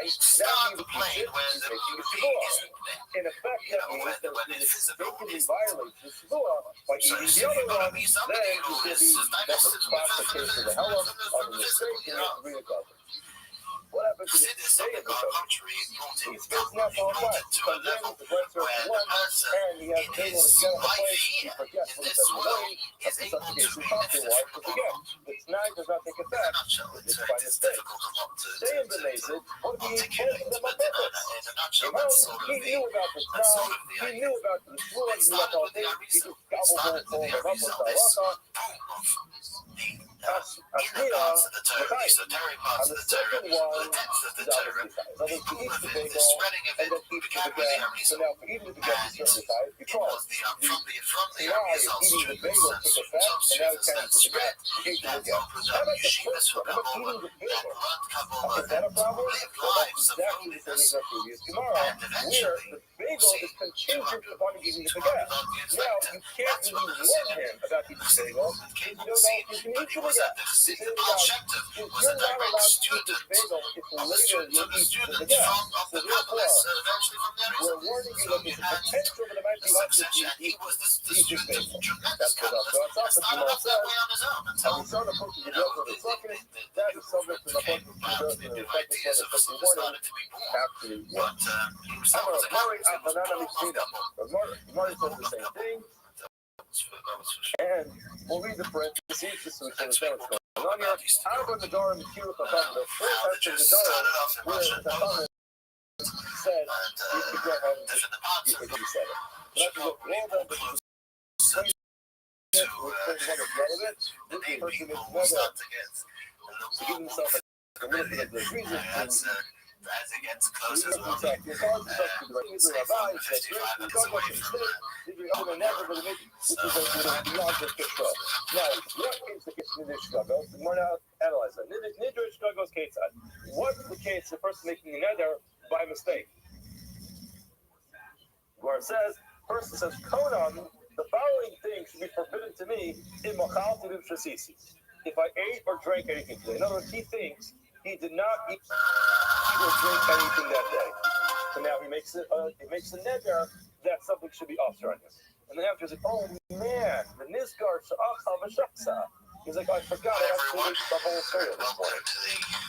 Or he says, it's the any alcohol. Any stuff they won't eat or won't drink.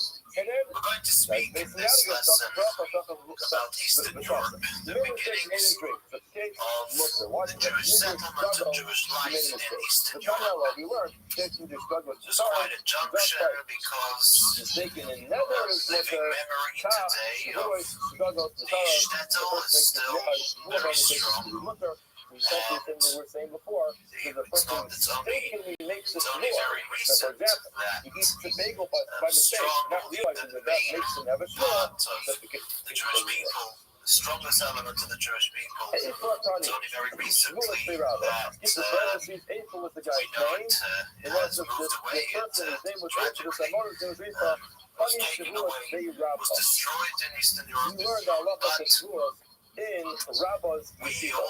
Now, Father Avini, his brother Avini came over to him, Father Avini, and he met him. Avini said to Eva, Shavuot Chalti, he just finished learning with the Shavuot. He said, yes, I learned it, I learned quite well. He said, there are a few questions you'd like to challenge you on the rest of the Shavuot. I said, sure, go for it. He said, what happens if a person makes the Shavuot? One Shavuot that I didn't eat. Another Shavuot that I didn't eat. And the two is exactly the same Shavuot, past tense, that I didn't eat. Now, what's the halacha? Indeed, he didn't eat that day. So again, it's Tuesday morning, and the person says, Shavuot Chalti, take a Shavuot that did not eat breakfast this morning. And he says, ladies and gentlemen, for the second time, Shavuot Chalti, take the Shavuot that did not eat breakfast that morning. Turns out that he did. How many freedoms does he have from our land? He's only tied once. Well, what was his thinking? Once you make a Shavuot, you can make another one. Like we said earlier today, only room for one Shavuot at a time. Therefore, if you make two Shavuots of which are identical, only tie it for one. And the lady's brother said to him, "It's the last got you. Made a mistake."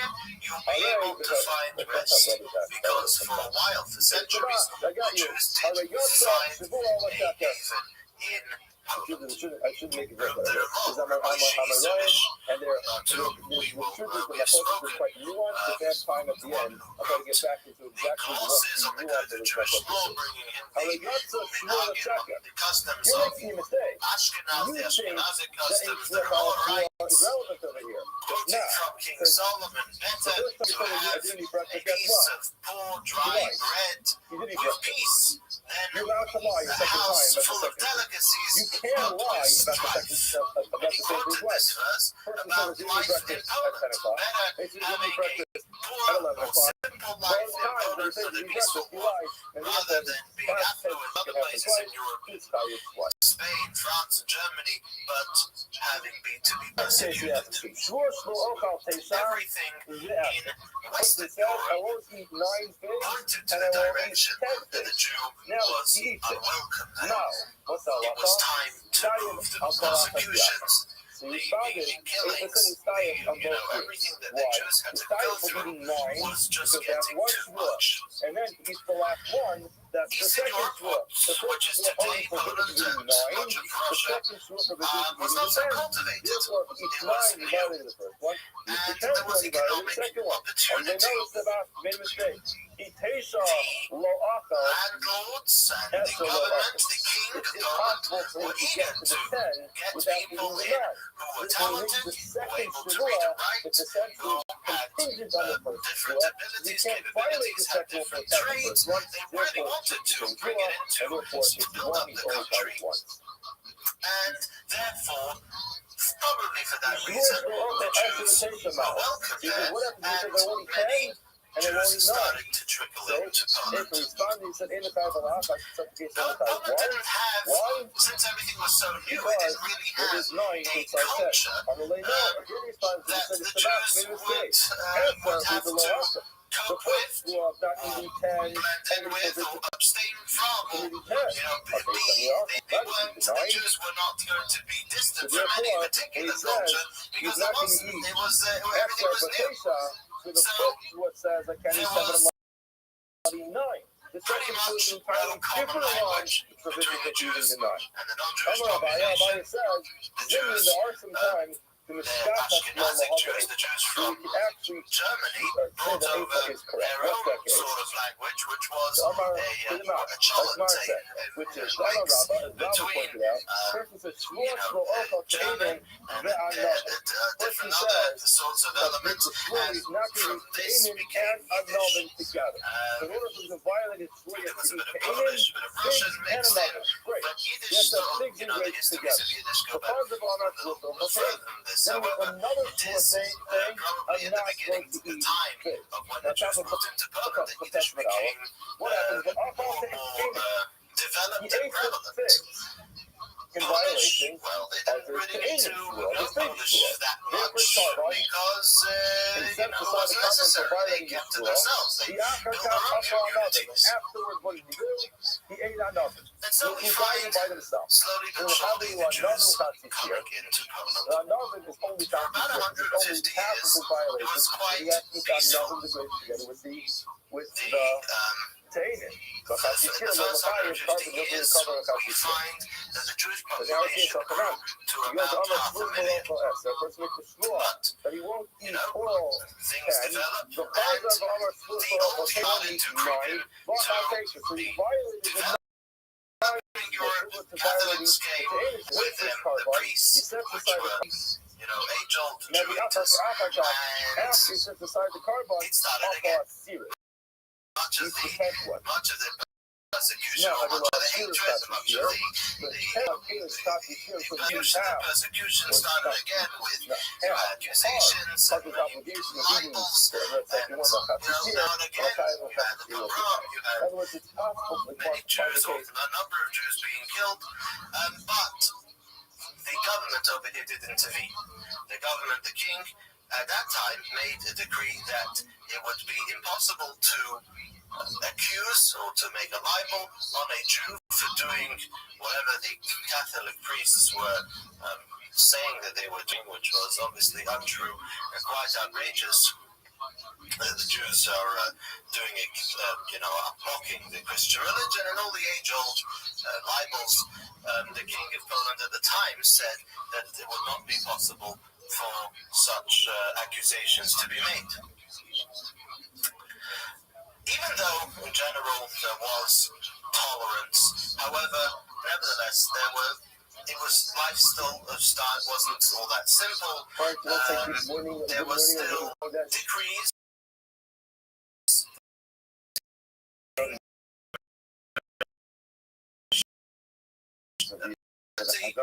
After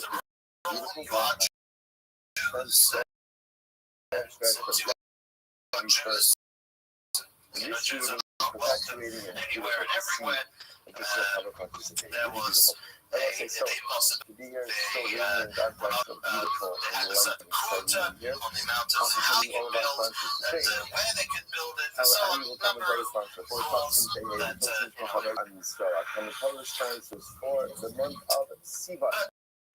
with all the juggling, with all the building their own something which has been quite something that they were not able to do as freely as in other places, together with having to wade their way through the government side of things, the anti-Semitic side of things. From all this, there was born something quite unique. We're in the year 1551. After about 150 years, where Jews had come into Poland, the Jewish community had become very strong, and something was instituted which was quite unprecedented before in history and has not happened afterwards either. It was called the Vad Arba Arotzes, the Committee of the Four Lands. In August 1551, the king of Poland was a man called Sigismund Augustus, and what he did is he made a self-governing committee, a self-governing body of the Jews. This was called the Committee of the Four Lands. There was the Four Lands. It was Poland, Lithuania, Russia, Poland, and also Poland were divided. It went backwards and forth. They ended up Greater Poland, Little Poland, Podolia, Galicia, and those were the four countries, sub-countries, states that the Vad Arba Arotzes was, and they had the capability of electing a chief rabbi. Somebody who would disobey a edict, a decree of the Vad Arba Arotzes had a month to repent, had a month to make it right, or else he would forfeit his entire property to the government. So everybody was so happy, the government was happy because that meant extra cash, and Vad Arba Arotzes, that made them very powerful. People would not mess around, and they were able to get a lot of good things and a lot of solid institutions for the community. They were able to get that through with the power that they were given by the Polish government. As we said before, there were some changes backwards and forwards. In the middle of the 1600s, it became three countries before it became Poland, Lithuania, Russia, Poland. Lithuania afterwards made its own. And as we said, the Vad Arba Arotzes were Greater Poland, Little Poland, Galicia. I'm very hungry. The Vad Arba Arotzes would meet twice a year to decide on major things pertaining to the Jewish community. The smaller issues were given and were taken care of by the community council. Each town, each city had its community council that convened and they would decide things for the whole community with the backing of the Vad Arba Arotzes. Again, if something got majorly out of hand, would go to the greater committee who had control. There was if somebody will remind you about your wrath, you're going to abstain and refrain from the act. That's when you bring a kavana. But if after having been reminded about the wrath, you still want to do the act, then ultimately we're falling a little bit more to the category of virtue, and therefore there's no kavana. So what they say, interestingly enough, in this case, halacha l'maisa, because even had I remembered my shvua, I would have still eaten the loaf. Therefore, halacha l'maisa, it's not for children, and therefore no kavana of leftovers. Now again, the Rothschild is probably not rise to the level of mercy to go ahead and get milk.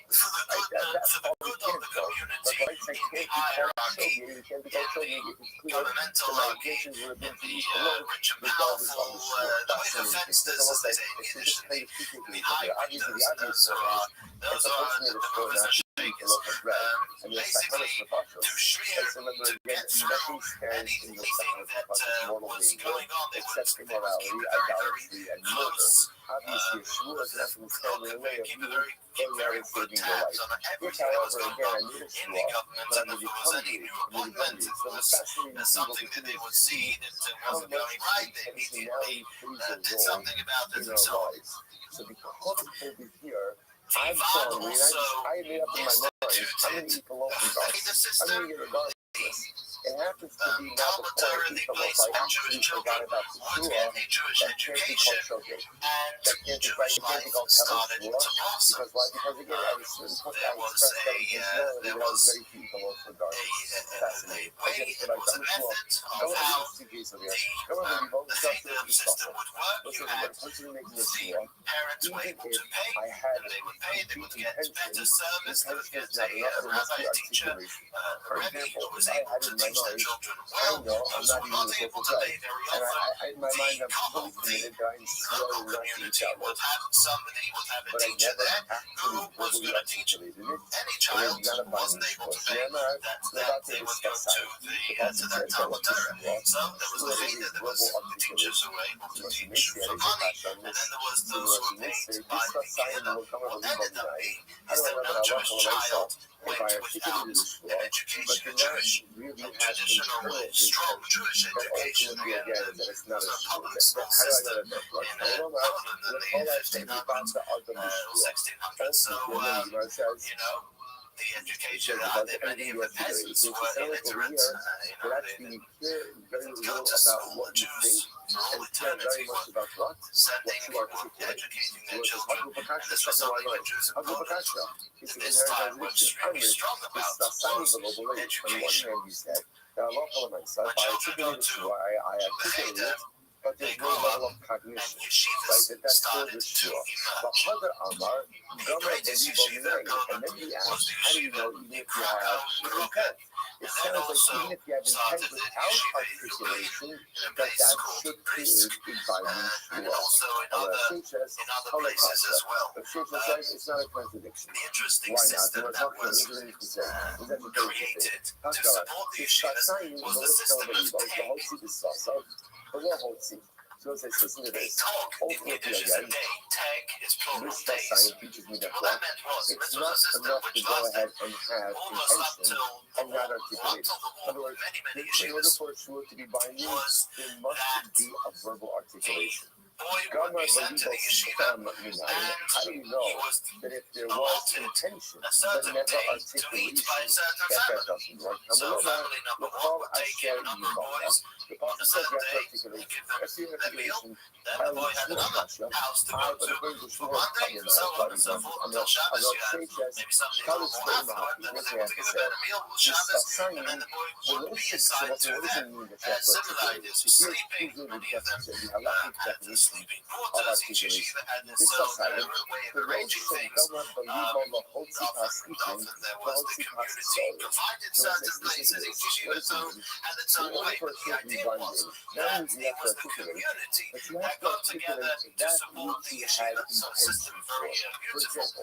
And the shows of the value that they held to learning of Torah. And such yeshivas cropped up. Many places that only there was very rare coexistence, and it's time to add a yeshiva with a dormitory, which in-house providing for everything that So again, I had intention for wheat bread, but I articulated barley bread. How do I know? Or don't believe all halacha speaking, don't see. All right, sorry. So this halacha l'maisa. That's will not be valid. Will not be binding. Why? Because the articulation has to match the intent. Articulation has to match intent. And if there's a disconnect between articulation and intention, the shura doesn't match what. So let's just remember the part of this one. So part one is only the intention, right? But part two is intention by itself is not enough. There's got to be articulation. So part one, intention, two, articulation. Part two, articulation has to match the intention. And if that's not there, then ultimately the shura is good. Gama believe all hoki pas stam united. What about politics? Let's say in my mind, my intention was to say I think it's shura not to pas stupid. But it turns out that when I said it, I just said pas. I just said pas. I don't know that that is a good shura. And look, remember again, why is that a good shura? Because the truth is, any problematic piece is where my articulation does not go ahead and match my intention. But essentially, if I wanted to say pas solely, but I say pas, although it's not perfect, it works. It works. How do I know? You want to unite. Let's call a shadi ultimately, whatever a person will articulate. So if it's a mistake, Gemara says that we're the type of the Pasuk says whatever you articulate, whatever promises that you give to me, you must go ahead and keep them. Anything else to start up. I don't know that a promise might an obligation, whether it's a shura or a neder is binding. So if I articulate it, Gama believe in that. How do I know that even if I just had intention, that intentionality creates a binding commitment? And Talmud called it a give late. Therefore, the Pasuk says, anyone who's generous of the heart. Look at what he sees here. What is he here? That even intention, in this case, by the way, it's intention of a neder for suffering. That's very interesting. Even an intention to give creates a binding obligation. That's something that's what we just said before. Now, granted, I will say, I want to point out two different cases. We switched over here to neder. Beforehand, we were talking about shura, but nevertheless, conceptually, they should really be the same. Which would be my size. Shining hearts in the city, only gives late. If this is not because again by Shtonka, in this case again that's by the Mishkan, and if there's a only gives late, any person with generosity of the heart, what we see from there is that our local intentionality is enough even if it doesn't have articulation. I do not believe my nation. So that's not from this. Why don't you make this about why don't you make that the part of the example that intentionality was even without articulation? Right over there, that the truma of the touching makes it a body gap. The truma, now again, I want to put in this case, actually, turns out truma means truma melachas and mishkan. It actually means the donation to the mishkan. So, to give even the color expressed as one would give late. Furthermore, also uses that lots of whole would give late. So you have two examples over here of Tzedakah and Karbonos. I want to answer Torah, by the way. Karbonos is what you give a Hayam. So again, in both contexts, the Torah uses lots of the give late to tell you that by Tzedakah, and so the obligation to give Tzedakah, if you have an intention to give Tzedakah, that creates a binding obligation. If you have an intention to go ahead and bring a carbon, that creates a binding obligation. Even though you never vocally articulated your intention. So there are two examples. Now, whenever you have two examples of a rule, one example, so you can put it as a principle. What does it do? States it once. If it states the principle twice, what that generally means is the principle applies in these two cases, and it is not to be applied as a rule in other cases. You can't pronounce other cases. That's fine if you were to use that principle. the laundry maker, you know. But what's that's not focus itself. So according to the opinion that says things are going to bother gas in the laundry, why not see the rules? And see, just like it says, if you're ready to buy some doctor, buy 2 months on this time, and it says if you're ready to buy Kavanos, that's the rule. What's the rule? What's the rule? That any time you have intentionality, even if there's not articulation, a lot more like this. I mean, I'm 1510 was the American insurance. Make on the American. I'll be cool with the country. The full of the government. No, there's a big reason. Everybody will be that this idea that it has no articulation. Strictly by the revolution of class that I look at the two examples. The Shema the Shema, the Shema, and Kabbalah. So maybe this concept of intentionality without articulation will stop the by concentrating items, but can never necessarily be applied to a human situation like Shavuos and Megalim or other Shavuos and Megalim. Since I will say, what comes down to here is the problem is, I'm not calling myself, it turns out. So we learn taking the task components for a Shvuah. Number one, personality. You have to have in your mind the clear vision of what it is, what you are going to be swearing about. Number two, a matching articulation of your Number three is articulation. And number three, there must be a match between your intention and your articulation. Now again, when we're speaking the match doesn't necessarily have to be exact, but it has to be close enough that the articulation transfers the essence of the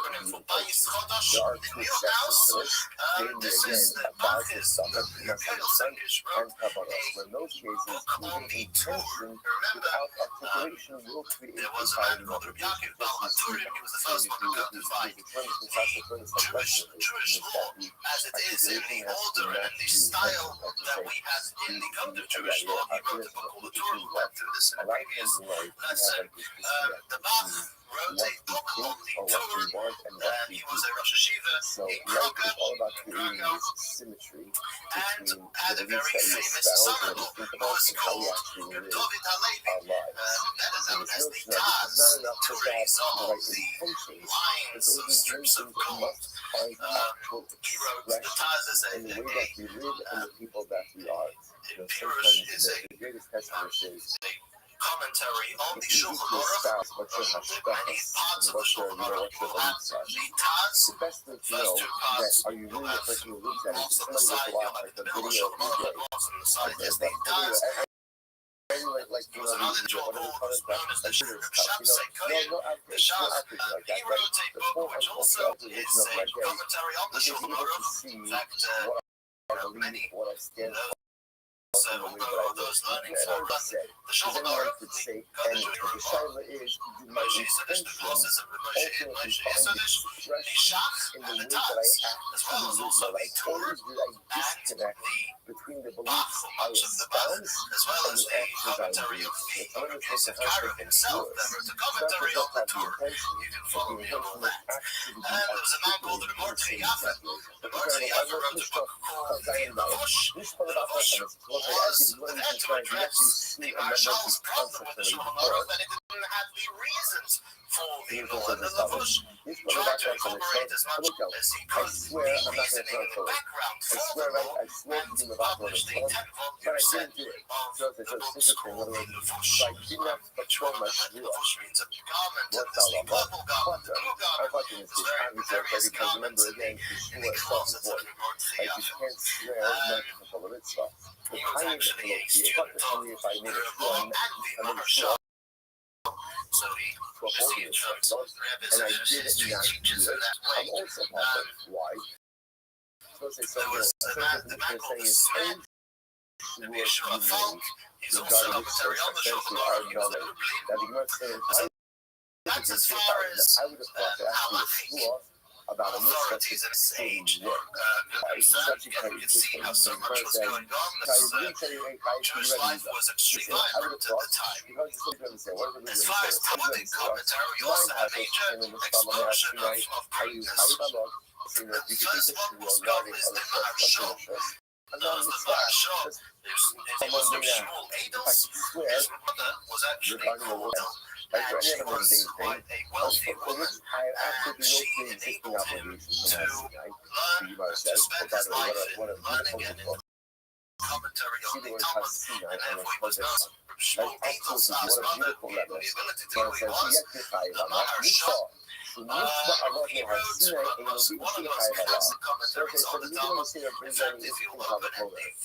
He said, he eats a binding obligation, but even those mundane things for which you have no pre-existing obligation, so you stand to reason that you should definitely take a shua regarding things for which you are already obligated to. That is really just impose another layer of obligation. That's what I would have thought. On the road, it's just a little bit of Sheva, and if I get a little bit of Sheva, you should be able to take a shua even regarding a mitzvah. The actual Talmud, no, it is more actually. It's just normally an explanation of cryptic and difficult parts of the Talmud that answering questions of contradictions, and there was Peter Shea Agolis. Peter Shea Agolis is a very fascinating work in the Marsha where he explains not the discussion of the part of the Talmud, but explains the Agadic parts of the Talmud, the story and the stories part of the Talmud, where the Talmud starts explaining verses of the Tanakh and various, goes through the ethics and many different things. The Talmud, as we mentioned the other time, is a sea where everything is going on. And the Agadic elements of the Talmud is something very cryptic. It's called Agada, and the Marsha went about explaining very many parts of these pieces of the Talmud, shedding tremendous light on them. The good news is, I didn't uphold my shua. That's the good news, right? I swore I wasn't going to put on Torah on Wednesday, but I put on Torah on Wednesday. So you know what? It's really tight. You know you're tight. And so you're tired for not keeping this. Well, Lahara, all the hatred. Remember when we spent almost all of yesterday on this phrase? How does the Torah phrase shua speak? Lahara, all the hatred. To do something bad, to do something good, not have cover us, not have other things. So what's the system? The good is that you're afraid to get rid of us. Ultimately, again, is optional. So too, the hara, the negative, also has to be something optional. It has to be a discretionary act. And because the mitzvah is not a discretionary act, therefore it can't fall under the category of mitzvah plus teaching. So when it was the mitzvah of Akasa mitzvah, or the Dashu Pater, it comes to a case where I swear not to do a mitzvah, and ultimately, again, I did not comply with the shua, that there is no liability. And I get about like, why is, if I swear not to put on film, right, and I end up putting on film, why is there no liability? Why is there no liability? Because there's no shua. Because there's no shua, right? You must be looking, why is there no shua? Because Allah overhated the first discretionary activities. And because putting on film is not a discretionary activity, he was a very famous chaplain of historical significance. One of the things that he did was when the governor who was in charge of control of Prague and expelled the Jews, he was the one who would enable them with his expertise, got the governor to re-implement the Jewish community. Because I trust people, he says, let's trust people. You swear to do something bad or to do something good, not how you are responsible. Just like the negative act of talking about it as something discretionary. So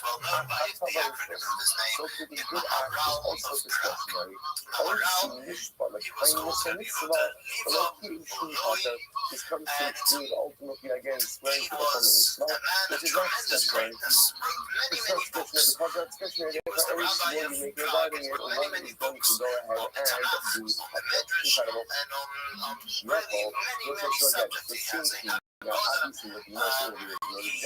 obviously, he really created and made with his work not only very interesting. quantity of also mentioning the idea that pretty much any plus detail regarding a mitzvah is what Megan will say. Remember, what you can do is you can always go ahead. Now, what's the mechanism? If you want to create a mechanism to ultimately, again, even though additional little obligation to do a mitzvah, what can you do? What can you do? What can you do, right? America. You can make an error. Remember again, not shy. All comes back to not shy. Right? So remember again, one thing to be there for sure. Right? So remember again, so we'll talk about this. The easy way if a person wants a mechanism to be the narrative, to kind of like push mitzvah performance, you can utilize a method on that. You can, but you can't just do it. You can't just do it. And again, essentially, because often that is, since again, Shmuel is under Gavra, and since the Gavra is already under oath regarding mitzvahs, it's somehow imposes another layer of obligation that doesn't work. And by the way, that he was to perform mitzvah, not to perform mitzvah, but he was to perform mitzvah doesn't work. And all comes down to because Mahalo already can be worked back to discretionary activity. Okay, so now we're going to do. You know, it's a Yachol Mitzvah Harami Asmo Yachol Yachol Yachol. So what if I swear to do something negative to myself? I don't know. I swear to myself in the face. Right? I don't know. I swear not to eat. I swear not to drink. I swear to do something negative to myself. And let's say I didn't do it. You might have thought that the Tata, Tamaloma Laharala, the person Laharala does not come with us. I'll be useful Arabi at smoke. Hello, Harashar, just the other person. I'll let do something negative to myself. That's a discretionary act. I can do that. I can do that. Or assuming we're talking about someone that's something more than being but it's because Halakha L'Maisa, again, this is something that Halakha L'Maisa, again, I'm allowed to do to myself. So again, I have to if I say, I swear I'm going to slap myself in the face. Again, I'm confusing exactly this right? And I don't do so. Okay. I'm in violation of my trust. Why? Because slapping myself in the face ultimately is a discretionary act. You don't only follow Harami Akhir. What if I swear I'm going to slap Ruben in the face, right? Or I swear I'm going to go ahead and do something negative or harmful to Ruben, and I don't do it. That's the good news. I didn't do it.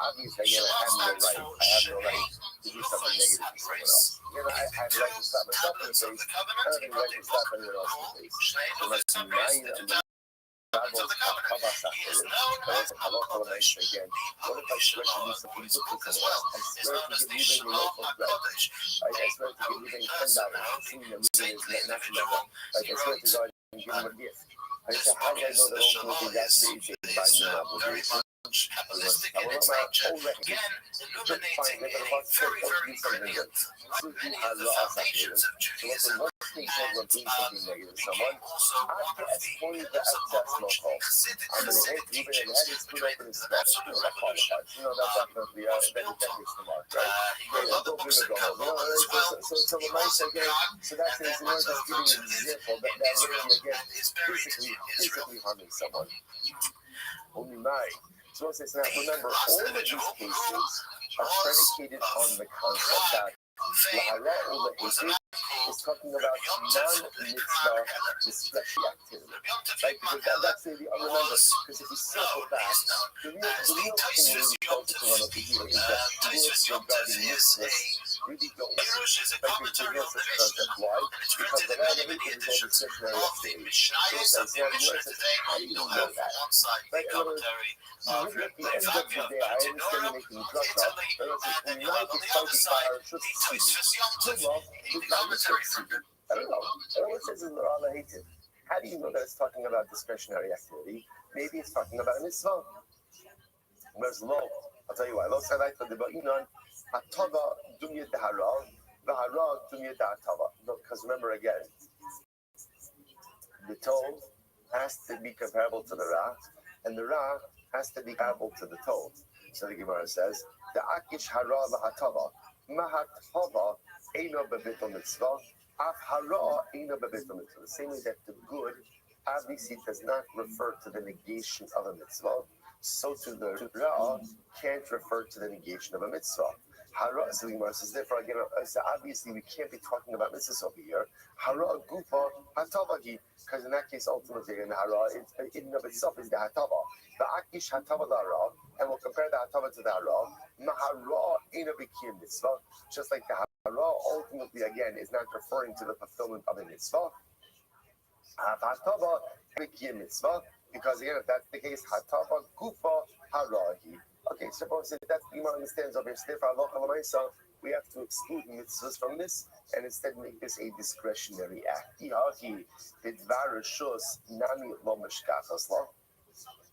Suppose say that's the case, then halacha l'maisa again, we could run into a situation, even if you compare this, even if you want to make this about a dvar rishos, in other words, the comparison between the hatava and the hara, which they want to say, Allah, made the itzrich all the rabbos hatavas achirim shmamina l'dvar rishos ksivi. So it's very interesting, but the fact that word "o" to go ahead and include a case of doing good first, that would seem to indicate that we're talking only about discretionary activity. Because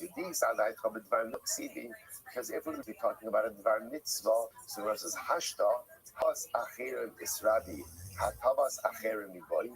If we're including ultimately again a case of haras acherim, does there need to be any discussion about hatavas acherim? And the Gemara says, fine.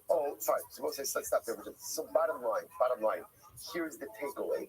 The takeaway is that all of this, remember again, let's just go through quick progression before we get to the next piece.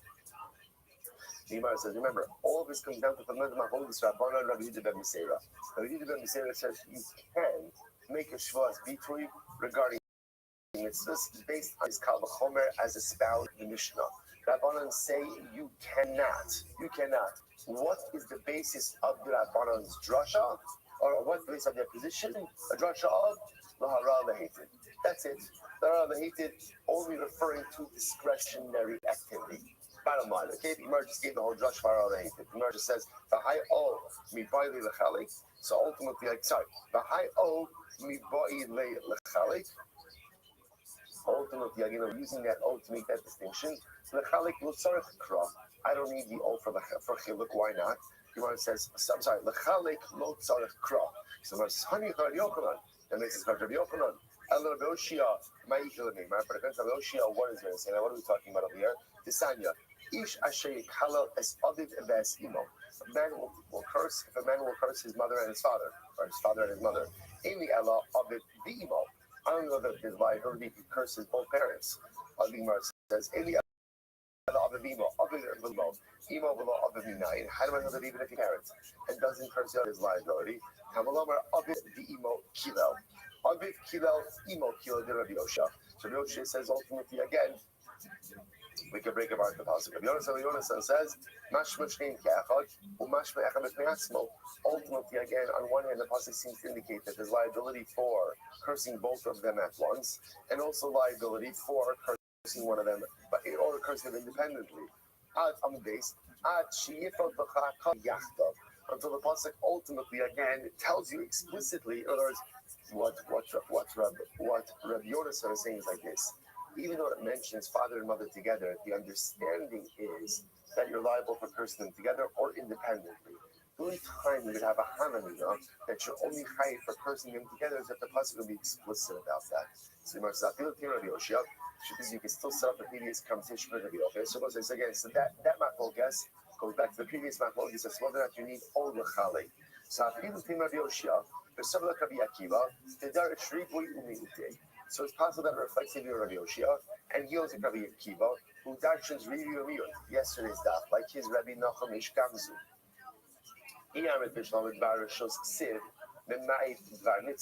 So ultimately, again, if you assume that the pasuk Lara Lehated is talking about Dvar Rishos, then ultimately, again, the O Lara all the hated, and the O is coming to exclude a Dvar Mitzvah.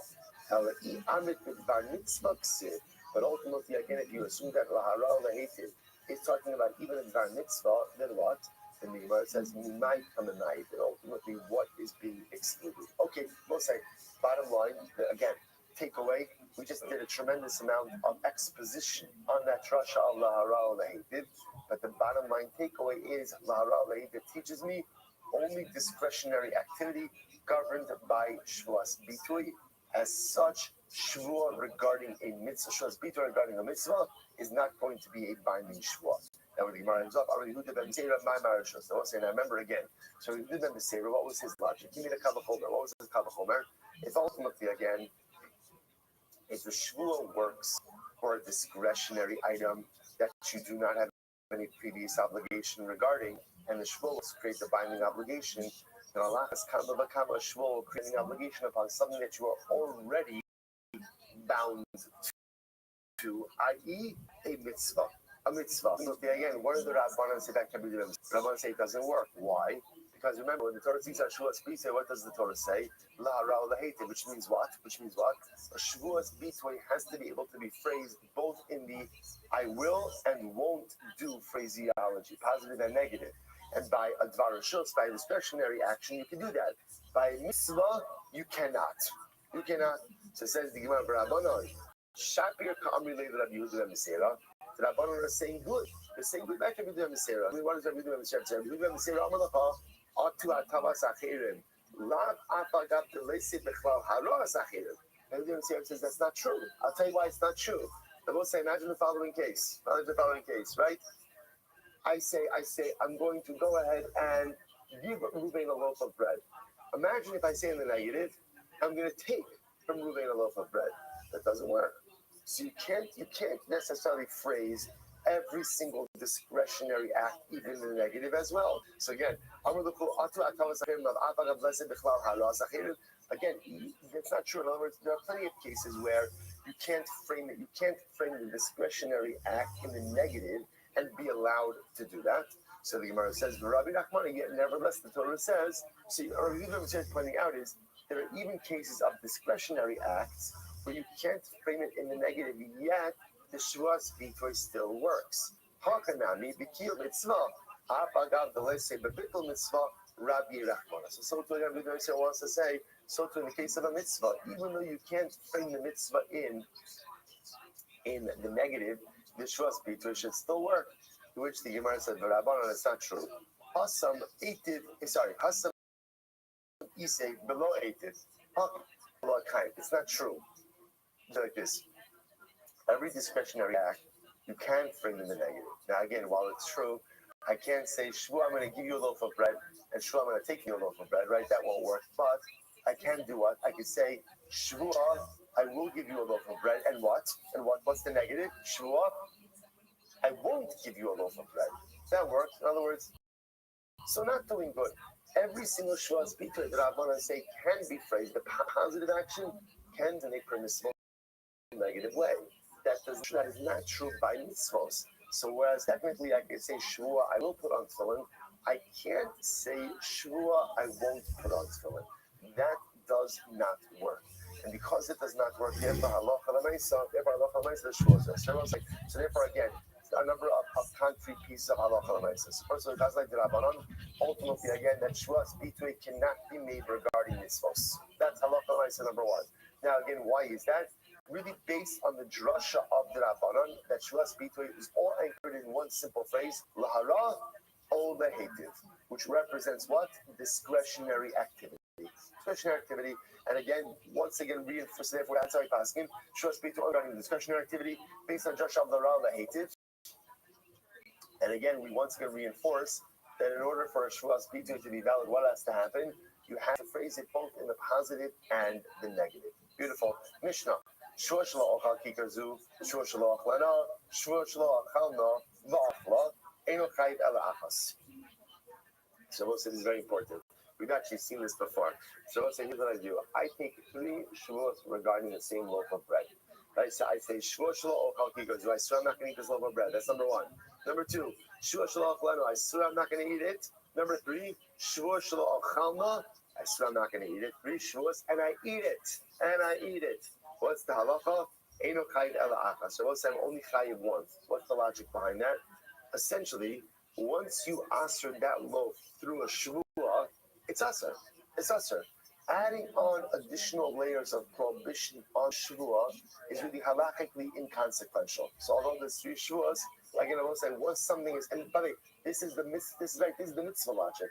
Same way, once I'm under oath to do a mitzvah, adding on another layer of shvuah is halachically inconsequential. So once I answer the loaf and I say, shvuah, I'm not going to eat the loaf, subsequent shvuahs have no room to devolve upon that object. Therefore, there's only one layer of liability. So it says, Zuri shuas bitui, shechayav al makas, das shigagasa ola violate. And I will say this shvuah that we're talking about, shuas bitui, again, if you intentionally violate a shuas bitui, chiyav malchus. Unintentionally violate a shuas bitui, and I will say again, remember, what's the definition of unintentional violation? Helam shvuah. I forgot about the shvuah and I committed the act. Ultimately, there is carbonic liability, carbon ola violate. Shvuas shav. What about a false oath? And again, once we're talking, we know what's the definition of shvuah shav. Nishba l'shanos es hayadua. There's a fact that is known to at least 3 people, and I swear to change that fact. Everyone knows that a man is a man, a woman is a woman. I swear that the man is a woman, the woman is a man. That's a shvuas shav. Ultimately, again, what's the halacha? Chayovin al zedona makus bal shiragasa pater. In that case, intentional violation is malchus, accidental violation is pater. Says the Gemara, lama liva misna shvur shelo ochal, shvur shelo ochal. So here's what's interesting. So if you notice, what was the point that Mishnah was making? Right, the Mishnah is making a point. What's the point? That if you make repetitive shvuos about the same object, what's the halacha? You only tie it once. But if you notice, what did the Mishnah do? The Mishnah varied the lashon in Shavuos 1, 2, and 3, right? Shavuot number 1 is Shavuot shelo ochal kikar. That's right, I won't eat this loaf.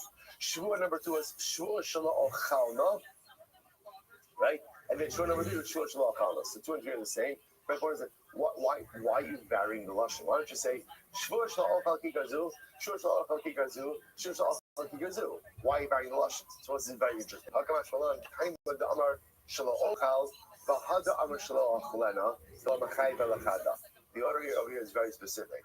The reason why you only chayiv once is because first you said shvo shelo ochal, and then you said shvo shelo ochlena, right? However, about amar shelo ochlena, the hada amar shelo ochal, mechayiv tarti kiderava. Wow. Now let's say if you were to reverse the order, if you were to say shvo shelo ochla, which means I will not eat it, and then you say shvo shelo ochikar zu, and you eat the loaf, you would be liable twice, like Rabbi. Why?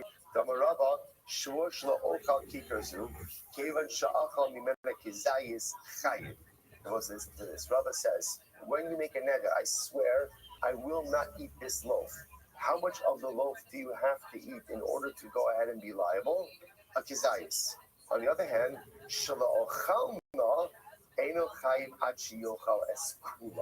but if you say I will not eat it, then what? You're only chayiv if you eat the entire loaf. So watch this. This is very interesting. So if a person were to say shvor shelo ochal kikar, like the Mishnah's case, shvor shelo ochal kikar zu, shvor shelo ochalna. So essentially, in my first neder, what did I prohibit? A kizayis.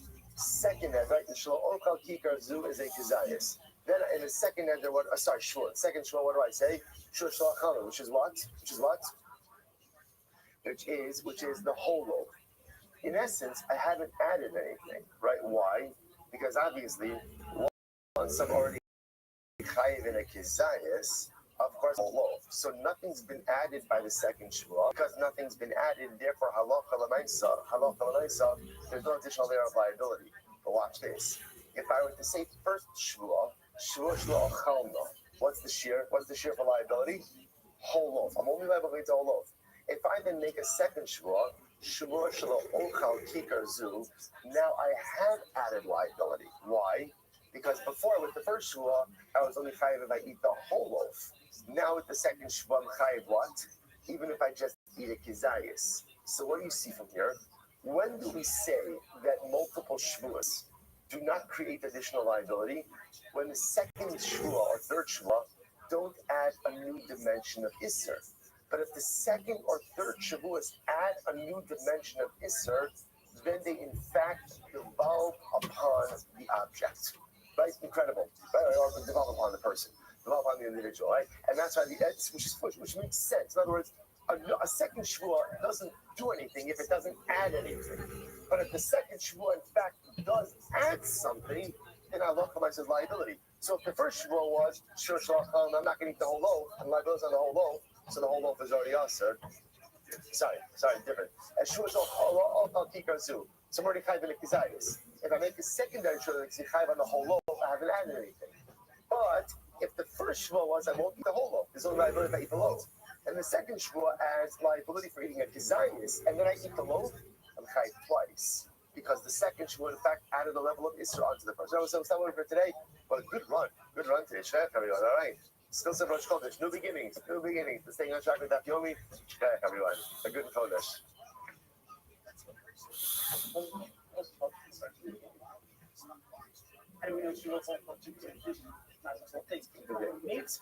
That's how it's interpreted. Because it was making Garcia. That's how it's interpreted in Allah. That's how it's understood.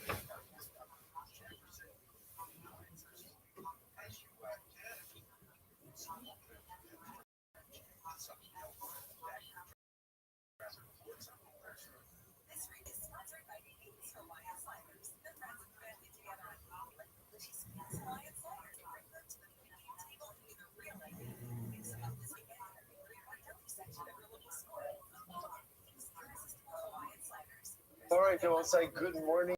Good morning. Let us begin by thanking all of our sponsors for this morning's share today. Our annual Talmud sponsor, the Pilsen Mishpacha Eretz Yisrael. We're dedicating all the Shumer drushes this year. Zichus for Besaros Tavos for our Talmud sponsors for the month of Iyar Abavim and the Tova Shmuel Rabbi Karatkin, the commission of the Yartzeit of Shmuel's father, Lipa Ben Yecheskel HaKoyin Zichron Livracha. And of course, as always, we dedicate our learning in the schools of our precious hostages, Hashem.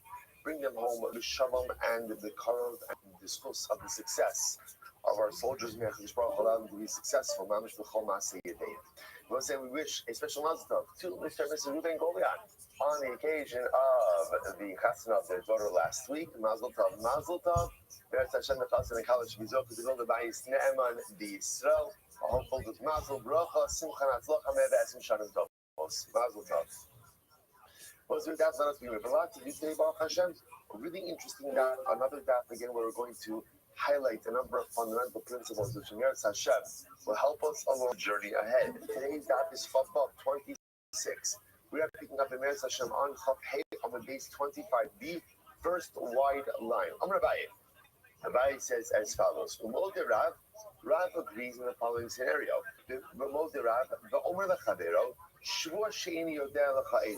So we went through this, or I went through this a little bit too quickly at the end of yesterday's daf.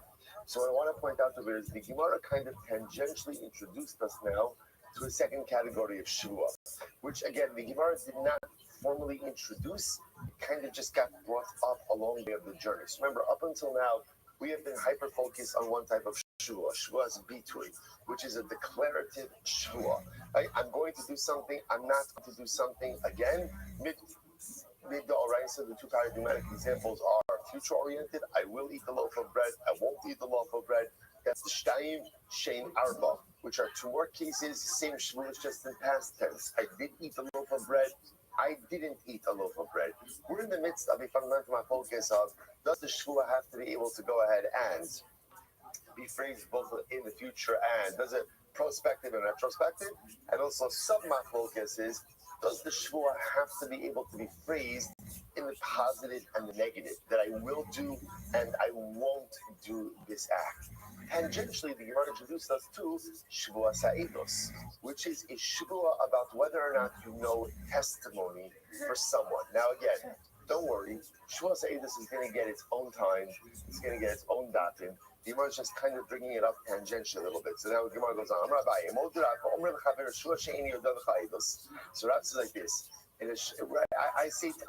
Reuben says to Shimon, or I say to Reuben, I swear I don't know testimony for you. It turns out that he doesn't know the pater. Ultimately, I must say pater for what? Pater for Shua's bitui, as we're to say. This is not a case of Shuas Bitoy. Hoyol Velese Bichlal She'ini Yodea Lochaedos. Because since it can't be phrased in the way of Noedus, which we'll see in this little. So again, I will say, when we say Potter, means Potter meaning that it's not a Shuas Bitoy, but ultimately, again, this does enter into Shuas Saedos. To which the Gemara says, Yadati Velo Yadati Machlokes, He'arati Velo He'arati Mas. Because ultimately, again, the case of Yadati Velo Yadati is Machlokes, He'arati Velo He'arati. I did swear or I didn't swear would also be a Machlokes. So let's say, so according to Shmuel, who says that something that cannot be phrased in the prospective future version, one is not chai for Shuas between the past version.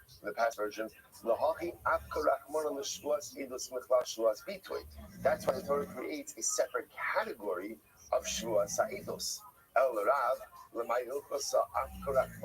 But according to Rav, ultimately, it doesn't require this. Why does the Torah create a separate category of Shvuah Sa'idos?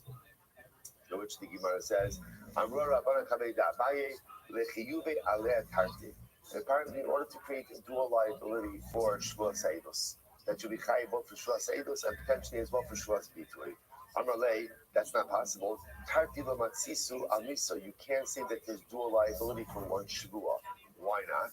The Sanya la'achos me'ila. When the Pasuk talks about liability for a shvuah, it says for one of these. La'achos ata machaybo v'yata machaybo l'shtayim. You can be chayiv only once per shvuah, but not both. In other words, I will say, this is Dr. Blessing brought this up to me at the end of yesterday's shir, that when you speak about all of these shvuahs that are done incorrectly or falsely, don't they all boil down to shvuahs shakar, right? Assuming that there was intentionality. So isn't there dual liability? One of the principles we're going to see by shvuahs is that every shvuah fits into a category. Every shvuah, even though you have commonality, but there's a distinct feature that puts the shvuah in a particular category, specifically for shvuahs bitui, because remember again, shvuahs bitui is one of the unique categories where there is carbonic liability. There's carbon over the origin. Shvuah shakar, you'll get malchus. Shvuah shav, you'll get malchus. But again, so that's why the Gemara says over here, there's no such thing as dual liability. Every shvuah fits very neatly into a category, even though there absolutely is a certain degree of overlap between some of these categories. According to Abaye, why is shvuah sa'idos put in its own category? By all of the shvuahs in general, when is their liability? When there's what we call ha'alamas shvuah, you forgot about the fact that you took your shvuah. The cons lo ne'emar v'ne'elam. By shvuah sa'idos, interestingly enough, there's no v'ne'elam. And again, I will say, don't worry. Like I said, this is not the spot for shvuah sa'idos. So right now, this is really only being brought up very tangentially in a much bigger discussion. We're going to spend the time on shvuah sa'idos. But again, Rabbi says shvuah sa'idos is unique. Why? So Sa'idos is purposely mentioned separately because there's a different level of liability. Shvuah Sa'idos, if you intentionally lie, right? I don't know any testimony for Ruvain. I know testimony for Ruvain. I know that I know testimony for Ruvain. I'm intentionally lying. It's amazing. What's the halacha? I'm chayiv. Now this is unique because remember again, generally, for example, take Shvuah Bitui for a second. Right? I swear I'm going to go ahead and, or better, I swear I swear I'm not going to eat for bread today, and I don't go out of my to eat a loaf of bread today. I know about the shvuah, I know about what's the halacha, what's the halacha, what am I chayiv?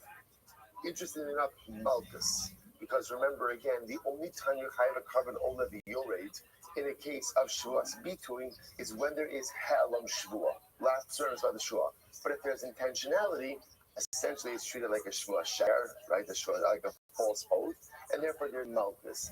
The exception to this rule that you're chayiv complete liability, even if you know about your shvuah, or even if you know the falseness of the shvuah, is shvuah sa'idos. Shvuah sa'idos is the one case where we treat shogeg and mezid the same way. Maybe by shvuah sa'idos, if you violated the mezid, or you make the false shvuah amazing. You chayiv once, but b'shogeg chayiv twice. Therefore, the pasuk says la'achos for one, achos atamachayvo v'atamachayvo shnayim. There's only one level of liability. You're not chayav two liabilities. Even mazid, and if it was mazid, could there be two levels of liability? Rabbi Amar Mishum the Harvard Davar Shebechlal, Yatsa Lidon the Davar Achadash, Ein Lechabo Ela Idusho Bilvad. Because Shua Sa'edus ultimately was something that was included in the general crowd of Shua. Now, ultimately, again, what's the Chiddush that Shechayev for mazid? All you have is the Chiddush.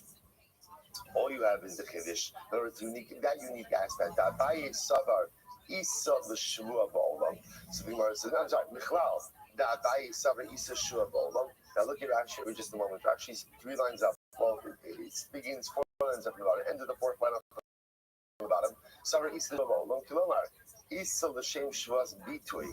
Ve'ini Yodea L'cha Eidos. So we'll say what's interesting in all of this is that Abaye seems to say that there's some of Shvuas Bitu in this case of Shvuas Ha'edos. The Haidul Mechayev party, Mishuma Niuta, Denata Mechayev Shan, reading Rashi. And the only reason why you're not Chayev twice, in the case of Shvuas Ha'edos, once for Shvuas Ha'edos, once for Shvuas Bitu, is because of an exclusionary phrase. Okay,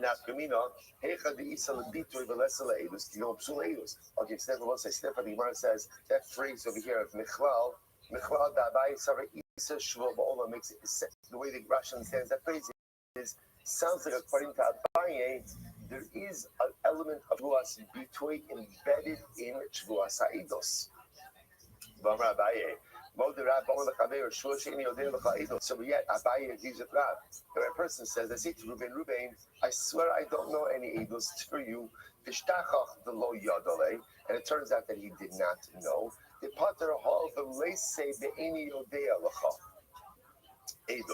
So ultimately, again, because halacha l'maisa, it can't be phrased in the opposite way. To which the Gemara says, you're right. Abaye ultimately retracted this position. The another possibility is type of chabad. One of these statements wasn't made by Abaye, but instead one of these statements ultimately again was made by Rav Papa. Okay, so we'll say, so that brings to the end. That brings to the end of this sugya. So again, we're going to do one more piece in Meretz Hashem, then we'll tie up the loose ends of Shmuel's Peter. Let's go back to Shmuel Omer, top of Chabad 26. Shmuel says as follows. Shmuel Omer. So let's remember again, if we go back to our Mishnah, the fundamental machlokes which existed in our Mishnah was Rabbi Shmuel and Rabbi Akiva. Rabbi Shmuel said that Shvuas Bitui only exists in a prospective, future phrase Shvua. Rabbi Akiva says not true. It applies to all Shvuas, both prospective and retrospective. Says the Gemara. Here we go. Tanrabanan lahara or lehated. So remember again, this is all about Shvuas Bitui. So Shvuas, if you use lashon of lahara or lehated, you will swear. Now, the way that's really translated is one will swear lahara for something good or lahated, right? Or for something, for something bad, or lahated for something beneficial. Now, that makes it sound like Shvuas Bitui only devolves upon something that can really be demonstrably tov or ra. The Gemara says, but there's a whole other items in life which are neither tov or ra, they're just in the middle. So the Gemara says, Ein she'ein b'hara v'atava. Minayin, how do you know something that doesn't have hara v'atava? So we'll say, what things you'll think that doesn't have hara v'atava? Certainly you eat a loaf of bread. There's no objective good or bad in that, right? As opposed to if you say, I swear I'm going to go ahead and hit Ruvain. I swear I'm going to go ahead and give Ruvain a matana. That could be hara or hatava. Someone is asking, how do I know that in the world of Shvuas, even what we'll call hariv act, saying that's hara hatava, could still create a binding shus. You want to point out over there, what's fascinating about this Gemara is the Musar Haskell on this is, it's only by Shvuas Bitui that an action doesn't fit into the category of hara v'hatava. In the rest of life, as we go through our lives, everything we do fits into one category or another. I always used to say that there's only one place where you will find parif, and that's in your kitchen. Right? In the rest of life, in the rest of life, it's either milchitzuflations. Either what you're doing is good or it's not good. So apparently there are two categories. It's your kitchen and Shvuas Vitui. Shvuas Vitui, this is very important. In our lives, our day-to-day lives, there's no such thing as parv. In other words, everything I'm doing is either advancing my personalistic cause or detracting from it. And literally every action and every decision in life fits into one of those two buckets. And as such, the most important thing in life is to be aware of that and therefore to choose wisely. The Gemara goes back there. So Gemara says, but how do I know about Shuas Bitoy? This Parit, there's something that's not Hara or Hatava. So how do I know that those things also are certain Shuas Bitoy? Tamar Lomar, O Nefesh Kisishava Levate Bisvasayim.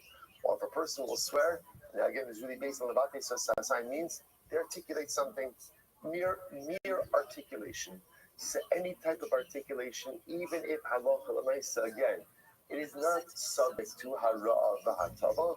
Ultimately, it's going to be subject to shvuas bitui. So in the ela lahaba.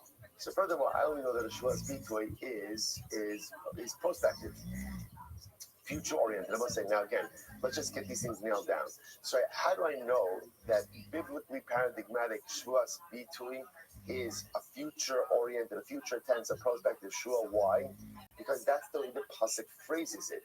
Lahara or lehetiv, to do something good or to do something bad. So it's phrased in the future.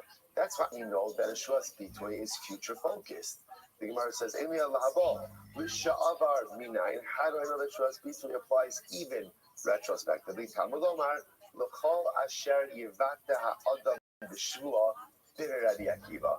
Everyone said the pasuk says, "I'm readboy." Whatever you articulate, whether you articulate future tense, past tense, doesn't matter. It's all called shvuas bitui. So it's like all of this is Rabbi Akiva. So again, Rabbi Akiva is shvuas bitui. Shvuas bitui is not just hara v'atava, but it's even parv. It's even parv. That's ultimately again based on nefesh kisi shavel v'atei b'svasayim. Furthermore, although biblically paradigmatic shvuas bitui is future, prospective focused, halacha l'maisa shvuas bitui is also past tense, retrospective from the reboy as well. That's Rabbi Akiva. Beautiful. And Rishma says most of this is just our Mishnah. So this is Bryce just quoting our Mishnah. I'm quoting a Bryce which mirrors our Mishnah. And Rishma says, Lahara lehetiv lahaba. Rishma says, no, not true. Lahara lehetiv again means only future-oriented shvuas is a shvuas bitui. So the Gemara says, Amar lo Rabbi Akiva came. So again, so Rabbi Akiva is okay, Rabbi Shmuel. So I understand what you're doing, right? In other words, Rabbi Shmuel's logic is very sound. Because what is Rabbi Shmuel saying? Look at the pasuk. What does the pasuk say? Lahara o lehetiv, which is future tense. So you see from here that only a prospective, future-oriented shvuah is good. So Rabbi Akiva says, okay, but if that's the case, Rabbi Shmuel, I only know that you can make a shvuah regarding things that are either bad or good. That literally fall into that category, one of those two categories. How do you know that you can make shvuahs about things that are quote-unquote parv? How do you know that? Amrlo mi riboy hakasav. Oh, because the Shmuel says, listen, there's a riboy. Whatever a person said could create the shvuahs bitui.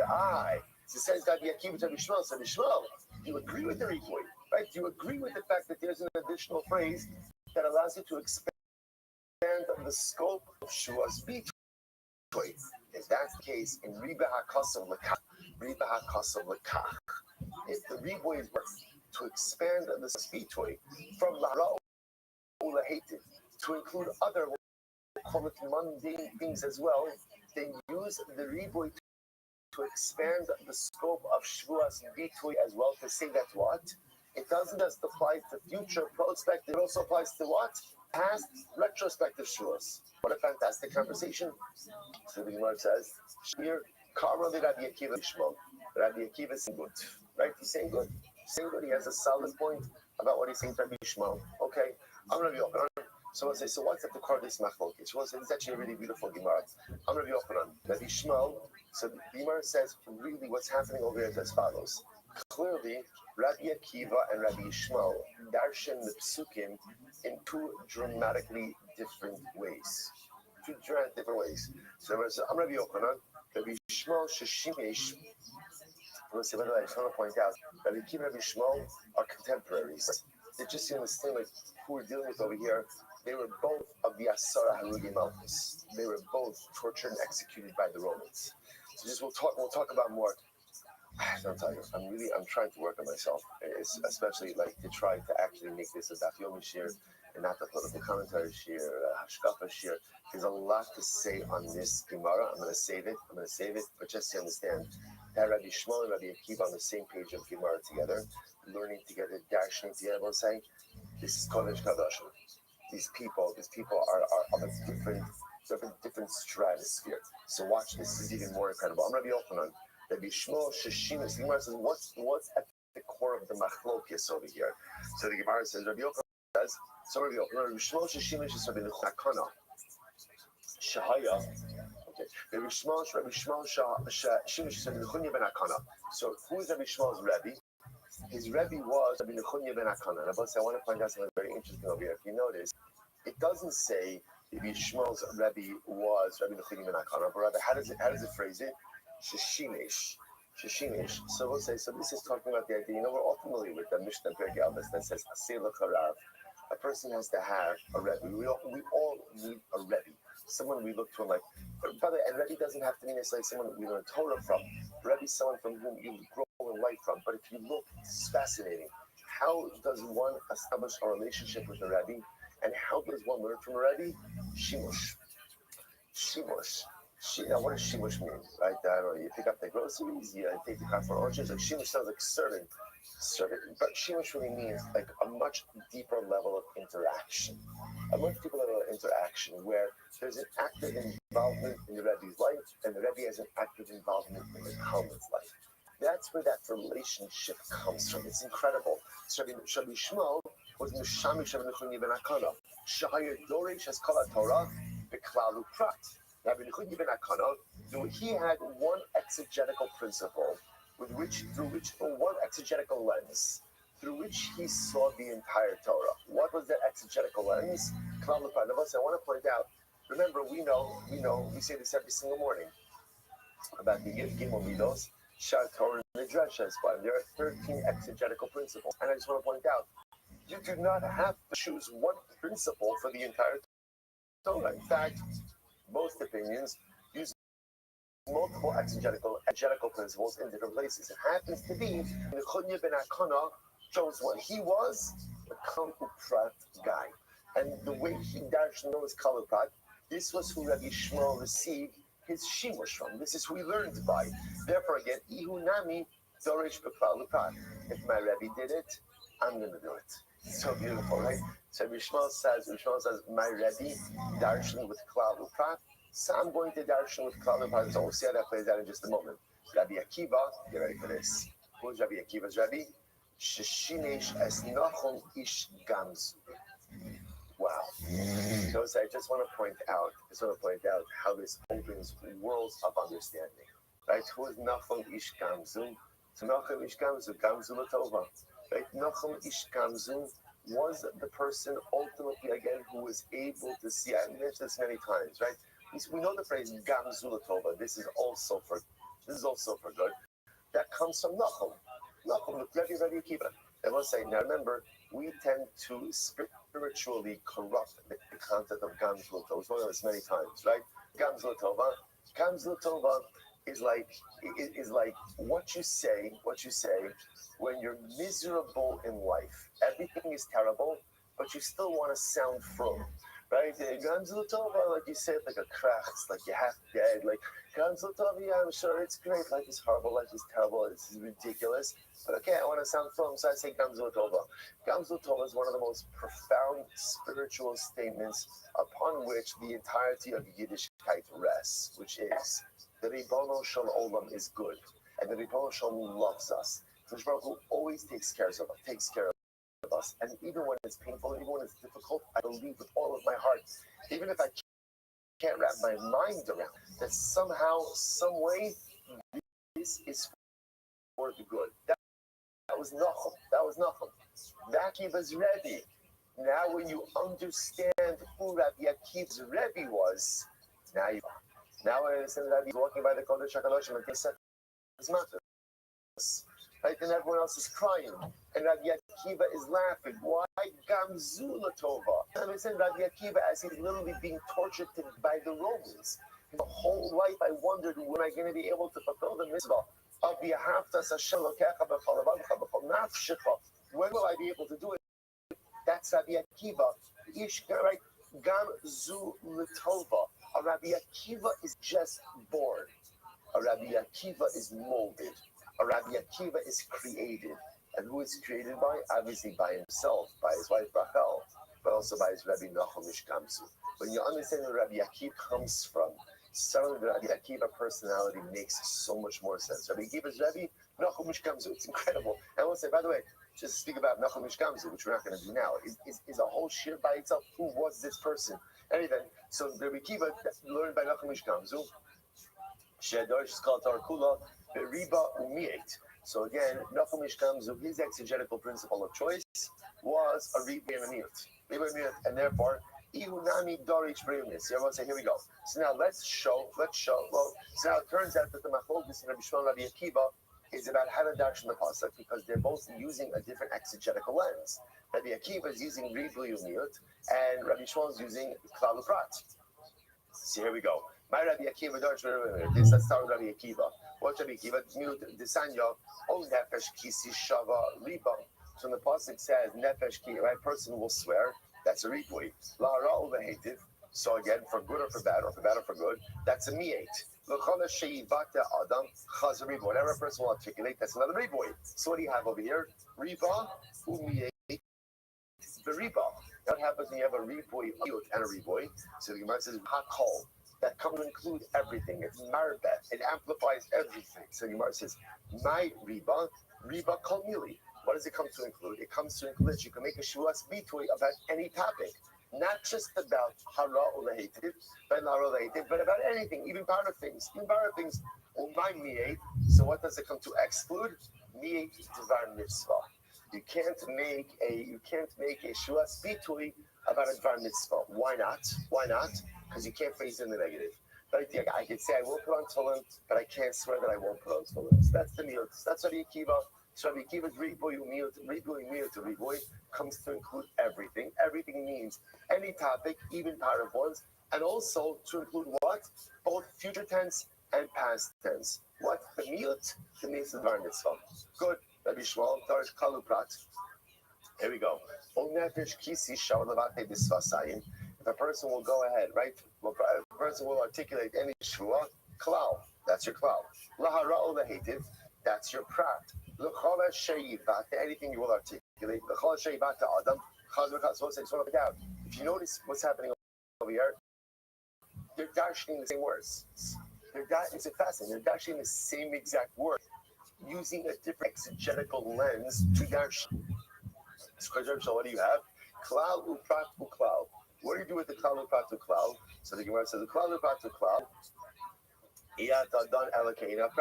So ultimately, the klal is modified by the prat. Ma prat mefurash lahaba, af called the haba. Just like the prat, lahara ulahated is future prospective, so too shuas bitui is only future prospective. Incredible. So the Gemara says, ahani klala la'asui afilu dvarim she'in ban hara, v'hatava lahaba.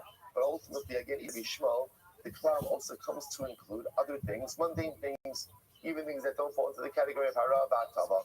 Ahani prata, so the prat comes to go ahead and help. And the prat comes to exclude even hara v'hatava matters if phrased retrospectively. So we switch this around. So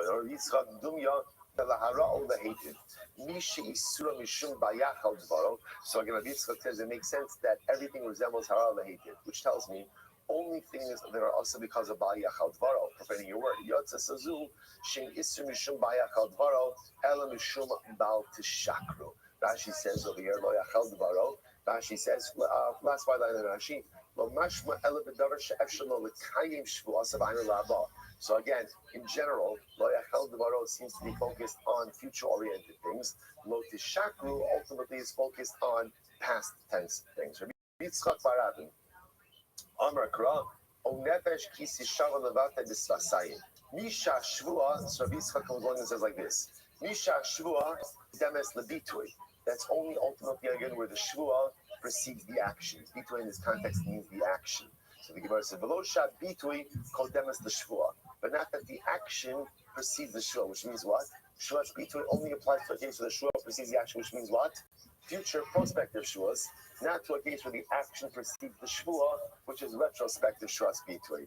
The Gemara says, "Yatsa za'achalti v'lo achalti." Shammai sekodim l'shvua. Okay, so Rabbi Yitzchak is siding with Rabbi Shmuel that shvuas bitui is only future, not past tense. Incredible. Tana Baran.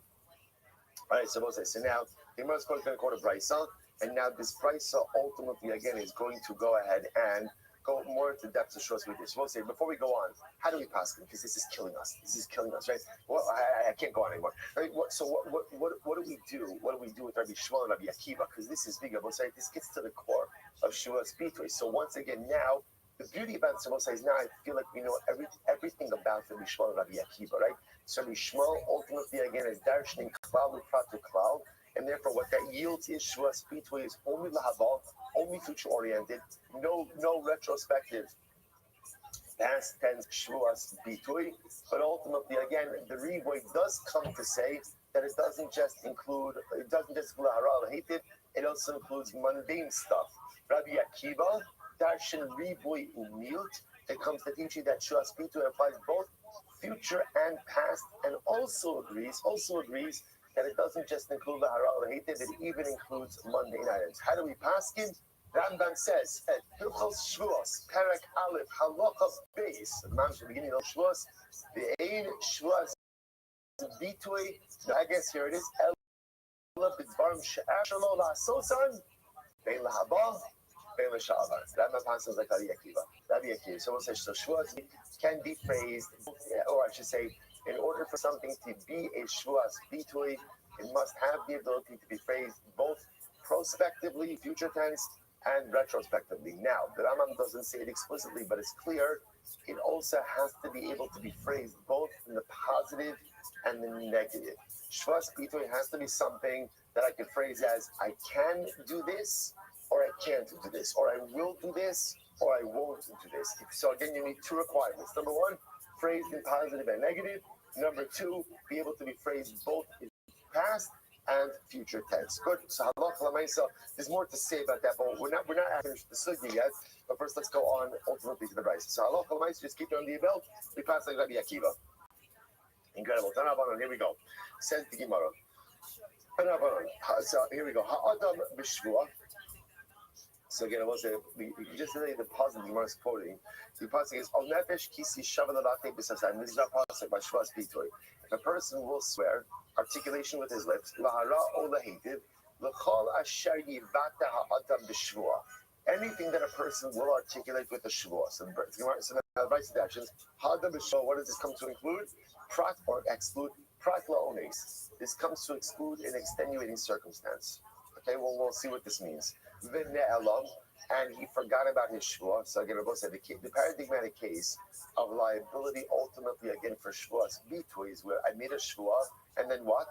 I forgot about my shvua and transgressed it. V'ne'elam. So that comes to proclamation. This comes to exclude someone who intentionally violates his shvua. Mimenu, from him, shenis alma mimenu shvua. He forgot about the shvua. You might have thought that maybe he remembered shvua, but he forgot about the object that he swore about. Talmud Lomar, the shvua v'ne'elam. There's only liability al helam shvua hu chayiv, ve'eno chayiv al helam chayvetz. You're only chayiv for a lapse of awareness about the shvua, but not chayiv for a lapse of awareness about the object you swore about. Now, what exactly that means, we'll see. Now, we'll say now we're going to dissect the brisa. I'm very excited. All right. So when we say Adam B'Shvua, that comes to exclude the case of ones. What's ones? Hey, dummy. So we'll say this is a great case. Watch this. Kavakaini, I must have been the second wide line, 26 Echapav al Nadala. Kavakaini Mikamei Darav. Amar Mars, what's this? Rav Asi, Rav Kana Rav Asi were in Rav's shir. So they heard a shir by Rav, and afterwards, you can imagine they're chazering it. And what happened? Mar Amar Shvu'asa Dahaki Amarav. Umar Amar Shvu'asa Dahaki Amarav. So I say, what happened? So they're chazering over shir, and they have a disagreement about Rav, what Rav said. So one of them said, I swear Rav said this. And the other one says, I swear Rav said this. So they both took a shvuas bitoy, a declarative shvuah, about what Rav said. Now what happened? Now obviously, Rav came back, they came back to Rav, and Rav discerned one of them was right and one of them was wrong. So we'll say, so about the guy that was wrong, so the one who was wrong said to Rav, Rabbi, did I swear falsely? Amar leilo libcha anascha. Your heart literally again took advantage of you, right? Your heart put you in a compromised position, which is another way of saying, Rashi says, libcha anascha, kisavar hayis l'shavar. No, you thought you were right. This is not, as I'll say, ultimately again, when a person is convinced about the fact that they are swearing correctly, that's not the shvuas sheker.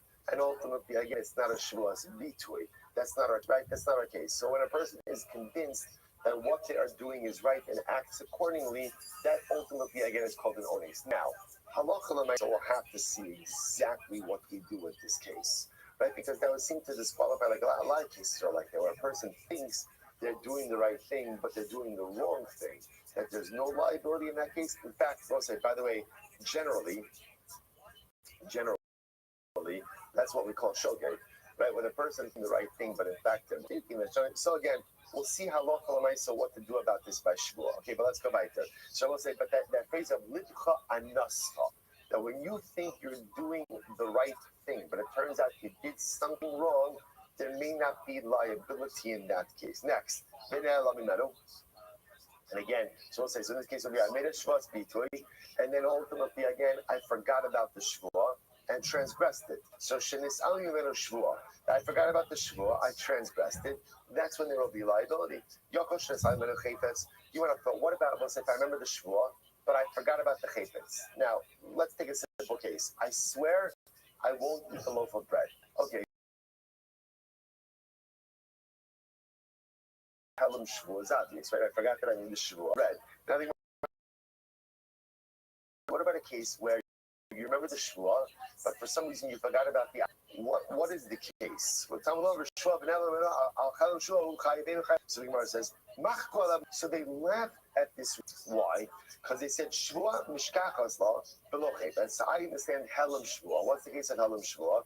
Kigol da'amar shvuah shelo ocha paschitin bekasavar sha'achol ka'amar the shvuah seinchi chet tzedakir. So I will say, for example, this is an interesting case.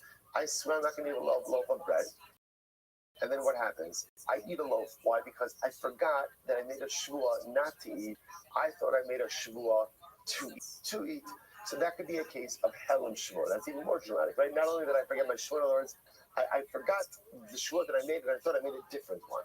So again, I know. So that's the case of helam shvuah. Ela chayfetz below shvuah hechidami. But have you ever had a case of where you forget about the object, but you remember the shvuah? So perhaps for an example, maybe I swore I'm not going to eat wheat bread. So what happens? Because right? And I thought that I made a neder about barley bread. Omar says, in that case, I remember the shvuah, right? But I forgot about the object. Okay, but and it's all called Helm. That's an Eretz Yisrael. They might be talking about a distinction between Helm Shvuah and Helm Chayfetz. Where I forget about the Shvuah, I forget about the object. If you forget about the object, what are you effectively forgetting about? The Shvuah.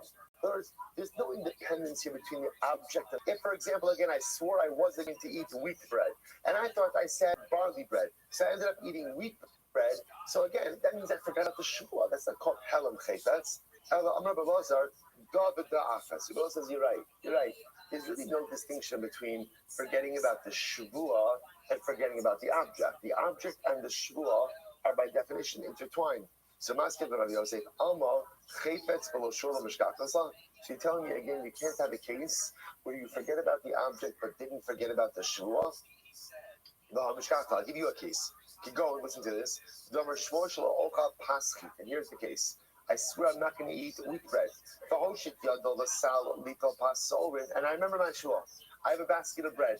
In the basket, there's barley loaves and there's wheat loaves. So I know that I swore not to eat a loaf of wheat bread. I put my hand into the basket in order to take a barley loaf, and I end up pulling out a wheat loaf. Because and again, I thought it was a barley loaf. And I ate it. The shua say dakir. In this case, I fully remember my shua. I know that I'm not allowed to eat the wheat loaf. And my intention was not to take a wheat loaf, was to take a barley loaf. But I ended up taking the wrong loaf. So the shua say dakir, like, I didn't know the chefsa. So this would seem to be a good case of where I absolutely unequivocally remember my shua, but I forgot the helam, the lapse of awareness is about the object. Abaye, klum mechaybes le carbon ella amai the tapis le biade, helam shulahu. Abaye says, at the end of the day, what's driving carb? We're right. So you'll be chayiv now a carb over biore. What's driving that carbonic liability? What's driving it? A mistake about the shua. In other words, at the end of the day, it's not the bread that drives carbonic liability. It's the shua. Now, granted, the mistake I made over here is that I thought I was eating a barley loaf, but really I ate a wheat loaf. But what are the ramifications of eating a wheat loaf? I'm in violation of my shua. So in other words, this notion of splicing the object from the shua, it's a fallacy. It's a fallacy. It doesn't work. So the word is lishnachri. Not another possibility is Amar Rabbi Rabbi Yosef. So carbon the kamaisi Allah. Alternate version of the phraseology of Rabbi says Rabbi Yosef. The bottom line, you're right. You're gonna have to bring a shua speech. Someone say, I swear I'm not gonna. Here's the case. Again, same case. I swear I'm not gonna eat a loaf of wheat bread. I'm not gonna eat wheat bread. So what happens? I put my hands in the basket. I know in there I have barley loaves and wheat loaves. My intention is to take a barley loaf. I think I have a barley loaf. I eat it. It turns out to be a wheat loaf. So okay. So now the word says there's liability. So Rabbi says, carbon the kamalei the pass mias helam shuahu. Why do you bring a carbon? Not because of the loaf, or because of the loaf, but because why? Because the loaf symbolizes the shvua. In other words, at the end of the day, all roads lead back to lapse of awareness on shvua. Rabbi Yosef will say, Rabbi Yosef, no, it's not called a lapse about the shvua. Why? Because I remember my shvua. The lapse over here is about the type of loaf. If someone were to tell me, hey, Silver, put that down, that's a wheat loaf, I would say, it's a wheat loaf. I put it down immediately, and again, I wouldn't. That shows at the end of the day that really what's happening over here is a lapse of awareness about not the shavosai. It seems to be the majority opinion is, and it makes sense, that creating this distinction between helam shavua and fes doesn't make sense. Right? Because either way, at the end of the day, when there is liability, it's because I violated the shua. Whether I violate the shua because I forget about the shua or I have a misunderstanding about the object, bottom line is violation of the shua itself, which drives carbonic liability. So, Rabbi Nachman, Helam Zev Zev Yadomahu. What happens if you have a lapse of awareness about both? You forgot about everything. Right? Have a lapse of awareness about the shua, lapse of awareness about the object. What happens in a case like that? There's a lapse of awareness about the shua in that case, and therefore there's liability. But there should be a lapse of awareness about the object that I should be pater. We look, if he would be reminded that it took a shvua and he would stop what he's doing, that's called a teller shvua, and therefore he's chayiv. But if he would stop as a result of being reminded about the nature of the object, that's not awareness about the object.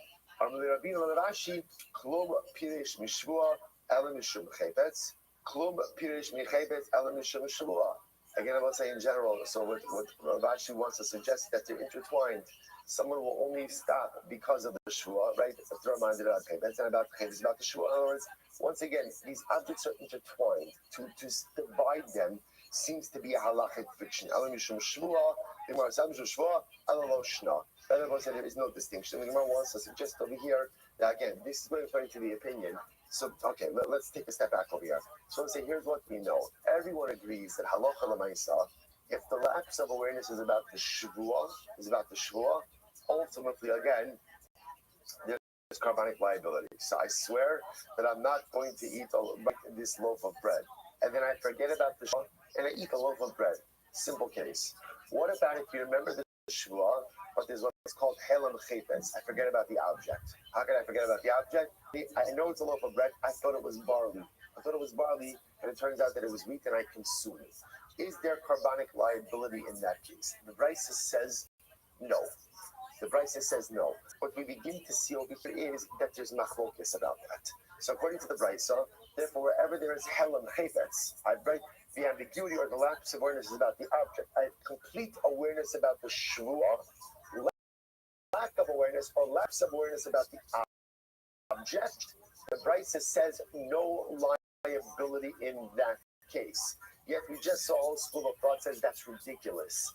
Lapse of shvua. It's the same. So again, Brisa says only chayav lapse of awareness about the shvua, not chayav lapse of awareness about the object, and that's how the Gemara ends off. Again, how that works, we'll see. So two open items so far. Number one, what you do in the case of ones, right? I literally thought I was swearing fully, and it turns out that I swear falsely. What's the halacha in that? Open item number one. Open item number two, if there is helam chaypes, I know full well about the shvua, but I forgot about the object. Let's talk about the object. Is there liability? Open item number two. Hold on until tomorrow. Let's go. We got to turn the page. Says the Gemara. Boy, next. That's from the following kasha. On the base. Ezu shigigas shvas bitu avar. What's the case? What case? Ultimately, again, of a shigigas shvas bitu the shavar. She says, "Kevan de ba'inan adam b'shvua heichem mishkachas l'shogeg." Be a case of a dental violation of a retrospective shvuas. The Gemara says, "Idi yada mezit." So, for example, we'll say, "I swear I did not eat a loaf of bread today." So, it'll be the case of shogeg. If halacha l'maisa, again, I know at the time of the shua that I did eat a loaf of bread, then I'm amazing. Right? So the Gemara says, "Eat the lo yada." If I did not know, in other words,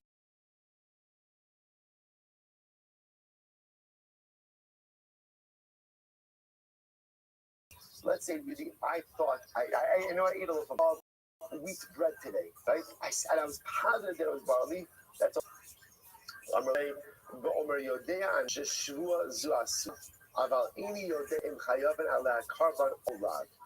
So this is very interesting. So what's the case of shogeg? Case is like this, where I say I know ultimately again that this shua is a surah, but I don't know about the liability. I don't know is the liability ultimately again a carbon or not. So we'll say ultimately again there's a lack of awareness about liability. This goes kiman kimun bar shigagas carbon shma shkaga. Munbaz is of the opinion that the only time something is considered to be mazid is not only if you know what you're doing, but ultimately again if you know the liability for your act. But if you're unsure about liability, that is relegated to the status of shogeg. Quite amazing. So the Gemara says,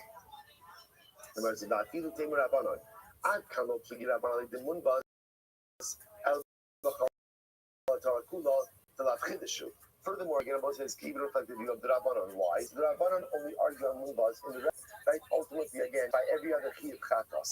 Aval Halcha, but in the case of Shua's Bitui, whereas the Chidishu, the Bechol Torah Kula Lo Ashkechan Lab the Maisi Karban, the Apina Ne'av Zara. Again, Abba say, why is Shua's Bitui unique? Why is Shua's Bitui unique?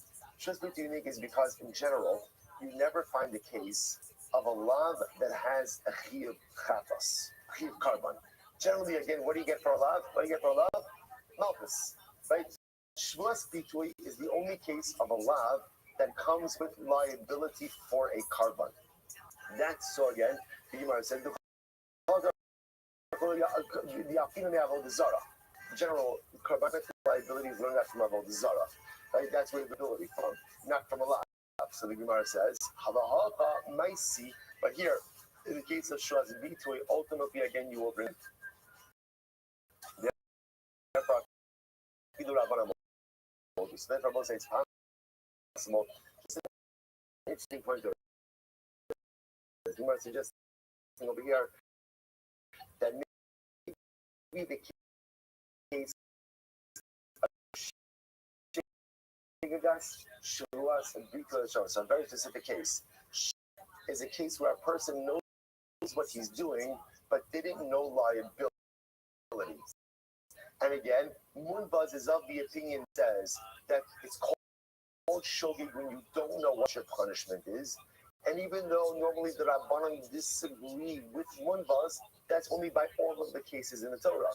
But by Shuas Bitui, they'll agree with Munbaz because Shuas Bitui is how is Shuas Bitui unique? Never find another case of a it's going to be chayev a carbon. So because of this unique case, someone commits an act with intention to know the liability for that act. That is still a lot of open items. We'll get clear resolution on all items. Halach l'maisa Shuas Bitui tomorrow Chodesh. Meretz Hashem Chazara Seder 5:35 a.m. That film starts in Meretz Hashem at 45. Shabbos is 16. Shkayach everyone. All right, friends, we have a great day. I'm surprised to hear that Rabbi is opening his eyes. Oftentimes, how many of these girls, what is the what is the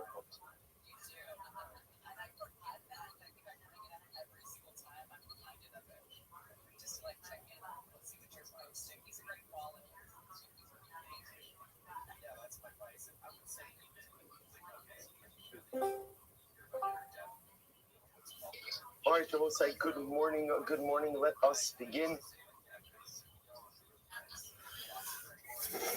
Begin by thanking all of our sponsors for this morning's share. To thank our annual Talmud Torah sponsor, Tilsim Mishpacha Be'eretz Yisrael, for dedicating all the Sherman Drushos this year as a zechus from the Soros Tomos for Olavan Yisrael. Talmud Torah sponsors for the month of Iyar Haba'alim Rotava Shmuel Rabin Karapkin, commission of the art site of Shmuel's father Leonard Karapkin, Lipa Ben Yecheskel HaKonim Zechon Lebracha. We hope that in the merit of our Talmud Torah and Meretz Hashem and Hashem Shtaver Aliyah. Michael, was there a sponsorship? Because it's not. What is it? What is it? Shane Bas, Meretz Hashem, the Turiansky Mishpacha, in commemoration of the art site of Shane Bas Mordechai. We hope that in the merit of our Talmud Torah, Father Aliyah, the families in Nechama, and Shvar Kushir Meretz Hashem. Bring home all of our hostages, b'shalom and b'karv, and allow our holy soldiers to be successful. B'chol ma'asei yidehem. And God will say, we take the opportunity to express our Tov and to say, Hodu Hashem kitov kivelam chaslam Yom Yerushalayim. This day when we celebrate just the most incredible and beautiful miracle of the reunification of the eternal capital of Klal Yisrael. There are things that we take for granted. And we take for granted that in Eretz Hashem, we could just go to the Kosel if we want to. We take for granted that you could walk down the beautiful streets of Manila. We take for granted that you could go out for dinner in Yerushalayim. We take for granted that we can live in Yerushalayim. Remember again, this is a miracle that for Klal Yisrael is, in the context of our national history, very recent.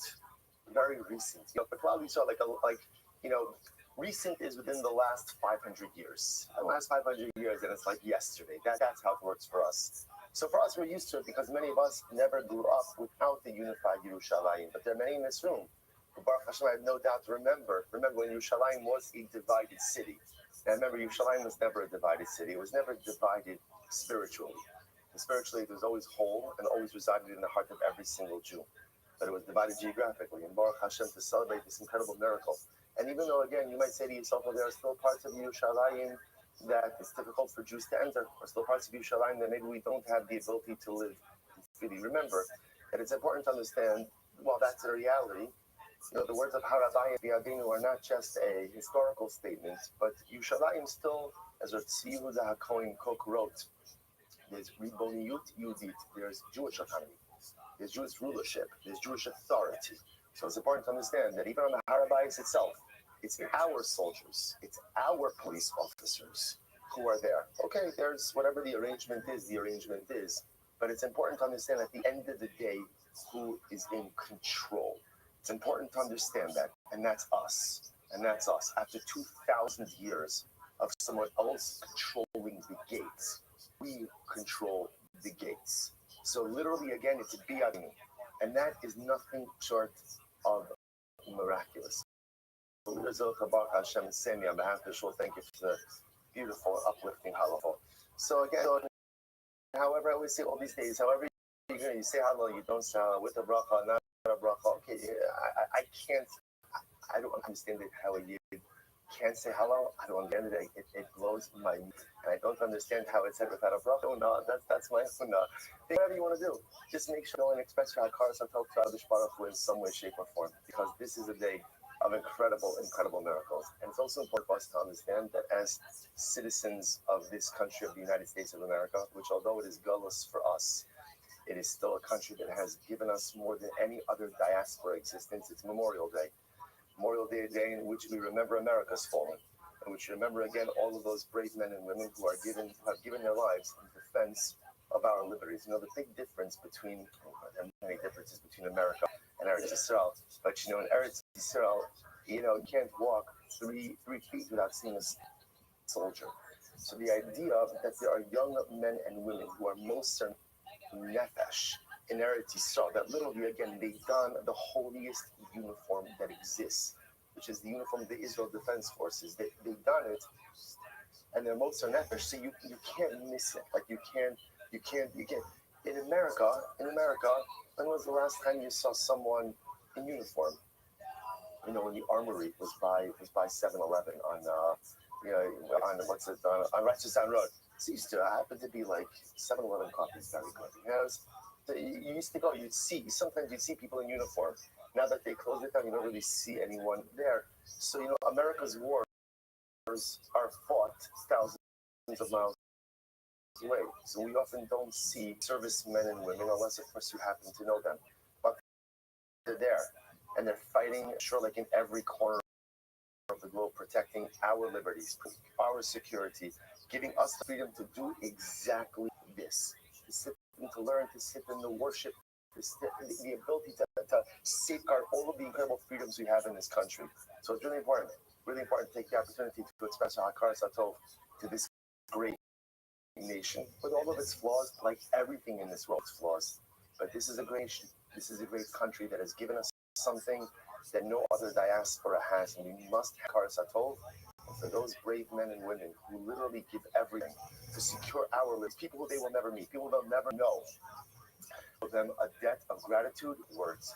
I saw, if you go on TV, you can see it's moving. President Trump was at the graduation for West, and the Vice President Vance was at the Naval Academy. And it's inspiring.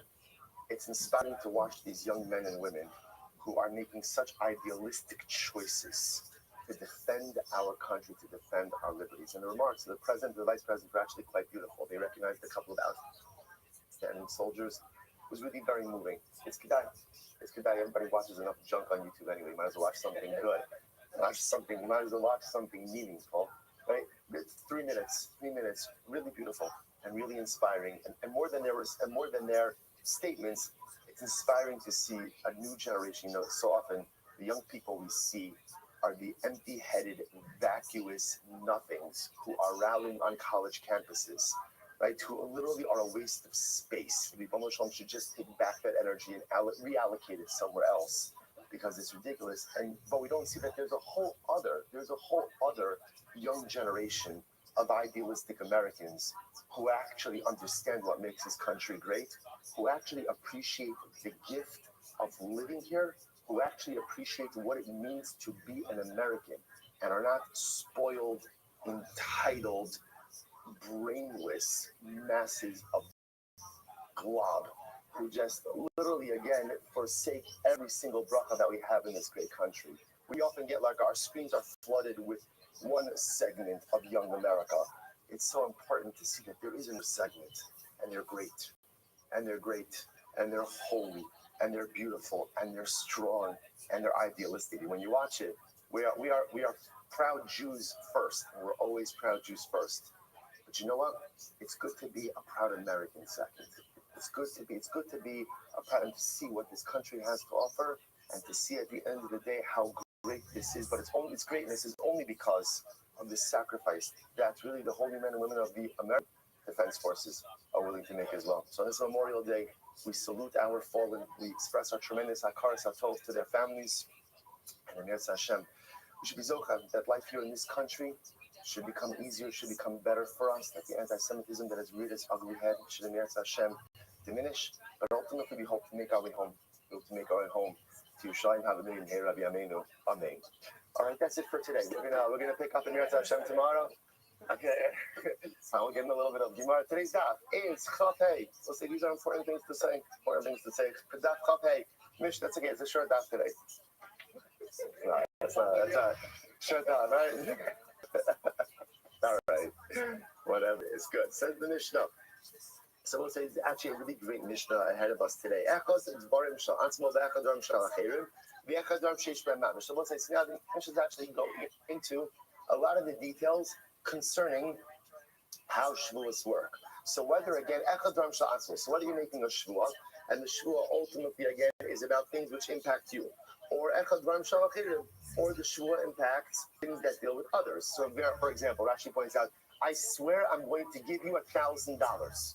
So again, that's impacting you. So again, Shavuot that impacts me, I swear I'm going to eat a loaf of bread. Right? That's me. Shavuot that doesn't impact others. Shavuot that impacts, I swear I'm going to give you $1,000. Or whether the Shavuot impacts something that has mamashos, that have substance to it, right? Or for example, Shavuos that have no substance to it. Now, we can take a quick look at Rashi. Rashi is the first short line, Shein by Mamish. Rashi says, Trey Gafni Mashma. Now, there are two elements to this, two parts to a Shavuot Shein Bahen Mamish. He says, Kigon Sheina, or Mashma Shein Bahen Kigon Ezra Tzraliyam. So, for example, what's an example of a Shavuot that doesn't have substance to it? So, there are two examples. One of them is, for example, I swear I'm not going to sleep. We saw this at the end of yesterday's daf. So, for example, sleep doesn't really have any type of mamoshos, doesn't have any substance to it, right? Or another type of shul, Hashem Mamash could be, I swear I'm going to throw a stone into the sea.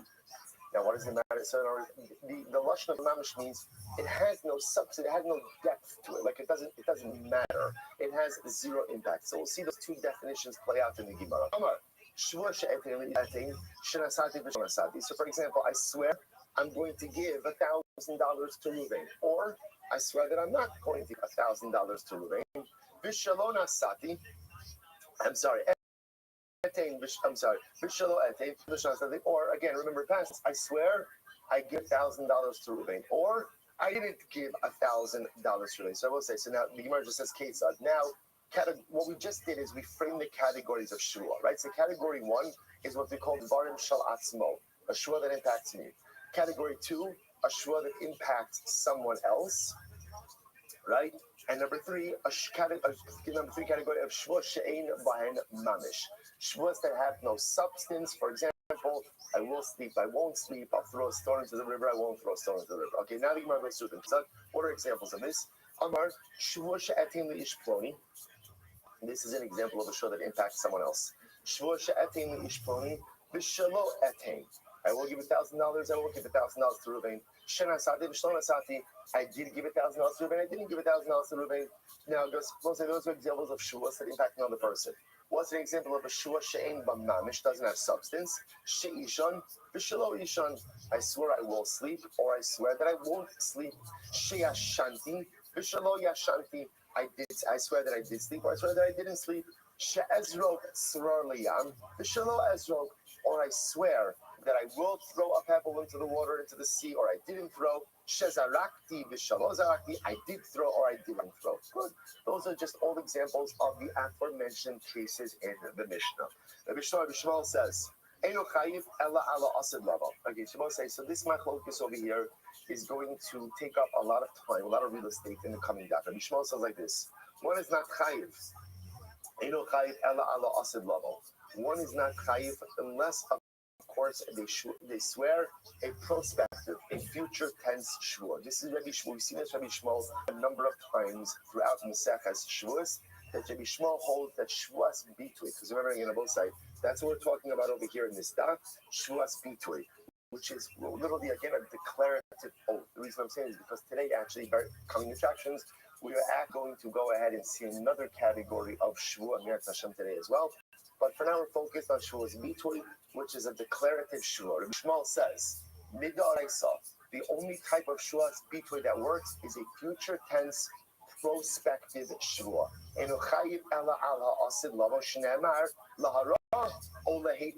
I will say, when the pasuk itself talks about the shvuas bitui, how does it talk about lahara olahativ? Future tense. Future tense. So therefore, Bishmal says shvuas bitui is only future tense. Rabbi Akiva said, that's the case in the Eladvan Sheish when Hataba. If that's the case, then ultimately, again, a shvuas bitui should really only be on something that has hara or hatala. What does that mean? It either has a positive effect or a negative effect. Right? In other words, a shvuas bitui has to have a dramatic effect. Rabbi Akiva says, why? Now, let's see what's happening over here. Rabbi Yishmael says, the only type of shvuas bitui that could be is what? Is a prospective future shvua. Future shvua, why? Because that's how the pasuk frames it. Right? Remember again, I will say, if you articulate a shvua, to do something good or to do something bad. Future tense. Rabbi Akiva says, Rabbi Shmuel, if you're going to be such a literalist, then that means the only type of shvuas bitui is a shvua that has an impact either for bad or for good. Okay? Which of us I would mean, for example, a shvua where I swear I'm going to eat a loaf of bread. According to Rabbi Shmuel, should that be a shvuas bitui? No. Why not? Why not? It doesn't have a bad or a good impact. In other words, it's in the grand world, right? It's meaningless. So we keep saying to Rabbi Shmuel, if you're going to be such a literalist, then that means that shvuas bitui should only be something that has either a demonstrable positive or negative effect. Shua, Gemara says, Dvarim she'im bar hatava b'hara minayin. How do you know now? Again, I will say, obviously that's not true, right? How do we know that's not true? Because that's in our entire Masechta. Like this entire time we've been focusing on the idea that, for example, if even Rabbi Shmuel agrees, I swear I'm going to eat a loaf of bread today. Even Rabbi Shmuel agrees. That's what? That's a shvuas bitui. Now we'll say again, is that a good or a bad shvua? Is that a good? No, it's just have a demonstrable bad or good act. It just doesn't matter in the grand scheme of things. But yet we know. So Rabbi Shmuel, how do you explain that? So the Gemara says, Amarov meri boy hakasv. No. From the fact that now both say in the pasuk itself, there's another phrase. Lochol asher yivate. The shvua goes on anything you will articulate. Rabbi Shmuel says there's a riboy. So lahara or lahated is just kind of like the general statement. But lochol asher yivate bisvasayim, any articulate with your mouth, that shows any type of shvua. Rabbi Akiva says exactly. Amarlo and riba hakasav lakach, riba hakasav lakach. Rabbi Akiva says exactly. The same way that phrase "L'chol asher yivate b'sfasayim" means, right, is a riboy, comes to include even shvuas that don't have a ra or tov effect. So Rabbi Akiva's "L'chol asher yivate" also comes to include what? Not only future, prospective shvuas, but also past retrospective shvuas as well. So we'll say, write this down. This is big stuff over here. So this is big machlokas.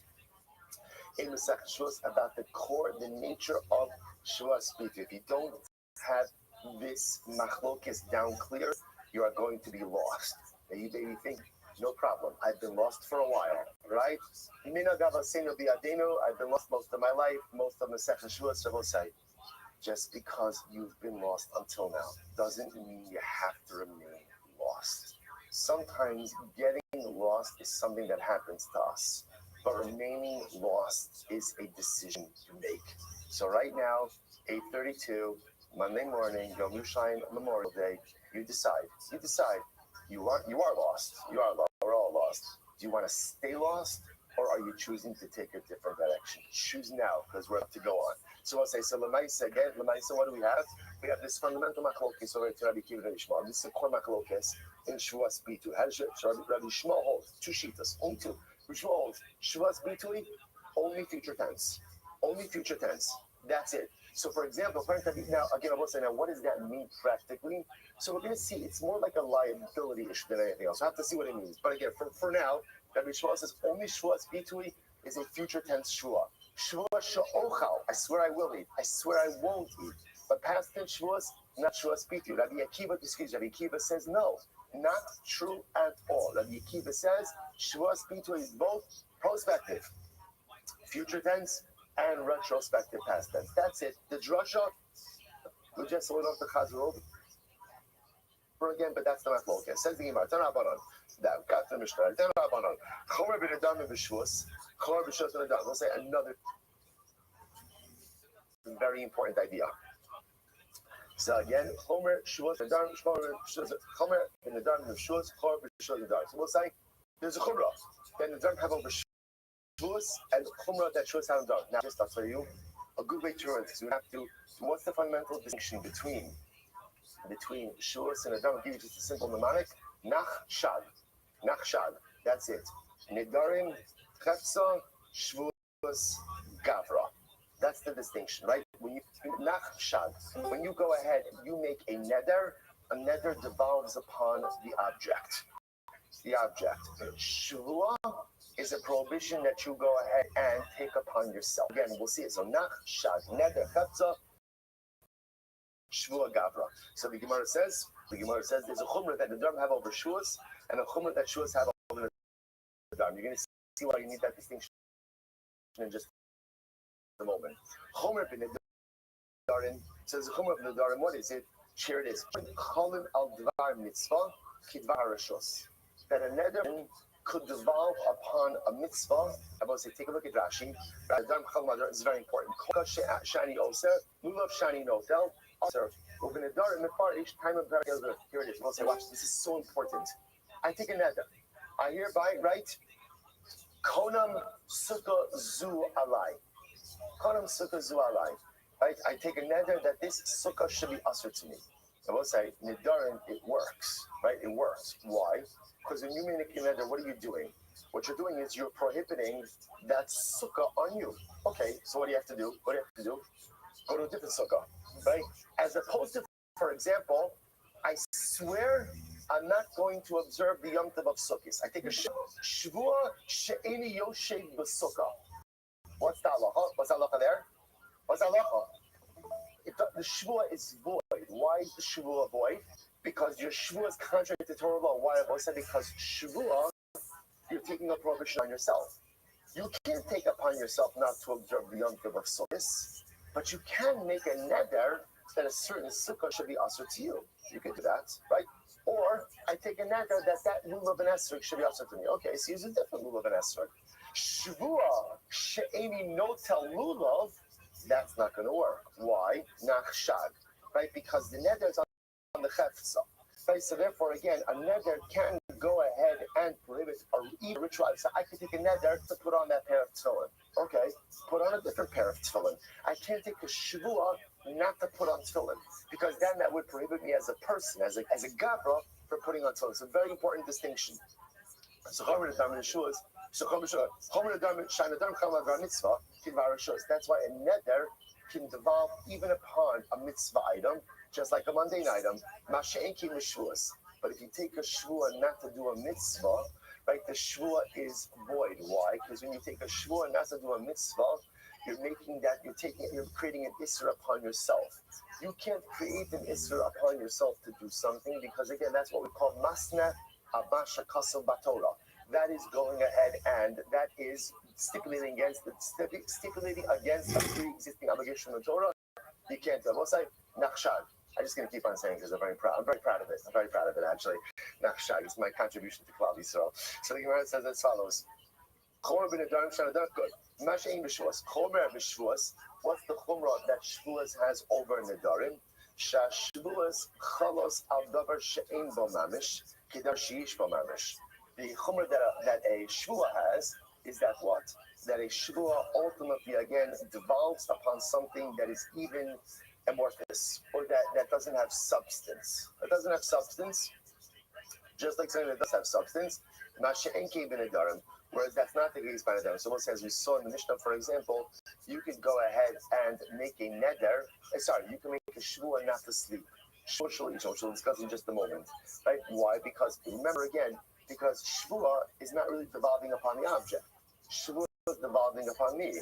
So I can prohibit myself from anything, whether again the object has substance or doesn't.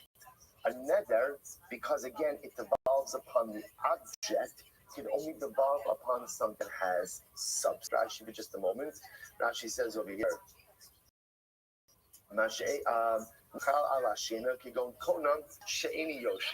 the konam lashon hekdishu, v'amay lechol hekdish, aval konam inoi b'shena al define. So again, we'll see the ways that you can make nidarim chal on sleep as well. But again, we'll say that's a fundamental distinction. So again, nach shank, the neder devolves on the chata, the shul devolves the gavra on the individual, and therefore these two distinctions. A neder can devolve even upon a mitzvah item, just like a mundane item, whereas a shvua cannot.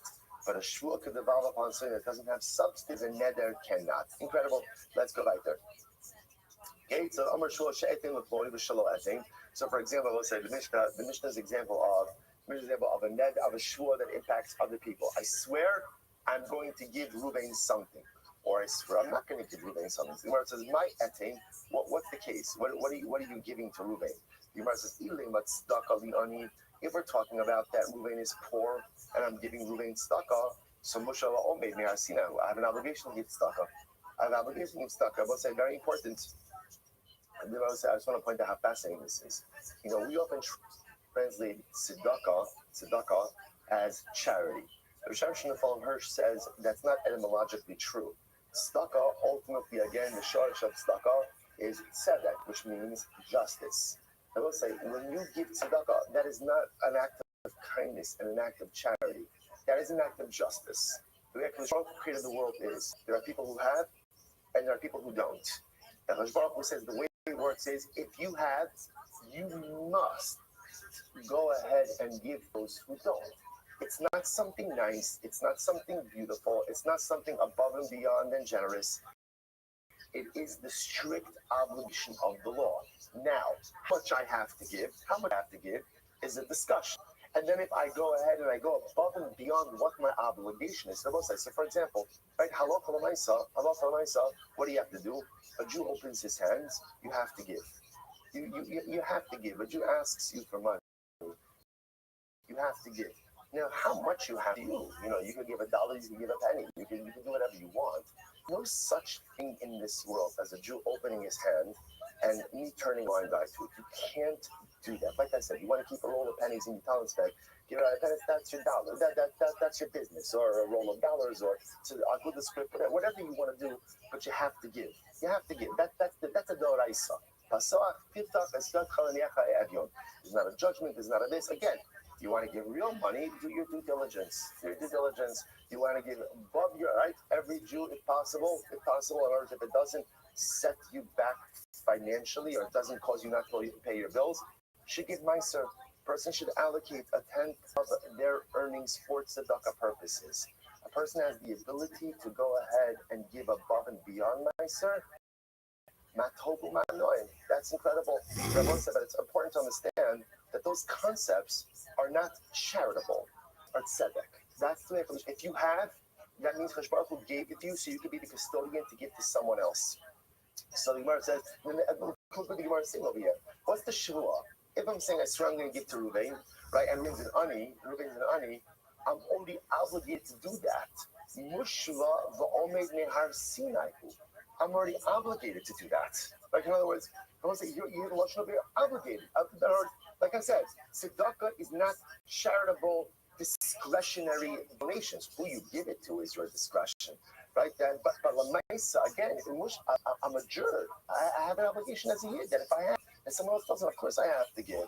So Gemara says, Shnei Nason Tite Lo. I will say, this is it. Listen to the pasuk. Nason Tite Lo is a declarative statement. Give to him. The rest of the pasuk is, V'lo yira levavcha b'sitcha lo, ki biglal hadavar hazeh yivarecha Hashem elokecha, b'chol ma'asecha, b'chol ma'shach yadech. Now again, the interesting part about tzedakah is obligated to do it.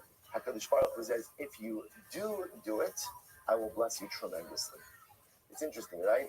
Even though I'm obligated to do it, so if I do it, I'm just fulfilling my obligation. Because Rabbi says, if you do it because I know that it's hard, I'll give you even more. So again, if Reuben's an ani, then what's the point of the shua? Ella, not Tana Yasher. Rather, I'm talking about a case where Reuben's wealthy. Reuben's wealthy. What am I doing? I'm giving him a gift. Okay, so I'm giving him a nice gift. So the nice, again, I'm taking a shua to do so. Next, first one line. I swear that I'm going to sleep or not going to sleep.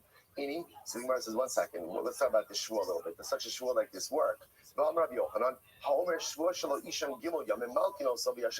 second. Now, what this sounds like over here is like an open-ended shua, right? I swear that I'm not going to sleep.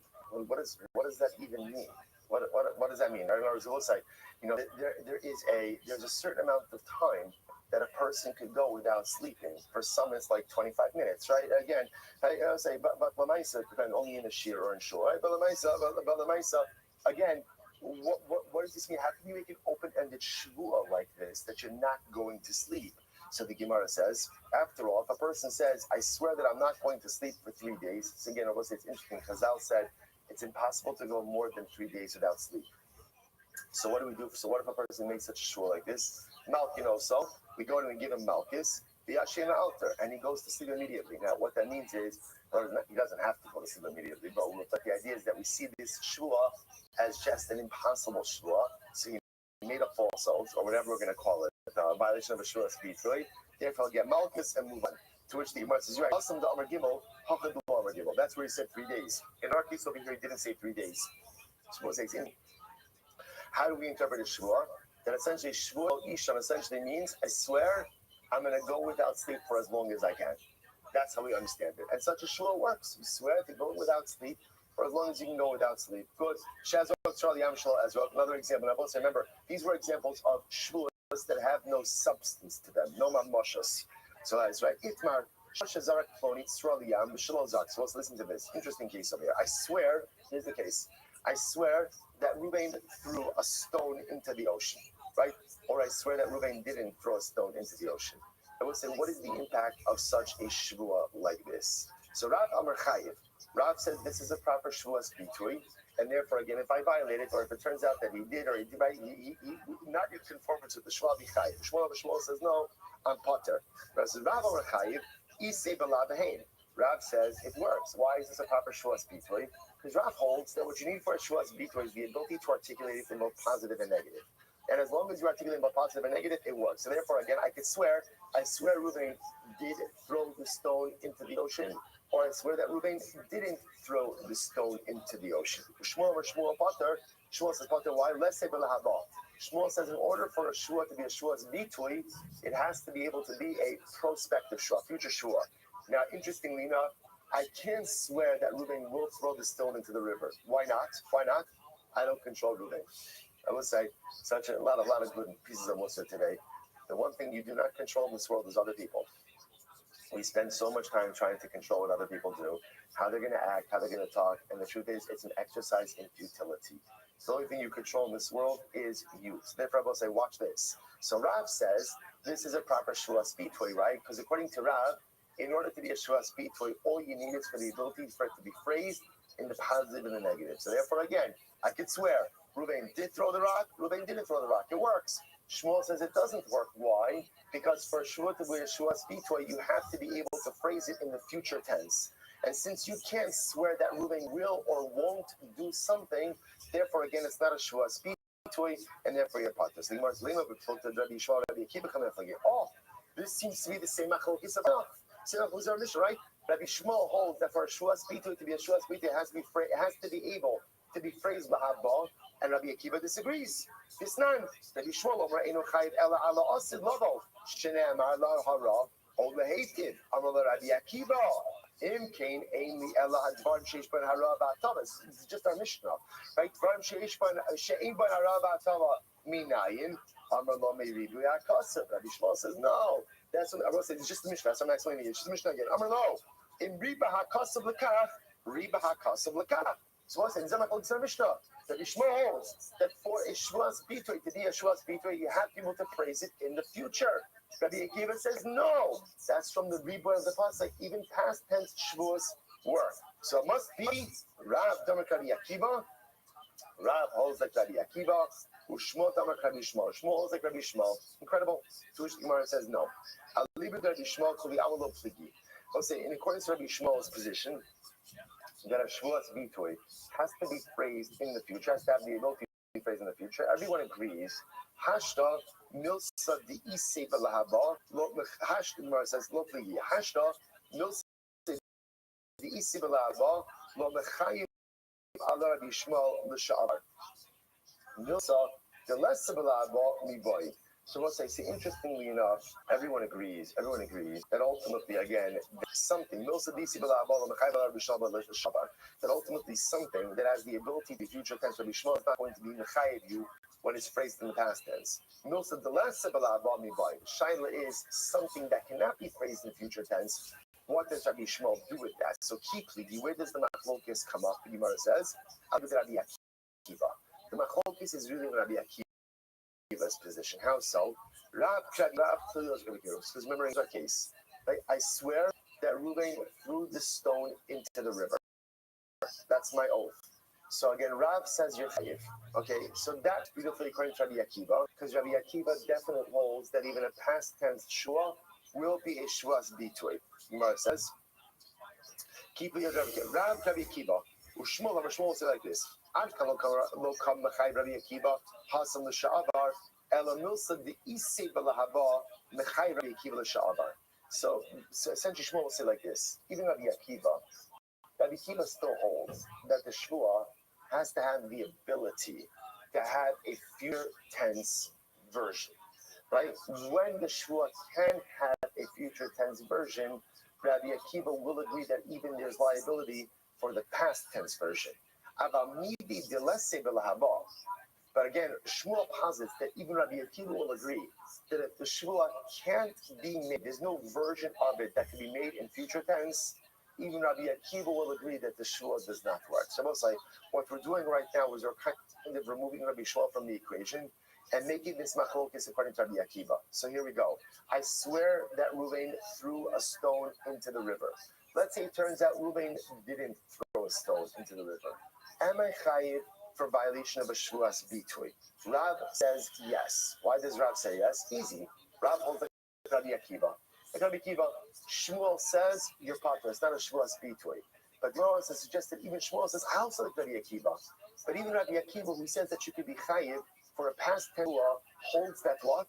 There's only liability for a past tense shvua when that shvua ultimately can be made in a future tense version.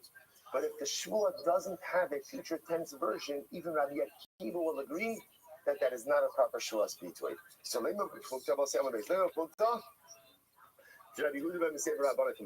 let's say perhaps that this machlokes is actually a bigger machlokes.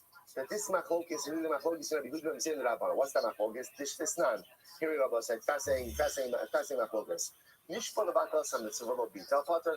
If I swore to negate a mitzvah, for example, I swear I'm not putting on tefillin. But we'll say, but the good news is, but I put on tefillin. What's the halacha? Lo bitel, potter. Ultimately, I'm potter, which makes sense. Why? Because a shua to negate a mitzvah is what? Is void. What happens if I swore to put on tefillin, right? But I did not put on tefillin, v'lo kiyeh, potter. Ultimately, I'm also potter. Right? I'm also potter. Why? Because it will say any time you're swearing regarding a mitzvah, essentially your shvua is void. In reality, I really should be chayiv for that. In other words, in a case where I swore to uphold the mitzvah, but I did not do so, I really should be chayiv for that. Why? And of course, what Rabbi say? What Rabbi Yehuda say? Don't Rabbi Yehuda say? I was like 25 days, 5 lines down. Don't Rabbi Yehuda say? Umaim harashos she'eno mushba le'mehar Sinai. So listen to this. When it comes to rashos, what's a rashos? Any non-binding event, something that I'm not something I'm not obligated to Mar Sinai. Harayu chayev ala. So say, now listen to Rabbi Yehuda ben Meseir's logic. If a shvua makes you obligated in something for which you did not have prior obligation, then mitzvah shemushba le'mehar Sinai, So it's an interesting logic. Rabbi Yehuda says if the power of a shvuah is to create a binding obligation for a non-binding act, then Allah has kama v'kama, shvuah should work to create obligation for what? Something you were already obligated to do. Makes sense. It just reverse logic, but it actually makes a lot of sense. Amrulo, they said Rabbi Yehuda Sarah, no. Im amarta b'shvuas harashos shekein asaba lav kein. So I will say, here's the difference. With a regular shvuah, you can take something. Shazis lav kein. You can take. Rashi says dechsiv b'hedja lahara o laheitiv. The mashal code all kabbalah all kal lo bay. So you can take something that was otherwise permitted and make it prohibited. Tamar b'shvuas mitzvah shekein lo asaba lav kein. The way a shvuah works, the Gemara says, is a shvuah can be phrased in both the positive and the negative. Wherever you're taking a shvuah about, you should be able to say, I will do this, or I won't do this. When it comes to mitzvahs, you can't say that. It's true. You can make a shvuah that says, I swear I will do something. I swear I'll put on tefillin. I swear I'll keep Shabbos. That's beautiful. The problem is you cannot phrase it in the negative of, I won't do this. And again, the pasuk itself, when it speaks out Shvuah Bitui, phrases it as how lahara or lehetu, which we're understanding over here is to do something or not to do something. So what says, interestingly enough, what do you see from here? The Gemara wants to suggest that Lamaisa, again, even Rabbi Yehuda ben Meseira at least entertains the possibility that a Shvuah really should be able to develop on a mitzvah.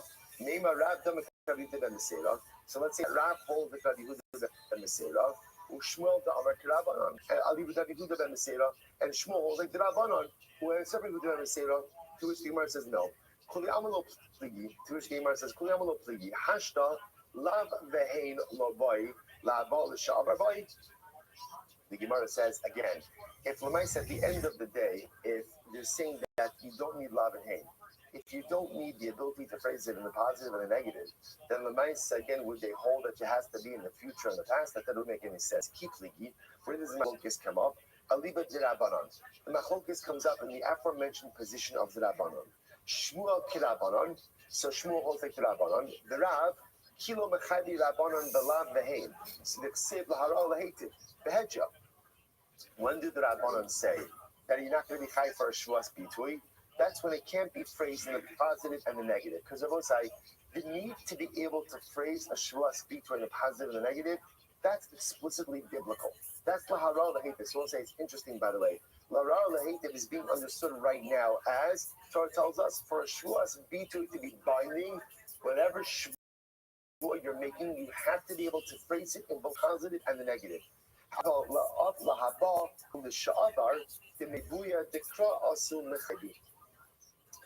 Gemara says, however, when it comes to Lahabal Shabar, and I will say, where do we learn out that a Shvuah has to be both future and tense? Where do we learn that out from?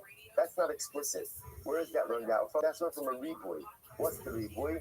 Lahara o lahetiv, the extra phrase. The extra phrase. So I will say it's quite fascinating to contemplate over here that there's two things that are unfolding over here, right? So here's what you know. There's a Shuas Bitui. Shuas Bitui is a declarative Shvuah. Now, the fundamental machlokes is what are the components of that Shvuah. So it seems to be the one piece that almost everyone, maybe not Rabbi Yehuda ben Meseira, but the one piece that everyone agrees on is Laral Lahetiv teaches me that what? In order for a Shuas Bitui to be binding, you must be able to phrase it in both the positive and the negative. Now, interestingly enough, there's another reason, right?